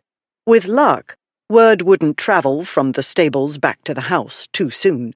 With luck, nobody would start asking soon. With luck, it'd be assumed he and Olympia had either separately or together taken shelter from the storm. Since the skies hadn't cleared, it might be a while before anybody decided to come looking for them. In order not to trust entirely to luck, though, he told the stablemen to take their time about sending Lord Frederick's horse to him. Luck was with them for the journey at any rate. Though it rained from time to time, the thunderstorm didn't seem to follow them. They reached London before nightfall. Then it was on to Gonaby House, where they encountered a mob of family, including the Newlands, all swarming in within minutes of Olympia and Ripley's entering the vestibule. After the first cries had died down somewhat, the swarm bore the travellers into the drawing-room, where an odour of fresh paint prevailed, and a set of steps blocked a door. Renovations still ongoing, in other words. There the uproar began to swell again. Ripley said, "Enough." He was a duke. The tide of noise receded. "Thank you for the thrilling welcome," he said. "Thing is, not helpful to talk to everybody all at once. Only Lord Gonaby. And Lord Newland. Your counsel would be appreciated." Unlike his brother-in-law, the Marquess of Newland kept both feet planted firmly on the ground. "If we 3 might adjourn to another room. A matter of business." All about Ripley, eyes widened. Gazes went from him to Olympia and back again. Confusion reigned for a moment. Then the 2 older ladies, at least, seemed to begin to form a picture in their heads. Judging by their expressions, they found the picture perplexing. "Your study, Lord Gonaby?" Ripley said. "The library? Not here, in other words. Gentleman's business to see to. As soon as is convenient." Yes, Lord Gonaby said. "But, Papa, the Duke is famished," Olympia said. "We've been on the road for several hours with only the shortest stops. Moreover, as I mentioned in my letter, he is injured. It would be a good thing if he could put his foot up. Perhaps the butts could wait until you take him to a quiet room and he's been given some refreshment and allowed to rest his ankle." It wasn't the voice of command she'd used on the bully at the White Lion. Nonetheless, it was a voice that got things done and had a remarkable subduing effect on the listeners. Ripley had grown up in a very small family, and he'd spent the bulk of his youth at school, away from his parents and sister, or in the peace of Camberley Place. He wasn't used to so much family, voices, chaos. At Gonaby House, everybody had something to say, even the little boys. He realized Olympia must have had to do this for most of her life, create order where there was chaos. No wonder she put books in categories and subcategories. Books were easier than people. Still, it could be done with people, to a point, as she'd demonstrated. If Lord Frederick had goaded Ashmont into courting her, Ripley had no trouble seeing why. What other girl had a prayer of managing him? Lord Frederick was not going to be happy about the change of bridegroom. The marriage had better take place before he got wind of it. Fortunately, Newland took over from his rather vague brother-in-law, and in very short order, considering the state of the house, which seemed to be half coming down and half going up, the three men were in Gonaby's study. Ripley ignored the chair offered him. He braced himself on the mantelpiece. Aware of the long night ahead and what lay ahead, he went straight to the point. "Lady Olympia and I wish to be wed." "To each other?" Gonaby said. "To each other, sir, yes." But she's engaged to the Duke of Ashmont. Supposed to be married the other day." "Yes, that was the other day, and this is today. Her ladyship has changed her mind. That is a lady's prerogative. We wish to be wed." "And the Duke of Ashmont," Newland said, "is he aware of this change of plans?" "He will be." "In that case, perhaps we should wait until such time, since it's quite impossible for him to marry Lady Olympia, she being unwilling to marry him, and since we are rather in a hurry, it would be best we have the settlements drawn up as soon as possible," Ripley said. "I'll send my solicitors to you tomorrow." After he had them make certain changes to his will. "The wedding will take place no later than tomorrow evening," he added. "Tomorrow?" Lord Gonaby repeated. "Well, this is all very gratifying, to be sure. 2 suitors for my Olympia. Not that I'm surprised. She is incomparable, and any number of men would wish to be suitors," Ripley said. "However, as far as Lady Olympia is concerned, there is only one, and that would be me. She ran away from Ashmont. I caught her. She didn't object to being caught. In fact, she's keen to marry me, not Ashmont. I trust this is clear." Judging by Lord Gonaby's expression, nothing was clear to him. His brother-in-law was another matter. His grim expression told Ripley that the Marquis had put 2 and 2 together. For instance, Ashmont plus Ashmont's temper equals duel, and quickly understood what the hurry was about. Gonaby began. "Well, I am not at all sure that we ought—" "Quite clear, Duke," Newland said firmly. "Olympia was to have been married a few days ago," he told his brother-in-law. "The more quickly matters are resolved, the more quickly scandalous rumours will dissipate." Before giving Gonaby a chance to respond, he went on. "Since time seems to be of the essence, one assumes that settlements like those arranged with the Duke of Ashmont will be acceptable." "That will make a starting point," Ripley said. He paid his lawyers well to fuss over details. "However, I mean to have my solicitors add a few conditions, to do with the Gonaby Hall library. I doubt you'll find them onerous. And now, gentlemen, I must be off." A servant appeared then with a tray of food and drink. Ripley left the other 2 men to refresh themselves. He found Olympia pacing in the corridor. "I thought you'd be with your mother, deciding what to wear to the wedding," he said. "I don't care what I wear," she said, "and I strongly doubt you will." "Something easy to get off," he said, "without a lot of buttons, preferably." The image appeared in his mind of Olympia unbuttoning the endless line of buttons, the look on her face when she was done. On second thought, lots of buttons, hundreds of them. But no, he couldn't think about buttons now. He needed to keep his head clear. "You're right. I don't care what you wear, apart from the wedding ring." "The thing is, I should like there to be a wedding," she said. "There will be." "And a marriage," she said.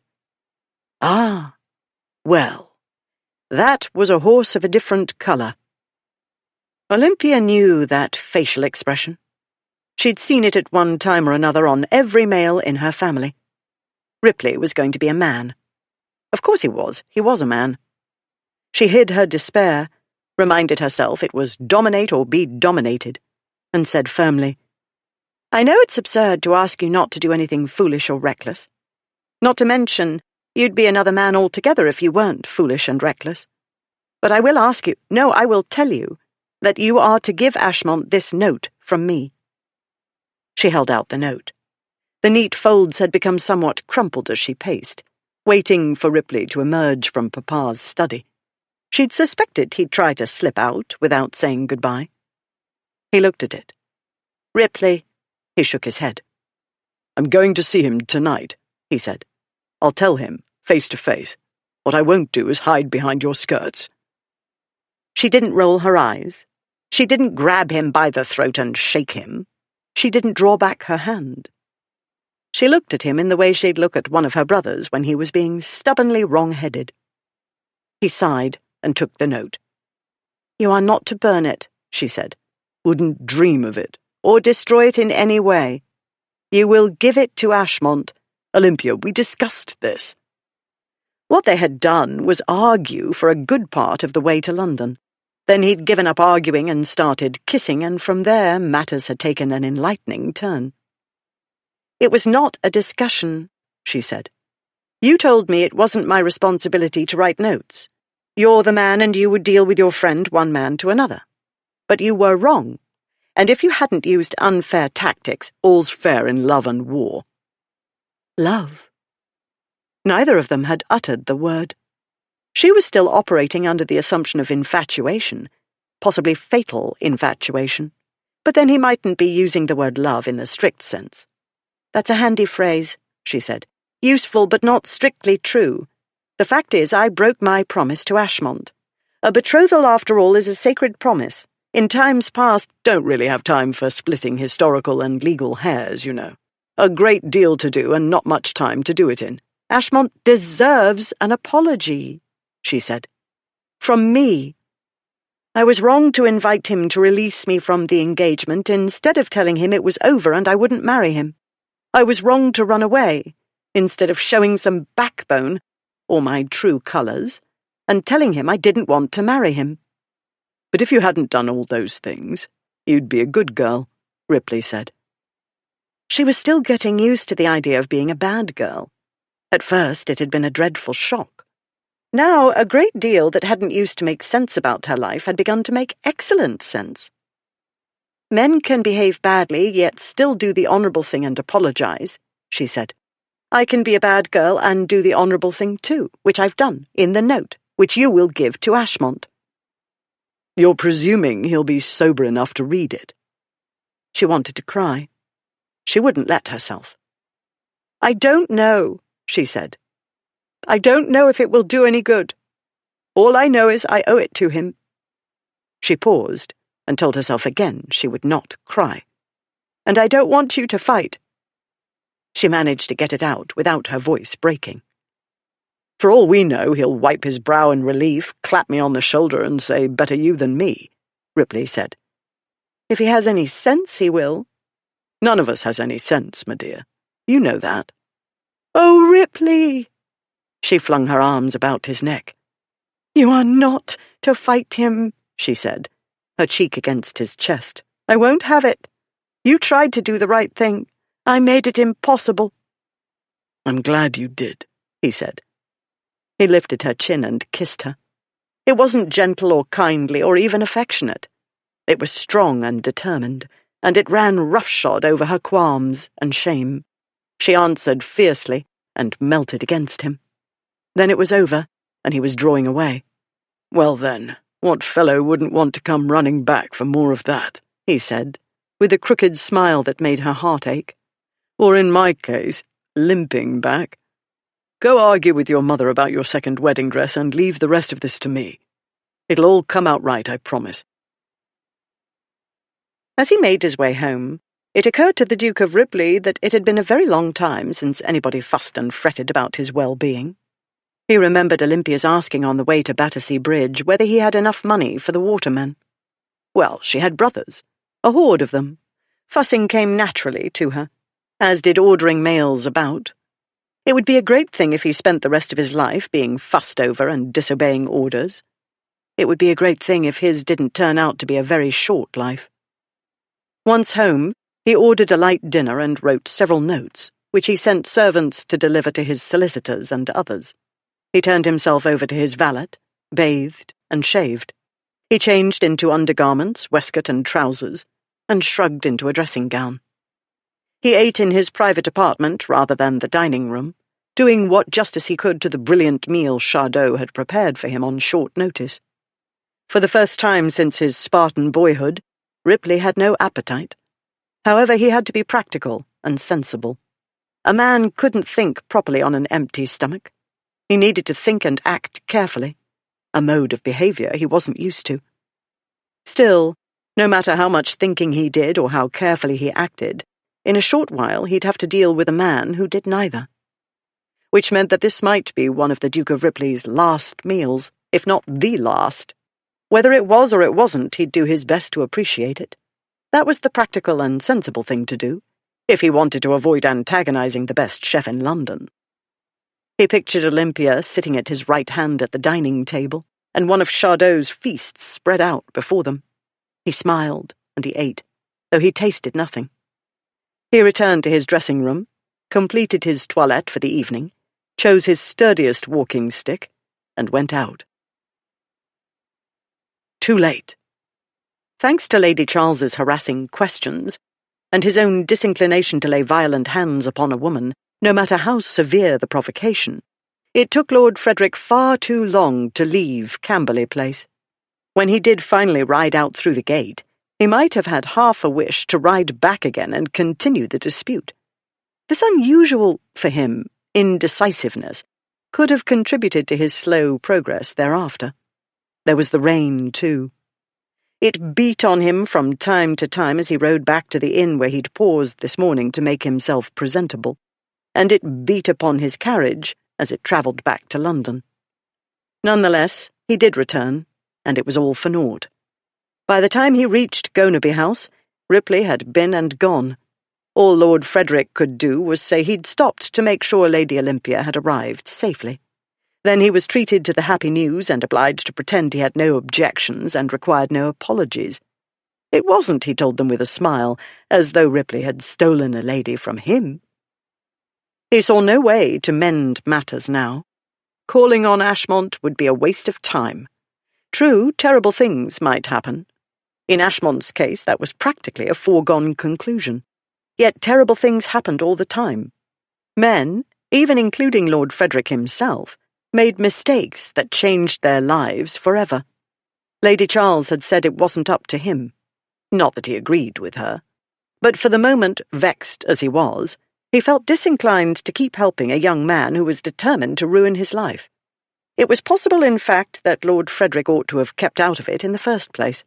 Had he not interfered, his nephew might have forgotten the lady's existence by the next day. But she was perfect for him, Lord Frederick thought. She might have saved him.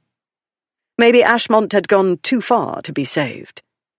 And maybe Lord Frederick might as well have stayed at Camberley Place and let Lady Charles aggravate him. She at least wasn't a drunken oaf of a nephew. Beyond question, she was pleasanter to look at. Not long before midnight, Ripley ran Ashmont to ground at Crockford's. It seemed like an age since Ripley had walked out of the gambling club in the small hours of the morning. It seemed like an age since Ashmont had appointed him guardian of the wedding.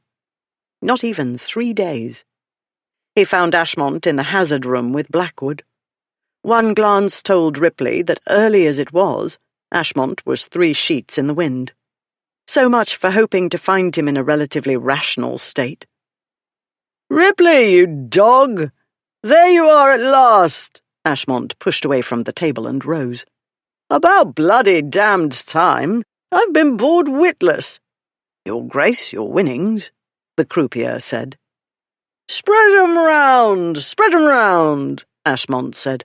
"Let the other fellows have a chance." Ashmont cheerfully followed Ripley into the corridor, Blackwood bringing up the rear. When they were clear of the room and not within eavesdropping range, Ripley said, "I've come to take you home." "Ha, ha! Do I look as bad as that? But I'm well. Looks worse than it is. Only waiting, you know. Got Olympia back, safe and sound? Was still with your aunt? Uncle Fred made a devil of a fuss. Said I wasn't fit to see her." His skin was grey and drawn. His eyes were bloodshot, ringed with deep shadows. "Not looking your best," Ripley said. "A trifle fatigued, perhaps? Let's go back to your house, where we can talk without shouting to be heard above everybody else." Behind Ashmont's back, Blackwood lifted an eyebrow. My house? Ashmont laughed. Too early to put me to bed. Still on my legs, can't you see? But what's the news? Did she answer my letter? Did she send the answer with you? She did, Ripley said. I thought, though, you'd rather read it in a less public place. Ashmont glanced about him, belatedly taking in the groups of men passing by, pretending not to be watching and trying to listen to their disgraces. When it came to gossip, men easily matched women. Oh, them, he said, and his mood darkened abruptly, as often happened. Damned right, not here. He walked on unsteadily, Ripley on one side and Blackwood following. Ashmont went on talking as they made their way through the club.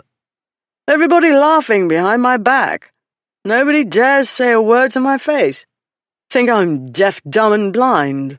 As though I'd never hear about what they write in White's betting book. Odds against me and in favour of guess who? No, don't try. You'll never guess. Men's! Do you believe it?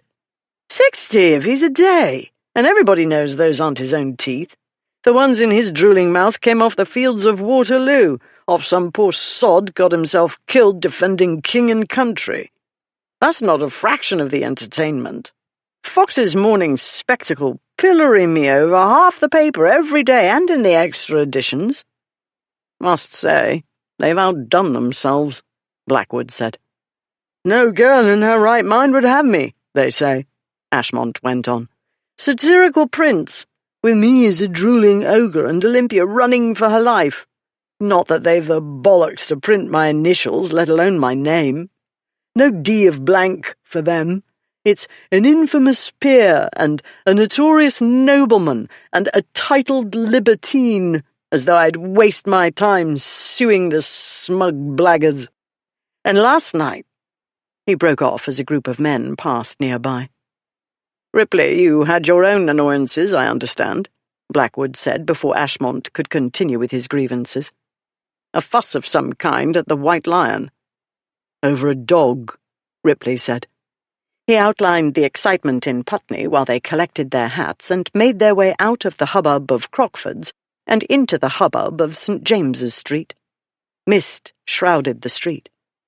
At the bottom of the stairs, Ashmont stopped. She went after the brute, he said with a laugh. I didn't know. Well, he wouldn't say, would he? Ripley said. She demanded the whip, and he gave it to her. His friends laughed. Knew she was well above the common run of females, Ashmont said. Obvious. Once I spent 5 minutes with her, but I taught him a lesson. The one I administered was insufficient, Ripley said. The brute accosted us, ranting about the dog, Blackwood said. Now I see why he was so incensed. A girl got the better of him. Made remarks about Olympia, Ashmont said. Couldn't let him pass. Thus the stinker, Ripley said. Ashmont touched his bruised eye.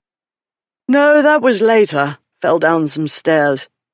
But I'm not the only one damaged in the cause of Olympia, I hear. Ankle, she wrote. Unsteadily he bent over to stare at Ripley's ankle. The wrong one. Then he swayed upright again and eyed the walking stick. A sprain, Ripley said. No great matter, but the women made a fuss, and when I tried to get away— but it's a long story. I'll tell you when we find some quiet. London's streets were noisy most of the time, and the St. James's neighbourhood, shortly before midnight, was no exception. Men on horseback, carriages rattling on their way to this rout or that ball, pedestrians talking loudly to be heard above the clatter of hooves and wheels on the paving stones. He was aware of passengers staring at them through the windows of passing vehicles. He was aware of men gathering at Crockford's windows as well, anticipating some kind of excitement, as usually happened when their disgraces were in the vicinity. Before long, word would magically reach White's across the street, as it so often did, and the famous bow window would frame another sea of faces. Raindrops began to fall, spitting here and there, casually, as though it were an afterthought. Looking away from the windows, Ripley found Ashmont staring at him, eyes narrowed. What are you looking at? Ashmont said. Bloody audience, Ripley said. Ashmont looked about. Jeering and mocking behind my back. Think I don't know? The rain came down harder. Let's get a hackney, Ripley said. Good idea, Blackwood said. The damn rain's back. To hell with them, Ashmont said. To hell with the rain. Let me have the letter. Yes, of course. Had to be now. Now? Ripley said. You're going to read Lady Olympia's letter in the dark, in the rain, with all these idiots looking on and speculating what's in it? Can we at least get out of the wet, Blackwood said, and go somewhere we can get a drink? You're not going to be reading love letters in the middle of the street, are you? Oh, but Ashmont would. Ripley must have been mad to promise Olympia he'd deliver the letter, when there wasn't the slightest assurance one could get Ashmont to read it in a rational state of mind, or even in private, like a normal person. Get a hackney if you're afraid of melting in a drizzle, Ashmont said. I want the letter. Of course, it had to be like this. A public street, in the rain, with an audience. Because that was the way Ashmont was. Unpredictable, volcanic, always so bloody damned exciting. Rain's one thing, Ripley said. But I want to get out of the street, out of the uproar, and to a place where I'm not the night's entertainment. Give me the bloody letter. Can we get out of the blasted rain? Blackwood said. You get out of the rain, Ashmont said. Get a hackney. Give me the bloody goddamned letter. Christ, give it to him, Ripley. Ripley withdrew Olympia's letter from his coat and held it out to his friend. Ashmont took it and walked to the nearest lamp-post. He unfolded the letter and read, squinting. Rain fell on the paper, blurring the lines of ink. There weren't many, not by Olympia's standards, at any rate. After what felt like an eternity, Ashmont looked up at Ripley. Is this a joke? I don't know what's in it, Ripley said. You know, Ashmont said, his voice low and hard. You bloody well know. I know it's no joke. Very much not. She was upset when she wrote it. Upset? Upset? That's what you call it? And you had the bollocks to look me in the face and smile and tell stories knowing I didn't plan to deal with this in bloody St. James's Street. I came to take you home and— What the devil? Blackwood said. He grabbed the note from Ashmont and read it. For God's sake. Ripley! You bastard! Ashmont said. You swine! You traitorous lying sack of shit! I trusted you! He launched himself at Ripley, knocking him back against the stone fence in front of Crockford's. Ripley bounded back and went for him. Men started pouring out of the clubs. Ashmont swung and Ripley dodged. Swearing, Ashmont tried to grab him by the throat. Ripley blocked him. Before Ripley could throw him into the street, Blackwood pulled Ashmont away. Not here, damn you both! Yes. Here, now. All Ripley knew was rage. It was all he could do not to tear Ashmont from Blackwood's grip and pound him senseless. Here will do, Ashmont snarled. Here in the street, where everyone can see what a swinish, cheating, craven snake he is, my so-called friend. Swinish? Who was the one too bloody drunk to go after his own— Not here, blast you, Blackwood said, keeping his voice low. Do you want her name dragged through the mud along with yours? That got through. Barely. Ripley made himself unclench his hands. Ashmont shook his head. No, not here. You know where, then, and when. Dawn. Pistols for 2 and breakfast for 1, Ripley.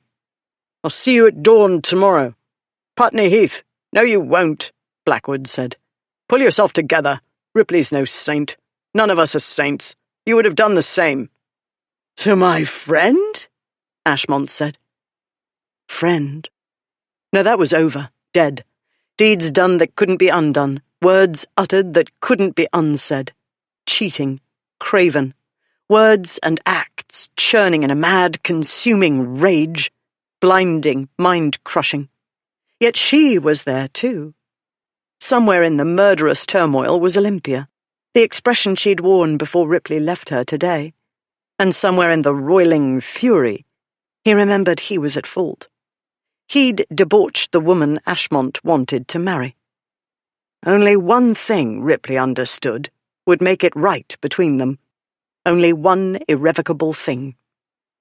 Olympia wouldn't understand. She couldn't. She was a woman. "Sorry, my dear girl." To Blackwood, Ashmont said, "You'll act for me." "I damned well won't," Blackwood said. "He's my brother-in-law, remember? Alice would get wind of it, you know she would, and she'd kill me. As it is, but no. Find another way to settle this. I won't stand by and watch you two shoot each other." "Then go to hell," Ashmont said. "I'll send someone to you, Ripley." "I supposed you would," Ripley said. "But I won't fight you tomorrow. I'm getting married." Ashmont's head went back as though Ripley had hit him, as Ripley still wanted to do in spite of everything, because his friend was a bloody damned fool and a wreck, and he needed to be knocked on his arse.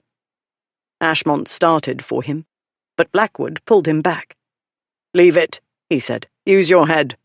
They have to marry now. Quiet the scandal. Everybody saw them together, and you were too late. It's over, my boy. Let it go." "No," Ashmont said. "It isn't over." There was no way it could be over. What had happened was all too public. Ashmont's pride couldn't bear it. He wanted to kill Ripley, and he had good reason. Ripley had stolen the girl, cheated his friend, and made the friend a laughingstock. Only one way to wipe the slate clean. Only one way Ashmont could hold his head up again. Pistols at dawn. "I know," Ripley said. "But not until after tomorrow." Leaning on his stick, he limped away, up to Piccadilly. Behind him he heard Ashmont shout, "What are you lot looking at? Go to the devil!" Chapter 16. The following day. The rain-streaked letter lay open on the Duke of Ashmont's dressing table. He had his hand wrapped about the stem of a wine-glass. His fair hair, through which he dragged his fingers repeatedly, stood on end. He read, for the 10th or 20th time, "Dear Duke, this is the letter I should have written the last time, had I not been too great a coward. The best way I can think of to put it right now is to put it plain. I cannot marry you. I am so very sorry for treating you so unkindly and unfairly. It was wrong of me to promise I would marry you in the first place, when my heart wasn't as fully yours as it ought to be. It was wrong again not to break off cleanly after I ran away. It is not your fault that I did not know my own heart. I never meant to give it to Ripley, and I know the last thing he wanted was to steal it from me, but it's his now. You deserve a responsible and dutiful lady who could live up to the honor you wish to bestow. Regrettably, my character is headstrong, ill-behaved, and selfish. I beg you not to blame Ripley for what has happened. He tried to keep your friendship first in his mind and heart. He tried to do what was right, but he came up against my unruly nature. He was the one I wanted to be with, and when he tried to get away, I prevented him. It's so clear now, as it ought to have been before, that I could never make you happy. Though I wish I had realized this before I caused you distress, it cheers me to know I have spared you, though you may not appreciate that at present. And knowing I've done you a favor gives me the courage, or perhaps the better word is audacity, to ask you to do me the very great kindness of giving Ripley and me your blessing. He is your friend still, and he loves you dearly, I know. Please do not let my poor judgment destroy an old and true friendship. With best wishes for your happiness, believe me yours, very sincerely, Olympia." "Blessing," he muttered. "Wants my blessing. She's got bigger bollocks than any of them." Damn it, Olympia, I can't.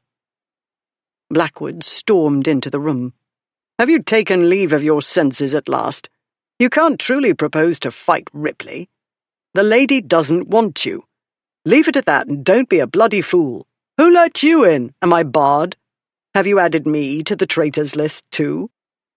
Ashmont drank. Leave me alone. It's nothing to do with you. I'm your friend, you jackass. Not friend enough to second me. Instead you chose that blackguard Morris. I saw him as he left the house, and he told me. The Earl of Bartham's son had jumped at the chance to act as Ashmont's second, no doubt hoping to replace Ripley in Ashmont's affections, such as they were. He's done good work, Ashmont said. 4 letters exchanged and everything settled. He folded up Olympia's letter. Dawn tomorrow. Putney Heath. You hope to make her a widow the day after the wedding? Do you think she'll fancy you after that? What is wrong with you? They'll never stop laughing at me if I don't. Ashmont refilled his glass. They'll be telling the story for years. I won't be a joke. He drank. Why do you care, suddenly, what anybody thinks or says about you? This is different. Between Ripley and me, I trusted him. Completely. He made a fool of me. Lied to me. Come and get her, he wrote. Next thing I know, he's back in London planning a wedding. His. You never gave him a chance to explain. Ripley doesn't explain. Blackwood shook his head. Why did I come? Why did I think I could reason with you? Because you're afraid of your wife? A dangerous silence ensued. Then Blackwood laughed. I see. You want to fight me, too. You want to fight everybody. Sorry I can't oblige. I've a wedding to attend. At 7 o'clock. St. George's, Hanover Square. For some reason, Ripley wanted to be married in church. He threw a note onto Ashmont's dressing table. Your invitation. That's what I came for, hoping to find you less of an ass. I know it's little use, but I'll say it anyway. If you've a grain of sense left, you'll attend. You'll laugh and treat it like a joke, and you'll wish them well. He went out. Ashmont crumpled the invitation without opening it, and threw it into the empty grate. The gossip columns of the afternoon papers reported a fight between the Dukes of Ashmont and Ripley in St. James's Street. None of the witnesses having ventured near enough soon enough, little of the exchange of words could be recounted, though everybody understood the cause to be His Grace of R's disappearing from Newland House with His Grace of A's bride on the wedding day. However, since their disgraces had been known to resort to fisticuffs before when competing for women, and since the 3 dukes had left Crockford's in a friendly mood, most people assumed His Grace of A, being in his cups as usual, had simply taken offence at something His Grace of R had said once they were out of the club. This, at any rate, was what Blackwood had told some of the bystanders. If any gentleman suspected that the moment of fisticuffs had not settled matters, they were unlikely to make public statements to that effect. Duels being illegal, they were kept strictly quiet. Otherwise the police would get wind of them and turn up to spoil everything. In any case, the world believed even Ashmont wasn't hot-headed enough to pursue the matter in a fight to the death with his best friend. Ripley let them believe it. He almost let himself believe it, as he went about obtaining a special license and deciding what to wear to his wedding. It was a quiet affair. The group attending was a great deal smaller than the one at Lady Olympia's first wedding attempt. This time the observers comprised mainly the Newlands and Gonabys, their offspring, and a small assortment of other relatives. For his own side, Ripley had a very small representation. On the way to London yesterday, he'd sent a message to Aunt Julia, but that was simply to inform her. He didn't expect her to race to London for his wedding. He'd written to Alice as well, for the same reason. He knew she couldn't possibly arrive in time. Blackwood was here, though. To Ripley's surprise, he'd offered to stand up with him. Imagine what Alice would say if I didn't, Blackwood had said. Women don't understand these things, Ripley had said. Men and honour. I don't think Ashmont understands, actually, Blackwood said. Think I do, though." Ripley made do with that cryptic remark. He hadn't time or inclination to think too deeply about Blackwood's ideas of women, marriage, or whatever it was. He was glad to have his friend at his side. The only possible fly in the ointment was the chance of Lord Frederick Beckingham's turning up, say at about the time the minister was saying, "If any man can show just cause while they might not lawfully be joined together, let him now speak." In that case the odds were good his lordship would not, hereafter, forever hold his peace.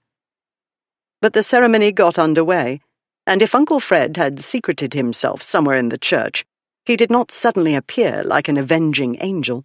Not that this was his style. His style was indirect and wily, i.e., the opposite of his nephew's. And so the minister passed that dangerous area and went on to the wilt thou part. Ripley looked into his bride's radiant face and said, "I will." At that moment, all the troubles of recent days, recent hours, went away, and the world stilled. For the first time since he'd begun his journey with her, he felt at peace. It was as though he'd run a long and desperate race, and won. Everything seemed so clear and inevitable and right, as he took her hand and recited his vows, and when she took his hand and recited hers. And when at last Ripley put the ring on her finger, something shifted in his mind. It shifted the world as well. He was a hard, reckless man, whom harsh experience had taught to scorn sentiment. All the same, his heart swelled, with feelings, too many and too unexpected to name. Whatever they were too strong to withstand. Moisture gathered in his eyes. He met her gaze, so blue now behind her spectacles, and saw tears there as well, quickly blinked away before she smiled up at him and filled the church with sunshine. He loved her. It was as simple as that. It was as immense as that. The rest of the ceremony was a haze of bewildering happiness. The others were background. They might have been paintings or trees or clouds. He saw her, and that was all he really saw. The daring girl who'd led him a wild chase. The girl he'd raced with in his invalid chair. The girl he'd wheeled after through the park of Camberley Place, and made love to madly and stupidly in his favourite place in the world. She'd lead him a merry dance, and he'd like it. Ripley had thought it was Ashmont who'd like it, that she was perfect for Ashmont. So blind. It was Ripley who liked it, couldn't resist her, this spirited, passionate, loving girl who was his now, for always, for as long as we both shall live. But he was too happy to dwell on that thought. He had now, basking in the sunlight of Olympia's smile. He had now, enjoying the mixture of joy and confusion in the onlookers' faces. All the same, as they were leaving the church, he did glance about him at the small group of attendees. He looked up into the gallery, too. Ashmont wasn't here. Later that night. Ripley House's library was nothing like the long canyon of books at Camberley Place. It wasn't like the elaborate two-story library that Olympia's father pillaged from time to time. But it was more beautiful than either, she thought. It told her the man who built it hadn't done it for show, or simply to house his vast collection. A man who truly loved reading had created a temple to literature. It was a haven, too, as a temple ought to be. More furniture crowded this room than the library at Camberley Place. Comfortable furniture, meant for the sort of person who wanted to be lost in a book for hours on end. And though it wasn't 100 feet long, it supplied volumes enough to be lost in for a lifetime. Bookcases covered the walls up to the top of the doors. Above the bookcases ranged stucco-framed portraits of English literature's greatest men. She stood in the middle of the room, hands clasped over her bosom as she turned slowly, drinking it in. "Oh, Ripley," she said, "if I'd known you had such a beautiful library, I should have knocked Lady Nunsthorpe out of the way and dragged you behind the curtains and kissed you until you begged for mercy." "The nun?" He strolled to one of the bookshelves that filled the walls on either side of the fireplace. "What's she got to do with anything?" A party, you danced with her. She shrugged. Some years ago. He turned to face her and leaned against the bookcase, arms folded. And you remember? You made a strong impression. Good. As long as the impression increases your desire to kiss me. Now would be a good time. You were the one who put a stop to the kissing in the carriage, she said. Not here, you said. Too many clothes. Though it wasn't as simple as the one of Lady Charles's that Olympia had worn to her lovely ruination, today's bridal dress wasn't nearly as elaborate as the one for the first wedding. It was white, yes, that part was easy. White dresses being fashionable, she had several in her trousseau. This, however, lacked the elaborate bows and cascades of lace of the original bridal ensemble. Under her mother's and aunt's supervision, 2 of the more skilled maids had fashioned a veil from segments of one of last year's court ensembles.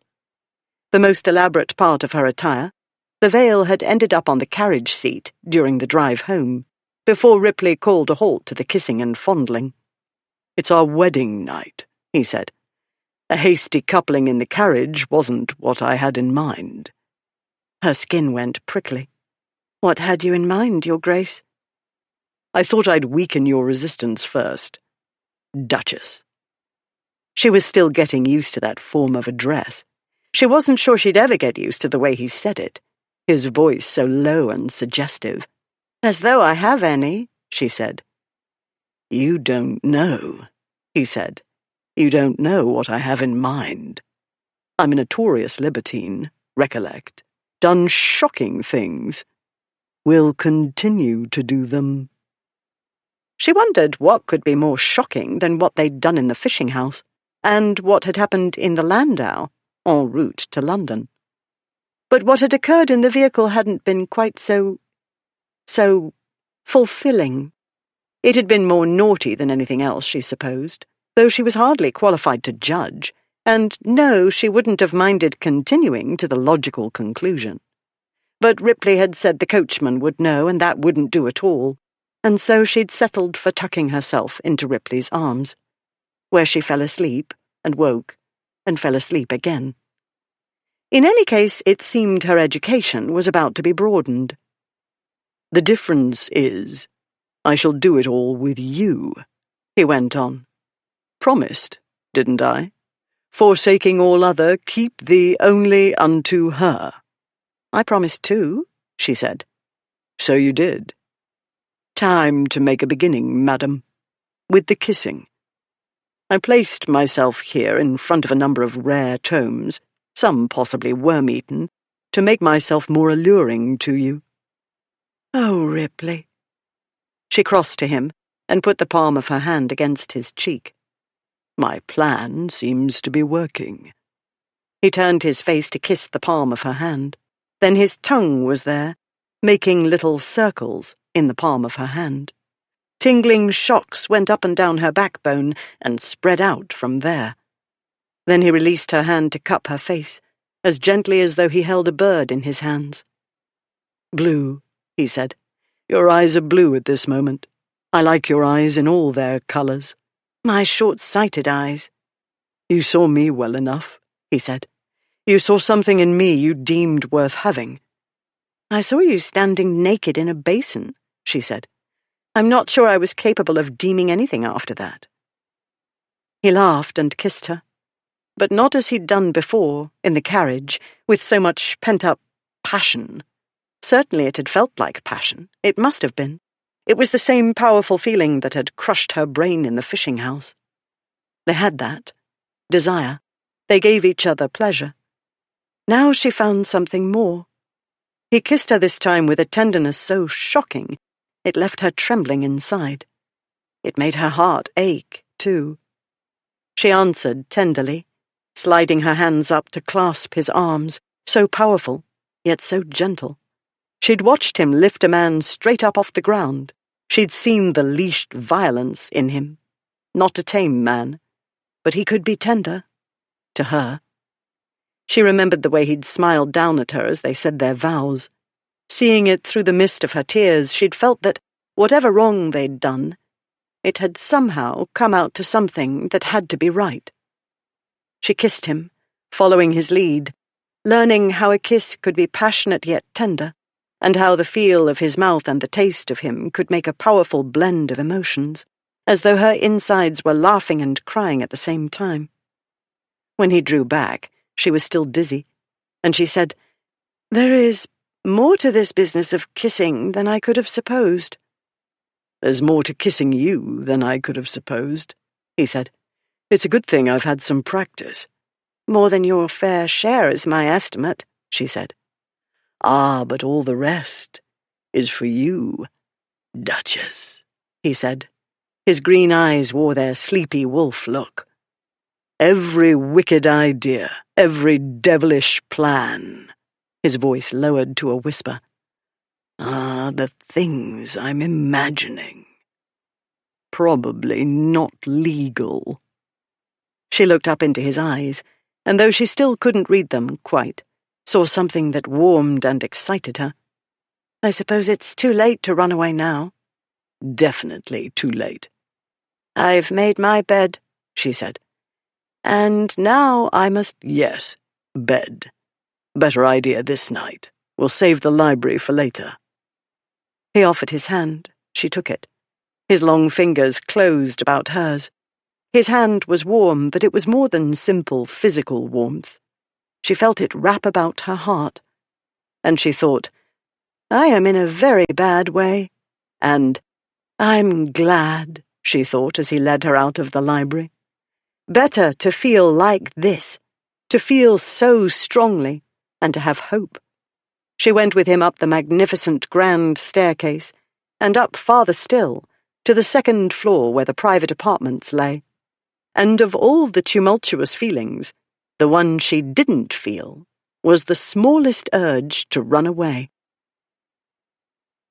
Ripley gave her time to prepare. She would bathe, and her maid would pamper her, as was right. This bedding must not be rushed. Her deflowering, passionate as it was, and as gentle as he was able to make it, had not been what it ought to have been. He needed to make amends this night. He needed time as well. He had a letter to write to her. He'd be gone in the morning, long before she awoke. Usually he scrawled his letters in haste, and his patience for the process rarely extended past a single page. He wouldn't let himself make an exception this time. He was no poet. In any case, length could only lead to excessive sentiment, and the last thing he wanted was to be mawkish. No, the last thing he wanted was for the letter to be necessary. It would be a particularly unamusing irony if the Duke of Ripley should finally find what he'd been missing for all his adult life, then not live to enjoy it. In that case, he had nobody to blame but himself. He hadn't played fair, with Olympia or with Ashmont. He took out the messages he'd received from Ashmont. They were politely worded, as etiquette dictated. Ashmont had received and sent enough missives of this kind to write them without having to tax his mind about it, and even he wouldn't stoop to rudeness, let alone abuse, in a letter of challenge. It was one of the things a gentleman, even one of their disgraces, didn't do, like cheat at cards, or despoil his friend's affianced bride. With Blackwood wisely refusing to second either of them, Ripley had enlisted Lord Pershaw, from whom he'd bought more than one fine horse, and whose discretion he could trust. He'd answered Ashmont's letter of challenge with matching politeness. The seconds had met and attempted to prevent the duel. As Ripley had expected, they failed. There was no other way to wipe away the public humiliation. No apology Ripley could honestly offer would suffice. He was sorry he'd wronged his friend. He was sorry he'd cheated. He wasn't sorry for taking Olympia away from Ashmont. Ripley would have been truly irreparably sorry if he hadn't. The meeting having been set for 6 o'clock tomorrow morning, Ripley had arranged for the post-chaise to take him and Pershaw to the duelling ground. He'd contacted his medical man, who'd meet them there. Everything was in order. Nothing remained but to write what might or might not be the only letter he ever wrote to his wife. He shook his head, to shake off the feelings threatening to overpower him. He dipped the pen in the inkwell. "My dearest girl," he began. In great London houses, the rooms on the ground and first floors were magnificent, made for show. Those on the upper stories tended to be far less so, since few but the family and servants saw them. This wasn't the case at Ripley House. Occupying nearly a full wing overlooking the extensive garden, the Duchess's apartments were as spacious and sumptuously furnished as the public rooms. Though the furnishings weren't modern, some were ancient and valuable. All were in perfect order, clean and lovingly cared for. Olympia had bathed and changed in comfort. Her maid, Jenkins, who'd come with her from Gonaby House, was in such a state of ecstasy that she came dangerously close to smiling. Naturally, Jenkins had assumed, as anybody would, that Olympia's running away from her wedding would turn her into a social outcast. This would have left the lady's maid to choose between remaining loyal to her mistress or looking out for her own future and finding another employer. If the family was in a scandal, so were the staff. Even the most loyal servants might find such a situation intolerable. And that was one more in the long list of consequences Olympia hadn't considered when she fled her first wedding.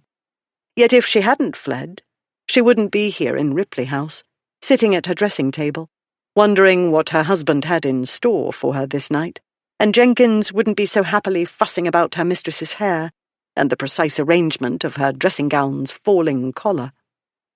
A deep masculine voice dispersed all thoughts of hair and bedtime attire. "That will do, Jenkins," Ripley said. Face red, Jenkins set down the hairbrush and hurried out of the room.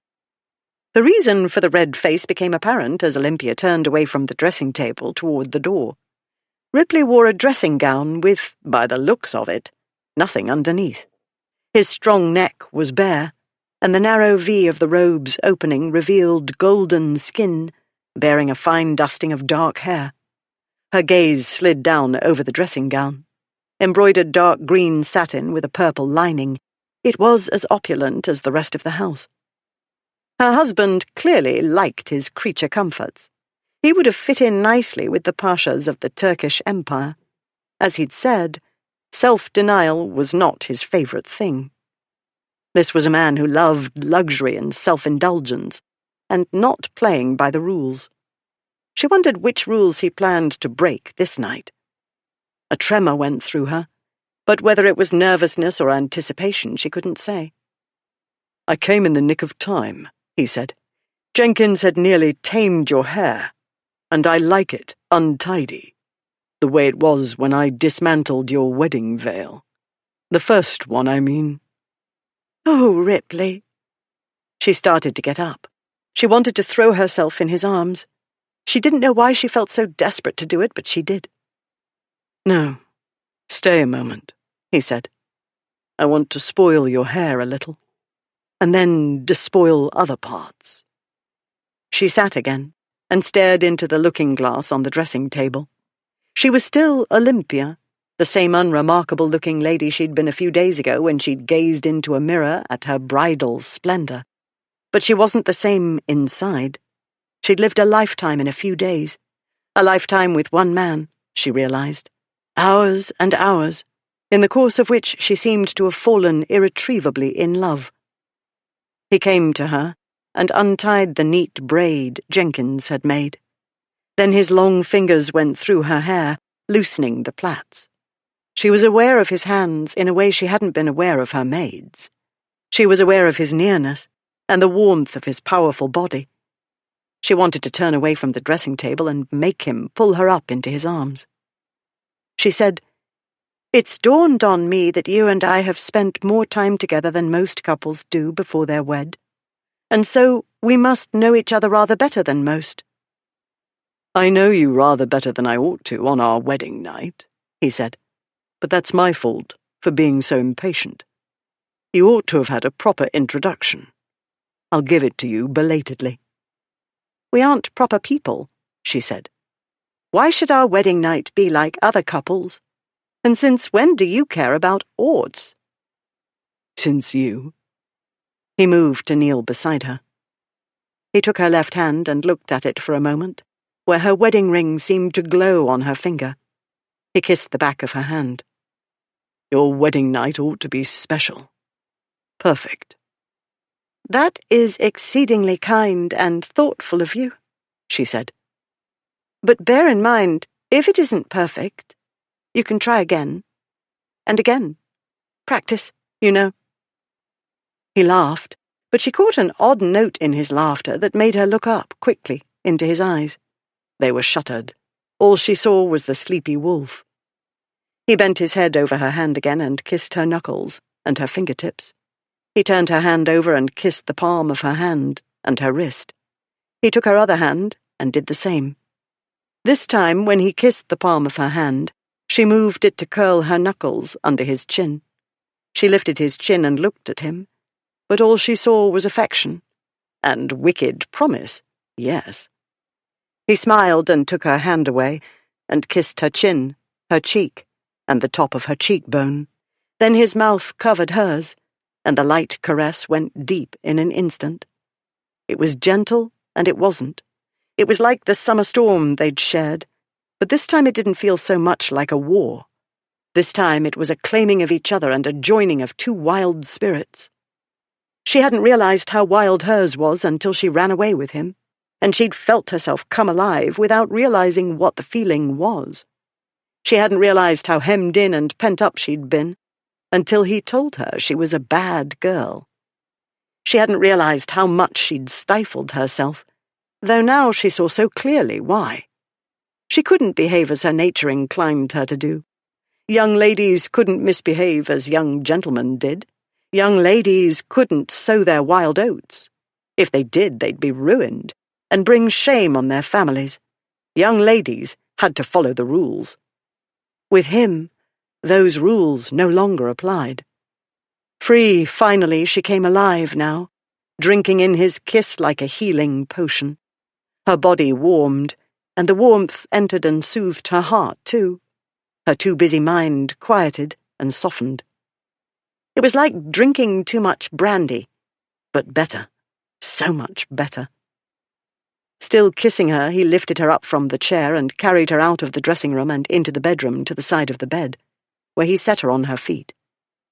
I want to see you, he said, all of you, and worship you with my body as I promised to do in church. I want to see you, too, she said. Whenever you appeared at an event, I watched you. It was easy to do without attracting notice because everybody watched the three of you to see what outrage you'd commit next. The words spilled out of her, indiscreet, but they needed to be let out. The whole time, though, I was watching you. The way you moved, the way you danced. I wanted to be the dashing lady you danced with. I didn't even realize I was watching in that way or thinking those things or why. Or if I did know, I refused to admit it to myself. I watched you too, he said, and I thought it was a bloody shame you were respectable. But I'm not, she said. I know that now, he said. It only took, 6, 7 years since you made your debut? How thick can a fellow be? Fortunately, I still have some good years left, she said. True. He slid his fingers through her hair, so gently that she trembled. He kissed her forehead and the tip of her nose. He unhooked her spectacles and set them on the bedside table. I won't be able to see you properly, she said.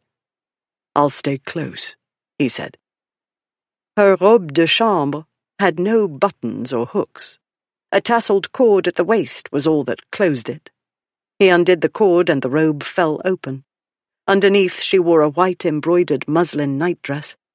He brought his hands to her face and caressed her cheeks and her neck. He slid his hands to her shoulders.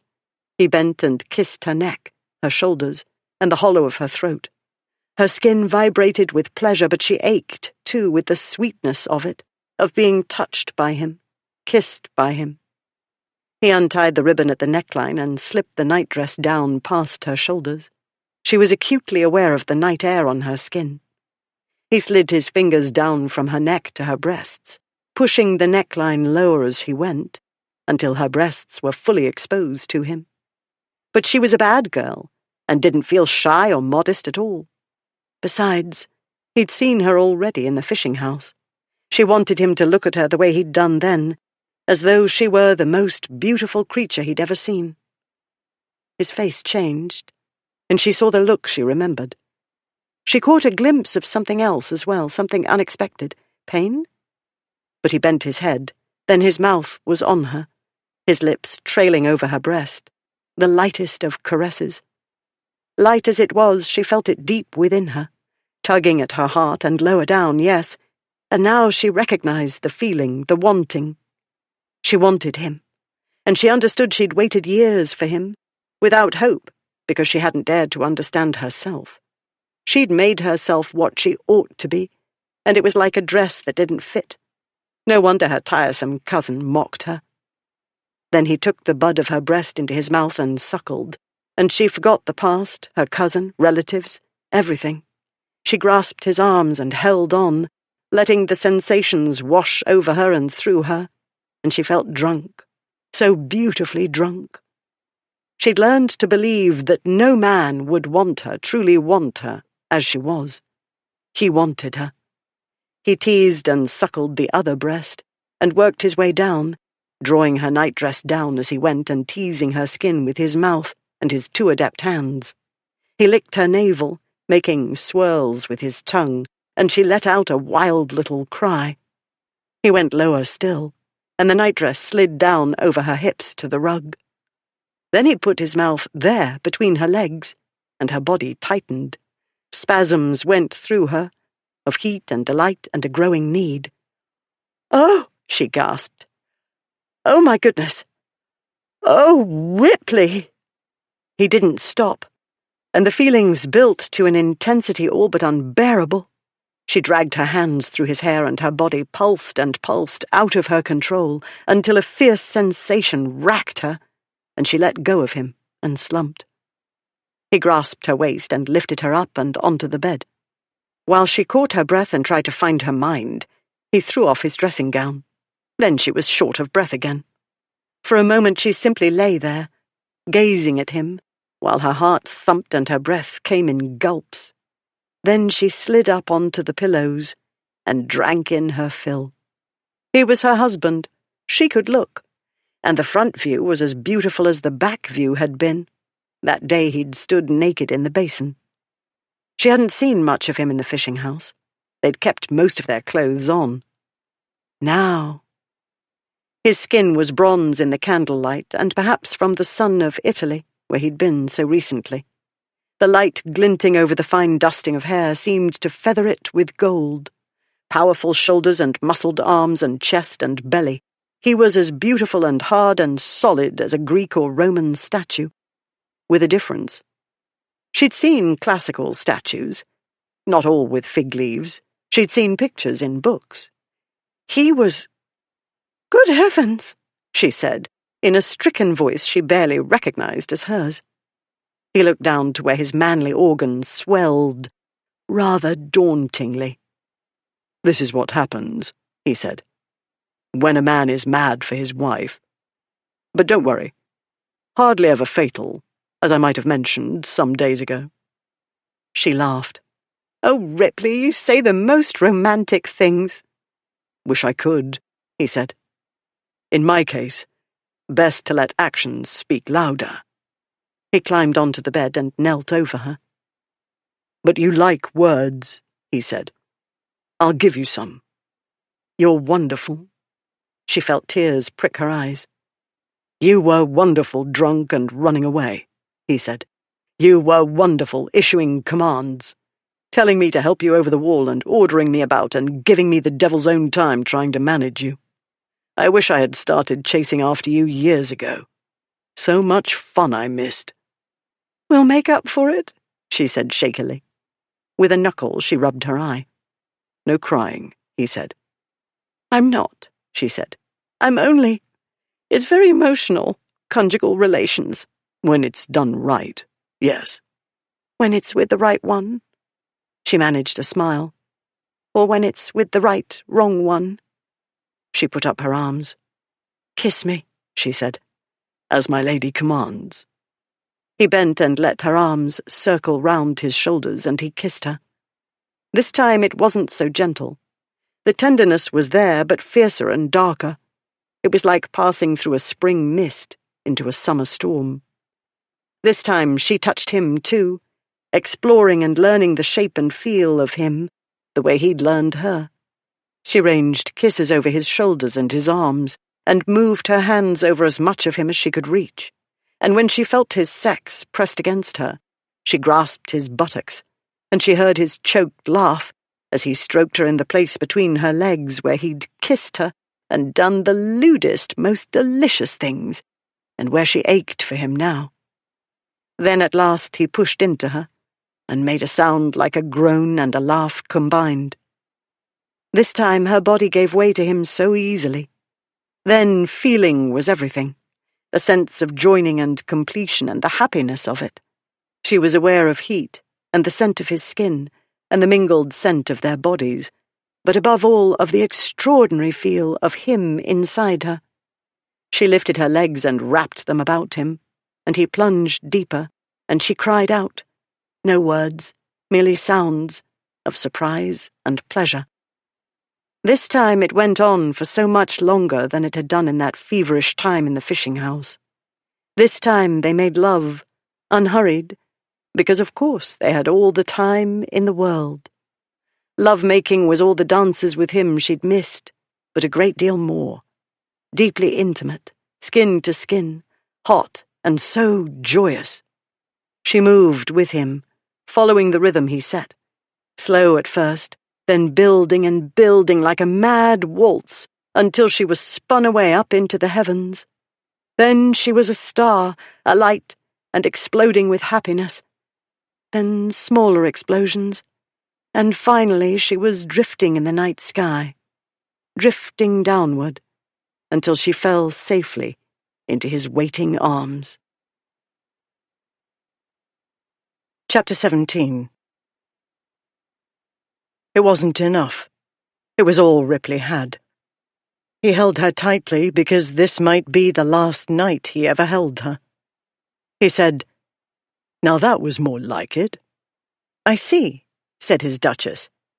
"These conjugal relations are not quite perfect unless the lady faints." "Or screams. Preferably both." She turned slightly in his arms to look up at him. "No wonder I could find nothing in the books at Newland House. No wonder Mamma became unintelligible." "Oh, there are books," he said. "I have an extensive collection of licentious works. Some are quite antique, though nothing to compare to the 1450 Mazarin Bible with movable types." "The first with movable types," she corrected. He laughed. "I'm also the proud owner of a generous selection of naughty prints, including a fine set of obscene works by Thomas Rowlandson. Where would you file naughty books, by the way, in your system?" "Natural philosophy," she said. "Or in one of the categories of literature, depending." He narrowed his eyes at her. "It seems you're not entirely innocent in that regard. I should have realized." "Boccaccio," she said. "Ovid, Chaucer. But when one knows nothing, these sorts of works don't mean much. Now I shall study them with more knowledgeable eyes." "If you'd ever come upon the School of Venus, you would have understood better. From the time of Charles II, I believe. It describes in frank detail the sorts of things couples get up to, with illustrations." Her eyes widened. He couldn't be sure what colour they were at present, in the flickering candlelight. "Does it indeed? That sounds like what I was looking for when I was searching for information in my uncle's library, but I hardly knew where to look." "If he has such books, doubtless he keeps them hidden," Ripley said. "As must your father." "I'm not sure Papa knows what's in his library," she said. "And since it's coming to us, he'll never find out. I hope you've thought of where to put them." In exchange for a generous financial arrangement, the collection of the Earl of Gonaby's library was to be one of the items Olympia brought to the marriage. This was one of the conditions Ripley had added to the marriage settlements. "You can put the books wherever you like," Ripley said. We can enlarge the library here, or move them to the house in Lincolnshire, or one of the other houses. You may choose to shift volumes wherever you like. There's some worthless stuff, too, you'll want to cull. Plenty for you to do, though I'm not sure I can offer as much in that way as men's could. She pushed herself up onto one elbow. I was not meaning to spend all of my time as your librarian, Duke. I'm relieved to hear it, because I have fantasies. He thought of all he'd missed in not having a wife. But no, it couldn't have been the same with any wife. It had to be Olympia, and it had to be now. The wrong time, the wrong circumstances. Never mind. No mawkishness. He had now. Well, if I must spend most of my time in bed— A bed is not strictly required, he said. If I am to spend most of my time engaging in conjugal relations, it's good to know you have a lively imagination. Fantasies. He grinned. I do, my dear. Shocking ones. I imagine you as my hostess. Your hostess? I see you giving London's grandest balls and its most tantalizing dinner parties, he said. I imagine driving you through the park and riding with you. I can picture the dashing ensembles you'll wear as a leader of fashion. I'm shocked indeed. A bachelor duke is one thing, he said. A married duke, however, has social obligations, and I do like to entertain, as you're well aware. But henceforth my soirees will be the talk of the town for entirely different reasons. Imagine the jaws dropping when the beau monde reads in Fox's Morning Spectacle of our entertaining the King and Queen. I can see the gentlemen in the clubs falling out of their chairs in shock, she said.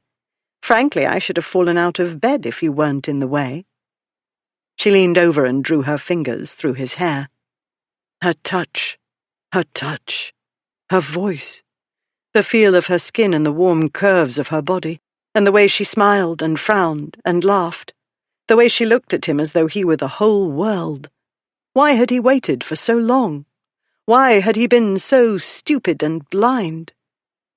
And shall we dance together, at last? She said softly. We shall dance, he said. He thought of all the promises he might break, so unwillingly, depending on what tomorrow brought. He added, In fact, let's start now. We'll pretend to dance, you mean? She said. No. He sat up and kissed the top of her head, and her nose. Then he climbed down from the bed. He found her nightdress, and crooked his finger at her. It would be naughtier to dance au naturel, he said, but that would be asking too much of my paltry self-denial skills. She slid down from the bed, and he tossed the nightgown over her head. Laughing, she pushed her arms through the sleeves and tied the ribbon. He pulled on his dressing gown and tied the sash. You stand by the fireplace, he said. Pretend to be talking to your precious mens, and be as pedantic as you can. I need my spectacles, she said. She snatched them up from the bedside table, put them on, and walked to the fireplace in the same way she might walk across a room at a ball. That beckoning hint of impatience.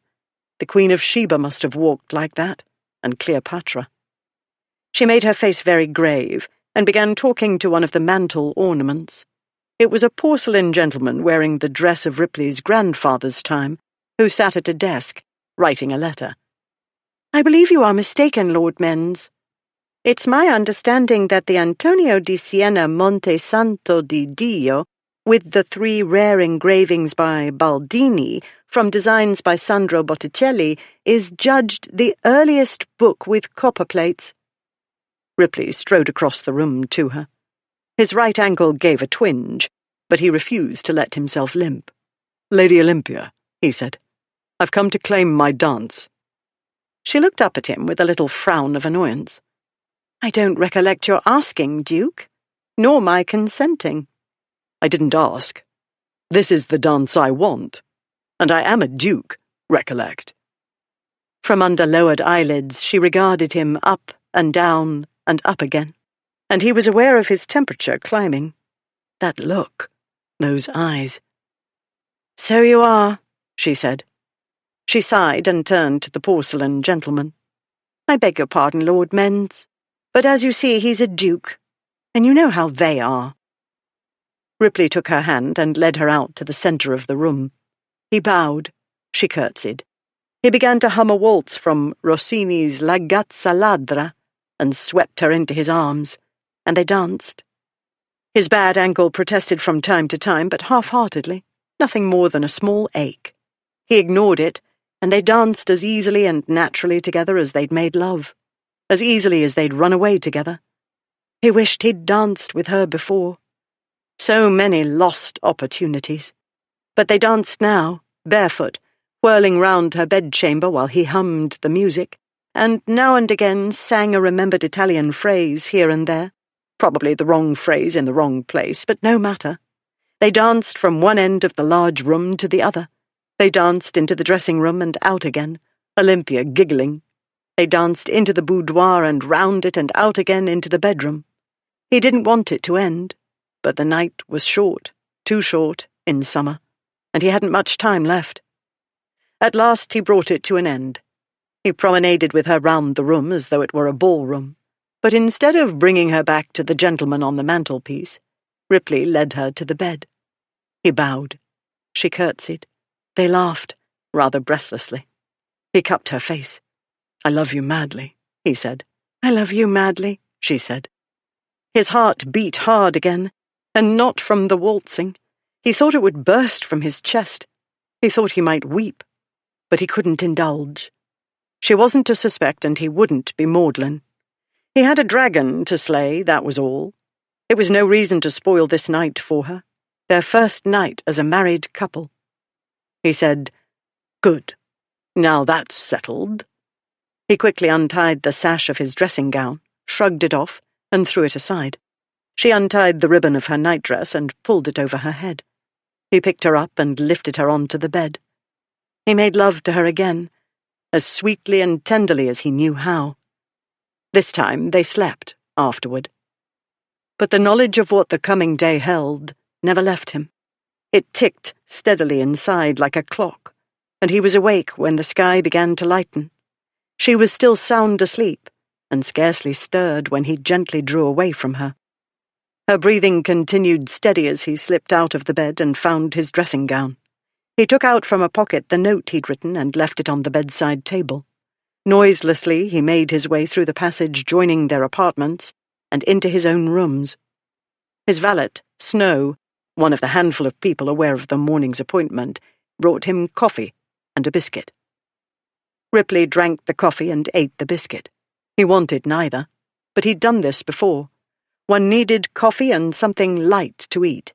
One had to be awake, alert, and above all not shaky with hunger or fatigue. He dressed in black. The wise duellist always wore dark colours, to make himself a more difficult target, especially on a typically overcast London morning. At the appointed time he went out of the house with Snow. They walked out into South Audley Street and on into Stanhope Street, thence into Park Lane, where a post-chaise waited. Pershaw was inside. Leaving Snow to follow in another vehicle, Ripley climbed in. The post-chaise set out for Putney Heath. Olympia was dancing at Almack's. In the gallery, Weipert's band played a waltz from Rossini's La Gazza Ladra. She danced in her nightdress with Ripley.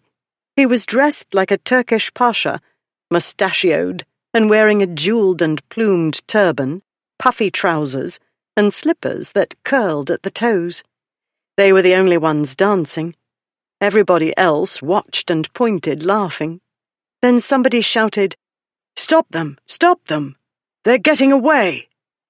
The scene changed, and she and Ripley were running across Battersea Bridge, chased by an immense dog whose long fangs dripped foam.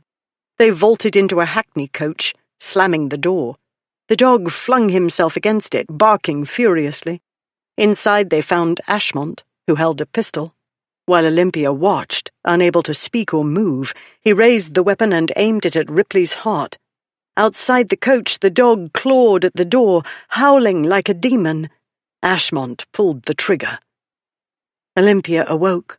her heart pounding as though she truly had been running from demons and found herself trapped with a murderous former fiancé. For a moment she couldn't shake off the dream and didn't know where she was. Then she realized the room wasn't dark, but filled with the pearly light of early morning. Her gaze took in the costly bed hangings, and she remembered. She closed her eyes. Last night, Ripley, so passionate and so tender. It was like a dream, like the fantasies of her girlhood. He'd made her feel like a princess in a story. He'd made her wedding night perfect, as he'd promised. He wasn't here. She sat up, chilled. She could see he wasn't there, but she put her hand out to touch the pillow where his head had rested. The pillow was cold. Yes, of course, married couples had separate bedrooms. They shared a bed only for lovemaking, of course. But did they separate on their wedding night? He'd been so affectionate. I love you madly. She hadn't dreamt that. She hadn't dreamt the barefoot dancing, or Ripley humming a waltz as he whirled her through her rooms. She hadn't dreamt the love-making. Her body ached in places where it wasn't used to aching. She hadn't dreamt falling asleep in his arms. All that was real. This was, too. Good grief, what a ninny she was. For all she knew, he'd only gone out to use the water closet. And if he'd gone to his rooms, maybe he'd only wanted to let her sleep, undisturbed, which was perfectly normal and reasonable and even thoughtful. If not for the bad dream, she'd still be sleeping. Set back from the busy streets on all sides, and with its extensive garden, the main part of Ripley House received more sunlight than many London townhouses did. Though the sun rose at 4 o'clock at this time of year, and though it didn't shine very brightly this morning, the angle of light and the quietness of the household told her she'd awakened hours earlier than she usually did. Her wedding night had extended long past midnight, she was sure. If she didn't want to look haggard, she ought to go back to sleep. She remained as she was, sitting upright, staring at the mantelpiece, where the porcelain gentleman she'd pretended was Lord Men's sat at his little writing desk. She told herself nothing was wrong. Something was wrong. She pushed to the edge of the bed and was about to climb down when she saw the folded piece of heavy paper on the bedside table. My dearest girl, by the time you read this, matters will be settled, for good or ill. You'll be furious, I know, and call me 100 synonyms for idiot. Believe me, could I behave in a more intelligent manner, I would. But my brain, you know. Like his, more or less, though less defies the imagination. You said that to me on Tuesday. Do you remember? I remember so clearly. I hear you saying it, your changeable eyes slightly unfocused, due to brandy, and I find myself grinning like a simpleton. Had it been possible to avoid this morning's imbecility, I vow I would have done it. However, I could not offer my friend the satisfaction he required. I regret betraying his trust. I regret the mortification he's endured. For these, I could apologize. But I don't regret falling over head and ears in love with you. For all I know, I did this years ago, but was too stupid to realize it. At any rate, I know it now, and I refuse to apologize for failing to return you to him. When I think how close I came to doing so, and let myself imagine you as his wife instead of mine. But no, let's not imagine it. You're mine, and I saved myself by the skin of my teeth. Losing a friendship is certainly not too high a price to pay, when I would willingly lose my life for you. Not that I intend to, mind. But if things go badly for me, you must always remember that I regret nothing but any pain this day's events may cause you. You must always believe that I would not give back a single minute of the last 4 days, for any consideration. You must always believe I love you dearly, dearly. Believe me, dear Olympia, my dear Duchess, your adoring idiot, Ripley. You idiot! Olympia cried. She climbed down from the bed and rang for a servant. When nobody appeared instantly, she ran across the room, flung open the door, and shouted at the footman dozing in the corridor, "When did he leave?" The footman, Joseph, stumbled up from his chair, blinking. "I beg your Grace's pardon?" "The Duke," she said. "When did he leave?" Joseph's eyes darted back and forth, as though he expected to see Ripley pop out from under one of the corridor's pier tables. "I don't know, Your Grace." "Find out," she said, "and have somebody rouse my maid and Renson. Now." Renson was the house steward. It was his business to know everything about everybody at every minute. Joseph looked panicked. "Now," she said.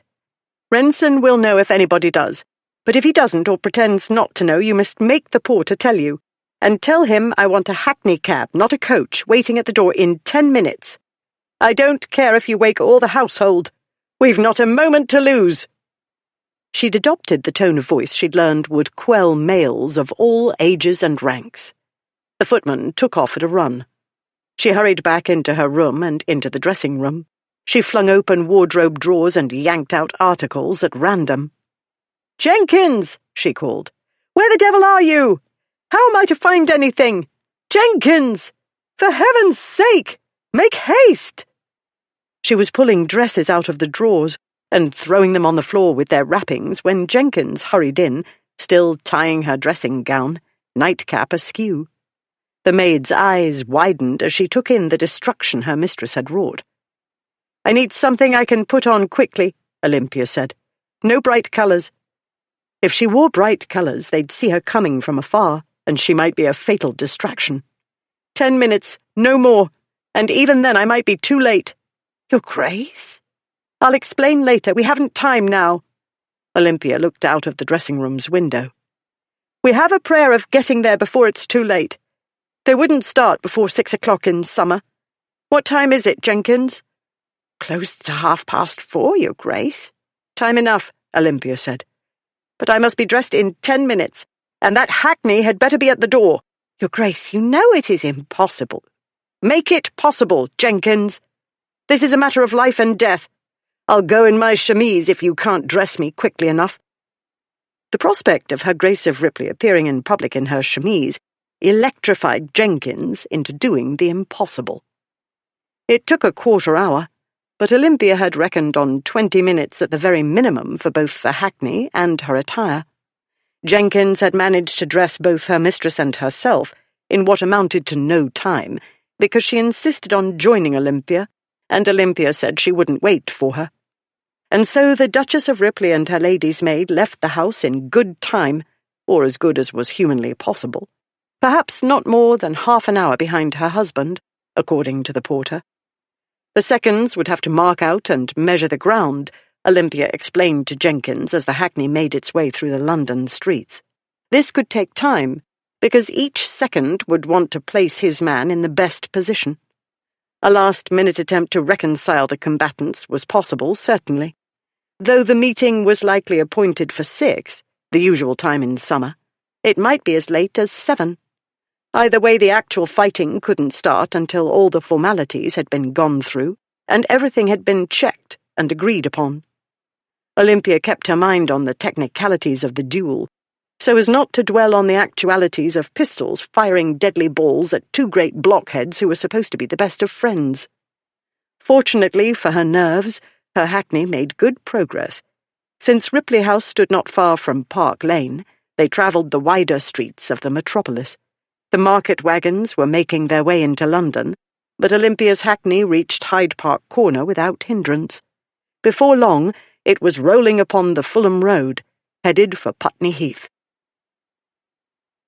On the way to the place of meeting, Pershaw offered Ripley a bottle of soda water, dosed with a small amount of brandy. Ripley took it with a laugh. "Ah, the bracing up." "You may not need it," said Pershaw. "I do. Whether needed or not, it's an agreeable stimulant at this hour." Ripley drank. "I should have liked another hour or more of sleep, with his wife in his arms. But at least he'd had his wedding and his wedding night, and such a wedding night it had been." "A duel on the day after your wedding," Pershaw said. That was ill done of Ashmont. He deems it ill done of me to have married his bride. If he'd waited longer, his temper would have cooled." "Then what?" Ripley said. "He's the talk of London, which is nothing new, except that this time he's wounded in a man's tenderest part, his pride. He needs the meeting, and I confess I do too. We've no other way to put the matter to rest." They had to fight, otherwise there would always be bad blood between them. No other remedy but for one or both of them to put a bullet in the other. Barbaric, Olympia would call it, but men were barbaric. If the seconds had found a way to reconcile them, Ripley would have been amazed as well as glad. The task, as he'd supposed, had turned out to be impossible. Since they hadn't succeeded in making peace, he needed to focus on fighting and winning. He couldn't go into this half-heartedly. Ashmont wouldn't. Ripley couldn't dwell on his long history with Ashmont and Blackwood, or the way they had saved one another at various times, but especially when they were three deeply unhappy boys during those first miserable days at Eton. It was like fighting one's own brother, but one couldn't think that way. This was an affair of honour. Honour demanded Ripley do his best to kill his friend, and his friend do his best to kill him. They reached Putney Heath in plenty of time. They arranged for the post-chaise to wait in a sheltered place nearby, where the wounded or dead could be quickly taken. The post-chaise also needed to be where it wasn't likely to attract the attention of Metropolitan Police, on the lookout for exactly this sort of illegal early-morning encounter. After taking out the pistol case, Pershaw and Ripley walked the short distance to the agreed-upon spot. They arrived first, as Ripley had hoped to do. He coolly strolled about the duelling ground, as though he'd merely come ahead of the other guests for a party. His ankle still wasn't altogether happy, but he refused to limp or lean on his walking stick. The surgeon and Ripley's valet, who'd arrived shortly after Ripley and his second, left him to his solitude and kept out of Pershaw's way. The latter was looking for obstacles to the line of sight when Ashmont and his second, Morris, emerged from one of the footpaths, surgeon and servant trailing behind. Olympia's hackney stopped at the Putney Bridge toll gate, where it seemed to take forever to pay the toll and another forever for the gate to open. They clattered over the crazy old bridge and into the High Street, past the White Lion. Her mind painted images, she falling into the water, Ripley carrying her to the inn while the onlookers hooted and cheered, the dressmaker and her minions and their naughty corset, Ripley standing naked in a basin, the scene with Bullard in the courtyard. So much, in a single day, and the time they'd spent in Putney was only a part of that unforgettable day. It could not be over so soon. They could not have found each other only for it to end now. It could not end with his falling dead in a muddy field on a summer morning, the day after their wedding. "I'll kill you," she muttered. "You can't do this to me, Ripley. Your Grace?" "What time is it?" Olympia said. The last effort at reconciliation failed, as it was bound to do. His face a mask, Ripley strode calmly to his station and looked hard at Ashmont, who appeared as cold and calm as Ripley. Pershaw gave Ripley his pistol. Ripley's dueling pistols were always kept in pristine condition. The insides of the barrels held not an iota of rust. Locks and hair triggers were in order. Ripley knew to a nicety the throw of his pistols. Nonetheless, he'd checked them early this morning before leaving his house, and he and Pershaw had checked them again when they were loaded. They were properly charged. He had no worries about misfires or other such accidents. He, Blackwood, and Ashmont had been practicing since they were boys, and not simply shooting at targets. Using a rather complicated dummy operated by wires which discharged a pistol, sans ball, of course, at them as soon as they shot, had taught them to be cool under fire. It was a skill Blackwood's exacting father had impressed upon them. Though the previous Duke of Blackwood had abhorred duels, he understood there were times when they couldn't be avoided. This being the case, a man ought to know how to carry it off properly. Having seconded Ashmont in all too many affairs of honour, Ripley was as familiar with his ways as with his own. He didn't underestimate him, drunk or sober. Today he appeared sober. Even he wouldn't be such a fool as to stay up all night drinking before a duel. Ripley positioned himself sideways and exactly in line with his opponent, pistol in his right hand, the muzzle pointing straight down. He stamped his feet to anchor himself firmly on the ground. He stood ramrod straight and raised his right arm, keeping his gaze not on Ashmont, but on one of the buttons of his coat. He knew Ashmont was doing the same, choosing a small object to aim at, and concentrating on that. They knew each other too well. They'd done this too many times, though this was the first time they'd aimed at each other. The chances of their killing each other were exceedingly good. "Sorry, Olympia."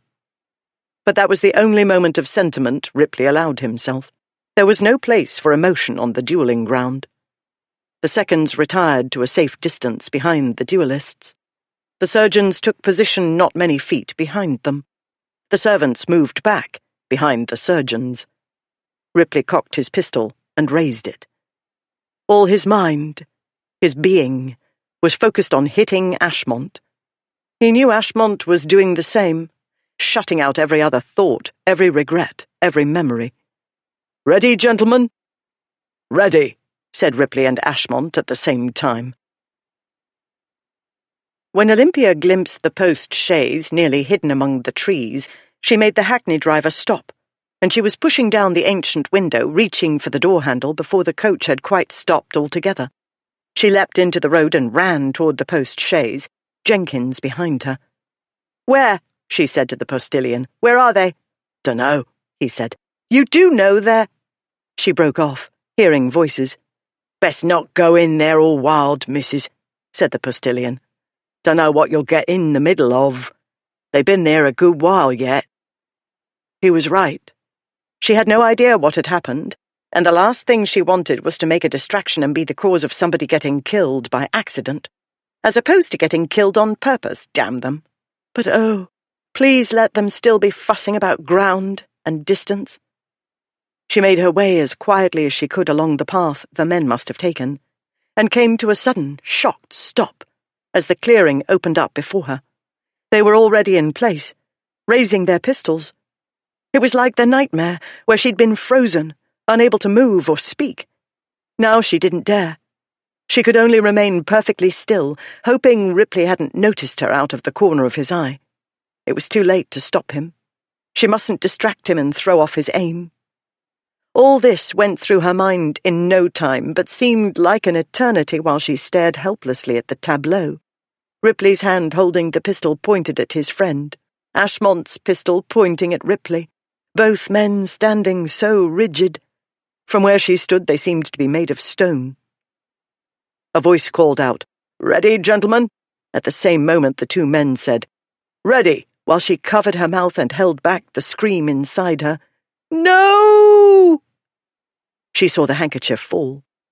So slowly it seemed to fall, hanging in the air and fluttering down, down, down. Two blasts rent the morning's quiet, one an instant after the other. In the same endless moment she saw Ripley's arm go up, his pistol firing into the air. Birds exploded, screeching from the trees, while she watched helplessly as he spun and fell to the ground. Chapter 18. Olympia remained immobile, unable to believe what her eyes told her. The world was so quiet, but for the birds, still squawking. Numb, she watched Ashmont give his pistol to a man nearby and run to Ripley. Another man was moving that way, but Ashmont pushed him aside. She moved then, on stiff muscles. She saw Ashmont kneel on the ground and lift Ripley's head up. Something dark spread over the side of his face and down his neck. She saw Ripley's body convulse.